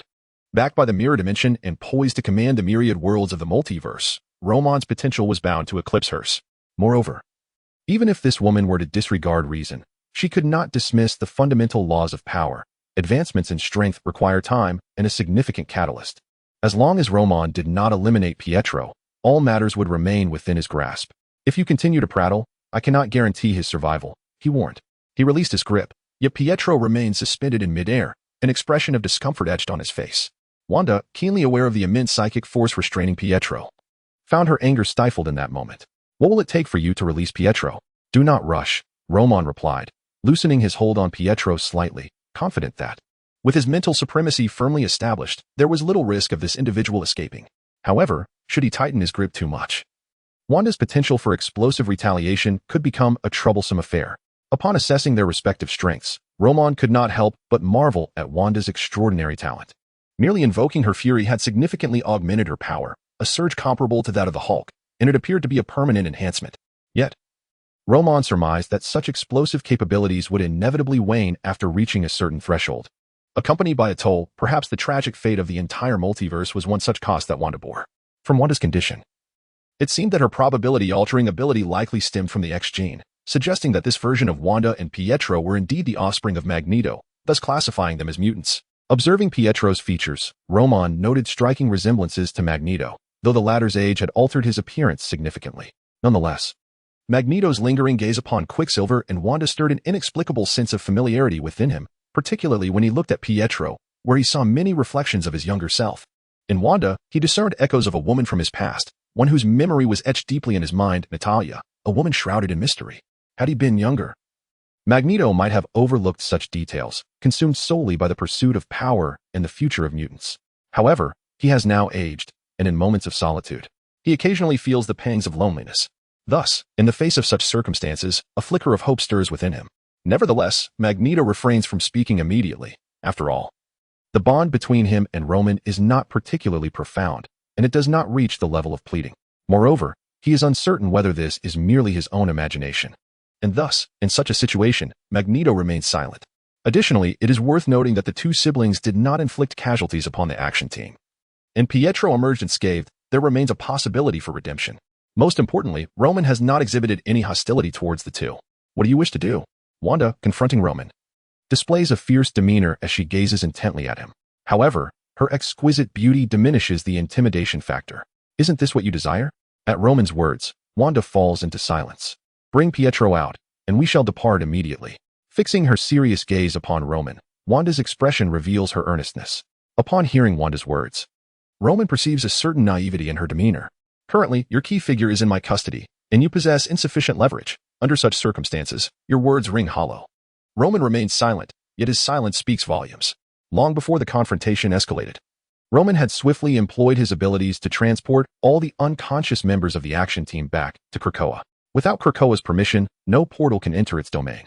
Aside from Roman and the two siblings, only Magneto remains present at the scene. State your demands and release Pietro. At this moment, the Scarlet Witch's countenance darkens. Yet she seems prepared for significant sacrifices. Initially, she thought she was merely confronting the aged Magneto, only to unexpectedly encounter an unknown youth whose destructive power is astonishing, even managing to seize Pietro midspeed. As her twin brother and her only remaining kin, Wanda is determined to exhaust all efforts to save him. Relying solely on brute force is futile. Thus, surrender appears to be the only option left. Although it is disheartening, there seems to be no alternative. Frankly, Roman had not anticipated any demands. He is not the whimsical protagonist who would entertain bizarre requests. Noticing Magneto's gaze directed towards him, Roman formulates a thought. Aware of Roman's attention, Wanda glances at Magneto, her confusion evident, as even Magneto struggles to comprehend the situation. Though these three individuals are oblivious to their shared bloodline, Roman recognizes the potential for maneuvering and facilitating their acknowledgement of one another may prove to be a commendable course of action. Moreover, there is also Lorna to consider. Aside from this, Roman aspires to integrate these two siblings into Krakoa, a task that currently poses some challenges. The two siblings who have taken over a branch of Hydra possess considerable influence. This time, however, they have come together solely as a duo, primarily due to the formidable nature of their adversaries.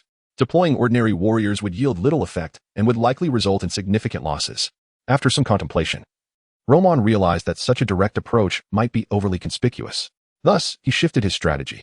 I require a cadre of extraordinary humans, be they mutants, enhanced individuals, or aberrants. I am indifferent to whether they are superheroes, supervillains, affiliated with Hydra, or agents of S.H.I.E.L.D. I simply need 100 of them. Of course, those already involved in the experiment do not count. Upon hearing Roman's words, Wanda's expression shifted momentarily. However, after a moment's consideration, she prioritized her brother, responding without hesitation, very well. Chapter 76, a reunion of old friends before my return. I hope he encounters no difficulties. Wanda turned on her heel, departing with a firm declaration. Knowing that without offering what Roman desired, she would be unable to take her brother away, Wanda hesitated not at all in pursuing her objective. However, as she departed, witnessing her brother's unremarkable physique and vacant gaze ignited a thought within her. She must acquire an object akin to Magneto's helmet for her brother, otherwise, this sibling, only a few seconds older than herself, would surely falter against foes wielding mind control abilities. While Wanda could craft a form of mental protection, her prowess in telekinesis overshadowed her capabilities in psychic defenses, rendering her unable to create a refined safeguard. Since the trouble this time stemmed from Pierce, she resolved to confront him. With her objective firmly set in her mind, Wanda's subsequent actions were decidedly resolute. She had fortuitously arrived in an off-road vehicle, otherwise, relying solely on her feet without Quicksilver's super speed would have made her endeavors exceedingly cumbersome. Considering the numerical limitations imposed by Roman, Wanda summoned her subordinates to prepare for the undertaking. Although the various branches of Hydra maintained a degree of cooperation, critical information such as base locations was not universally shared. Nonetheless, this posed no obstacle, as espionage among the branches was commonplace, and Pierce's faction was substantial, making it relatively easy for Wanda to locate them. What do you need so many for? After Wanda's departure, Magneto turned to Roman with a question. If it were merely mutants, Magneto believed it would not pose an issue. However, Roman's request extended beyond that, which struck him as peculiar. Essential, Roman replied succinctly to Magneto's inquiry. With that, Magneto refrained from further questioning and redirected his attention to Quicksilver, Pietro. Ultimately, Magneto could not restrain himself any longer and inquired, "Can we release him?" "Let us discuss that later. Once we enter Krakoa," Roman responded. He contacted another team, fully operational, to assume the tasks of the previous squad. Once they had concluded their work at the laboratory, their primary mission would be to await the arrival of the Scarlet Witch, Wanda, for coordination. After accomplishing all this, Roman led Magneto into Krakoa. Is this really Krakoa? Upon entering, Magneto's eyes widened in astonishment, though he beheld only a glimpse of the surroundings. The ethereal quality of the landscape nearly caused him to forget about Quicksilver. Where are we? It was not until Pietro spoke that Magneto shifted his gaze back to him. Pietro's mind was in turmoil, yet upon regaining his composure, he began to recollect the events that had transpired. Although Roman had him under control, he had not completely severed his perception and memory, allowing him to swiftly piece together the occurrences. Upon recollection, Pietro's initial impulse was to flee from this place. However, while the thought surfaced, his body offered no response, as if he had entirely lost his superhuman abilities and reverted to a state of an ordinary individual. After a moment of contemplation, Pietro came to realize that the adversary's willingness to release their control over him indicated they possessed a means to manage him. He had never anticipated that, despite his extraordinary speed, he would find himself in such a predicament, subjugated and awaiting rescue from his sister. In that instant, a sense of despondency enveloped Pietro. Roman, of course, discerned the emotional shift in Pietro trailing behind him, yet it bore no significance to him. While Pietro's abilities were formidable, they were not insurmountable. He excelled at defeating weaker opponents, but when faced with high-caliber combatants, his advantages appeared rather trivial. Ultimately, Quicksilver was not the Flash. Although both were speedsters, the Flash possessed an extraordinary velocity with an exceptionally high ceiling, whereas Quicksilver was limited to mere speed. Nonetheless, Roman noticed Magneto's subtle maneuvers. In Roman's perception, Magneto was stealthily manipulating metal, surreptitiously severing a lock of hair from Quicksilver without his knowledge and pocketing it. It was evident that the old man intended to utilize scientific means to ascertain whether there was a genetic connection between himself and Pietro. Roman surmised that perhaps, without any assistance from him, old Magneto could confirm his relationship with the twins. "Professor, over here," Roman called out while leading the two to a plaza, where he spotted a bald elder who waved in return.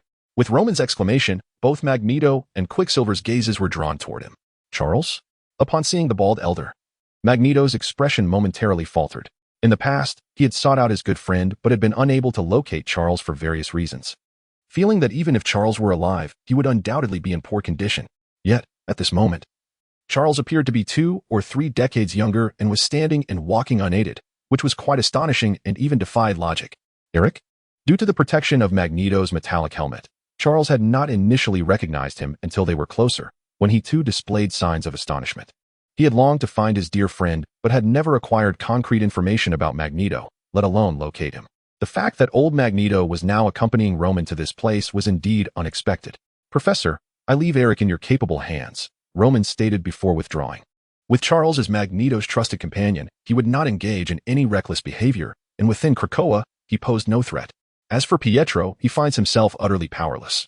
Subdued by Krakoa, reduced to the status of an ordinary individual. Entrusting the two of them to Professor Charles brings a sense of ease to Roman, who must now attend to other matters. "Eric, and this gentleman, Mr. Pietro, please join us." Charles exudes a serene demeanor, even in the absence of telepathy. His profound ability to inspire is unmistakable. Consequently, even Pietro's emotions have softened somewhat. As for Eric, there is little to elaborate on. He simply follows the guidance of his close friend. Despite their differing ideologies, their camaraderie remains unquestionable. The two first-time visitors to Krakoa under Charles's guidance, taking the breathtaking scenery while simultaneously gaining insight into each other's circumstances. Chapter 77. The effects of Pill L. How have you been these years? I am well. And you? Pietro observed the conversation between the two elderly gentlemen before him, feeling inexplicably chilled, as though goosebumps had erupted across his skin. Thus, trailing behind the two old men, he began to survey his surroundings. Having lost his superpowers, he found himself unable to escape directly. Yet he was not one to succumb to despair. He resolved to observe the island known as Krakoa, with hopes of making an eventual escape. "Is he your son?" Suddenly, Pietro heard the legendary figure, the bald powerhouse Professor X, mention him. Upon hearing those words, Pietro furrowed his brow and replied, "I have my own parents. Although they have passed away, victims of missiles crafted by Stark, he was still acutely aware of their existence and their identities. I apologize." In the face of Pietro's retort, Charles bore no burden and offered a sincere apology. However, as he scrutinized Pietro, he noted a resemblance to his old friend, and he sensed that Pietro's silence was somewhat unusual. Upon hearing Charles's apology, Pietro refrained from comment, his thoughts consumed by memories of his parents, fueling a rising animosity toward Stark. Eric regarded Pietro in silence. "Could you tell me about this Krakoa?" In light of the absence of concrete evidence, Eric was reluctant to delve further into Pietro's matter, instead directing his inquiry toward Charles regarding the island of Krakoa. Anyone who set foot on Krakoa would inevitably harbor some curiosity about this land, particularly since it wholly belonged to mutants, a fact that Eric valued greatly. Thus, he sought to learn more about the situation here, as well as the young man named Roman. If possible, he would not hesitate to acknowledge Roman as the mutant king. "Krakoa? The matter is rather complex. Allow me to elaborate gradually." Charles smiled at his old friend, but, upon observing Eric's aging visage, he contemplated briefly before addressing Eric. "Before we proceed, why not take one of these?" As Charles produced a bottle of pills and extracted one, Eric momentarily paused but soon swallowed it without further hesitation. Pietro, watching from behind, found himself at a loss for words, fearing that Professor X might offer him one as well. However, Charles paid no heed to Pietro's apprehensions. Accepting the pill Eric had handed him, he turned to his old friend and inquired, "How do you feel?" In response to Charles's question, Eric closed his eyes, savoring the sensation that surged within him. He knew his old friend would not engage in frivolous endeavors, hence this pill must possess some extraordinary properties. "What is this?" Feeling an indescribable vitality coursing through him, as if he had regained several years of youth, Eric could not help but exclaim in astonishment. Pietro observed with a hint of perplexity, unsure of the riddle being exchanged between the two. However, upon scrutinizing Eric, he was struck by the peculiar sensation that the master of magnetism appeared somewhat rejuvenated. The lines on his face seemed less pronounced, and his posture appeared notably more upright. Witnessing the astonishment on his old friend's visage, Charles could not help but smile. Naturally, he wished to bestow upon Eric a semblance of youth akin to his own. Yet, the elixir that promised a youthful revival of 2 decades was a treasure only known to Roman. Nonetheless, he possessed the newly developed pill, referred to as L, which boasted longevity-enhancing properties. Although it could merely extend one's life by 5 years, this duration, while seemingly insignificant to the young, held considerable weight for someone as aged as Eric. The most pronounced effect was that the once weary Eric now exuded a newfound vigor. An individual's mental state is often intricately linked to their physical condition, Youthful exuberance often gives way to conservatism in old age, a natural progression. Although a mere 5-year extension might seem trivial, its impact varied significantly among individuals. Eric belonged to the category of the robustly aging. Thus, this slight prolongation of life brought about a profound transformation. He even sensed that his once laborious abilities had become markedly easier to control, reminiscent of his peak prowess. Charles observed Eric without concealing the effects of Pill. Upon hearing Charles' words, Eric's eyes sparkled with renewed brilliance. Meanwhile, Pietro, being a notably young individual, understood the preciousness of life but could scarcely grasp the true value of such an enhancement. However, the seasoned Eric recognized the worth of this development immediately. In this world, regardless of whether one is a celebrated monarch or a wealthy tycoon, all must inevitably return to dust. The instinct to survive is a fundamental trait of all living beings, and those in positions of power often yearn for immortality. Eric was aware that numerous affluent executives and magnates, at the twilight of their lives, would go to great lengths to become vampires. This phenomenon partly explains the thriving existence of vampires in this realm. From his understanding, much of the slander directed at mutants by the elite stemmed from their covert and marginalized existence. The reputation of mutants was tarnished by various issues. Should mutants gain access to this longevity-enhancing elixir, even a mere 5 years could provide a glimmer of respite for the ailing. For those who wished to evade the path of vampirism, yet yearned for survival, the value of such a potion was immeasurable. With sufficient might at their disposal, this elixir could serve as a stepping stone to alter the current plight of mutants. Suddenly, a flurry of ideas surged through Eric's mind, and his eyes gleamed with brilliance. Charles, this substance has the potential to transform the destiny of mutants. Indeed, Charles nodded. There was no fault in that statement. Conversely, the young man, Pietro, appeared utterly perplexed. Having just been discussing how this medication could alter the fate of mutants, given the current plight of mutants, how could their destiny possibly be changed? Leave this matter to me, Eric declared, his gaze fixed on Charles, his eyes ablaze with unwavering determination. Well, I lack the authority to make that decision, Charles remarked, his expression tinged with a hint of regret as he regarded Eric. What if I were to join Krakoa? After a moment's contemplation, Eric grasped the implication. Initially, Charles intended to elaborate, but after a brief pause, he acquiesced. That is agreeable. Eric too understood the situation. The young man might very well be observing their exchange. However, he dismissed the triviality of that concern, as the prospect of influencing the fate of mutants was, to him, sufficiently significant. Chapter 78. The Plan of the Black Egg. What are you doing? Wanda Django Maximoff. Upon receiving the message that emanated from her phone, Wanda calmly powered it down, turning it off completely. The caller was none other than the former director of S.H.I.E.L.D., Pierce. Damn it. He slammed his hand forcefully onto the table, his expression contorted in anger, though it was uncertain whether it stemmed from fury or pain. He had allocated $30 million as a deposit for Wanda and her brother. Yet their actions had not only failed to eliminate the aging Magneto, but had also resulted in the destruction of several of his bases. The once formidable super soldiers under his command had significantly dwindled, a situation that was utterly unreasonable. At that moment, a figure resembling a reflective black egg entered the office, Nick Fury, colloquially known as the Black Egg. The sight of him sparked an idea in Pierce's mind, one that could potentially drive away his adversaries.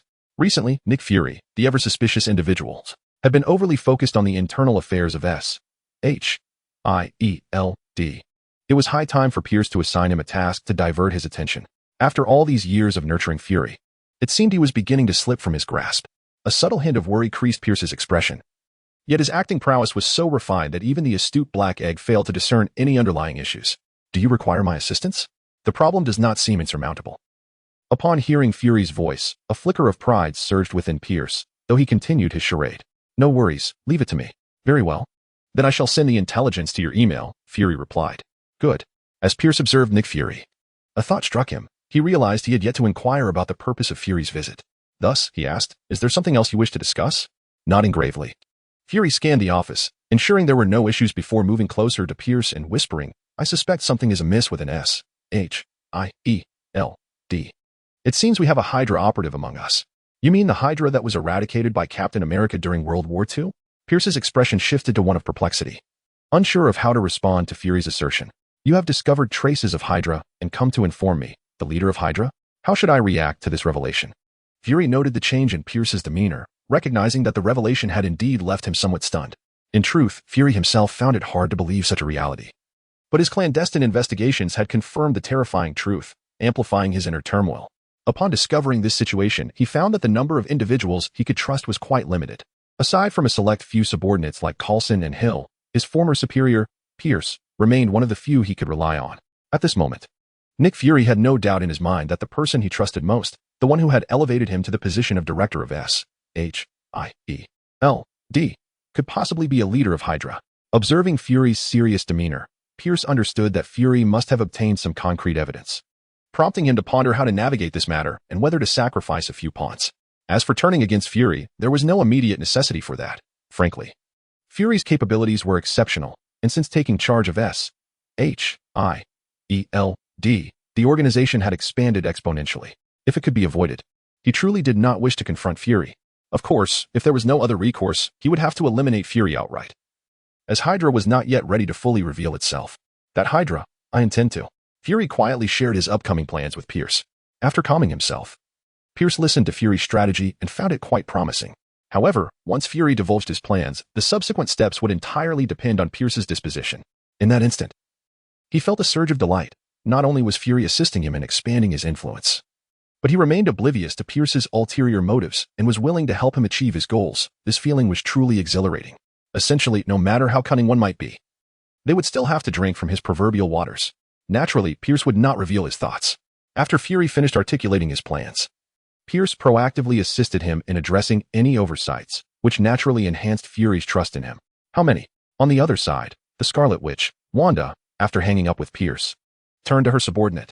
103, the subordinate promptly replied. Given Wanda's formidable strength and her Sokovian heritage, the Hydra branch they belonged to was predominantly composed of Sokovians, thereby instilling a strong sense of trust in Wanda. Nodding at her subordinate's response, Wanda acknowledged that recruiting 100 extraordinary individuals was indeed no small feat due to Pierce's inaccurate intelligence, which led to Pietro's failure. Wanda held him accountable and decided to wreak havoc on Pierce's bases. However, apart from the laboratories housing mutants, Pierce's other bases housed extraordinary warriors like the Winter Soldier, but none exceeded 10. The numbers varied from 8 or 9 to as few as 3 or 4. Such quantities were the norm in most cases. This was precisely why Wanda had managed to gather so many extraordinary individuals by sweeping through numerous of Pierce's bases, which in turn fueled Pierce's anger. Wanda remained utterly indifferent to Pierce's fury. Her sole desire was to swiftly meet her objectives and retrieve her foolish brother. The simplest course of action to achieve this was to provoke Pierce, nothing more.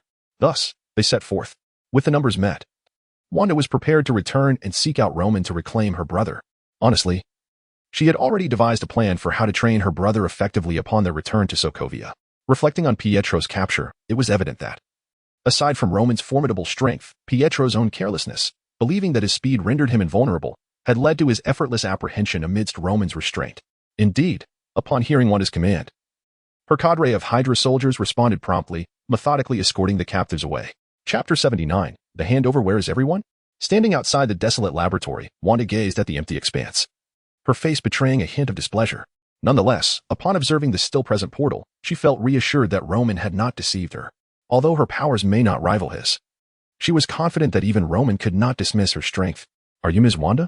At that moment, a young girl emerged from the laboratory, her gaze fixed on the woman clad in a crimson trench coat. The girl epitomized a classic Western maiden, golden braids framing a face adorned with a few freckles, reminiscent of a neighborly girl from the land of the lighthouse.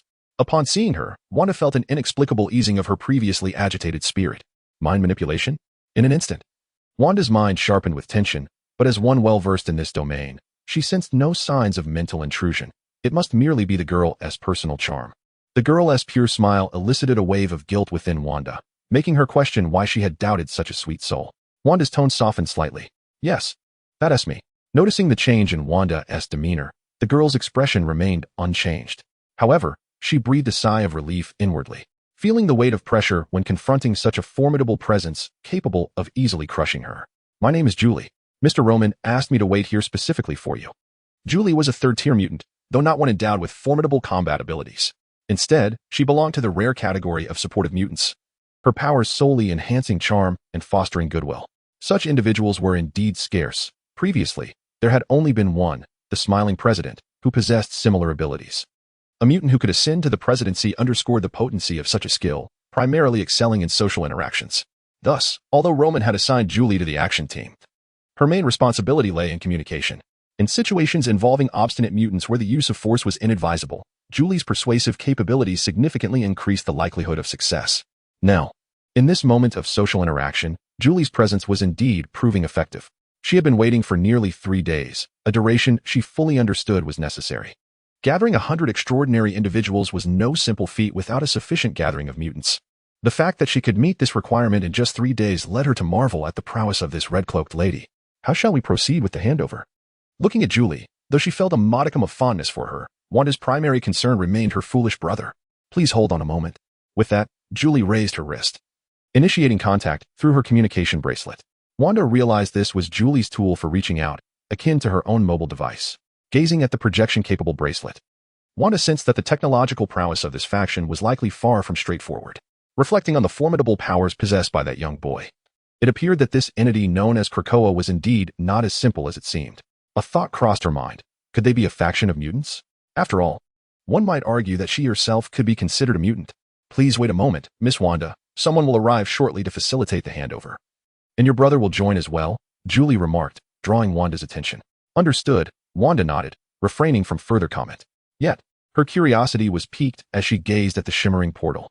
Moments later, a silver-haired man emerged from the portal, accompanied by a throng of uniformed operatives. Upon spotting Wanda, he quickly called out to her. Wanda scrutinized Pietro, noting that he appeared unharmed, though his demeanor hinted at something amiss. What troubles you? Wanda inquired, observing Pietro's unfocused gaze, which bore a hint of danger. The operatives preparing to interface with the Hydra soldiers glanced over, intrigued. Nothing's wrong, Pietro replied with a strained smile, attempting to soothe Wanda. There are other matters weighing heavily on me. I'll explain once we return. Considering Pietro's demeanor, Wanda resolved to grant him some leeway. She nodded subtly at the waiting Hydra soldiers, who promptly understood and commenced the handover procedure. What is Krakoa truly like? Wanda suddenly posed the question to Pietro, who paused as he contemplated her inquiry. A sanctuary for mutants, he finally responded. Had I not witnessed it with my own eyes, I would have never believed that a realm entirely belonging to mutants could exist. Moreover, the former leaders of 2 major mutant factions have joined Krakoa. Alongside the immensely powerful Roman, it stands as one of the safest places in the world, without a doubt. Though Wanda harbored some skepticism regarding Pietro's assertion, she refrained from voicing her doubts. After all, one should neither hastily question nor blindly accept without first-hand experience. Nevertheless, Pietro's words ignited a flicker of curiosity within her. Is it truly that remarkable? She asked, to which Pietro hesitated, acknowledging the limitations of words in conveying such experiences. As the handover concluded and the Hydra soldiers reorganized themselves, Pietro spoke again. Let us return. We can discuss the wonders of Krakoa on the way. It is indeed a fascinating place. Yet, the thoughts of the events transpiring within Krakoa left Pietro feeling a tumult of emotions. Suddenly, someone reveals to you that the parents who raised you are not your biological parents. What kind of sensation does that evoke? Indeed, Pietro, who perished beneath a missile, discovers that his parents are not his true progenitors. His biological father is none other than the legendary Magneto, a revelation that seems utterly absurd. Even more bewildering is the fact that their mother appears to be a descendant of a witch. Does the realm truly harbor witches? Could they perhaps be some form of mutant? In just a brief span of 3 days, Pietro feels as though he has undergone a myriad of experiences, leaving him somewhat disoriented. Nevertheless, upon witnessing her brother's state, Wanda refrains from inquiring further. She casts a glance at the action team entering the portal, and as the portal ultimately vanishes, she swiftly guides them away from that place. Chapter 80. The Beach, the Waves. Kinship observing little Lucci frolicking alongside Clarice and Lorna on the sandy shores of eastern Krakoa, Roman reclined on a beach chair, donning a pair of sunglasses, basking in the sun's warmth. As an elder brother, Roman naturally embraced his role with diligence. With ample leisure time at his disposal, he frequently took the young girls out for leisurely escapades, for the scenery of Krakoa was indeed quite splendid. He was acutely aware of the recent transition with Wanda and Pietro's departure, yet he chose to remain inconspicuous. While the Scarlet Witch was undeniably remarkable, Roman had no desire to approach her with undue familiarity. Given his current status, such actions were unnecessary. Moreover, one could not overlook that Clarice embodied the ideal of that woman, perhaps even surpassing it through an Asian aesthetic lens. The cold demeanor of the Scarlet Witch starkly contrasted with the warm and amiable nature of the radiant young lady beside him. There was little room for indecision. Of course, in the realm of adulthood, one need not choose. Having both was an option Roman was not in haste to pursue. Ah, an earthquake. Suddenly, Clarice exclaimed, her voice tinged with panic. As the ground quivered momentarily, Roman opened his eyes.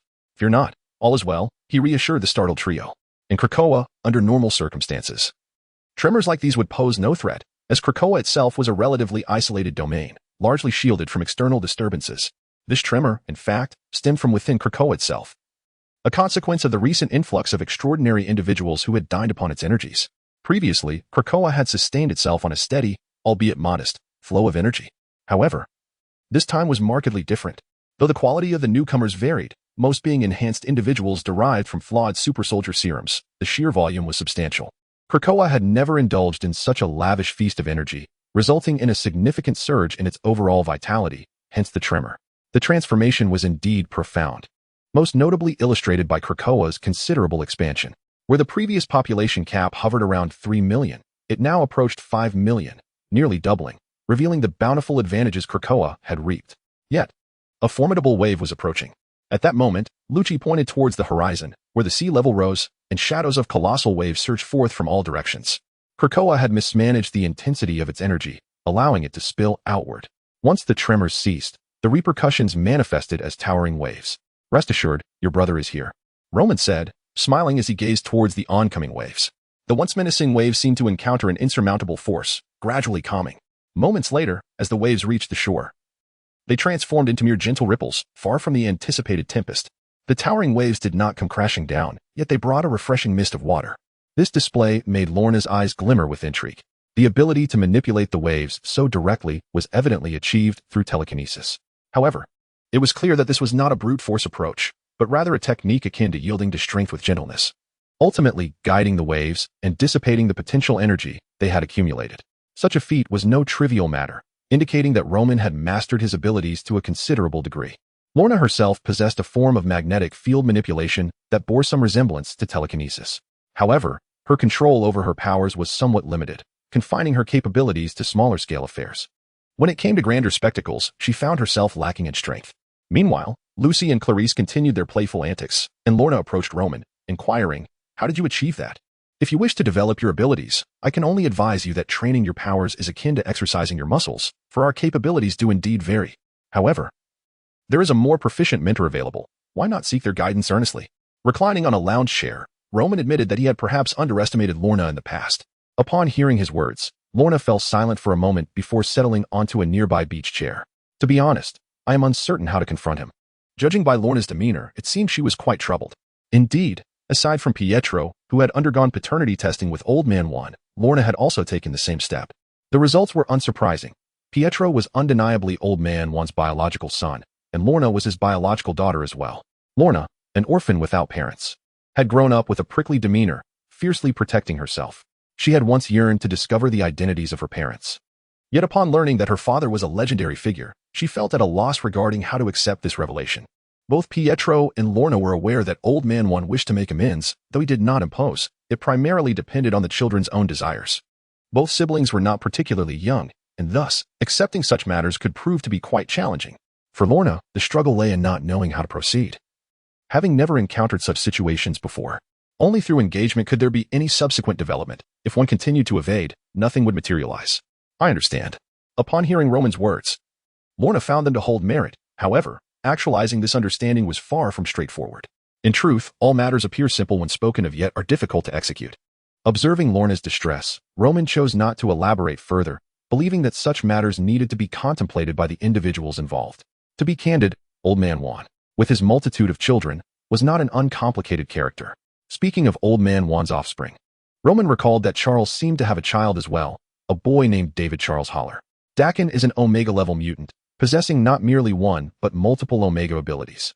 As an individual with a fragmented personality, each facet of Dakin's identity embodies a unique power, and with the continuous evolution of his inner personas, his capabilities are likewise on the rise.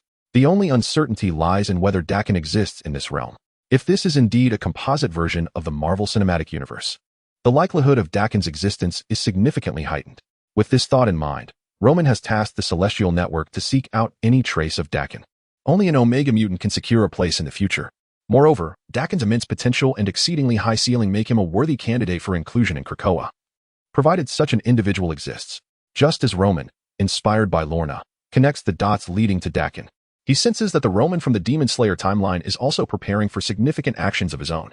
Chapter 81. So rampant, so tragic that night. The moon was concealed behind a shroud of dark clouds, and the stars in the sky shone with no brilliance. A chilling wind swept across the ground, and from within the depths of the shadowy forest, strange sounds could be faintly heard. Help! There's a ghost. On the ground near the brook lay a beautiful young girl, gazing at the grotesque, humanoid creature before her. Her legs felt weak, and a sensation of uncontrollable terror surged within her. Haha, where do you think you can run? The creature, covered in eyes, regarded the solitary girl with disdain, its expression shifting to one of insatiable greed. Now, come here and let me devour you. No, please, no. The girl, retreating helplessly without any strength left to escape, wore a look of sheer panic. Reflecting on her misfortunes that day, she felt utterly cursed. First, she was forced to work late, and now, on her way home, she had encountered the very embodiment of the malevolent spirit from tales of old. Were these sinister stories not mere fabrications spun by her elders? She sensed a dampness in her trousers. Beside her was merely a small brook. Had it been a mighty river, she might have considered leaping in to survive. But this brook barely reached her calves. Jumping into it was out of the question. Ha ha ha. The creature reveled in her distress, its grin growing ever wider as it observed her predicament. Tap, tap, tap. In the stillness of the forest, amidst the sounds of the ghost and the girl, footsteps suddenly echoed. A ghost. Run. Though the girl felt her fate was grim, her inherent kindness compelled her to warn the approaching figure, hoping to save them from a similar doom, despite her own fear of death. Is anyone truly fearless? Today, I shall feast. The figure emerging from the woods could be discerned as a man, his waist adorned with a stick-like object that resembled a sword. Perhaps he had come in response to her cries for help, a gallant warrior seeking to rescue a damsel in distress. So many eyes. The tall man was taken aback by the creature's appearance, yet fear did not grip him. The creature's visage was hardly human. Anyone suffering from a phobia of clusters would find the massive eyes disturbing, if not repulsive. The creature, sensing the man's lack of fear, felt an unsettling dread rise within it. Clad in a crimson cloak, the man bore intricate red flames and golden lightning patterns upon his forehead and neck. His ordinary gaze resembled that of a deity, surveying all of existence. Most strikingly, when he looked at the creature, an intense, searing sensation enveloped it, akin to staring directly at the sun, as if it faced its nemesis. This overwhelming fear compelled it to contemplate fleeing. Who are you? The creature could not restrain its curiosity, addressing the man before it. So rampant, so tragic, doomed spirit, why bother with questions? Before the ominous figure before him, Roman exhibited no change in demeanor. His voice, calm yet resonant, seemed to echo the depths of a graveyard drenched in blood. Perhaps it was the latent transformation wrought by the countless malevolent spirits he had vanquished that instilled within him a palpable aura of intimidation, a presence that could be likened to murderous intent or lingering resentment. In that fleeting moment, the malevolent spirit sensed the encroachment of death, overwhelmed by an absolute terror that rendered the allure of a beautiful maiden irrelevant. How could this mere human exude such a formidable aura? As he gazed upon the human man, the malevolent spirit could scarcely believe his eyes, while internally concocting an escape plan, though outwardly, he betrayed no sign of fear. Conversely, he bellowed in rage. Damnable human, perish. Within the realm of clarity, Roman effortlessly observed the spirit's movements. In this lucid world, every eye adorning the spirit's body began to awaken. Blood demon technique. Thousand eyes, remnant. A crimson glow emanated from the spirit's eyes, and Roman, sensing the impending danger, promptly closed his eyes. For Roman, endowed with the gift of clarity, the absence of sight held no consequence. What was the purpose of closing one's eyes? Not merely your vision, but all your senses are obscured from me, no matter how formidable you may be. It is of little consequence. As he beheld the man enveloped in a crimson radiance, excitement flickered in the spirit's visage, banishing all remnants of fear. Oh, how foolish of him to forget. You were deaf to my laughter. Ha ha ha. In that moment, the malevolent spirit felt a wave of shame for his earlier trepidation. And thus, his laughter grew more frenzied. Witnessing the derisive spirit's madness, the maiden, sprawled upon the ground and untouched by the chaos, sank deeper into despair. Such a terrifying entity possessed an extraordinary power. How could humanity ever resist? Was this all there was to it? Suddenly, a voice from the man pierced the air, halting the spirit's cacophony. You can still hear my voice? Faced with the speaking man, the malevolent spirit recalled the fear he had previously experienced, prompting a flicker of retreat. Without further ado, the spirit turned and fled. Though his myriad eyes afforded him nearly omniscient vision, the swiftest escape lay in a direct flight. Breath of the sun, seventh form, radiant strike. The maiden, seated upon the ground, stared in astonishment at the man who suddenly appeared behind the spirit, surrounded by a circle of flames, exuding an aura of divine strength. Was this the sun god, Amaterasu? The eyes upon the spirit's back caught sight of the man's swift approach, and in that moment of terror, he froze, feeling the overwhelming presence of the fiery figure, akin to the blazing sun. In an instant, the spirit was beset by a wave of fatigue. How long had it been since he last beheld sunlight? Perhaps to perish in this manner would not be so bad after all. In a mere moment of hesitation, the head of the eye ghost became severed from its body. Is this truly me? How grotesque I appear. In the final moment of life, the eye ghost gazed upon the headless form, its entire body adorned with eyes. And a thought suddenly emerged. He recalled that he had once been a handsome man, praised by others, with the sole flaw of lacking eyes. Floating in midair, the eye ghost beheld a young girl on the ground not far away. Remembering why he was drawn to such a girl, her voice resonated in his memory. Reminiscent of his wife's melodious tone. Let us depart. In a daze, he seemed to glimpse the visage of his wife. Not particularly beautiful, merely an ordinary woman. Observing the woman as she spoke, he longed to embrace her once more. The eye ghost closed the eyes of his severed head, ready to once again revel in the embrace he had missed for so long. Chapter 82. The current situation as he observed the waning spirit of the eye demon. Roman realized that this particular fiend had not surpassed its limits. Demons possessing blood techniques are quite rare, presenting a considerable challenge for ordinary demon hunters. However, for Roman, it was merely a matter of a swift strike. Over the past year, his prowess had significantly grown. The transformation reflected in the demon's eyes at its demise was entirely natural. Just as the living experience fleeting visions before death, so too do the deceased encounter their own specters. And with the existence of souls in this world, the complexities only deepen. Best to head home. Avoid venturing out at night in the future, he remarked, turning his back to the girl, who appeared utterly distressed by the unfolding events. It was only upon hearing the voice of the man, as the flames surrounding the eye demon gradually dissipated, that she suddenly became aware of her drenched trousers. Her face flushing a deep crimson as she hastily rose to depart. Stumbling slightly, the girl paused, an idea striking her. She turned to the man and queried, "May I ask how to address my benefactor?" "You need not remember me. I am merely a demon hunter," Roman replied, reassured that the girl was unharmed. He then turned to leave, as she watched the retreating figure of the man clad in a crimson haori, with a long sword at his side. The girl felt that this night would remain etched in her memory forever. She had encountered a demon and been saved by a man who seemed almost divine. Years later, she meticulously gathered various legends surrounding the man who severed the source of the demons, compiling them into a book titled The Divine Walker of the Mortal Realm, which achieved worldwide acclaim. This tome chronicled the millennia-long entanglement between demon hunters and demons, culminating in the arrival of this man, who ultimately succeeded in ending the cycle of immortality. Little did the girl know, this would be her final encounter with him. In a distant future, like a devout seeker, she would tirelessly pursue the shadow of the man, yet would never again lay eyes upon him. After bidding farewell to the girl, Roman returned directly to the swordsmith village. Indeed, this forest was not far from his home. Since repelling Musin a year prior, it seemed that in a fit of rage, Musin had begun to aggressively cultivate various demonic underlings and retaliate fervently against the Demon Slayer Corps. Clearly, being forced to retreat by a demon hunter far inferior to Kabutsuji Musin was a source of deep humiliation for him, despite being the inheritor of the sun-breathing technique. Moreover, aware of the formidable nature of the sun-breathing, Musin's objective was to eliminate Roman as swiftly as possible, aiming to extinguish the life of this yet-to-reach its zenith swordsman. Consequently, the demons retaliated with fervor against the Demon Slayer Corps. Although the pillars of the Corps, led by Roman, along with numerous demon slayers, diligently fought to eradicate the demons, the losses sustained by the Corps were not easily reparable compared to Musin's ability to spawn demons through blood. The training of the demon slayers required considerable time, and the balance that once existed was now tipping perilously in favor of the demons.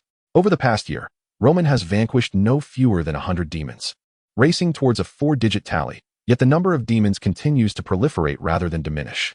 The Forging Village, a crucial site for supplying the Demon Slayer Corps with Nicaran blades, is increasingly at risk due to the incessant incursions of these malevolent beings.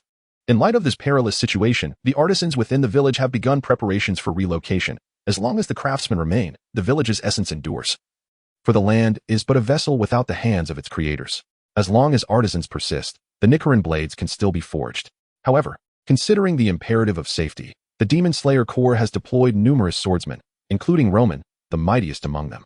The presence of additional Hashira is deemed unnecessary, as their numbers would be excessive. Given the current tense atmosphere, dispatching even a single pillar is a significant strain. With Roman alone present, as long as the adversaries are not among the foremost upper moons or Musin himself, the situation remains manageable. This is the reputation Roman has carved with each of his strikes. Welcome back, Lord Roman. You must be weary. A member of the Infiltration Corps approached Roman as he entered the village, promptly offering him a water flask. Though lacking in combat prowess, these members play an essential role in the Demon Slayer Corps by providing vital logistical support to the swordsmen. It's nothing. How many have fallen this night? After taking a sip from the flask, Roman inquired, glancing at the infiltration member. Tonight alone, that would be the 11th. The member responded swiftly after a brief moment of silence. Indeed, within just this one evening, Roman had encountered 11 demons, each possessing various blood demon arts. It is worth noting that while many demons may appear to wield such powers, they are, in fact, relatively rare within their ranks. It seems that the discovery of this location by Mutant is merely a matter of time. How is the relocation of the sword myths progressing? It will be completed by tonight. Excellent. Are preparations for the ambush in place? Roman asked, acknowledging the member's report. With the imminent exposure of the forging village, the Demon Slayer Corps has devised a strategy to use it as bait. Furthermore, the leader of the Corps will also take a significant risk by coming here to lure out Mutant. Consequently, provided there are no unforeseen issues, the other Hashira will converge here over the next 2 days. It can be said that the forging village is destined to become a battleground. Preparations are complete, and the other Hashira will soon gather here. Dawn is approaching. Perhaps you should rest, Lord Roman. The infiltration member regarded the man who had slain countless demons with deep respect. There's no rush. We shall wait until dawn. Gazing at the still murky sky, Roman declined the proposal and seated himself upon a large stone nearby. He rested the blade upon his knees and gradually closed his eyes, commencing a practice known as sword meditation. This form of meditation, conceived by Roman himself, served as one of his methods for maintaining a centered state of being. To a certain extent, through sword meditation, he could refine his breathing techniques more effectively. His approach to breathing had transcended mere techniques and movements, evolving into a pursuit of the profound and ineffable essence. Ultimately, all paths converge, and every endeavor culminates in the quest for that which is intuitively grasped yet eludes verbal expression, a realm of profound mystery. Chapter 83. The meeting in Infinite City under the waning crescent moon. An unsettling silence enveloped Infinite City. Mutant, expressionless, examined his blood through a test tube and uttered a chilling remark. Is what you say truly the case? How regrettable that is. The man with white hair and a crimson bodysuit, Doma, whose eyes bore the symbol of the second crescent, responded with a tone laced with mischief. If that is the case, perhaps you should extract my eyes to alleviate your frustrations. I have no need for your eyes. I have long anticipated the issues surrounding the lower moons, too feeble and worthless, yet it matters not, Mutant replied coldly, casting his gaze upon the 6 upper moons below. The desperate counterattacks of the Demon Slayer Corps will not suffice. Weak demons will inevitably face elimination. However, that is of little consequence, for I had no expectations of you. Once again, you utter such heartbreaking words. Have I ever disappointed your expectations? Doma inquired, maintaining his nonchalant demeanor. Mutant exhibited a surprising degree of tolerance towards the upper ranks of demons, thus he chose not to dwell on this point further. The Kaneo family had yet to diminish, and one wondered when the Hashira of the Demon Slayer Corps would meet their end, and where the elusive blue spider lily might be found. Holding the test tube, Mutant observed as the liquid within began to change color, an intangible pressure enveloping the room, causing subtle shifts in the expressions of all present upper moons. Suddenly, Mutant slammed his hands upon the table, an even more terrifying aura erupting from within him. Why have you spent centuries in vain? I am beginning to question the very reason for your existence. The force of his presence shattered glass containers with a series of resounding cracks. Please forgive us, begged Hantengu, the 4th upper moon, in a state of extreme trepidation. Among the upper 3, however, the expressions remained relatively composed, while the latter 3 displayed varying degrees of unease. Though not as exaggerated as Hantengu's fear, Kibutsuji, seated behind a curtain, spoke in a voice devoid of inflection. My subordinates are utterly without excuse. The Kaneo family has cleverly concealed themselves. It is due to my lack of proficiency in investigation and search that we find ourselves in this predicament. What shall we do? Doma, also kneeling on the ground, swayed like a weeble as he spoke. My Lord Mutant, I am different. I possess information that can fulfill your desires. And it has come to me not long ago. At this moment, the 5th upper moon, Nakheim, who harbored ulterior motives, interjected, her 2 mouths positioned within her eye sockets, alternating their speech. I despise change, variations in circumstances, transformations of the body, fluctuations in emotions. Change often signifies deterioration, a form of decline. What I cherish is the unchanging, the maintenance of a perfect state in eternal stasis. Unbeknownst to them, Mutant had already severed Nakheim's head, cradling it in his palm. How splendid it is that my Lord Mutant holds my head, Nakheim exclaimed, beads of sweat trickling down her face, yet her heart swelled with uncontainable joy. A faint blush gracing her cheeks. The multitude of deaths has plunged my spirits into utter despair. Do not approach me with buoyant enthusiasm, sharing uncertain tidings. Suddenly, the sound of a peepo resonated, and the head of you who abruptly fell. Henceforth, you would do well to exert yourselves more diligently. It appears that my leniency towards you, simply because you are upper moons, has been misplaced. You who, once the information is verified, proceed alongside Hantian Go. As you command. My subordinate replied respectfully from the staircase. How can this be? The intelligence was clearly within my grasp. It is utterly unreasonable. With a small head and hands, Yu lay on the ground, feeling a sense of injustice. However, this is Musan's decree, and compliance is non-negotiable. Yet, therein lies a silver lining. For some unknown reason, Yuhu's visage became considerably more vibrant. Suddenly, a shadow obscured the light, and a figure materialized before Yuhu, causing his expression to freeze. "My lord Yuhu, what is the intelligence you speak of?" "I wish to accompany you," Tong Emo said, affectionately cradling Yuhu's head. His cheerful demeanor making Yuhu somewhat uncomfortable. "No, this. Could you enlighten me?" Yuhu felt an ominous tension, caught in a dilemma. In an instant, a swift strike severed the upper half of Tong Mo's head. "Does Lord Musan have orders for you?" "Depart swiftly," spoke Akaza. His solid frame and pallid skin adorned with bluish-black markings, his voice devoid of warmth. With a swish, Akaza's hand vanished at the wrist, showcasing an exceptionally lethal technique. "Akaza, your actions are excessive," remarked a swordsman with a crimson high ponytail as he passed by Akaza, his tone frosty. "It matters not, Lord Kokushibo, I am unfazed." In the blink of an eye, Tong Mo's head was restored, his smile unwavering. "I did not express this concern for your sake. I worry that disrupting the rankings may fracture our subordinate relationships." "Ah, I see," Tong Mo replied, his expression revealing a moment of clarity. Though the extent of his understanding remained uncertain, the six-eyed swordsman glanced at Akaza and declared, "Akaza, if you feel aggrieved, propose a life-or-death battle for a rank change." Alas, even if we were to request it, Lord Akaza would be unable to defeat us. Moreover, I ascended to prominence far earlier than him, despite becoming a demon later. He must be quite perturbed. Please, show him some understanding. As he spoke, Tong Mo climbed beside Kokushibo, adding, "Furthermore, I intentionally did not dodge. I merely wished to share a light jest, fostering camaraderie. Those in higher positions should not be so harsh on those below. A bit of leniency is warranted. Akaza, do you comprehend my sentiments?" Akaza, fists clenched tightly, remained silent for an extended period, gazing at Kokushibo's profile before slowly responding, "Understood. I shall ensure your demise." "Is that so? Then strive earnestly." As soon as the words fell, the figure of Kokushibo vanished. "Farewell, Lord Kokushibo." After speaking, Doma turned to Akaza and remarked, "I can't shake the feeling that I am intruding upon your conversation. Am I overthinking this, Lord Akaza?" Meanwhile, Hantenga cast a worried glance in their direction, apprehensive of a potential escalation. Nevertheless, Akaza uttered no further words and simply disappeared from sight. "Lord Akaza, I have not yet finished speaking." Observing Doma's retreating figure, the head of Tamayo, aided by her small hands, stealthily began to act.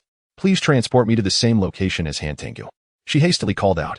Thud, thud. With the sound of two pipa notes, both Tamayo and Hantengu vanished from their place. "Wait, I wish to join as well."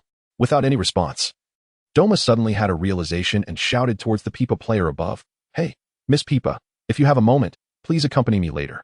"I refuse," the pipa player replied, preparing to play her instrument to send Doma along. Suddenly, in this space, Musan's voice rang out. The pipa player paused briefly, then complied without hesitation. Throughout the previous commotion, Musan had been observing, yet he remained indifferent. Initially, he had no intention of involving Doma. But the memory of that figure, the man who was a successor to the lineage of Yurichi, suddenly resurfaced in his mind. Over the past year, that individual had exhibited growth. And uncertain whether Tamayo and Hantengu could manage, he decided to include Doma in the equation. Chapter 84. The Revelation of Knife Forging Village Nezuko. Now reduced to the size of a mere 7 or 8-year-old child, curiously circled around Roman, who sat cross-legged nearby, his gaze fixed on her. As he opened his eyes and beheld the charming, petite girl, a smile graced Roman's face. Setting aside all else, Nezuko's ability to change her size at will was undeniably fascinating. Moreover, her diminutive form was truly adorable. With this thought in mind, Roman lifted Nezuko into his arms, playfully engaging her, which elicited a joyful expression from the young girl. It appeared that along with her physical transformation, Nezuko's psychological age had also regressed. Although her intellect had become somewhat obscured after her transformation into a demon, the size of her body would indirectly influence her demeanor. "Nezuko, do not disturb Brother Roman." At that moment, Tanjiro hurriedly approached. Clad in the uniform of the Demon Slayer Corps beneath his Haori, Tanjiro had made remarkable progress over the past year. After studying the flame-breathing techniques with the Flame Hashira, he had swiftly completed his training and assessments, ultimately earning the title of the Flame Hashira's successor due to his outstanding performance. The onslaught of more ferocious demons had compelled the original group of swordsmen to engage in the war against demons much earlier than anticipated. By some stroke of fortune, the original trio had reunited, and their collective efforts proved to be nearly as effective as in the original narrative. It can only be said that the notion of a protagonist often defies logic. Nevertheless, after Roman had cleared all the lower moons, the demons encountered by Tanjiro and his companions, while numerous, posed a relatively low threat. As a result, they faced little danger, instead experiencing rapid growth. However, Tanjiro's sword was frequently damaged in the heat of battle, leading the blacksmith who forged his blades to hesitate in crafting new ones for someone who did not care for their weapons. Consequently, Tanjiro had deliberately traveled to the knife-forging village, intending to procure a new sword, which is why he was present at this moment. In recent days, Tanjiro had successfully dealt with a significant number of demons. Otherwise, the simultaneous appearance of multiple foes could have proven problematic, even for Roman's swift capabilities. "Fear not," Roman said, gently ruffling Nezuko's small head upon noticing her slightly distressed expression. "However, dawn is approaching. It would be best to take Nezuko back to rest. You have been busy all night."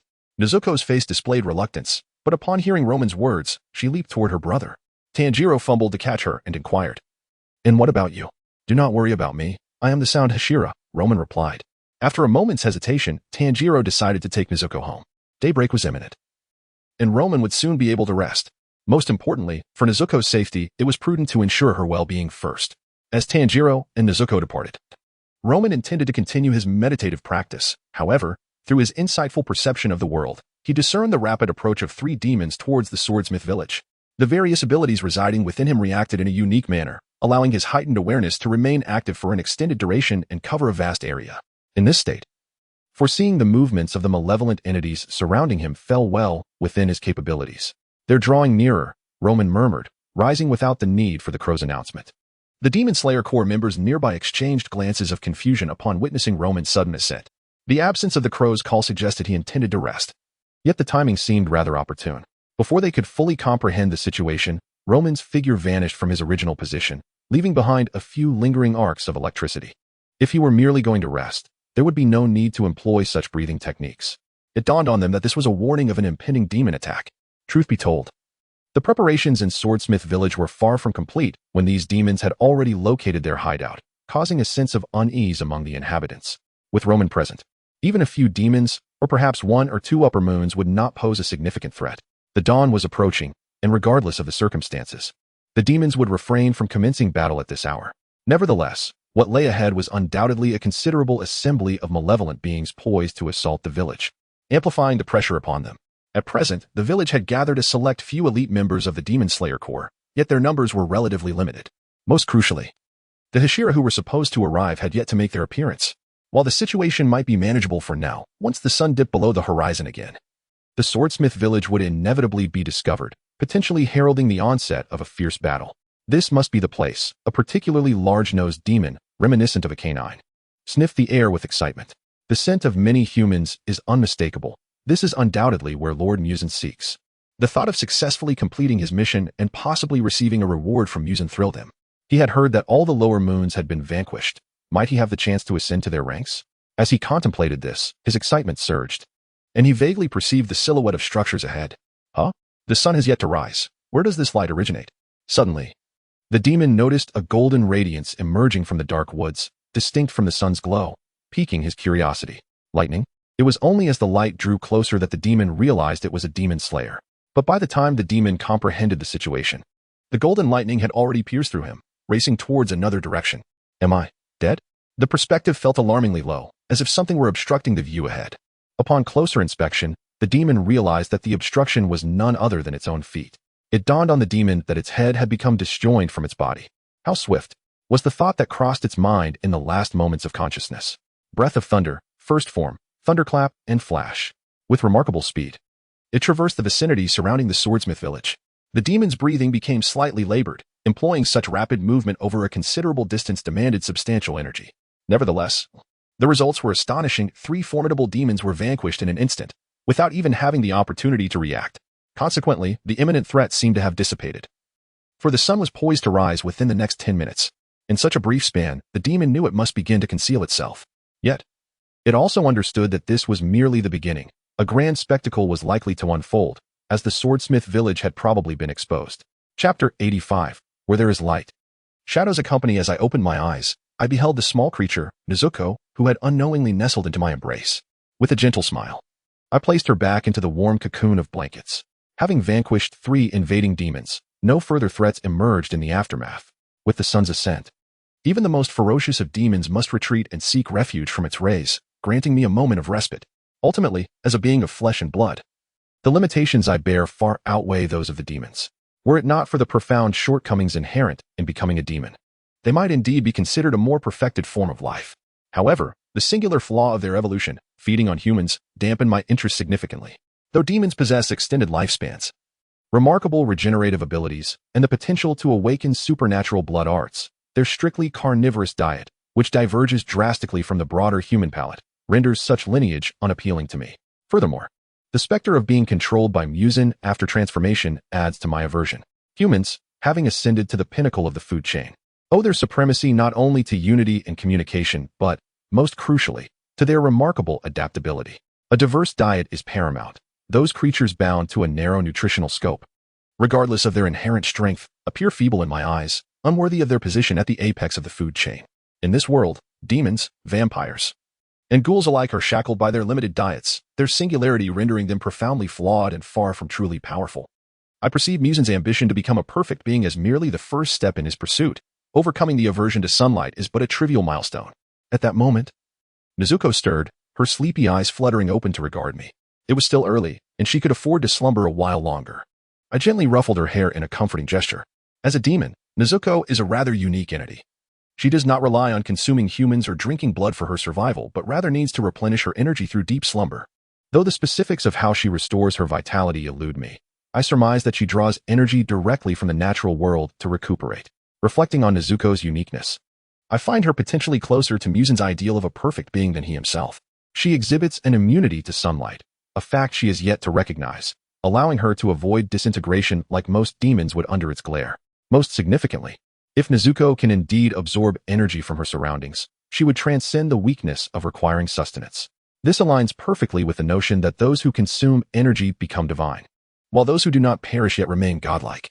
It is noteworthy that even Musan must consume humans to sustain himself, and as the progenitor of demons, he cannot evade the drawback posed by sunlight. This is one of the reasons he relentlessly seeks the elusive blue spider lily. However, Musan might not realize that the blue ghost flower is a unique plant that blooms only during the day throughout the year, though its flowering period is rather brief. What is even more amusing is that this flower grows near the grave of Kaneo Tsuyuri, which is not far from the Kamadu family's residence. This implies that Musan, during his previous visit to the Kamadu household, inadvertently brushed past the blue ghost flower.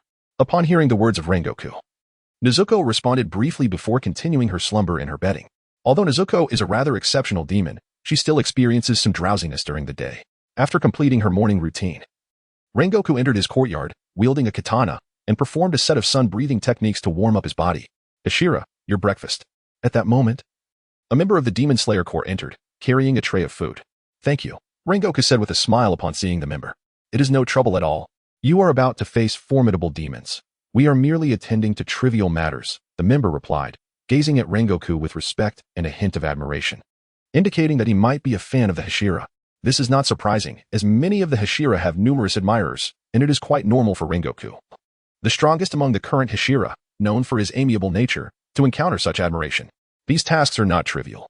They encompass sustenance, shelter, and medical care. Without the existence of the Demon Slayer Corps support team, even the mightiest swordsmen would find themselves unable to accomplish many things. Light casts shadows, and while illumination is vital, the shadows that light does not reach are equally significant. Rengoku gently countered the member's self-deprecation.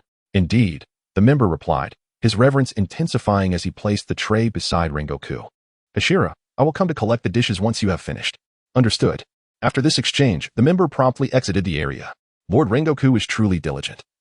He has only just begun his day of rest, yet is already engaged in morning training, and he is so approachable, remarked the member stationed outside the door. Indeed, he is absolutely perfect. The food-delivering member nodded in agreement. To be honest, he had encountered several Hashira, but most had their own issues to some degree. However, it is understandable, as most Hashira are merely young individuals in their 20s, constantly facing the most formidable demons, which naturally leads to certain personal struggles. Yet, in comparison to the other Hashira, Rengoku's strength and gentle demeanor render him exceptionally remarkable. Certainly, aside from the esteemed Roman, there are other pillars reputed for their excellence, such as the flower pillar and the insect pillar, the two sisters. However, in the absence of direct experience, the proximity to Roman has left a more favorable impression. Nevertheless, tonight may prove to be rather challenging. Have you spotted any of the other pillars? At this moment, the member of the hidden core on guard gazed at the member delivering meals. Compared to his role as the sentinel for Roman, the meal bearer had the opportunity to encounter a greater number of individuals. The mist pillar has just arrived today, and the love pillar is not far behind. Also en route, it is said that both the flower pillar and the insect pillar are on their way as well.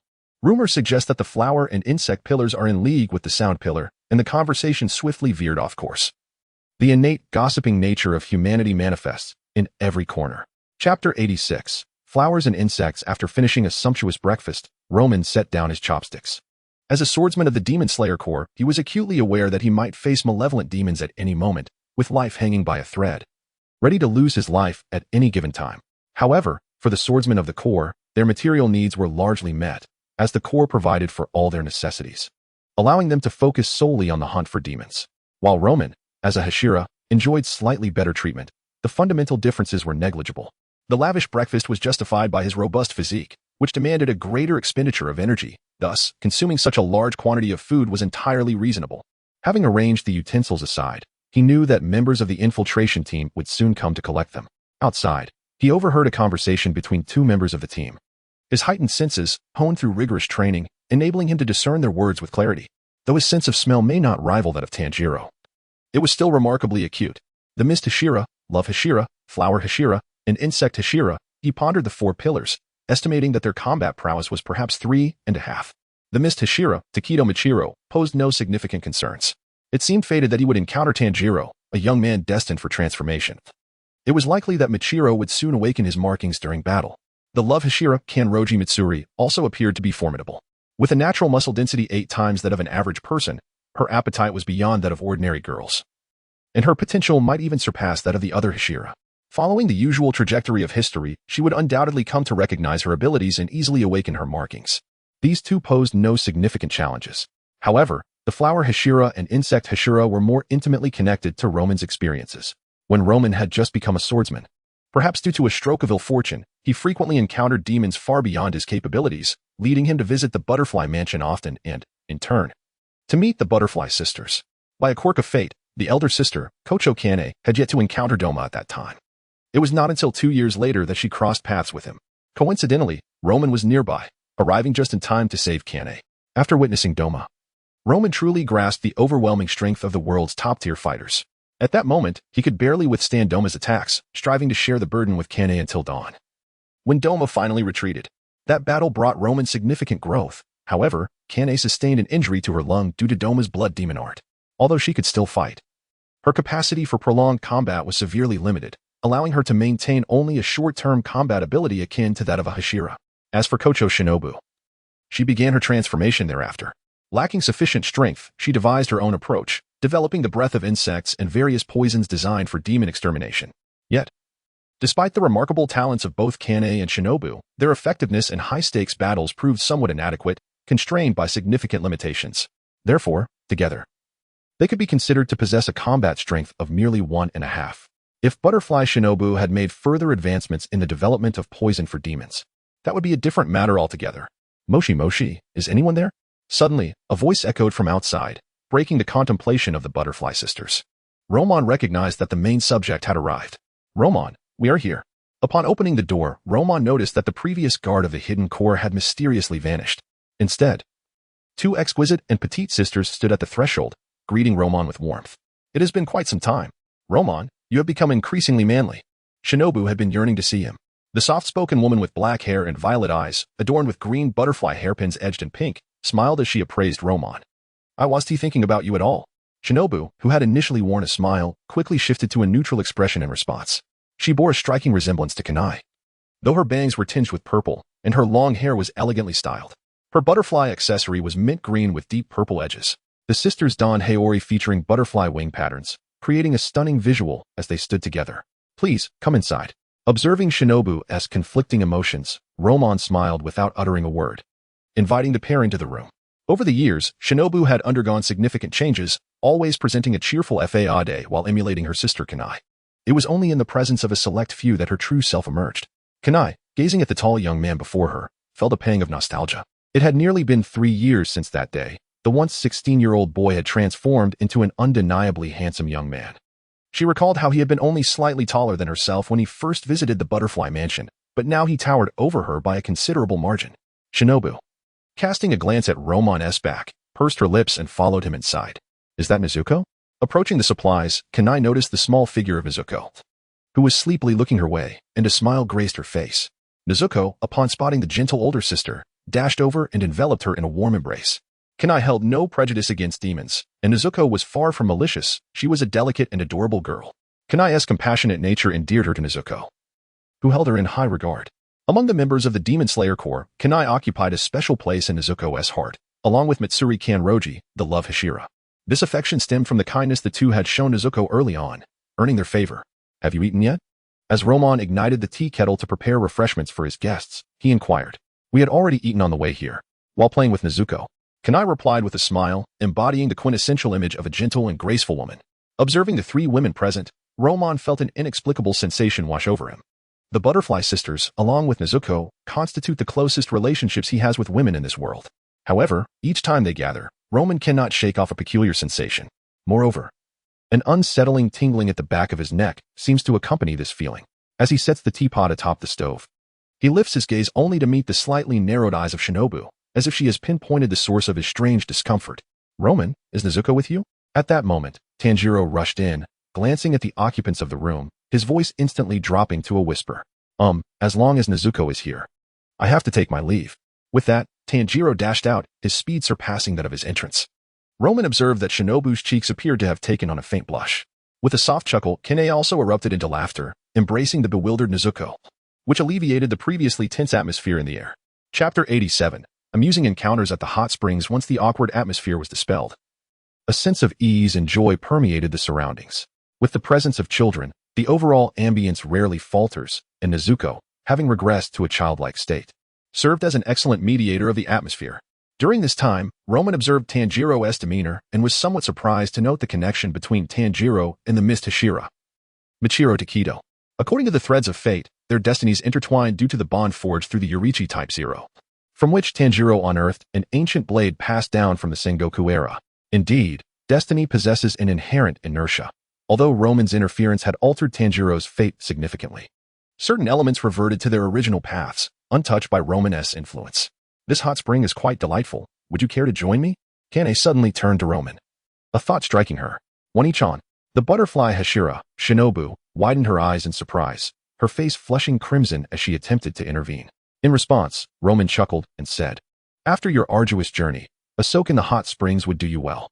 A fierce battle looms this evening, and there may not be ample time thereafter. Are you truly not coming along? Kane inquired with a smile, her gaze fixed on Roman. Though Shinobu's cheeks were tinged with a rosy hue, a glimmer of shyness and anticipation shone in her eyes. Perhaps not. Roman began to decline as he regarded the two sisters, but then a thought struck him. If he suggested they could join next time, it would inadvertently set a flag, a common trope where those who utter such words often face misfortune in the subsequent events. While Roman did not subscribe to such beliefs, he saw no need to tempt fate. His relationship with the Butterfly Sisters, though not explicitly defined, was essentially a thin veil. In an era where monogamy was not yet a concept, the trio of the Butterfly Sisters and Nezuko formed a mere trio, akin to the relationship of the Sound Hashira. Tenjin Yuzui, with his 3 wives, nothing particularly outrageous. Moreover, it was the sisters who extended the invitation, and as a man, he felt it unnecessary to be overly hesitant. Will Shinobu truly not mind? Kane remarked, surprised by Roman's sudden change of heart, but then cast a glance at the blushing Shinobu, adding, I believe she wouldn't object. Shinobu's cheeks were aflame, yet she refrained from uttering any outright refusals, clearly acquiescing to the proposal. At this juncture, Roman chose not to confront Shinobu directly with any frivolous remarks. With the prospect of a splendid experience ahead, there was no need to squander words. It was prudent to seize the opportunity first, with no one else utilizing the hot springs at that moment, coupled with their status as Hashira. Arranging their visit was remarkably simple. Moments later, the 4 of them arrived at the hot spring. Indeed, they brought Nezuko along, although it was an open-air onsen. The terrain and surrounding dense foliage prevented direct sunlight from penetrating, allowing Nezuko to accompany them comfortably. As they soaked in the hot spring, the ethereal mist allowed glimpses of their silhouettes, the elusive beauty quickening the heart. Though the hot spring was not particularly vast, a closer look revealed that even from opposite sides, discerning the details was not overly challenging. Roman refrained from scrutinizing too closely, aware that such an act might lead to an unwelcome distraction. With the prospect of a fierce battle looming that night, Indulging in frivolities was out of the question, however. This candid exchange marked a new milestone. With a first encounter established, could subsequent meetings be far off? Kanehira, how is your body faring? Roman inquired, breaking the silence as he regarded her. The woman, always adorned with a gentle smile, replied, there are no significant issues. I shall not be a burden this time. Observing the softness of Kanehira's smile, Roman recognized her resilience. Even in the face of adversity, she would refrain from adding to his worries. Utilizing the breathing technique required focus. 2 years prior, the battle against Doma had filled the air with ice crystals, and the strenuous application of the technique had directly harmed their lungs. The significance of lungs to a person's well-being is self-evident, and injuries to this vital organ are notoriously difficult to heal, particularly in this era, where solutions are scarce unless one succumbs to becoming a demon. What are you doing? Butterfly Shinobu asked. Her arms crossed and a wary expression on her face as she noticed Roman rising. Ignoring her, Roman seated himself between the two sisters, leaving Butterfly momentarily stunned. Her tense posture betraying her anxiety. Do not worry, I won T-Bite, he reassured her before turning to Kanehira. This time, do not push yourself as you did previously. Trust me, had it not been for Kanehira's stubbornness in their last encounter, the prolonged battle against Doma would not have resulted in such severe injuries from the inhalation of icy air. Had Roman not been there to distract, Kanehira might have met a fate akin to that which Roman had witnessed in history, perishing shortly after the fight. This seemingly gentle and kind woman possessed an inner strength, embodying a blend of softness and resilience. Upon hearing Roman's words, Kanehira smiled and replied, all right. She understood that the young man before her was currently the strongest member of the Demon Slayer Corps, having dispatched lower-ranking demons with ease and once forcing mutant to retreat. Although he had yet to slay an upper-ranking demon, none doubted his capability to do so. Wait for me to marry you both, Roman declared. Who said they would marry you? Butterfly Shinobu interjected suddenly, questioning the premature leap into discussions of marriage without a proper confession. While she could accept marrying this rogue alongside her sister, the manner in which it was suggested felt rather dismissive. Then I shall not marry you, Roman retorted. That is unacceptable. Suddenly, the butterfly Hashira lunged at Roman with a fierce determination.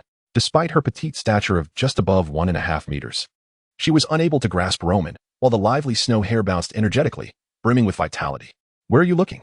Noticing Roman's gaze, the butterfly Hashira retreated.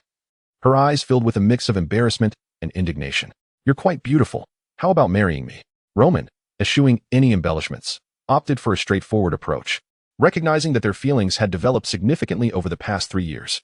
The girl, her voice barely audible as if whispered by a mosquito, responded quietly from beneath the water. At that moment, Nezuko swiftly swam over, splashing a generous amount of water towards the butterfly Hashira. Thus, the atmosphere transformed into a playful water fight, filling the air with joyous laughter. Chapter 88, Crimson Clouds, Chilling Winds.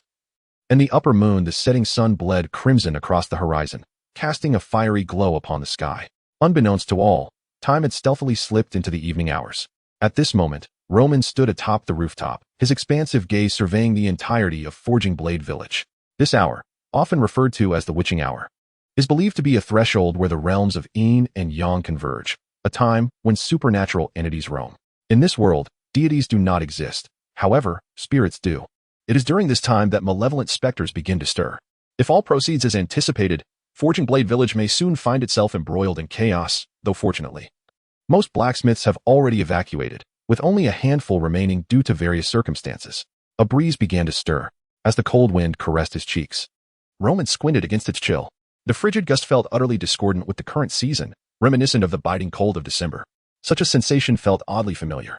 The crystalline frost in the air was palpable, and not far from Roman stood Kanahu, her expression shifting as well. This unique icy power was not alien to either Kanahu or Roman. For 2 years prior, they had endured a similar frigid torment. The chilling winds swept across the ground, while overhead, a dark cloud replaced the crimson hues, and sunlight vanished from the horizon. The upper moon too, Doma. Roman's gaze swiftly locked onto the white-haired figure emerging from the depths of the forest. I remember you, he remarked, recognizing the swordsman who wielded the breathing of lightning. You are now the Mist Hashira, are you not? The white-haired man, with his kaleidoscopic pupils and the symbols of Upper Moon 2 emblazoned in his eyes, wore a disingenuous smile as he regarded Roman. Striding boldly into the village, Doma exuded an air of reckless abandon, and as an Upper Moon demon, his formidable strength afforded him such audacity. But tell me, are you prepared for death? Roman retorted, unsheathing his Nicaran blade with a chilling demeanor. 2 years prior, he had merely wielded the breathing of lightning as a C-rank swordsman, and the disparity in their powers had been immense. However, after 2 years of relentless growth, Roman Now the Mist Hashira was no longer the feeble warrior he once was. 3 days apart warrants a fresh perspective, 2 years away. And I am no longer the C-rank swordsman you once knew. Monsters. Meanwhile, at the village's periphery, the swordsmen of the Demon Slayer Corps spotted grotesque fish-like creatures, adorned with pots and capable of terrestrial movement, surging forth like a tide to invade the village. These were the Blood Demon Arts creations of Upper Moon 5, Gyako. And it was evident that he had arrived as well. Boom. A nearby house was suddenly shattered by an invisible shockwave, and Roman witnessed a figure being hurled away, a sight belonging to Mitsuri Kanroji, the Love Hashira. Judging by the nature of the attack, it was clear that they faced a third Upper Moon demon, Upper Moon 4, Hentengu. The location of the Jade Pot remains uncertain for the time being. All that is visible are the manifestations of its blood demon art. It is quite possible that it will follow its original trajectory and engage in combat with Takatum Wichiru, aiding him in awakening his mark. As for Hentengu, based on the disturbances, it is highly likely that it has already been decapitated, having undergone at least one instance of division. The 3 Upper Moons present a considerable challenge for Roman. Among these formidable foes, it is evident that Doma must be confronted by Roman himself. The disparity in strength is so vast that others would be incapable of handling Doma. However, should Roman face Doma, achieving a decisive kill would not be a trivial task. Among the 3 demons, the strongest is undoubtedly Doma, surpassing the other 2 by a significant margin. The next most troublesome adversary is Hentengu, as long as its true form remains elusive. It cannot be slain and can produce 4 immensely powerful manifestations of emotions: joy, anger, sorrow, and pleasure, which can further coalesce into an even mightier form, the hatred manifestation. According to Roman senses, Tanjiro, accompanied by 3 companions and Nezuko, has already commenced an engagement with Hentengu. In this confrontation, the trio of Tanjiro Kamadu, Inoso Kashibara, and Zenitsu Agatsuma may not yet possess the strength expected a year hence. Yet their combined prowess is not to be underestimated, albeit it may only suffice to barely withstand Hentengu's onslaught. Fortunately, there is also Mitsuri Kanroji, the Love Hashira, a girl of remarkable strength who rightfully bears the title of Hashira. With the support of the trio, she has stabilized the battle on that front. The girl wielding the Breath of Flowers is also present. Kanaho and Shinobu Kocho, the 2 sisters, after a careful assessment, have decided to first eliminate the fish-like demons. For the weaker members of the Demon Slayer Corps, these fish demons pose a formidable threat. The sisters' coordinated assault has drawn Doma's attention. It is evident that they have caught Doma's eye. Acknowledging this, Roman can only remark that Doma is courting death. Boom. Another resounding explosion echoed as the sisters, who were swiftly dispatching the fish demons, quickly evaded the danger. Their previous location was beset by several belts.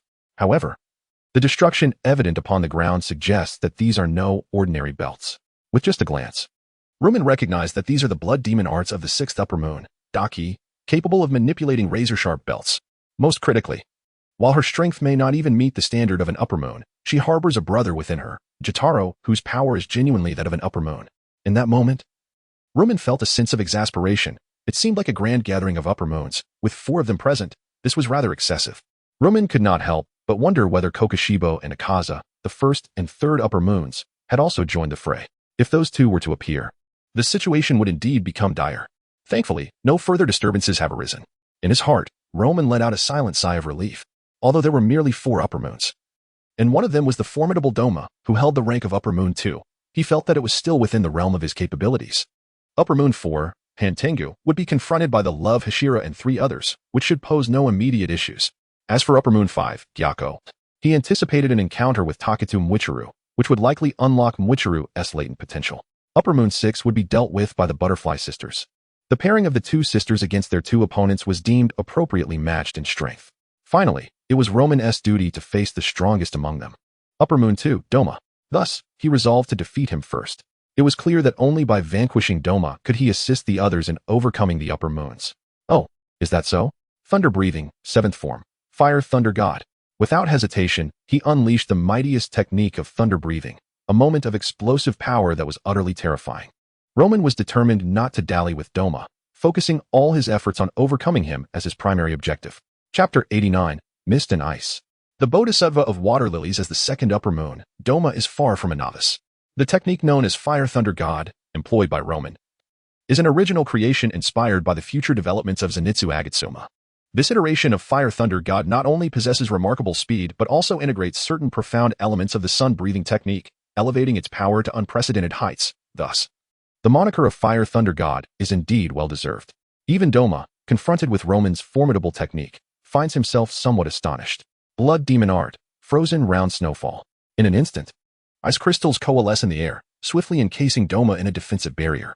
This technique serves as an emergency defense, while its strength may not be overwhelming. It is sufficient to thwart the assaults of swift adversaries, granting Doma ample time to react. However, what Doma did not anticipate was the fragility of this defense, which was shattered almost immediately. He was taken aback by the audacity of an opponent launching their ultimate attack right from the outset. A man enveloped in lightning and flames hurtles toward Doma with astonishing speed. It is no wonder that Lord Mutant seeks to eliminate you. As the crimson blade rushes closer, Doma maintains his smile. This individual is a creature of innate emotional detachment. As a demon, he has only intensified his callousness. The grin upon his face and the playful demeanor are mere facades, meticulously mimicked. Thus, in the face of Roman's terrifying assault, he feels neither fear nor excitement. Blood demon art. Frozen mist. The shattered ice crystals transform into finer particles, coalescing into a cold, white mist. This technique disperses the ice in a fog-like form. Should the enemy fail to retreat, they risk inhaling the icy particles, which significantly affect their physical condition and speed. Yet, as the icy mist approaches Roman, it scarcely influences him before being vaporized by the searing flames and lightning that envelop him. The temperature of the ice mist created by the blood demon art is indeed low and unique. However, it pales in comparison to the flames of the sun breathing and the lightning of the thunder breathing. Doma had anticipated the scene and felt no particular emotion. His intention in deploying this technique was never aimed at Roman. As the chilling mist envelopes Roman, it is quickly evaporated. Yet a considerable portion drifts toward the battlefield of the Butterfly Sisters and the Sixth Upper Moon. While the icy mist poses little threat to the Sixth Upper Moon, it is significantly more perilous for the Butterfly Sisters. Moreover, Butterfly Kane had already sustained injuries to her lungs during her previous engagement with Doma. If she were to inhale the icy mist once more, she might not survive until the battle's conclusion. Roman, acutely aware of this, observes the smile on Doma's face and promptly alters his approach. Thunder breathing, 8th form. Fire Thunder God Dance. The conventional thunder breathing technique comprises merely 6 forms. However, techniques are lifeless while humans are dynamic. Thus, my wife, Zenitsu, has derived a 7th form, and naturally, Roman will not be constrained by the known techniques. On the contrary, through his own abilities, he has birthed his own unique techniques. Is this still considered a breathing technique? While engaged in battle with Daki Shinobu Kocho, upon witnessing Roman's actions, was taken aback. The intertwining flames of lightning, centered around Roman, conjured an immense circle in midair, resembling a colossal thunder dragon whose head and tail were intertwined, enveloping the extensive area that directly encompassed Doma. Shinobu could vaguely sense the air growing increasingly scorching. And the crystalline mist she had previously detected but was unable to dispel vanished entirely. The Fire Thunder God epitomizes the purest and most extreme burst of speed. In this technique, the Fire Thunder God Dance transforms that ultimate speed into sheer destructive force. Speed embodies strength, which in turn signifies destruction. This is the essence of the technique. Truly remarkable. Doma, whose neck was severed, sat cross-legged upon a crystalline lotus, emanating a chilling mist, emerged from the dense cloud of smoke. As he touched the remnants of his neck, he could not suppress a smile. This blow had nearly brought him to death. Experiencing the proximity of death instilled a sense of terror, an unfamiliar feeling within the emotionless Doma, albeit faint, yet distinctly felt. Thus, at this moment, Doma's smile held a hint of sincerity, as this sensation granted him a semblance of existence. However, with the power of this technique, Doma has come to realize that the young man before him is no longer the little swordsman he could easily manipulate.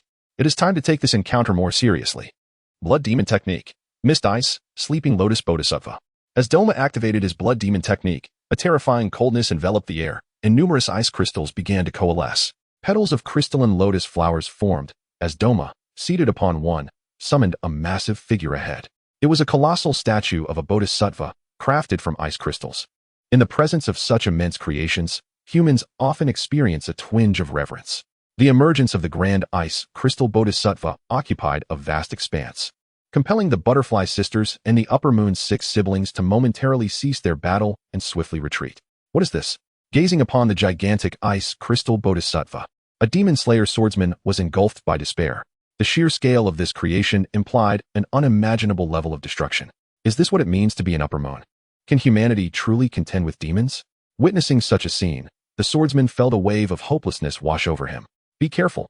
Beside him, a fellow demon slayer charged towards the opponent as fish-like monster. Although fear flickered across his face, his resolve remained unwavering. Are you not afraid?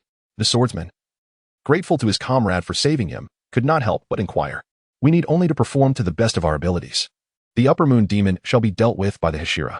Furthermore, he is our most formidable Hashira, the the flame Hashira, upon hearing the words of his companion. The swordsman paused for a moment, then turned his gaze towards the figure standing before the ice crystal bodhisattva, a man clad in a vibrant crimson haori, appearing diminutive yet resolute. Indeed, that is the flame Hashira.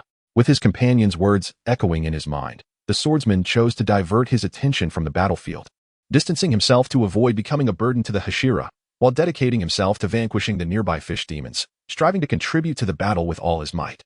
Chapter 90. The destructive power of the ice crystal bodhisattva. What a grand spectacle this is. Before the imposing figure of the ice crystal bodhisattva, Roman could not help but speak. To be candid, he began to grasp the sensation one might experience in the presence of the legendary Senja Hashirama. Although it is evident that Doma cannot be compared to Hashirama, the sheer presence of this lotus bodhisattva allows one to appreciate the formidable strength of the great Buddha of the Senju. Merely standing before such a colossal entity evokes an unparalleled sense of oppression. Despite having cultivated the breadth of techniques, the Demon Slayer core swordsman remains, after all, but immortal. Confronted with such a terrifying creation, he indeed feels somewhat powerless. However, under the influence of the patterned awakening, Roman's physique has transcended into the realm of the extraordinary. Coupled with the amplification from the breadth of techniques, he finds himself not entirely defenseless against this towering behemoth. Yet, the fully unleashed Doma is undeniably formidable to an overwhelming degree. One cannot help but ponder how much stronger the Upper Moon One, Kokushibo, and the Demon King, Muzan Kabutsuji, truly are. Kokushibo embodies both strength and skill as a versatile warrior, while Muzan is a statistical anomaly of crushing superiority. Neither of them is easily confronted. Upon reflection, it becomes evident that the top three Upper Moons and the Demon King in the original narrative are not adversaries that can be defeated through sheer brute force alone. There exists a chasm of disparity between the Upper Moons and other demons. In the original work, Kokushibo met his demise due to his own grotesqueness. Doma succumbed to poisoning, and Akaza was taken by the spirit of his beloved. Roman internally assesses the gulf between their strengths, and once again marvels at the extraordinary might of Yorichi Tsujikuni. It is indeed almost superhuman. Currently, Doma exudes a formidable presence, remaining within the realm that Roman can confront, yet he is nearing the point of exhausting his trump cards. I wonder if Muzan will truly hide away for decades upon witnessing this battle. After indulging in a moment of mockery directed at Muzan, Roman began to draw upon the surrounding emptiness, simultaneously absorbing and communicating with the elemental forces of thunder and fire nearby. Among the demon slayers I have encountered, you are the strongest, yet still insufficient. Observing Roman, Doma's expression shifted to one of increased seriousness. Is that so? Gazing at Doma, who sat high above on the ice crystal lotus, Roman remained composed. In contrast, the butterfly sisters, temporarily at a truce with the siblings Daki and Gyutaru, displayed growing concern on their faces. Particularly Kanawo, who had previously battled Doma, recognized that the techniques he now employed were entirely new to her. It was evident that Doma had not utilized his full strength in their last encounter. It is rather tragic that as the flower pillar, she could not compel a demon to unleash their full potential, such as the nature of Upper Moon 2. The difference between the Upper Moons and the Lower Moons is of an entirely different magnitude. Indeed, even among the Upper Moons, those ranked lower, such as the two before her, pale in comparison to Doma. Doma's icy mist has the capacity to devastate one's lungs. For Kanawo, fortune smiled upon her slightly, as her lungs did not suffer complete destruction, yet they sustained grave injury. After several encounters with Jotaro, Kanae began to sense a spreading pain in her lungs. Yet, accompanied by her breaths, flames and lightning intertwined around Roman, creating an ethereal spectacle. From a distance, Roman's haori appeared to transform into fire and electricity, swirling gracefully in the wind. At that moment, the ice crystal bodhisattva under Doma's control struck directly at Roman with a mighty palm. If all went as anticipated, a person could easily be reduced to mere flesh and blood beneath such a blow. Breath of the Sun, ninth form. Setting Sun turn, with the aid of her breathing technique, she leaped into the air, evading the attack while performing a handstand, wielding her Nichiren blade in an attempt to sever the wrist of the ice crystal bodhisattva. Clang. However, the clash of the long blade against the ice felt akin to striking steel. It is well known that the Mohs hardness of ultra-cold glacial ice exceeds 5, while iron ranges merely between 4 and 5. Artificial ice, produced under pressure, boasts an even greater hardness, reaching up to 6. 7. The ice crystal bodhisattva, crafted with Doma's full demonic prowess, likely surpassed the strength of pressurized ice. Although Roman's strike was not entirely ineffective, the scars he inflicted were swiftly mended by the replenishing ice mist. Boom. A massive palm print appeared on the ground beneath the blow, reminiscent of the impression left by the Rulai divine palm in the film Kung Fu when Ah Xing performed it. Breath of the Sun, 11th form, solar halo dragon dance. Upon landing, Roman launched another attack. The ice crystal bodhisattva was colossal and its strikes formidable, yet its agility was somewhat lacking. Before it could make its next move, Roman pressed on with his assault. The solar halo dragon dance, an advanced technique imbued with magical effects from the breath of the sun, unleashed rapid, successive slashes, creating a visual akin to a dancing fire dragon. From afar, it appeared as though a fire dragon circled the wrist of the ice crystal bodhisattva, and in no time, the wrist was severed, the enormous hand plummeting to the ground. Well done. Keep it up. Doma, witnessing this turn of events, felt no dismay. Instead, he encouraged Roman. As he spoke, a new hand rapidly coalesced under Doma's command, reaching for Roman. After dodging the grasp of the ice crystal bodhisattva, Roman created some distance, his gaze fixed on Doma. Clearly, merely destroying the ice crystal bodhisattva was a futile endeavor. While Roman possessed ample stamina, it paled in comparison to the endurance of a non-human demon. Engaging in a war of attrition, as a human, he was no match for Doma, the demon. Destroying the creations of the blood demon was insufficient. It would be far more expedient to confront Doma, the true adversary. However, it is not merely the case that Doma is concealed behind the ice crystal bodhisattva. The vast expanse of ice crystal lotuses entwining around him undoubtedly serves a purpose beyond mere aesthetics. Approaching Doma directly would certainly entail more than a modicum of difficulty. Moreover, as the Upper Moon too, Doma is no mere lamb. He would certainly not submit easily. Taking a deep breath, he further activated his body, preparing for the impending assault. Sitting cross-legged atop the ice crystal lotus, Doma observed Roman with keen interest, eager to discern his intentions. Chapter 91. The Broken Blade. Can it no longer slay demons? The first form of the thunder-breathing technique, known as thunderclap and flash, is both fundamental and deceptively simple. Its hallmark lies in its rapid charge, precision, and unexpected ferocity, allowing one to instantaneously dispatch demons. However, it is not without its shortcomings, particularly concerning directional changes.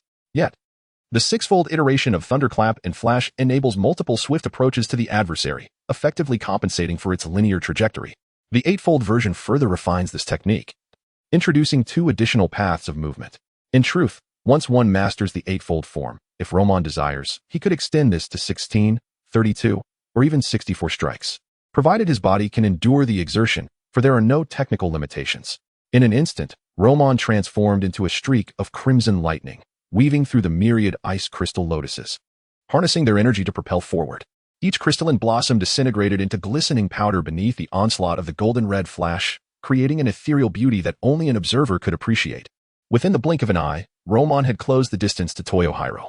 His formidable vision allowed Toyohiro to perceive Roman's form. Yet, despite this awareness, by the time Toyohiro clearly identified Roman, the surrounding icy defense had shattered, and Roman's Nicaran blade had already struck at his neck. As Roman felt the tangible impact of his blade against Toyohiro's throat, he hesitated not a moment longer, channeling all his strength into severing Toyohiro's head. Having vanquished countless malevolent spirits and cleaved through innumerable necks, Roman's blade would not falter now. However, as an upper moon demon, the difficulty of severing Toyohiro's neck was certainly beyond that of previous foes. The searing crimson blade, upon making contact with the demon's neck, ought to have sliced through like a hot knife through butter. Yet, this encounter proved to be far more complex. A torrent of icy demonic blood surged forth from the gash in Toyohiro's neck, coalescing into crystalline formations that thwarted the Nicaran blade's descent. It was evident that the seemingly cold-hearted demon was unwilling to succumb so easily to death. I concede, perhaps I have underestimated you, but this is where it ends. Toyohiro remarked, maintaining his characteristic smug grin. The Nicaran blade, now transformed into a blazing crimson sword, began to lose its heat and vibrancy under the influence of the frigid demon blood. While Roman might have been able to match Toyohiro in strength, the blade he wielded appeared to be waning in resilience. Observing Roman, Toyohiro reached out to grasp the Nicaran blade. Though the red-hot portion inflicted some harm upon him, Toyohiro seemed utterly unfazed. In fact, after sustaining the injury, the gathered ice crystals formed a protective glove around his hand, signaling the commencement of his counterattack. With a resounding crack, the cooled and frozen Nicaran blade ultimately could not withstand the pressure and shattered. The significance of a Nicaran blade to a swordsman is immeasurable. In the current struggle against malevolent spirits, the absence of a Nicaran blade renders one incapable of vanquishing these fiends. Each swordsman of the Demon Slayer Corps wields a Nicaran blade that is meticulously crafted to their specifications. While the fundamental nature of these blades remains largely consistent, there exists a disparity in craftsmanship among different blacksmiths. For instance, the Hashira, such as our men, possessed Nicaran blades forged by the most skilled artisans in the swordsmith village. Our men had not previously encountered such formidable demons, and having maintained his blade with care, it was in commendable condition, thus he had never required a spare. The ease with which his Nicaran blade shattered was indeed a source of surprise for him. However, observing the chilling blood demon art of Dima, capable of freezing swords and diminishing the blade's state, rendering it brittle and more susceptible to breakage, proved to be quite daunting. What does one do when their sword is shattered? As a swordsman, the loss of one's blade renders their abilities virtually impotent. What purpose does one serve then? It must be said that Dima embodies the quintessential antagonist, relishing in taunting during combat, much like in the original narrative, where he recounts tales of mothers to Inasuk and speaks of Kane to Shinobu. This leader of the Eternal Paradise cult is oblivious to the human heart and the immense potential that can be unleashed through emotional fervor. Is it true that a broken sword cannot slay demons? Glancing at his shattered blade, merely 2 or 3 decimeters in length, our men realized it was not entirely unusable. Breath of the Sun, second form, azure sky, gripping the hilt with both hands, he exerted force through his arms, striking at Dima's neck from another angle. With a full-fledged burst of energy, the Nicaran blade, though broken, ignited with flames akin to the sun, rendering even Dima's frostbitten blood unable to quell such fervent fire. This time, Dima fully activated his blood demon art, yet the crimson state of our men's broken blade remained unbroken. As the blade slowly carved into Dima's neck, he sensed impending peril. Blood demon art, scattered lotus. Since the method to disrupt our men's offensive had proven ineffective, Dima resolved to target our men directly. In an instant, the crystalline ice lotuses surrounding him erupted, with their petals hurtling towards our men like lethal blades, each one bearing astonishing lethality. Should our men be struck, even survival would come at a grave cost. Faced with this predicament, our men opted to abandon his attempt to slay Dima, prioritizing his own preservation instead. The overall balance of the battle remained intact, and there was no need to employ self-destructive tactics that would harm him as much as his foe. Breath of the Sun, 12th form, Flame Dance. Indeed, the situation proved troublesome. Aside from his trump card, he had exhausted nearly all his strength without swiftly dispatching Dima. It appeared that confronting Kibutsuji Muzan and Kokoshibo still carried a degree of uncertainty. With thoughts swirling in his mind, Roman swiftly wielded his blade to dispatch the icy petals of the crystalline lotus that assailed him. In that same moment, Doma seized the opportunity to retreat a short distance. However, at this juncture, Doma's overall appearance was quite disheveled. His neck resembled that of a tree on the verge of being felled, marked by 2 distinct gashes, leaving only the central bone unbroken. Yet, at this moment, Doma merely managed to tenuously seal the wounds on either side of his neck with frost. The formidable regenerative abilities of the demon were rendered nearly ineffective in light of the injuries inflicted by Roman. Although Roman's blood blade was influenced by Doma's blood demon art, the wounds it left still significantly suppressed the demon's capacity to heal. Chapter 92, illuminating thousands observing the swift and decisive blade technique of Roman, who effortlessly eliminated the surrounding ice crystal lotus petals. Doma continued to wield his blood demon technique. Blood demon technique, Winter's ice pillar. While manipulating the ice crystal bodhisattva, he raised his palm from below, summoning ice pillars in midair to launch an assault. The perilous situation evoked a profound sense of crisis within Roman. Blood demon technique, frigid white princess. Blood demon technique, crystalline monarch. Furthermore, after initiating his attacks, Doma did not relent, fully engaged. He conjured 2 ice crystal summons in succession. One was a female figure, a summoned entity named White Princess, capable of continuously exhaling white mist, resembling a freezing fog. The other was Doma's ice crystal doppelganger, capable of utilizing most of Doma's blood demon techniques, and not just one. He summoned 3. Although their prowess did not match Doma's, the sheer number of doppelgangers was a strategy of attrition reminiscent of shadow clones. Were it not for his current control over the Lotus Bodhisattva, Doma could have summoned even more doppelgangers. Naturally, this barrage of techniques instigated a dramatic shift in the dynamics on the battlefield. What was once an advantageous position for Romans swiftly plummeted into a dire predicament, as the overwhelming array of abilities suggested that Roman's demise was imminent. The multitude of techniques unleashed was indeed astonishing. As the white mist spewed forth from the White Princess approached, it did not significantly impair Roman. Yet it nevertheless affected his stamina consumption. Meanwhile, Doma's doppelgangers were straightforward and brutal, conjuring a myriad of winter ice pillars that stacked atop the ones previously summoned by Doma, greatly amplifying both the coverage and density of the ice pillars to an extraordinary degree. Roman, Kaneo, engaged in combat with Jotaro, could not suppress her exclamation upon witnessing the scene. To engage in battle with me and still dare to divide your attention? Jotaro harbored no thoughts of mercy towards the beautiful Kaneo. Seizing the moment of her distraction, he launched his assault. Blood demon technique, spiral slash, flying blood scythe. With a spiraling crimson strike enveloping his hand, he accelerated toward Kaneo, intent on swiftly eliminating her. For Jotaro, aside from his sister, no one else, regardless of beauty, held any significance. Thus, he showed no hesitation in employing lethal force against Kaneo. Kaneo, realizing she was embroiled in combat with the sixth upper moon, recalled her lingering injuries from past battles that had not healed. At this critical juncture, her condition was far from optimal, with Jutaro unleashing his full might. In her moment of distraction, even her attempts at defense faltered due to ill timing. With the perceptive awareness of the battlefield, Roman observed the unfolding situation with clarity. At present, Roman finds himself positioned above the bodhisattva of water lilies. Whether it is the palm of the bodhisattva or the extent of the winter ice pillar, his speed is inextricably linked to this domain before any attack reaches him. However, this does not render the situation an absolute deadlock. Breath of Thunder. Sixth form, Electric Crash, as the ultimate technique within the original Breath of Thunder. The Electric Crash boasts an extensive coverage and a terrifyingly potent power that far surpasses other techniques. By unleashing this move, he strikes directly at the winter ice pillar suspended in the sky. While it may not completely eradicate the ice formations above, it is sufficient to clear a relatively safe area, providing Roman with an opportunity to maneuver. Breath of Thunder, fifth form, Heat Wave Thunder, simultaneously. Roman employs another technique from the Breath of Thunder, launching bolts of lightning towards Kibutsuji Musen to extricate Kanehira from peril. Roman is acutely aware of Kanehira's situation. With sufficient attacking range, he can ensure her safety to a certain degree. Having accomplished this, Roman swiftly turns his gaze toward the encircled Doma, trapped within layers of crystalline ice. Blood Demon Art, Lotus Leaf Ice. Doma, not idle during Roman's assault, conjures numerous ice crystal lotus flowers and leaves, surrounding the space around them. Should Roman wish to advance into the attack range again, dealing with Doma will prove even more challenging than before. Compounded by the multitude of ice crystal summons that vigilantly threaten him, continuously employing various blood demon arts. Doma's blood demon arts are fundamentally based on ice, yielding an array of flamboyant techniques, rendering him exceptionally formidable, not to mention Doma's own strength is considerable. Breath of the Sun, 13th form, Illuminating Myriad. Observing Doma, Roman recalibrates his breathing technique, activating his entire being. Not only is he adept in the Breath of Thunder, but he has also developed his own version of the Breath of the Sun. While the Breath of the Sun comprises only 12 foundational forms, it is possible to derive a 13th form by cyclically linking the first form, Dance, and the 12th form, Flame Dance, creating a continuous loop.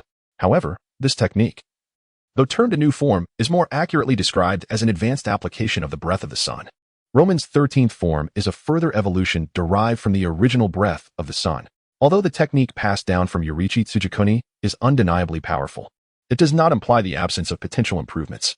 In other words, while 12 forms may suffice for Yoriichi Tsujikuni, they do not represent the ultimate limit of the Breath of the Sun. Though the Breath of the Sun is well suited to Roman, the development of the 13th form allows for an even deeper personal alignment with this technique. The Illuminating Myriad, a technique developed by Roman as the 13th form, synthesizes all previous forms of the Breath of the Sun, perfectly harmonizing with him and further amplifying his power. In the blink of an eye, as Roman severed and transcended the countless crystalline creations that obstructed his path, enveloped by an infinite blaze, he transformed into the legendary Candle Dragon from myth, annihilating all foul entities and purifying every shadow. In that fleeting moment, it was as if a sun had emerged within this realm, its radiant brilliance instilling a profound sense of impotence among the other upper moons. As for those of the fifth upper moon, the blood demon art creations of the Jade Vessel, they were rendered utterly motionless beneath the luminous aura radiating from Roman. This maneuver of Roman's also provided immense assistance to the ordinary demon slayer core swordsman. Chapter 93. Tamayo, the past. The curtain falls. Is this the sunlight? Even with feelings as faint as Tamayo's, upon witnessing the radiant figure of Roman, akin to the sun, he found himself momentarily entranced. During his human existence, sunlight was a freely accessible entity, but after transforming into a demon, it became a lethal force. Nevertheless, even in his demon form, the inability to once again bask in sunlight must have left a lingering discomfort. Have I reached the end of my journey? The intense brilliance enveloping him. Even the body of the upper moon too began to emit wisps of smoke. By the time he regained his senses, the myriad crystalline creations had long vanished. The swirling space made Tamayo realize that his still recovering neck had been severed by his adversary. His head flew a considerable distance before rolling several times upon the ground. Perhaps due to the strength of upper moon too, Tamayo's head did not disappear immediately, yet he understood that his demise was imminent. Bang! At that moment, it seemed something had fallen beside him. Tamayo's head rolled again, revealing a face before him. The boar-headed youth, having endured an intense battle, had lost his headpiece, exposing a handsome visage to Tamayo's gaze. Have we met before? As he regarded the boy, a memory surfaced in Tamayo's mind, a girl cradling an infant. I don't remember where I've seen you. Maggot, the boy, Inosuke, disdainfully regarded Tamayo's head and prepared to rise and rejoin the fray, aiding Tanjiro and the others in combat. This battle, with the trio teaming up with the Love Hashira against Hantengu, could be deemed an extraordinary challenge. No, we have seen each other. I recognize you. Let me think, 15 years ago, it wasn't too long ago. On that day, a girl of 17 or 18 came holding a baby. She spoke of enduring daily beatings from her husband and bullying from her mother-in-law, claiming that the paradise cult I established would protect such unfortunate souls. She mentioned having no parents or siblings, no one to rely on, and nowhere to go. Upon first meeting, her face was so swollen it was unrecognizable, truly a victim of torment. Although when I had been rendered blind due to the abuse, her face healed to its former beauty. She was a lovely child, and I remember her well. That face is identical to yours, just more delicate and with a softer expression. Gazing at the boy before him, Tamayo, now only a head, pondered briefly before smiling and saying, "Yes, it must be so. She must be your mother." Upon hearing Tamayo's words, even the boisterous Inosuke froze in an instant. "I have no mother. I was raised by a wild boar. She has nothing to do with me." Inosuke shouted at Tamayo, not knowing what to feel. "Are you implying you were born from a wild boar? Since you were human, you must have been born of a human. You're so loud, you foolish butcher." Inosuke seized a nearby blade, ready to pierce through Tamayo's head. Oh, how delightful it is to let one finish their words. Such fortuitous encounters are indeed miraculous. As Inosuke raised his blade, Tamayo exhibited no trace of fear, instead continuing. "At that time, I had no intention of consuming your mother. After all, having a person of such grace and virtue nearby would surely elevate one's spirits. Alas, your mother was not particularly astute, though she possessed beauty and a melodious voice. She often cradled you while singing, curiously opting for the song of a pledge rather than a nursery rhyme. Lifting, the hook, hanging, the noose for 100 years. No changes allowed." She sang those lines repeatedly. Upon hearing Tamayo's words, memories long buried in the recesses of Inosuke's mind surged forth, spurred by the content of his speech. In these recollections, a woman with a delicate visage sang to him and vowed to protect him as he grew. Could this woman, who evoked such a profound sense of familiarity, truly be his mother? The lyrics of the pledge varied each time, sometimes even transforming into songs about Tanuki, which were utterly charming. In that fleeting moment, Inosuke felt as though his very soul had been pierced. He was aware that someone had sung lullabies to him, yet had never known the identity of that person until Tamayo spoke, awakening the realization that it was indeed his mother. Initially, he intended to keep her by his side, not devouring her until the end of her days. However, your mother, yes, her name was Kotoha, had her head severed. Her intellect dulled considerably thereafter. When she discovered my consumption of followers, she could not comprehend my benevolent actions, and thus berated and scorned me, incessantly calling me excessive and a deceiver. Before fleeing my temple in distress, visions resurfaced in Inosuke's mind, the final image being that of his mother casting him over a precipice. My mother. Was she slain? Consumed to the very bones? Even upon returning home, she would be met with her husband's violence, utterly helpless, ultimately leading to both mother and child left to rot in the wilderness. Kotoha truly had a tragic fate. Did she ever experience moments of happiness? Her life appeared utterly meaningless. As Inosuke stood there, Tamayo smiled, observing Inosuke, who seemed wholly unaware of the concept of restraint. "Enough, you bastard." Just then, Tanjiro, who had recently been struck down nearby, had listened to much of the exchange. Kind-hearted as he was, he could not suppress his anger and shouted at Tamayo. "Inosuke, you are truly adorable, with your tiny hands. Inosuke, how warm you are, my dear. It brings me such joy to be with you." Images and sounds associated with women flooded Inosuke's mind as he gripped the Nichiren blade, his arm bulging with tension. Such fortuitous circumstances are indeed miraculous. Glaring at the loquacious figure before him, Inosuke could no longer contain himself. "The demon that killed my mother stands right before me. Descend into hell, you bastard." Without allowing Tamayo another moment for words, Inosuke forcefully plunged his blade into Tamayo's head. The malevolent spirit, reduced to naught but a severed head, ultimately found itself devoid of any opportunity for further utterance, firmly pinned to the ground by a long blade, gradually awaiting its demise. "Inosuke, I have no mother." "Tanjiro, everyone has a mother." "Inosuke, then I must be an abandoned child. My mother did not want me." "Zenitsu, perhaps there were circumstances beyond her control. If you truly were an abandoned infant, your name wouldn't have been written on a small blanket, unlike mine." "Inosuke, I possess no memories of my mother. Without memories, one might as well not exist." "Tanjiro, do not speak so, Inosuke. I believe your mother cherished you dearly." Koton, as Inosuke gazed upon the slowly vanishing head of Muzan, he reflected on the conversation he had shared with his two companions about their mothers, recalling the tender moments when his mother held him and called his name, tears involuntarily welling in his eyes. Mother may claim indifference, yet who can truly remain unaffected? Chapter 94. All slain employing such a formidable technique. I have indeed exerted myself to the utmost.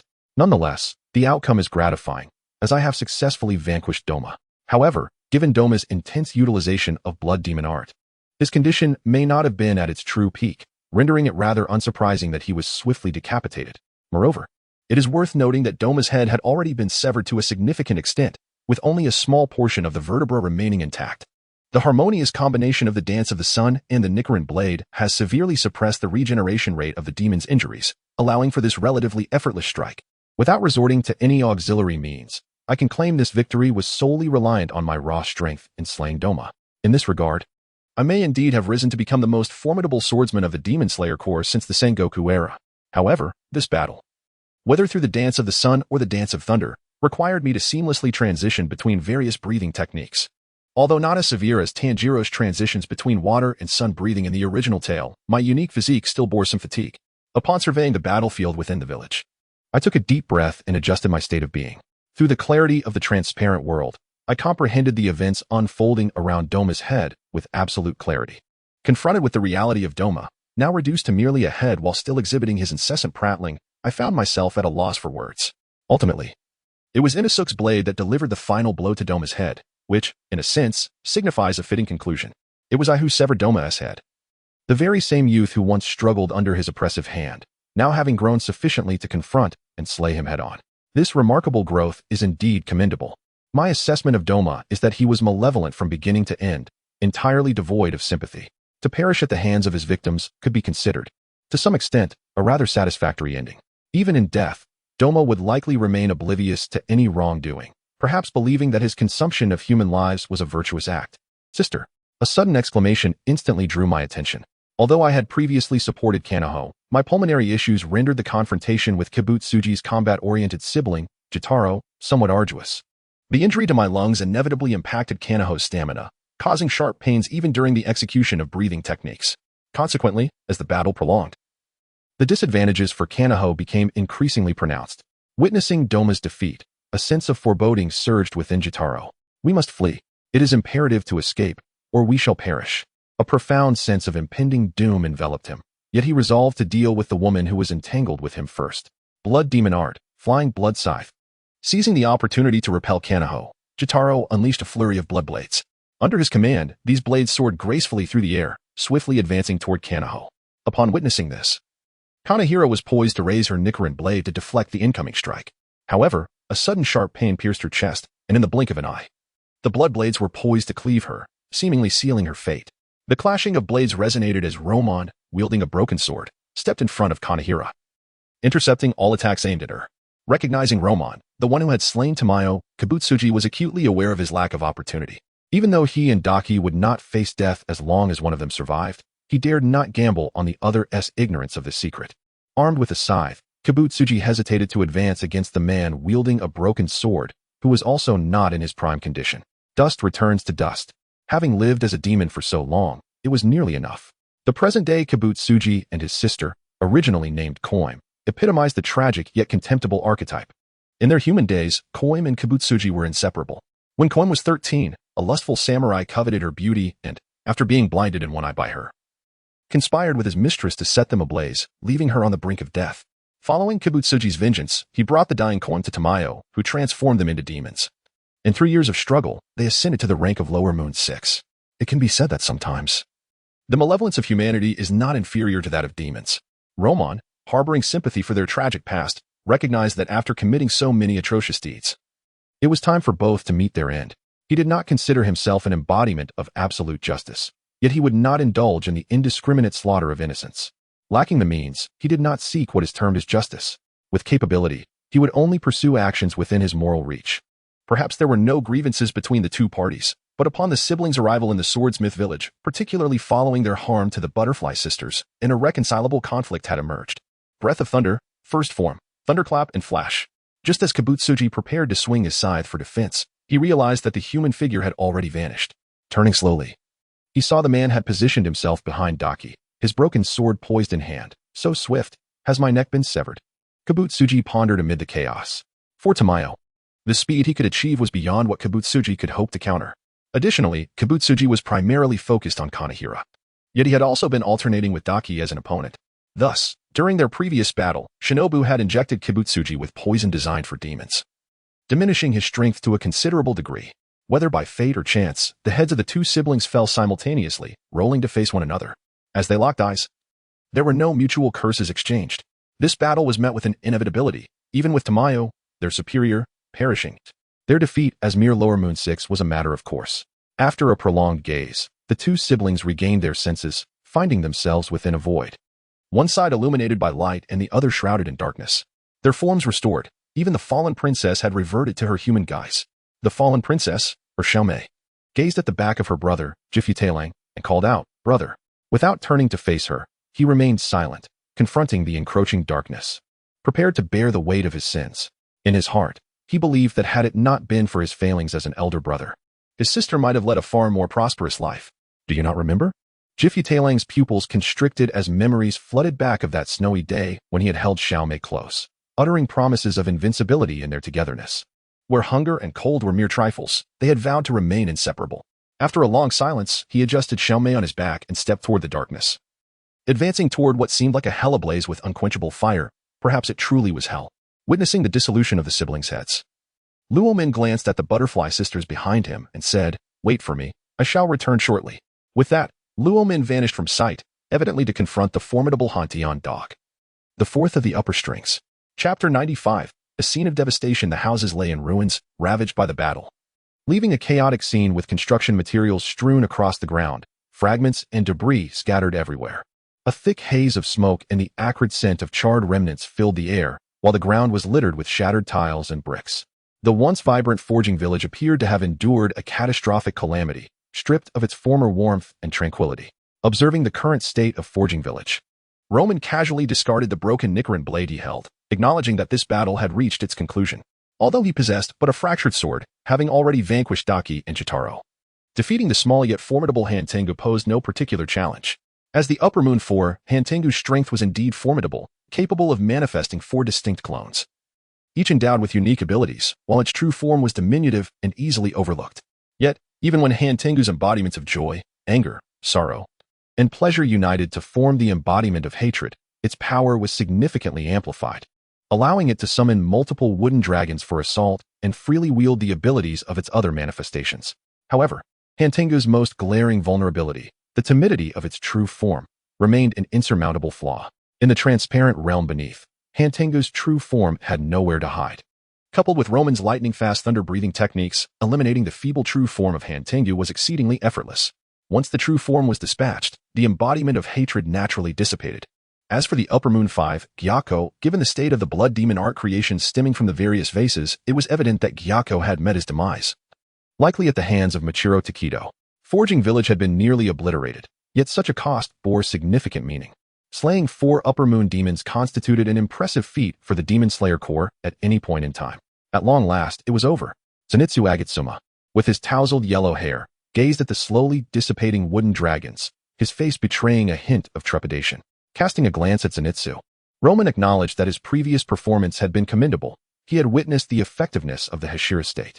Previously, Mitsuri Kanroji had held off the 4 manifestations, and together with Tanjiro, they had nearly dispatched Hantengu's true form, only to be caught off guard by the fusion into the embodiment of hatred. Upper Moon demons, in contrast to their Lower Moon counterparts, exhibited significantly enhanced abilities alongside improved survival skills. Take the siblings of Upper Moon 6, for instance. They could not perish unless their heads were severed entirely. Or Upper Moon 5, who could traverse swiftly between their various vessels. Then there was Upper Moon 4, Hantengu, whose numerous manifestations necessitated the decapitation of its diminutive true form for it to be slain. As for the top 3 Upper Moons, they possessed sheer, formidable strength, representing a chasm of difference. Perhaps only Hantengu's embodiment of hatred could come close, yet the inherent flaw of its true form rendered it vastly inferior. Regardless of how powerful the survival tactics may be, without reaching an insurmountable level of invincibility, the ultimate truth still lay in the realm of raw strength. Regrettably, Roman's formidable strength is indeed significant. The decisive defeat of Tamayo may have been partly due to an unexpected application of the sun-breathing technique and his self-developed 13th form, leaving Tamayo somewhat unprepared. However, the slaying of Daki, Jotaro, and the formidable Hantengu was purely a matter of overwhelming strength. "Sister, are you all right?" Butterfly Shinobu, surveying the disarray of the swordsmith village, quickly turned to Kane, who had visibly shown signs of discomfort, likely indicating a resurgence of her old ailment, causing Shinobu to feel a twinge of concern. "I am fine," Kane replied, her complexion somewhat pale, although her previous ailment had resurfaced. Timely rest had prevented any further deterioration of her condition, and with a bit more recuperation, she would likely recover. As a healer, she was quite aware of her own state. "Perhaps I should step back from the front lines. I have become a burden to everyone." A smile graced Kane's face. Yet her heart was troubled as she glanced at the worried expression on Shinobu's face. Roman approaching steadily, and the young warriors sprawled across the ground. The young swordsmen have all come into their own, and then there is him.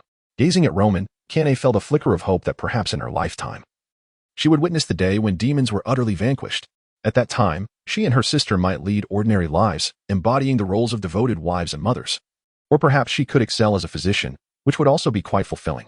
Watching her sister, Kane found herself lost in thought. Unbeknownst to her, the once serious and stoic Shinobu, whose short hair had given her a tomboyish appearance, had blossomed into a cheerful and beautiful young woman. Shinobu supported Kane, her only remaining kin in this world, deeply concerned for her sister's well-being. After taking Kane's hand and checking her pulse to assess her condition, Shinobu felt a slight relief. It was evident that although Kane's condition wasn't optimal, there were no further complications, and her symptoms of deep-seated loneliness had not worsened, which was indeed a positive sign. "How are you feeling? Is everything all right?" Roman approached, inquiring about Kane's state. Despite his ability to observe the internal conditions through the transparent world, his limited knowledge of medical principles meant he could only ascertain that Kane's condition was not particularly dire, with specifics best left to professionals. "For now, it remains stable," Shinobu replied, taking Kane's condition seriously. After waiting for some time, as dawn began to break, numerous members of the Demon Slayer Corps commenced the grim task of clearing the battlefield, tending to the wounded, and gathering the bodies of the fallen. Ultimately, this was a life-and-death struggle where casualties were inevitable, primarily due to the blood demon art of Tamayo's grotesque creations. Despite extensive training, the majority of the Demon Slayer swordsmen did not possess exceptional talent, and those with true gifts were indeed few and far between. In the end, Roman beheld the missed Hashira, Michiro Takedo, a prodigious youth of remarkable talent who, due to various circumstances, unraveled his inner turmoil and unlocked his mark, ultimately destined to vanquish the fifth upper moon. Thus, although the battle of this night transformed the Swordsmith village into a desolate wasteland and claimed the lives of numerous Demon Slayer Corps warriors, the demise of the four upper moons undoubtedly stands as a resplendent victory. Chapter 96, The Wrath of Muzan within the Infinite Castle. Aside from Muzan, only the Upper Moon 1, Kokushibo, Upper Moon 3, Akaza, and the one who governs the Infinite Castle, Neikime, were present. The swift demise of several upper moons reached Muzan almost immediately, prompting him to convene the Upper Moon meeting anew. It was indeed the first time such a brief interval had led to the assembly of the Upper Moon demons. Muzan was particularly invested in the incursion into the Swordsmith village, having observed the battle involving Doma from beginning to end. Upon witnessing Doma's defeat, Muzan's mood plummeted dramatically, casting a palpable gloom over the atmosphere, even affecting Kokushibo and Akaza, who displayed subtle signs of unease. Though they were unaware of the specifics, both Kokushibo and Akaza sensed something amiss. The fact that this meeting included only them suggested that the others might be facing dire circumstances. After a lapse of over a century, the Upper Moons had suffered losses once more, and this time, for had perished without taking down a single Hashira. Muzan's voice, strained with suppressed emotion, reverberated throughout the Infinite Castle, the very walls trembling under the weight of his fury. Even Kokushibo, the most composed among them, felt a surge of gravity in his 6 eyes upon hearing Muzan's voice. The loss of 4 Upper Moons was indeed unprecedented, particularly with Doma, whose strength was second only to Muzan's. Now among the fallen, Kokushibo and Akaza, having experienced Doma's prowess firsthand, understood just how formidable he was. While Kokushibo may have perceived Doma's shortcomings, for Akaza, Doma represented an insurmountable peak, one that continued to rise at an alarming pace. Despite harboring thoughts of vanquishing both Doma and Kokushibo, Akaza found himself momentarily taken aback by the news of Doma's death. Nevertheless, both Kokushibo and Akaza were resolute beings, and in a fleeting moment, they accepted the grave tidings of Doma's demise. They sat upright, awaiting Muzan's commands, knowing that his summons extended beyond mere notification. Other directives were likely to follow. Akaza, you shall be promoted to Upper Moon 2, and Neikime shall ascend to Upper Moon 3. Muzan stated coolly after regaining some composure and rearranging the ranks. Although Doma had fallen, Muzan recognized that this was not a reflection of Doma's capabilities. Indeed, Doma had performed admirably. However, the Hashira wielding the sun-breathing technique proved to be exceedingly formidable. Nevertheless, This encounter had allowed Muzan to gauge the general limits of that Hashira's power. Despite their strength, they remained a considerable distance from being able to slay him. Even with the mastery of the sun-breathing and the creation of their techniques, they paled in comparison to Yoriichi Tsujikuni, the man who instilled profound fear within him. Yet, as a precaution, it was prudent to eliminate this Hashira at the earliest opportunity. These human demon hunters consistently unleash an incomprehensible potential. The current Hashira poses a significant threat. Should they continue to evolve, it is possible they may indeed reach the level of Kagaya Yoriichi. In such a scenario, I would have to conceal myself for several years, if not decades.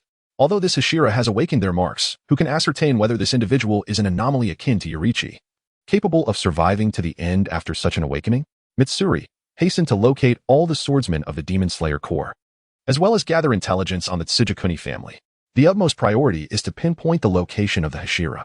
After regaining composure, Muzan decisively issued orders to Mitsuri. This demoness, wielding a pipa and possessing but a single eye, has a blood demon art that facilitates the monitoring and gathering of intelligence. If the opportunity arises, she might ensnare all the Hashira within the Infinity Castle and eliminate them collectively. As for not capturing them one by one, the swordsmen of the Demon Slayer Corps are not fools. Certain tactics cannot be employed repeatedly. Prior to that, it would be prudent to recruit suitable demons to fill the vacancies among the upper moons. While the absence of the lower moons is manageable, the depletion among the upper moons has indeed weakened our elite combat strength. Kokushibo and Akaza remain on standby. We must first deal with the Hashira from the Demon Slayer Corps. In the effort to supplement the upper moons, Muzan also addressed his two most formidable subordinates. Though Kokushibo alone is sufficiently powerful to overpower the Hashira, for the sake of caution, it is prudent for both to engage together. Lord Muzan, one of us is more than enough to handle a Hashira, Kokushibo stated, his tone devoid of emotion. Yet his discontent regarding Muzan's directive to partner with Akaza against the Hashira was palpable. As one of the earliest upper moons, having held that position for centuries and mastered the moon-breathing technique, he undoubtedly stands as the strongest combat force beneath Muzan. Without contest, even if confronted by Doma or Akaza individually, they would have no hope of victory. In pursuit of surpassing his brother, Yoriichi, he forsook his family and joined the Demon Slayer Corps, ultimately succumbing to the curse of the marks, resolutely embracing his fate as a demon in search of endless years. All in the quest to exceed Yoriichi. Such a proud Kokushibo cannot easily accept being underestimated. Upon hearing Kokushibo's words, Muzan fell silent for a moment. As his most potent force, he felt compelled to grant Kokushibo a modicum of respect. Lord Muzan, I can handle the Hashira without Kokushibo, Akaza interjected. Observing his two subordinates, Muzan's already frayed nerves intensified. Enough. Do as I instruct. He has slain Doma. While Muzan typically afforded his two capable generals a degree of deference, the thought that Doma had perished at the hands of a Hashira reignited his composure, and he coldly regarded the duo. In an instant, Akaza found himself at a loss for words. He is indeed no match for Doma. Thus, the Hashira who succeeded in vanquishing Doma is likely beyond his capabilities as well. While seeking a formidable opponent and meeting one's demise is not an entirely unacceptable fate, he finds himself unable to refuse Muzan's command.